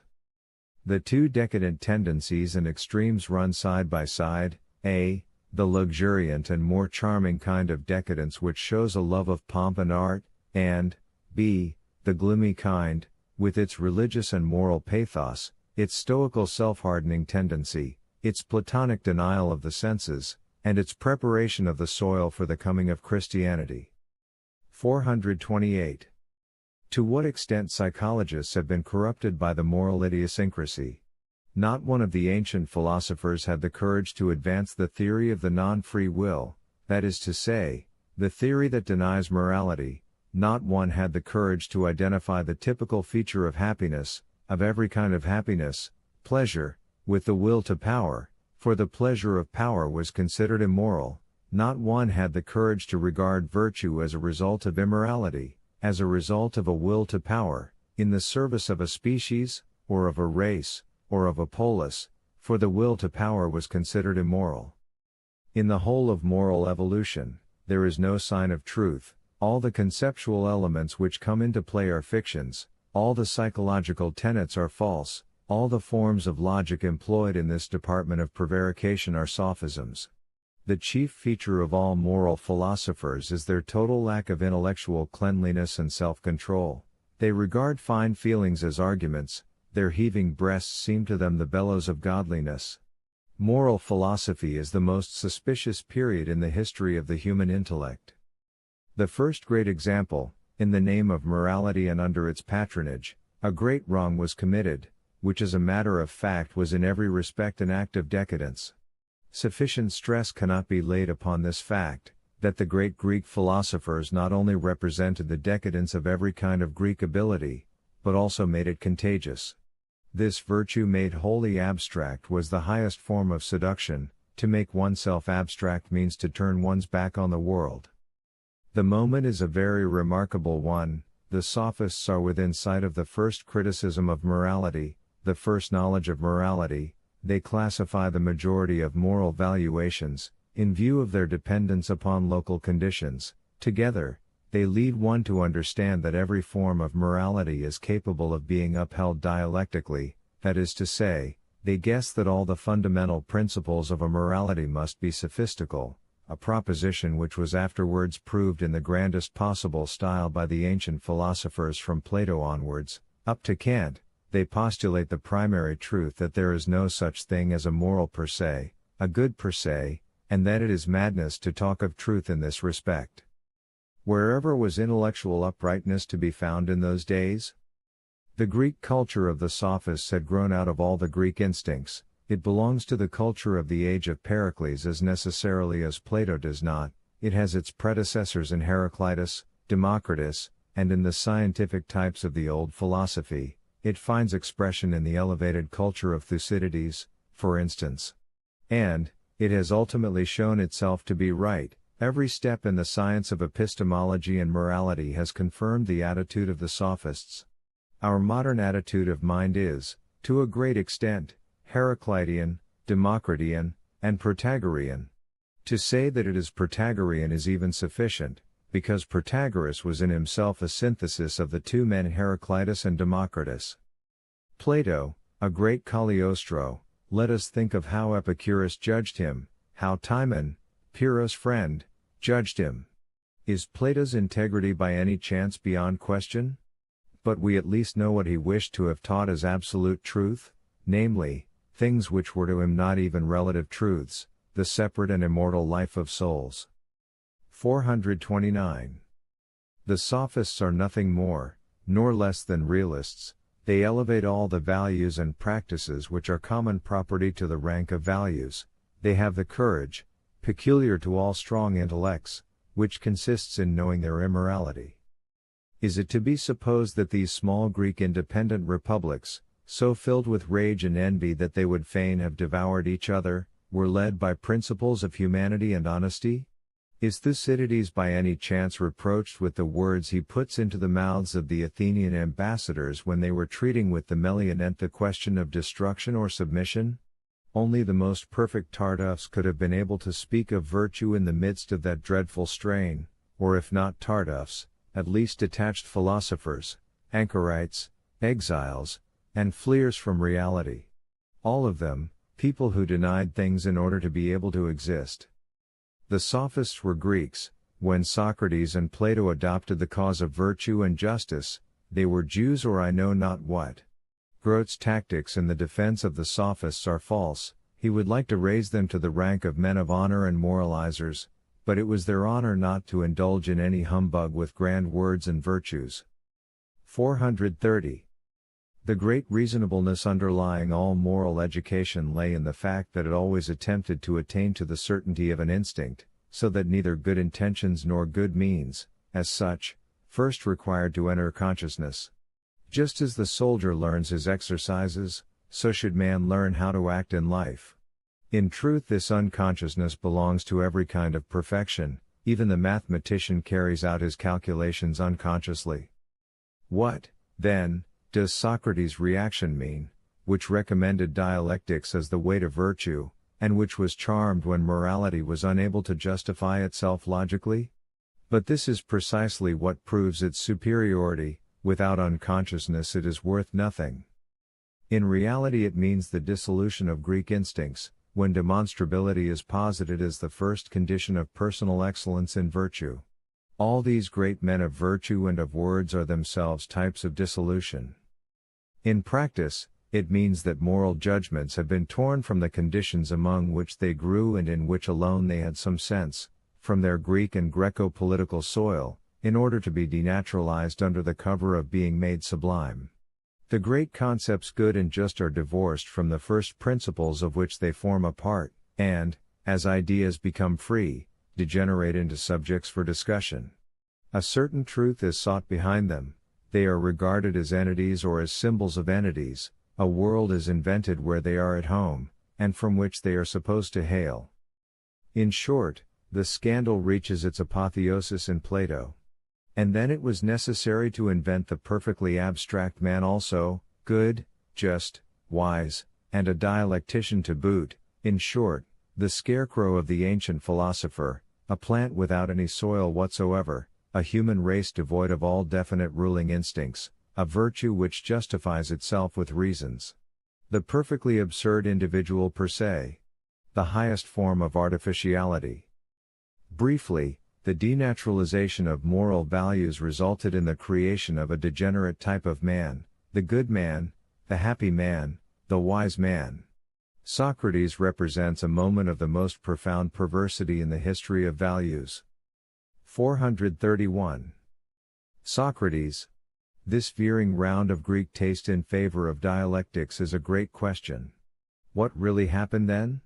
Socrates, the roturier who was responsible for it, was thus able to triumph over a more noble taste, the taste of the noble. The mob gets the upper hand along with dialectics.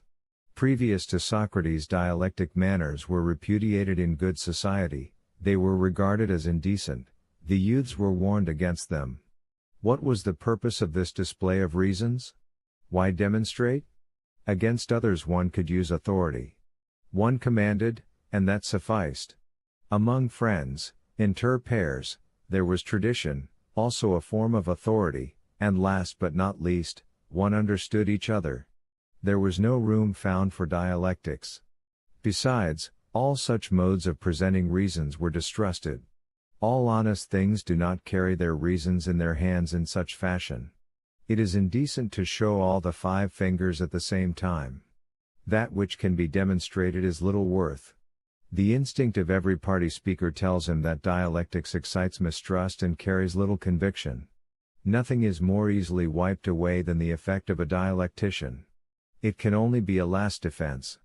One must be in an extremity, it is necessary to have to extort one's rights, otherwise one makes no use of dialectics.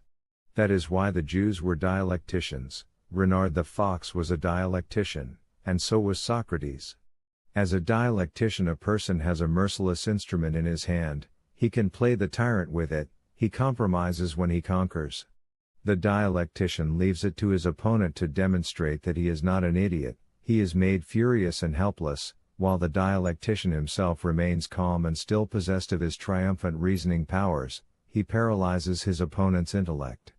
The dialectician's irony is a form of mob revenge, the ferocity of the oppressed lies in the cold knife cuts of the syllogism. In Plato, as in all men of excessive sensuality and wild fancies, the charm of concepts was so great, that he involuntarily honored and deified the concept as a form of ideal. Dialectical intoxication, as the consciousness of being able to exercise control over one's self by means of it, as an instrument of the will to power. 432. The problem of Socrates. The two antitheses, the tragic and the Socratic spirits, measured according to the law of life. To what extent is the Socratic spirit a decadent phenomenon? To what extent are robust health and power still revealed by the whole attitude of the scientific man, his dialectics, his ability, and his severity? The health of the plebeian, whose malice, esprit frungere, whose astuteness, whose rascally depths, are held in check by his cleverness, the whole type is ugly. Uglification, self-derision, dialectical dryness, intelligence in the form of a tyrant against the tyrant, instinct. Everything in Socrates is exaggeration, eccentricity, caricature, he is a buffoon with the blood of Voltaire in his veins.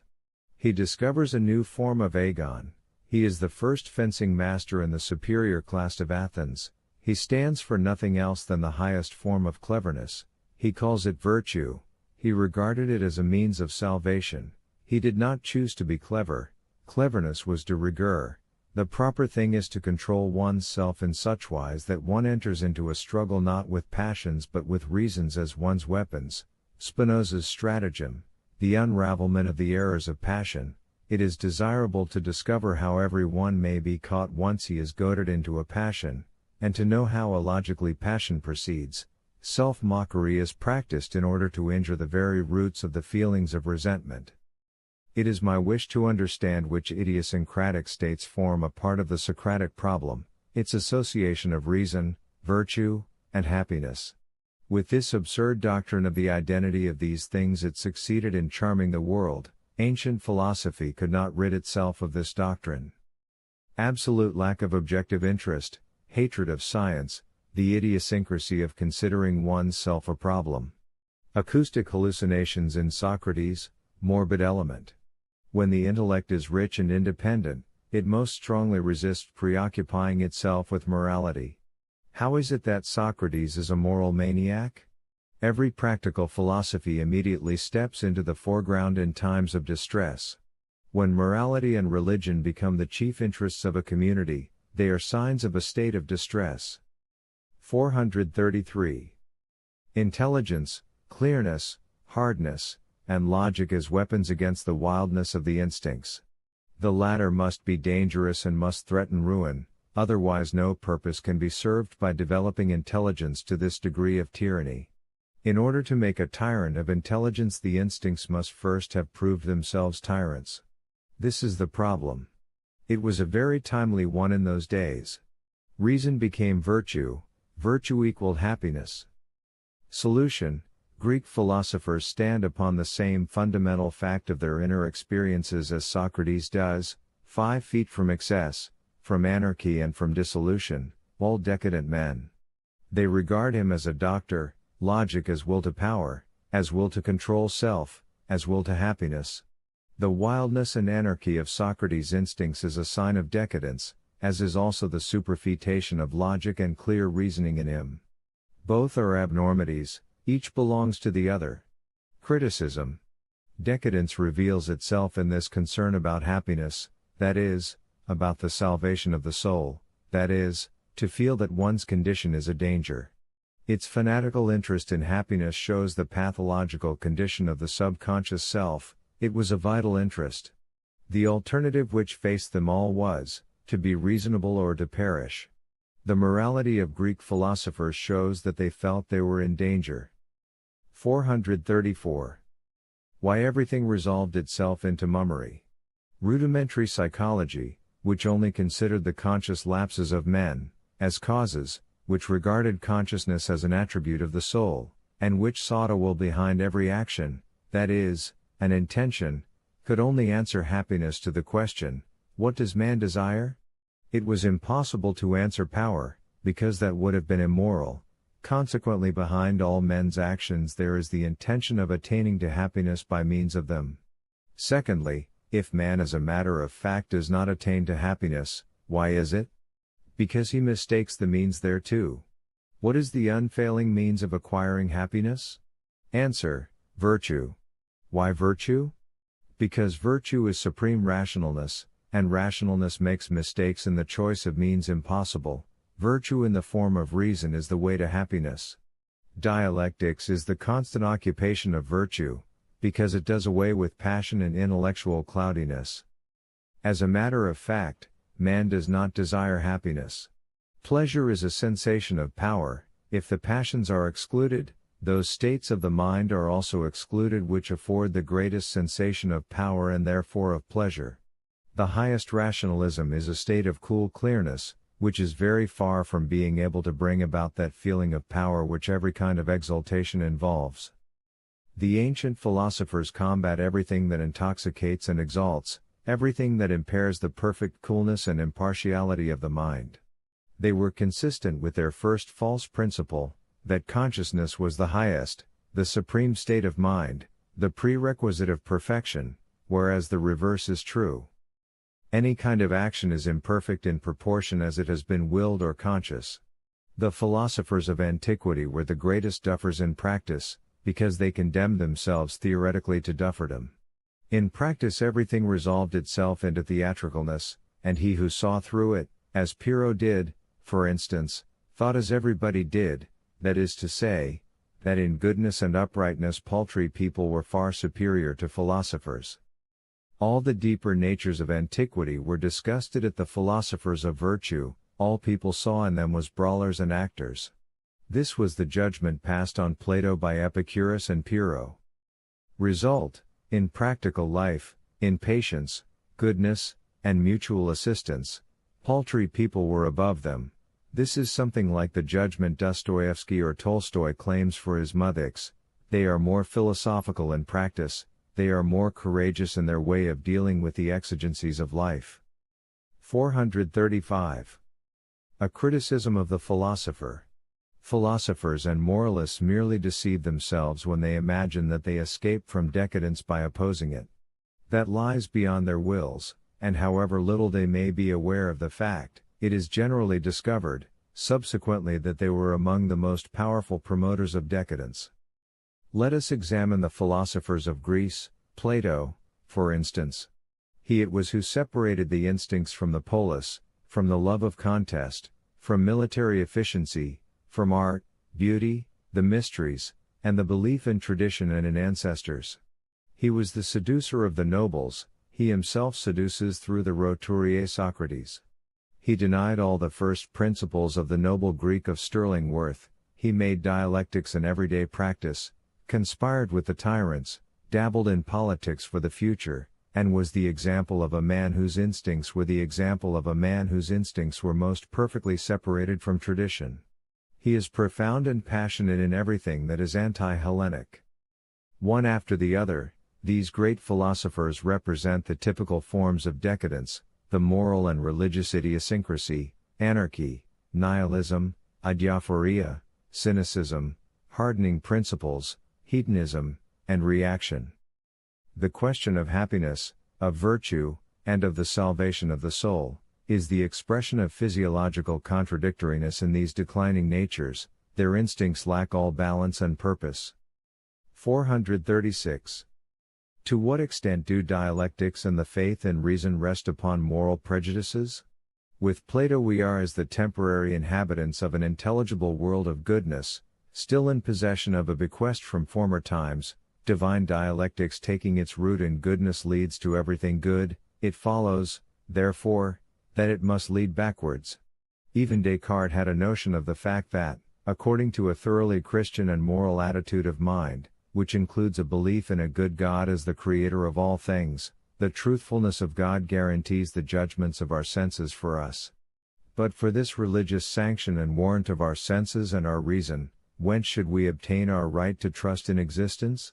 That thinking must be a measure of reality, that what cannot be the subject of thought, cannot exist, is a course non plus ultra of a moral blind confidence, in the essential principle of truth at the root of all things. This in itself is a mad assumption which our experience contradicts every minute. We cannot think of anything precisely as it is. 437.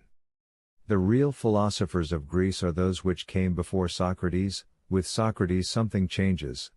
They are all distinguished men, they take their stand away from the people and from usage, they have traveled, they are earnest to the point of somberness, their eyes are calm, and they are not unacquainted with the business of state and diplomacy. They anticipated all the great concepts which coming sages were to have concerning things in general, they themselves represented these concepts, they made systems out of themselves. Nothing run give a higher idea of Greek intellect than this sudden fruitfulness in types, than this involuntary completeness in the drawing up of all the great possibilities of the philosophical ideal.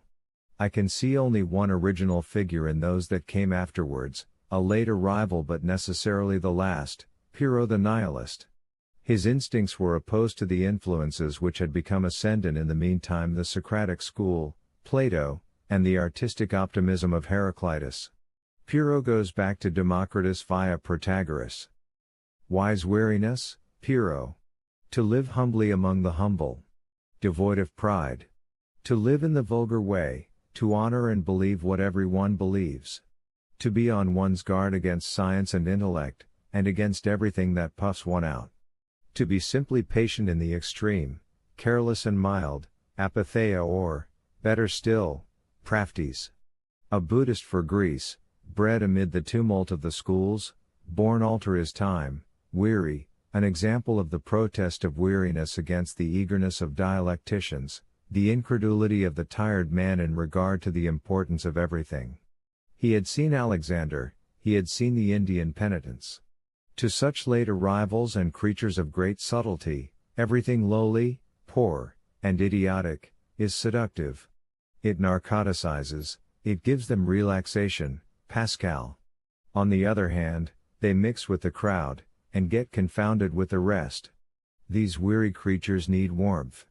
To overcome contradiction, to do away with contests, to have no will to excel in any way, to deny the Greek instincts, Pyrrho lived with his sister, who was a midwife, to rig out wisdom in such a way that it no longer distinguishes, to give it the ragged mantle of poverty, to perform the lowest offices, and to go to market and sell sucking pigs.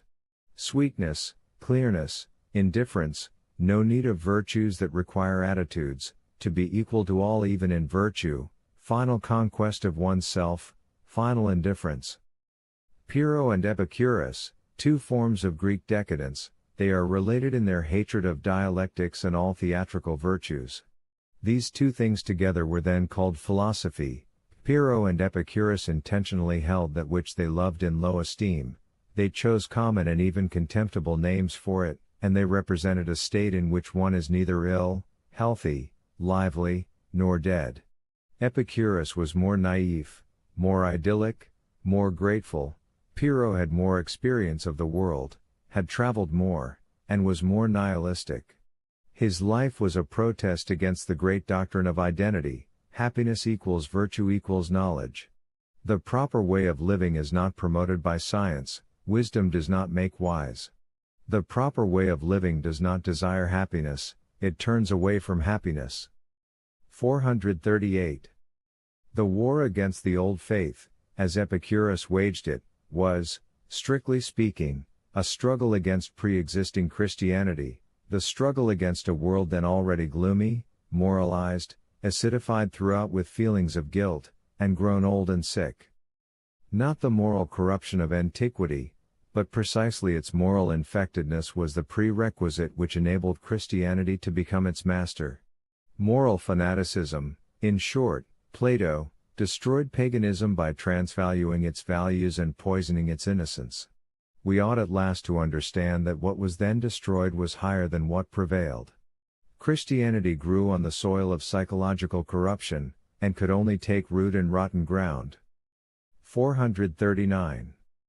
Science, as a disciplinary measure or as an instinct, I see a decline of the instincts in Greek philosophers, otherwise they could not have been guilty of the profound error of regarding the conscious state as the more valuable state.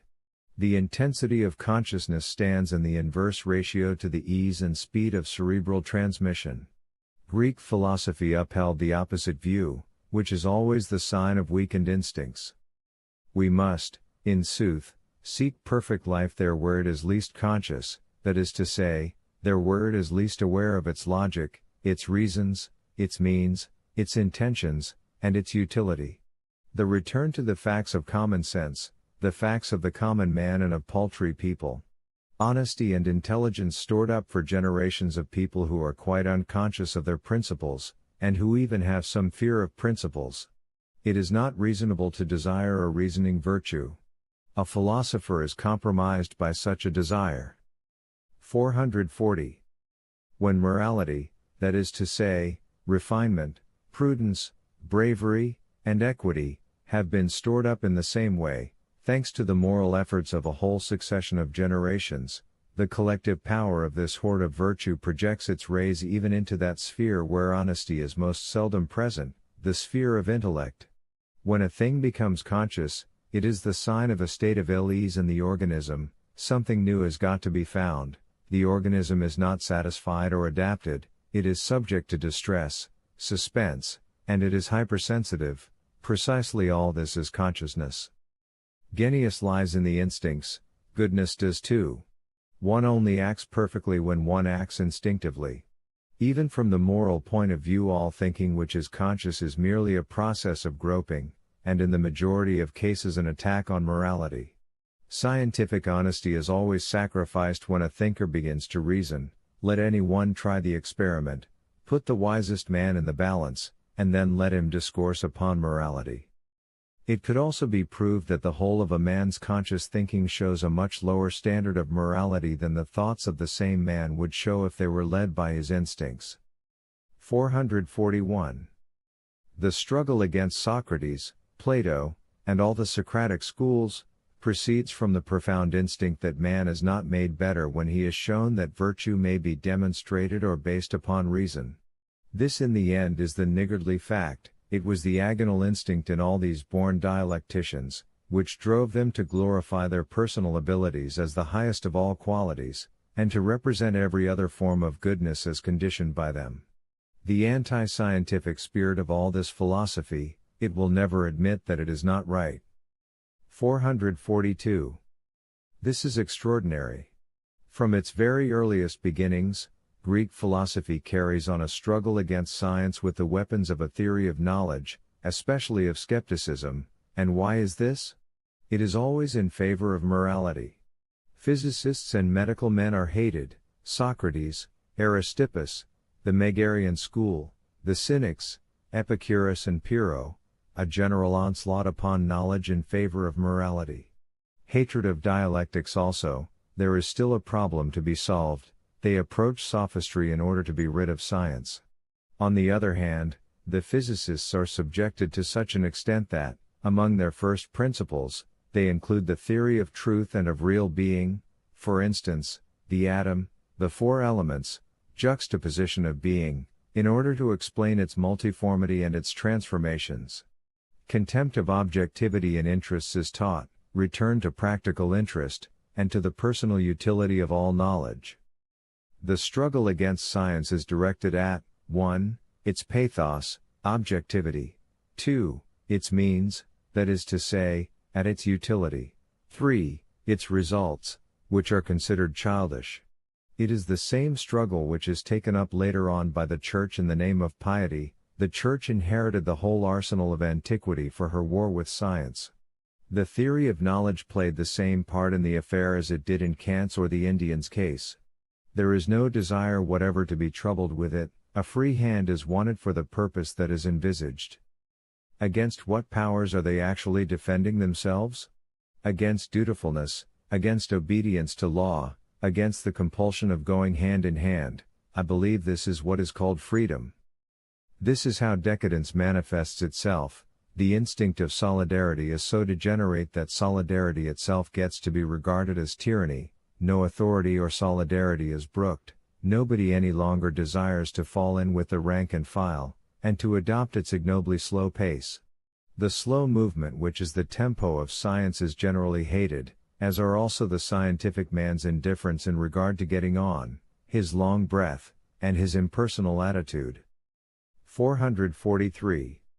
At bottom, morality is hostile to science. Socrates was so already too. And the reason is, that science considers certain things important which have no relation whatsoever to good and evil, and which therefore reduce the gravity of our feelings concerning good and evil. What morality requires is that the whole of a man should serve it with all his power. It considers it waste on the part of a creature that can ill afford waste, when a man earnestly troubles his head about stars or plants. That is why science very quickly declined in Greece. Once Socrates had inoculated scientific work with the disease of morality. The mental attitudes reached by a Democritus, a Hippocrates, and a Thucydides, have not been reached a second time. 444. The problem of the philosopher and of the scientific man. The influence of age, depressing habits, sedentary study à la Kant, overwork, inadequate nourishment of the brain, reading. A more essential question still, is it not already perhaps a symptom of decadence when thinking tends to establish generalities? Objectivity regarded as the disintegration of the will, to be able to remain as detached as possible. This presupposes a tremendous adiaphora in regard to the strong passions, a kind of isolation, an exceptional position, opposition to the normal passions. Type: desertion of home country, emigrants go ever greater distances afield, growing exoticism, the voice of the old imperative dies away, and the continual question whither? Happiness, is a sign of emancipation from forms of organization, a sign of breaking loose from everything. Problem: is the man of science more of a decadent symptom than the philosopher? As a whole, scientific man is not cut loose from everything, only a part of his being is consecrated exclusively to the service of knowledge and discipline to maintain a special attitude and point of view. In his department he is in need of all the virtues of a strong race, of robust health, of great severity, manliness and intelligence. He is rather a symptom of the great multiformity of culture than of the effeteness of the latter. The decadent scholar is a bad scholar. Whereas the decadent philosopher has always been reckoned hitherto as the typical philosopher. 445. Among philosophers, nothing is more rare than intellectual uprightness. They perhaps say the very reverse, and even believe it.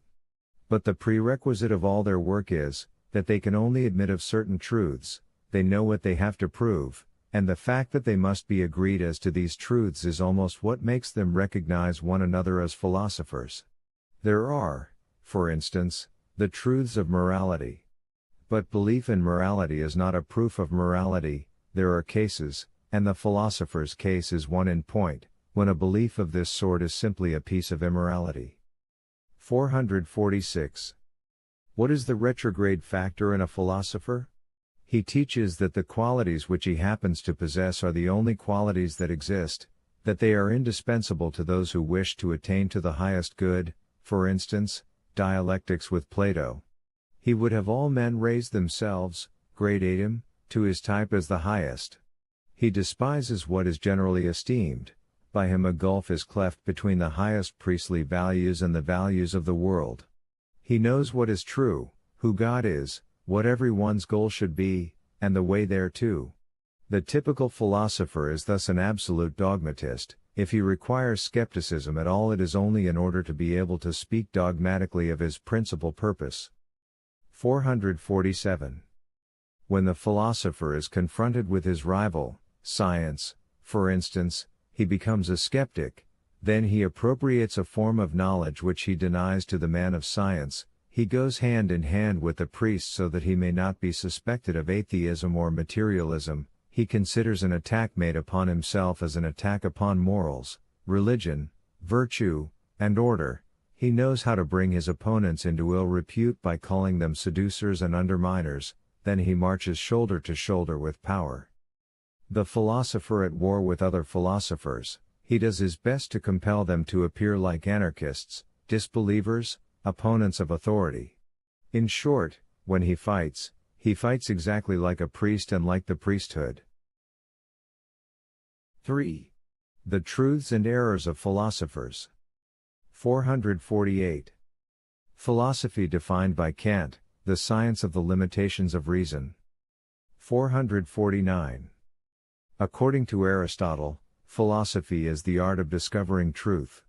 On the other hand, the Epicureans, who availed themselves of Aristotle's sensual theory of knowledge, retorted in ironical opposition to the search for truth: philosophy is the art of life. 450. The three great naivets. Knowledge as a means of happiness, as if. Knowledge as a means to virtue, as if. Knowledge as a means to the denial of life inasmuch as it leads to disappointment, as if. 451. As if there were a truth which one could by some means approach. 452. Error and ignorance are fatal.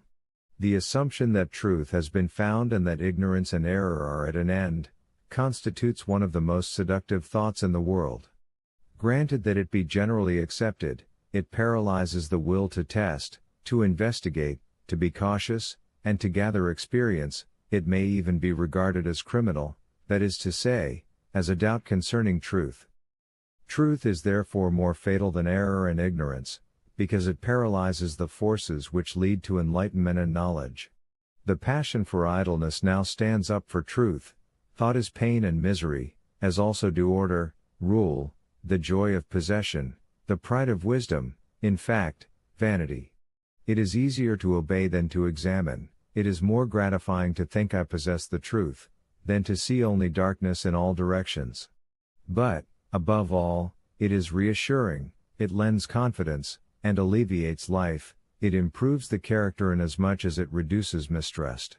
Spiritual peace, a quiet conscience, these things are inventions which are only possible provided truth be found. By their fruits ye shall know them, truth is the truth because it makes men better.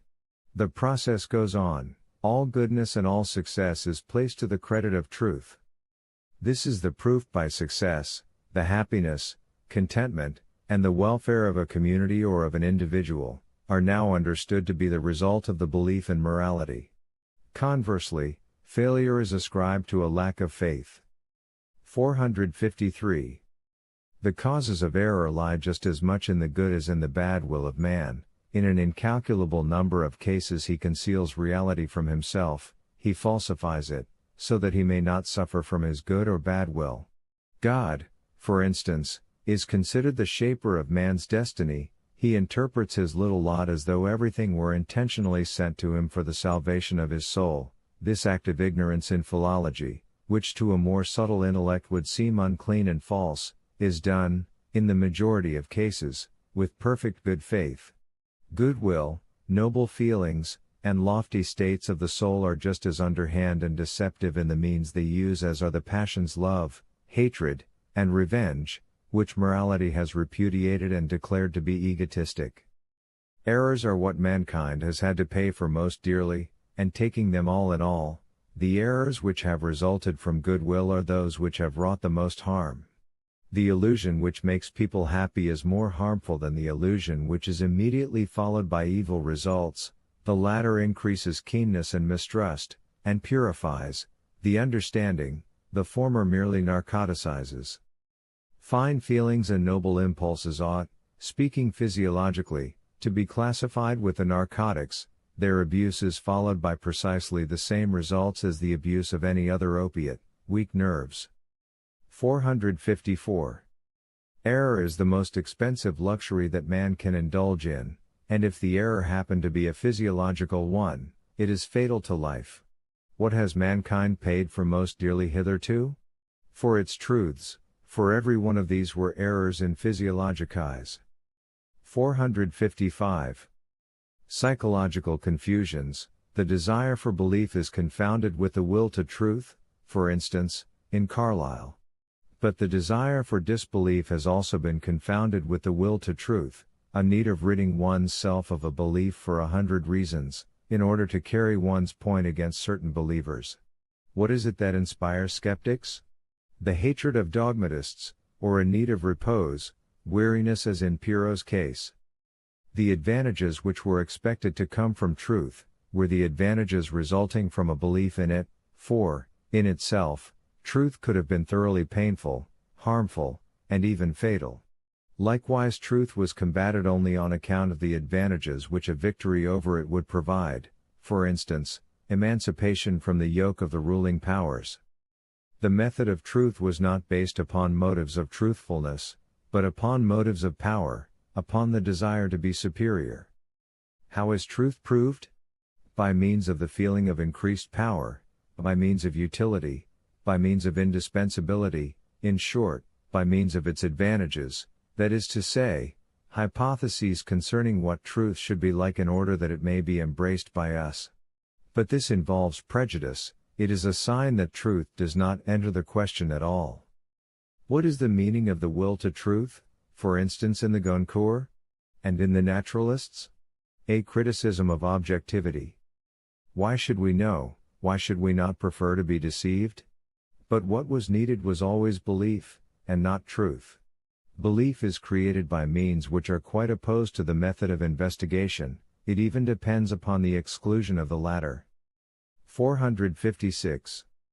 A certain degree of faith suffices today to give us an objection to what is believed. It does more, it makes us question the spiritual healthiness of the believer. 457. Martyrs. To combat anything that is based upon reverence, opponents must be possessed of both daring and recklessness, and be hindered by no scruples. Now, if one considers that for thousands of years man has sanctified as truths only those things which were in reality errors, and that he has branded any criticism of them with the hallmark of badness, one will have to acknowledge, however reluctantly, that a goodly amount of immoral deeds were necessary in order to give the initiative to an attack, I mean to reason. That these immoralists have always posed as the martyrs of truth should be forgiven them. The truth of the matter is that they did not stand up and deny owing to an instinct for truth, but because of a love of dissolution, criminal skepticism, and the love of adventure. In other cases it is personal rancor which drives them into the province of problems. They only combat certain points of view in order to be able to carry their point against certain people. But, above all, it is revenge which has become scientifically useful, the revenge of the oppressed, those who, thanks to the truth that happens to be ruling, have been pressed aside and even smothered. Truth, that is to say the scientific method, was grasped and favored by such as recognized that it was a useful weapon of war, an instrument of destruction. In order to be honored as opponents, they were moreover obliged to use an apparatus similar to that used by those whom they were attacking. They therefore brandished the concept truth as absolutely as their adversaries did. They became fanatics at least in their poses, because no other pose could be expected to be taken seriously. What still remained to be done was left to persecution, to passion, and the uncertainty of the persecuted. Hatred waxed great, and the first impulse began to die away and to leave the field entirely to science. Ultimately all of them wanted to be right in the same absurd way as their opponents. The word conviction, faith, the pride of martyrdom, these things are most unfavorable to knowledge. The adversaries of truth finally adopt the whole subjective manner of deciding about truth, that is to say, by means of poses, sacrifices, and heroic resolutions, and thus prolong the dominion of the anti-scientific method. As martyrs they compromise their very own deed. 458. The dangerous distinction between theoretical and practical in Kant for instance, but also in the ancient philosophers, they behave as if pure intellectuality presented them with the problems of science and metaphysics. They behave as if practice should be judged by a measure of its own, whatever the judgment of theory may be. Against the first tendency I set up my Psychology of Philosophers. Their strangest calculations and intellectuality are still but the last pallid impress of a physiological fact. Spontaneity is absolutely lacking in them, everything is instinct, everything is intended to follow a certain direction from the first. Against the second tendency I put my question, whether we know another method of acting correctly, besides that of thinking correctly. The last case is action. The first presupposes thought. Are we possessed of a means whereby we can judge of the value of a method of life differently from the value of a theory, through induction or comparison? Guileless people imagine that in this respect we are better equipped. We know what is good and the philosophers are content to repeat this view. We conclude that some sort of faith is at work in this matter, and nothing more. Men must act. Consequently rules of conduct are necessary. This is what even the ancient skeptics thought. The urgent need of a definite decision in this department of knowledge is used as an argument in favor of regarding something as true. Men must not act, said their more consistent brothers, the Buddhists, and then thought out a mode of conduct which would deliver man from the yoke of action. To adapt oneself, to live as the common man lives, and to regard as right and proper what he regards as right. This is submission to the gregarious instinct. One must carry one's courage and severity so far as to learn to consider such submission a disgrace. One should not live according to two standards. One should not separate theory and practice. 459. Of all that which was formerly held to be true, not one word is to be credited. Everything which was formerly disdained as unholy, forbidden, contemptible, and fatal, all these flowers now bloom on the most charming paths of truth. The whole of this old morality concerns us no longer. It contains not one idea which is still worthy of respect.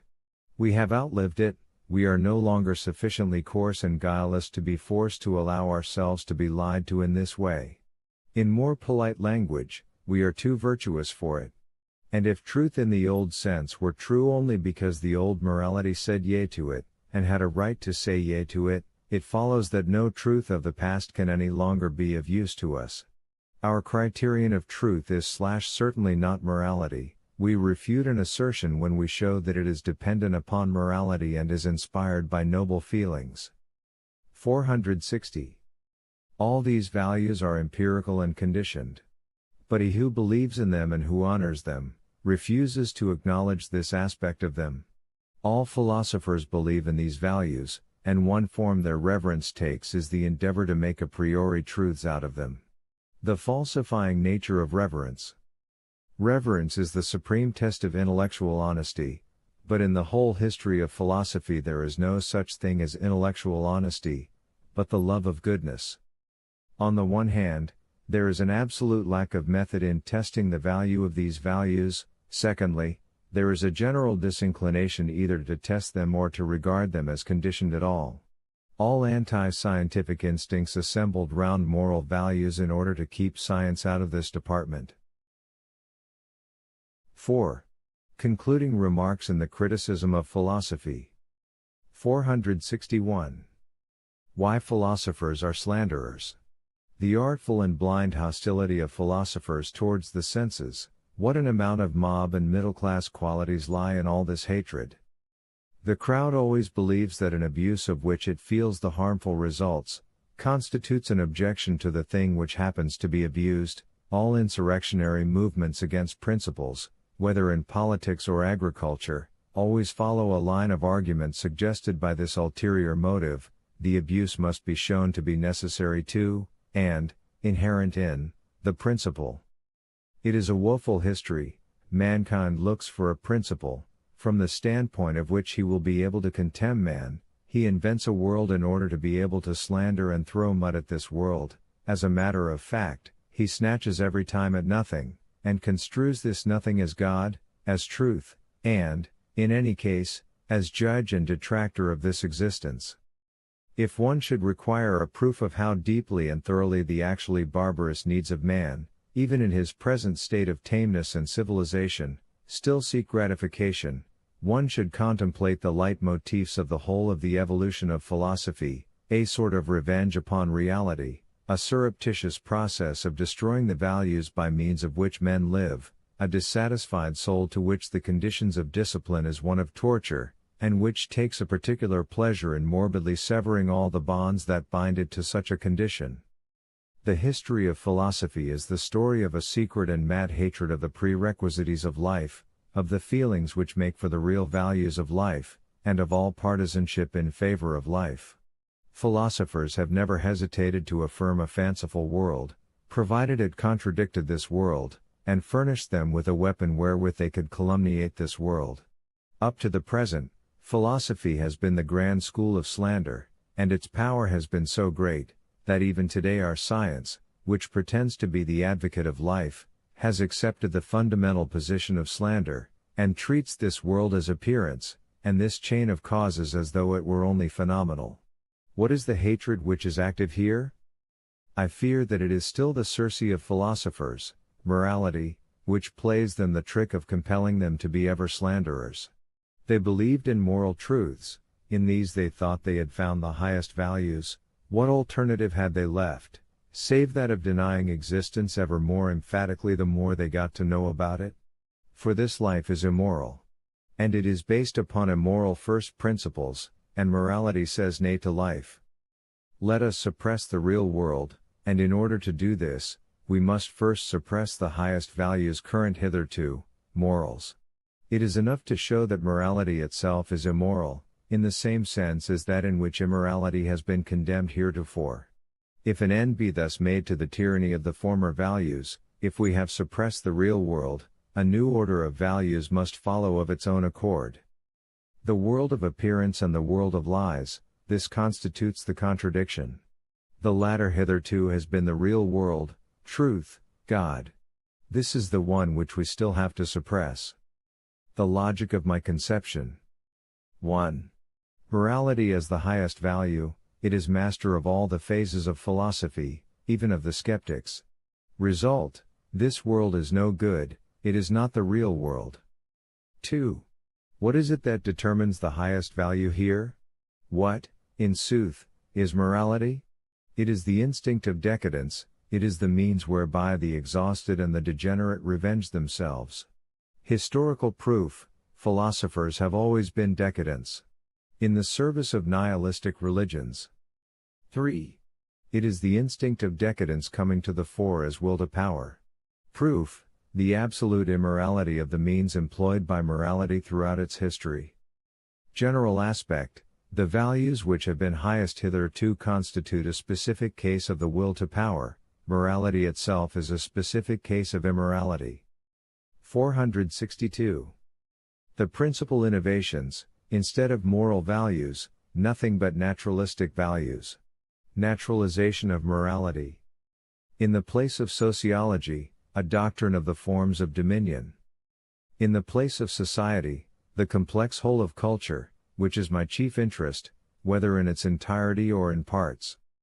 In the place of the theory of knowledge, a doctrine which laid down the value of the passions, to this a hierarchy of the passions would belong, the passions transfigured, their superior rank, their spirituality. In the place of metaphysics and religion, the doctrine of eternal recurrence, this being regarded as a means to the breeding and selection of men.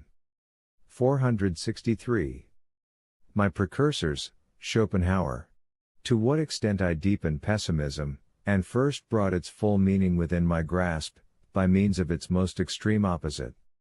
Likewise, the higher Europeans, the pioneers of great politics. Likewise, the Greeks and their Genesis. 464. I have named those who were unconsciously my workers and precursors. But in what direction may I turn with any hope of finding my particular kind of philosophers themselves, or at least my yearning for new philosophers? In that direction, alone, where a noble attitude of mind prevails, an attitude of mind which believes in slavery and in manifold orders of rank, as the prerequisites of any high degree of culture. In that direction, alone, where a creative attitude of mind prevails, an attitude of mind which does not regard the world of happiness and repose, the Sabbath of Sabbaths as an end to be desired, and which, even in peace, honors the means which lead to new wars, an attitude of mind which would prescribe laws for the future, which for the sake of the future would treat everything that exists today with harshness and even tyranny, a daring and immoral attitude of mind, which would wish to see both the good and the evil qualities in man develop to their fullest extent, because it would feel itself able to put each in its right place, that is to say, in that place in which each would need the other. But what prospect has he of finding what he seeks, who goes in search of philosophers today? Is it not probable that, even with the best Diogenes lantern in his hand, he will wander about by night and day in vain? This age is possessed of the opposite instincts. What it wants, above all, is comfort. Secondly, it wants publicity and the deafening din of actors' voices, the big drum which appeals to its bank holiday tastes. Thirdly, that every one should lie on his belly in utter subjection before the greatest of all lies, which is the equality of men, and should honor only those virtues which make men equal and place them in equal positions. But in this way, the rise of the philosopher, as I understand him, is made completely impossible, despite the fact that many may regard the present tendencies as rather favorable to his advent. As a matter of fact, the whole world mourns, today, the hard times that philosophers used to have, hemmed in between the fear of the stake, a guilty conscience, and the presumptuous wisdom of the fathers of the Church. But the truth is, that precisely these conditions were ever so much more favorable to the education of a mighty, extensive, subtle, rash, and daring intellect than the conditions prevailing today.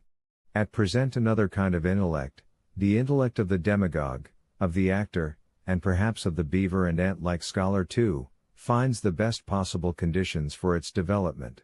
But even for artists of a superior caliber the conditions are already far from favorable, for does not every one of them, almost, perish owing to his want of discipline?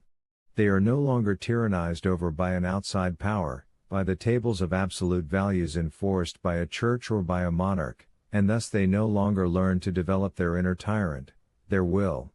And what holds good of artists also holds good, to a greater and more fatal degree, of philosophers. Where, then, are free spirits to be found today? Let any one show me a free spirit today. 465. Under spiritual freedom I understand something very definite. It is a state in which one is 100 times superior to philosophers and other disciples of truth in one's severity towards oneself, in one's uprightness, in one's courage, and in one's absolute will to say nay even when it is dangerous to say nay. I regard the philosophers that have appeared heretofore as contemptible libertines hiding behind the petticoats of the female truth. End of Volume 1.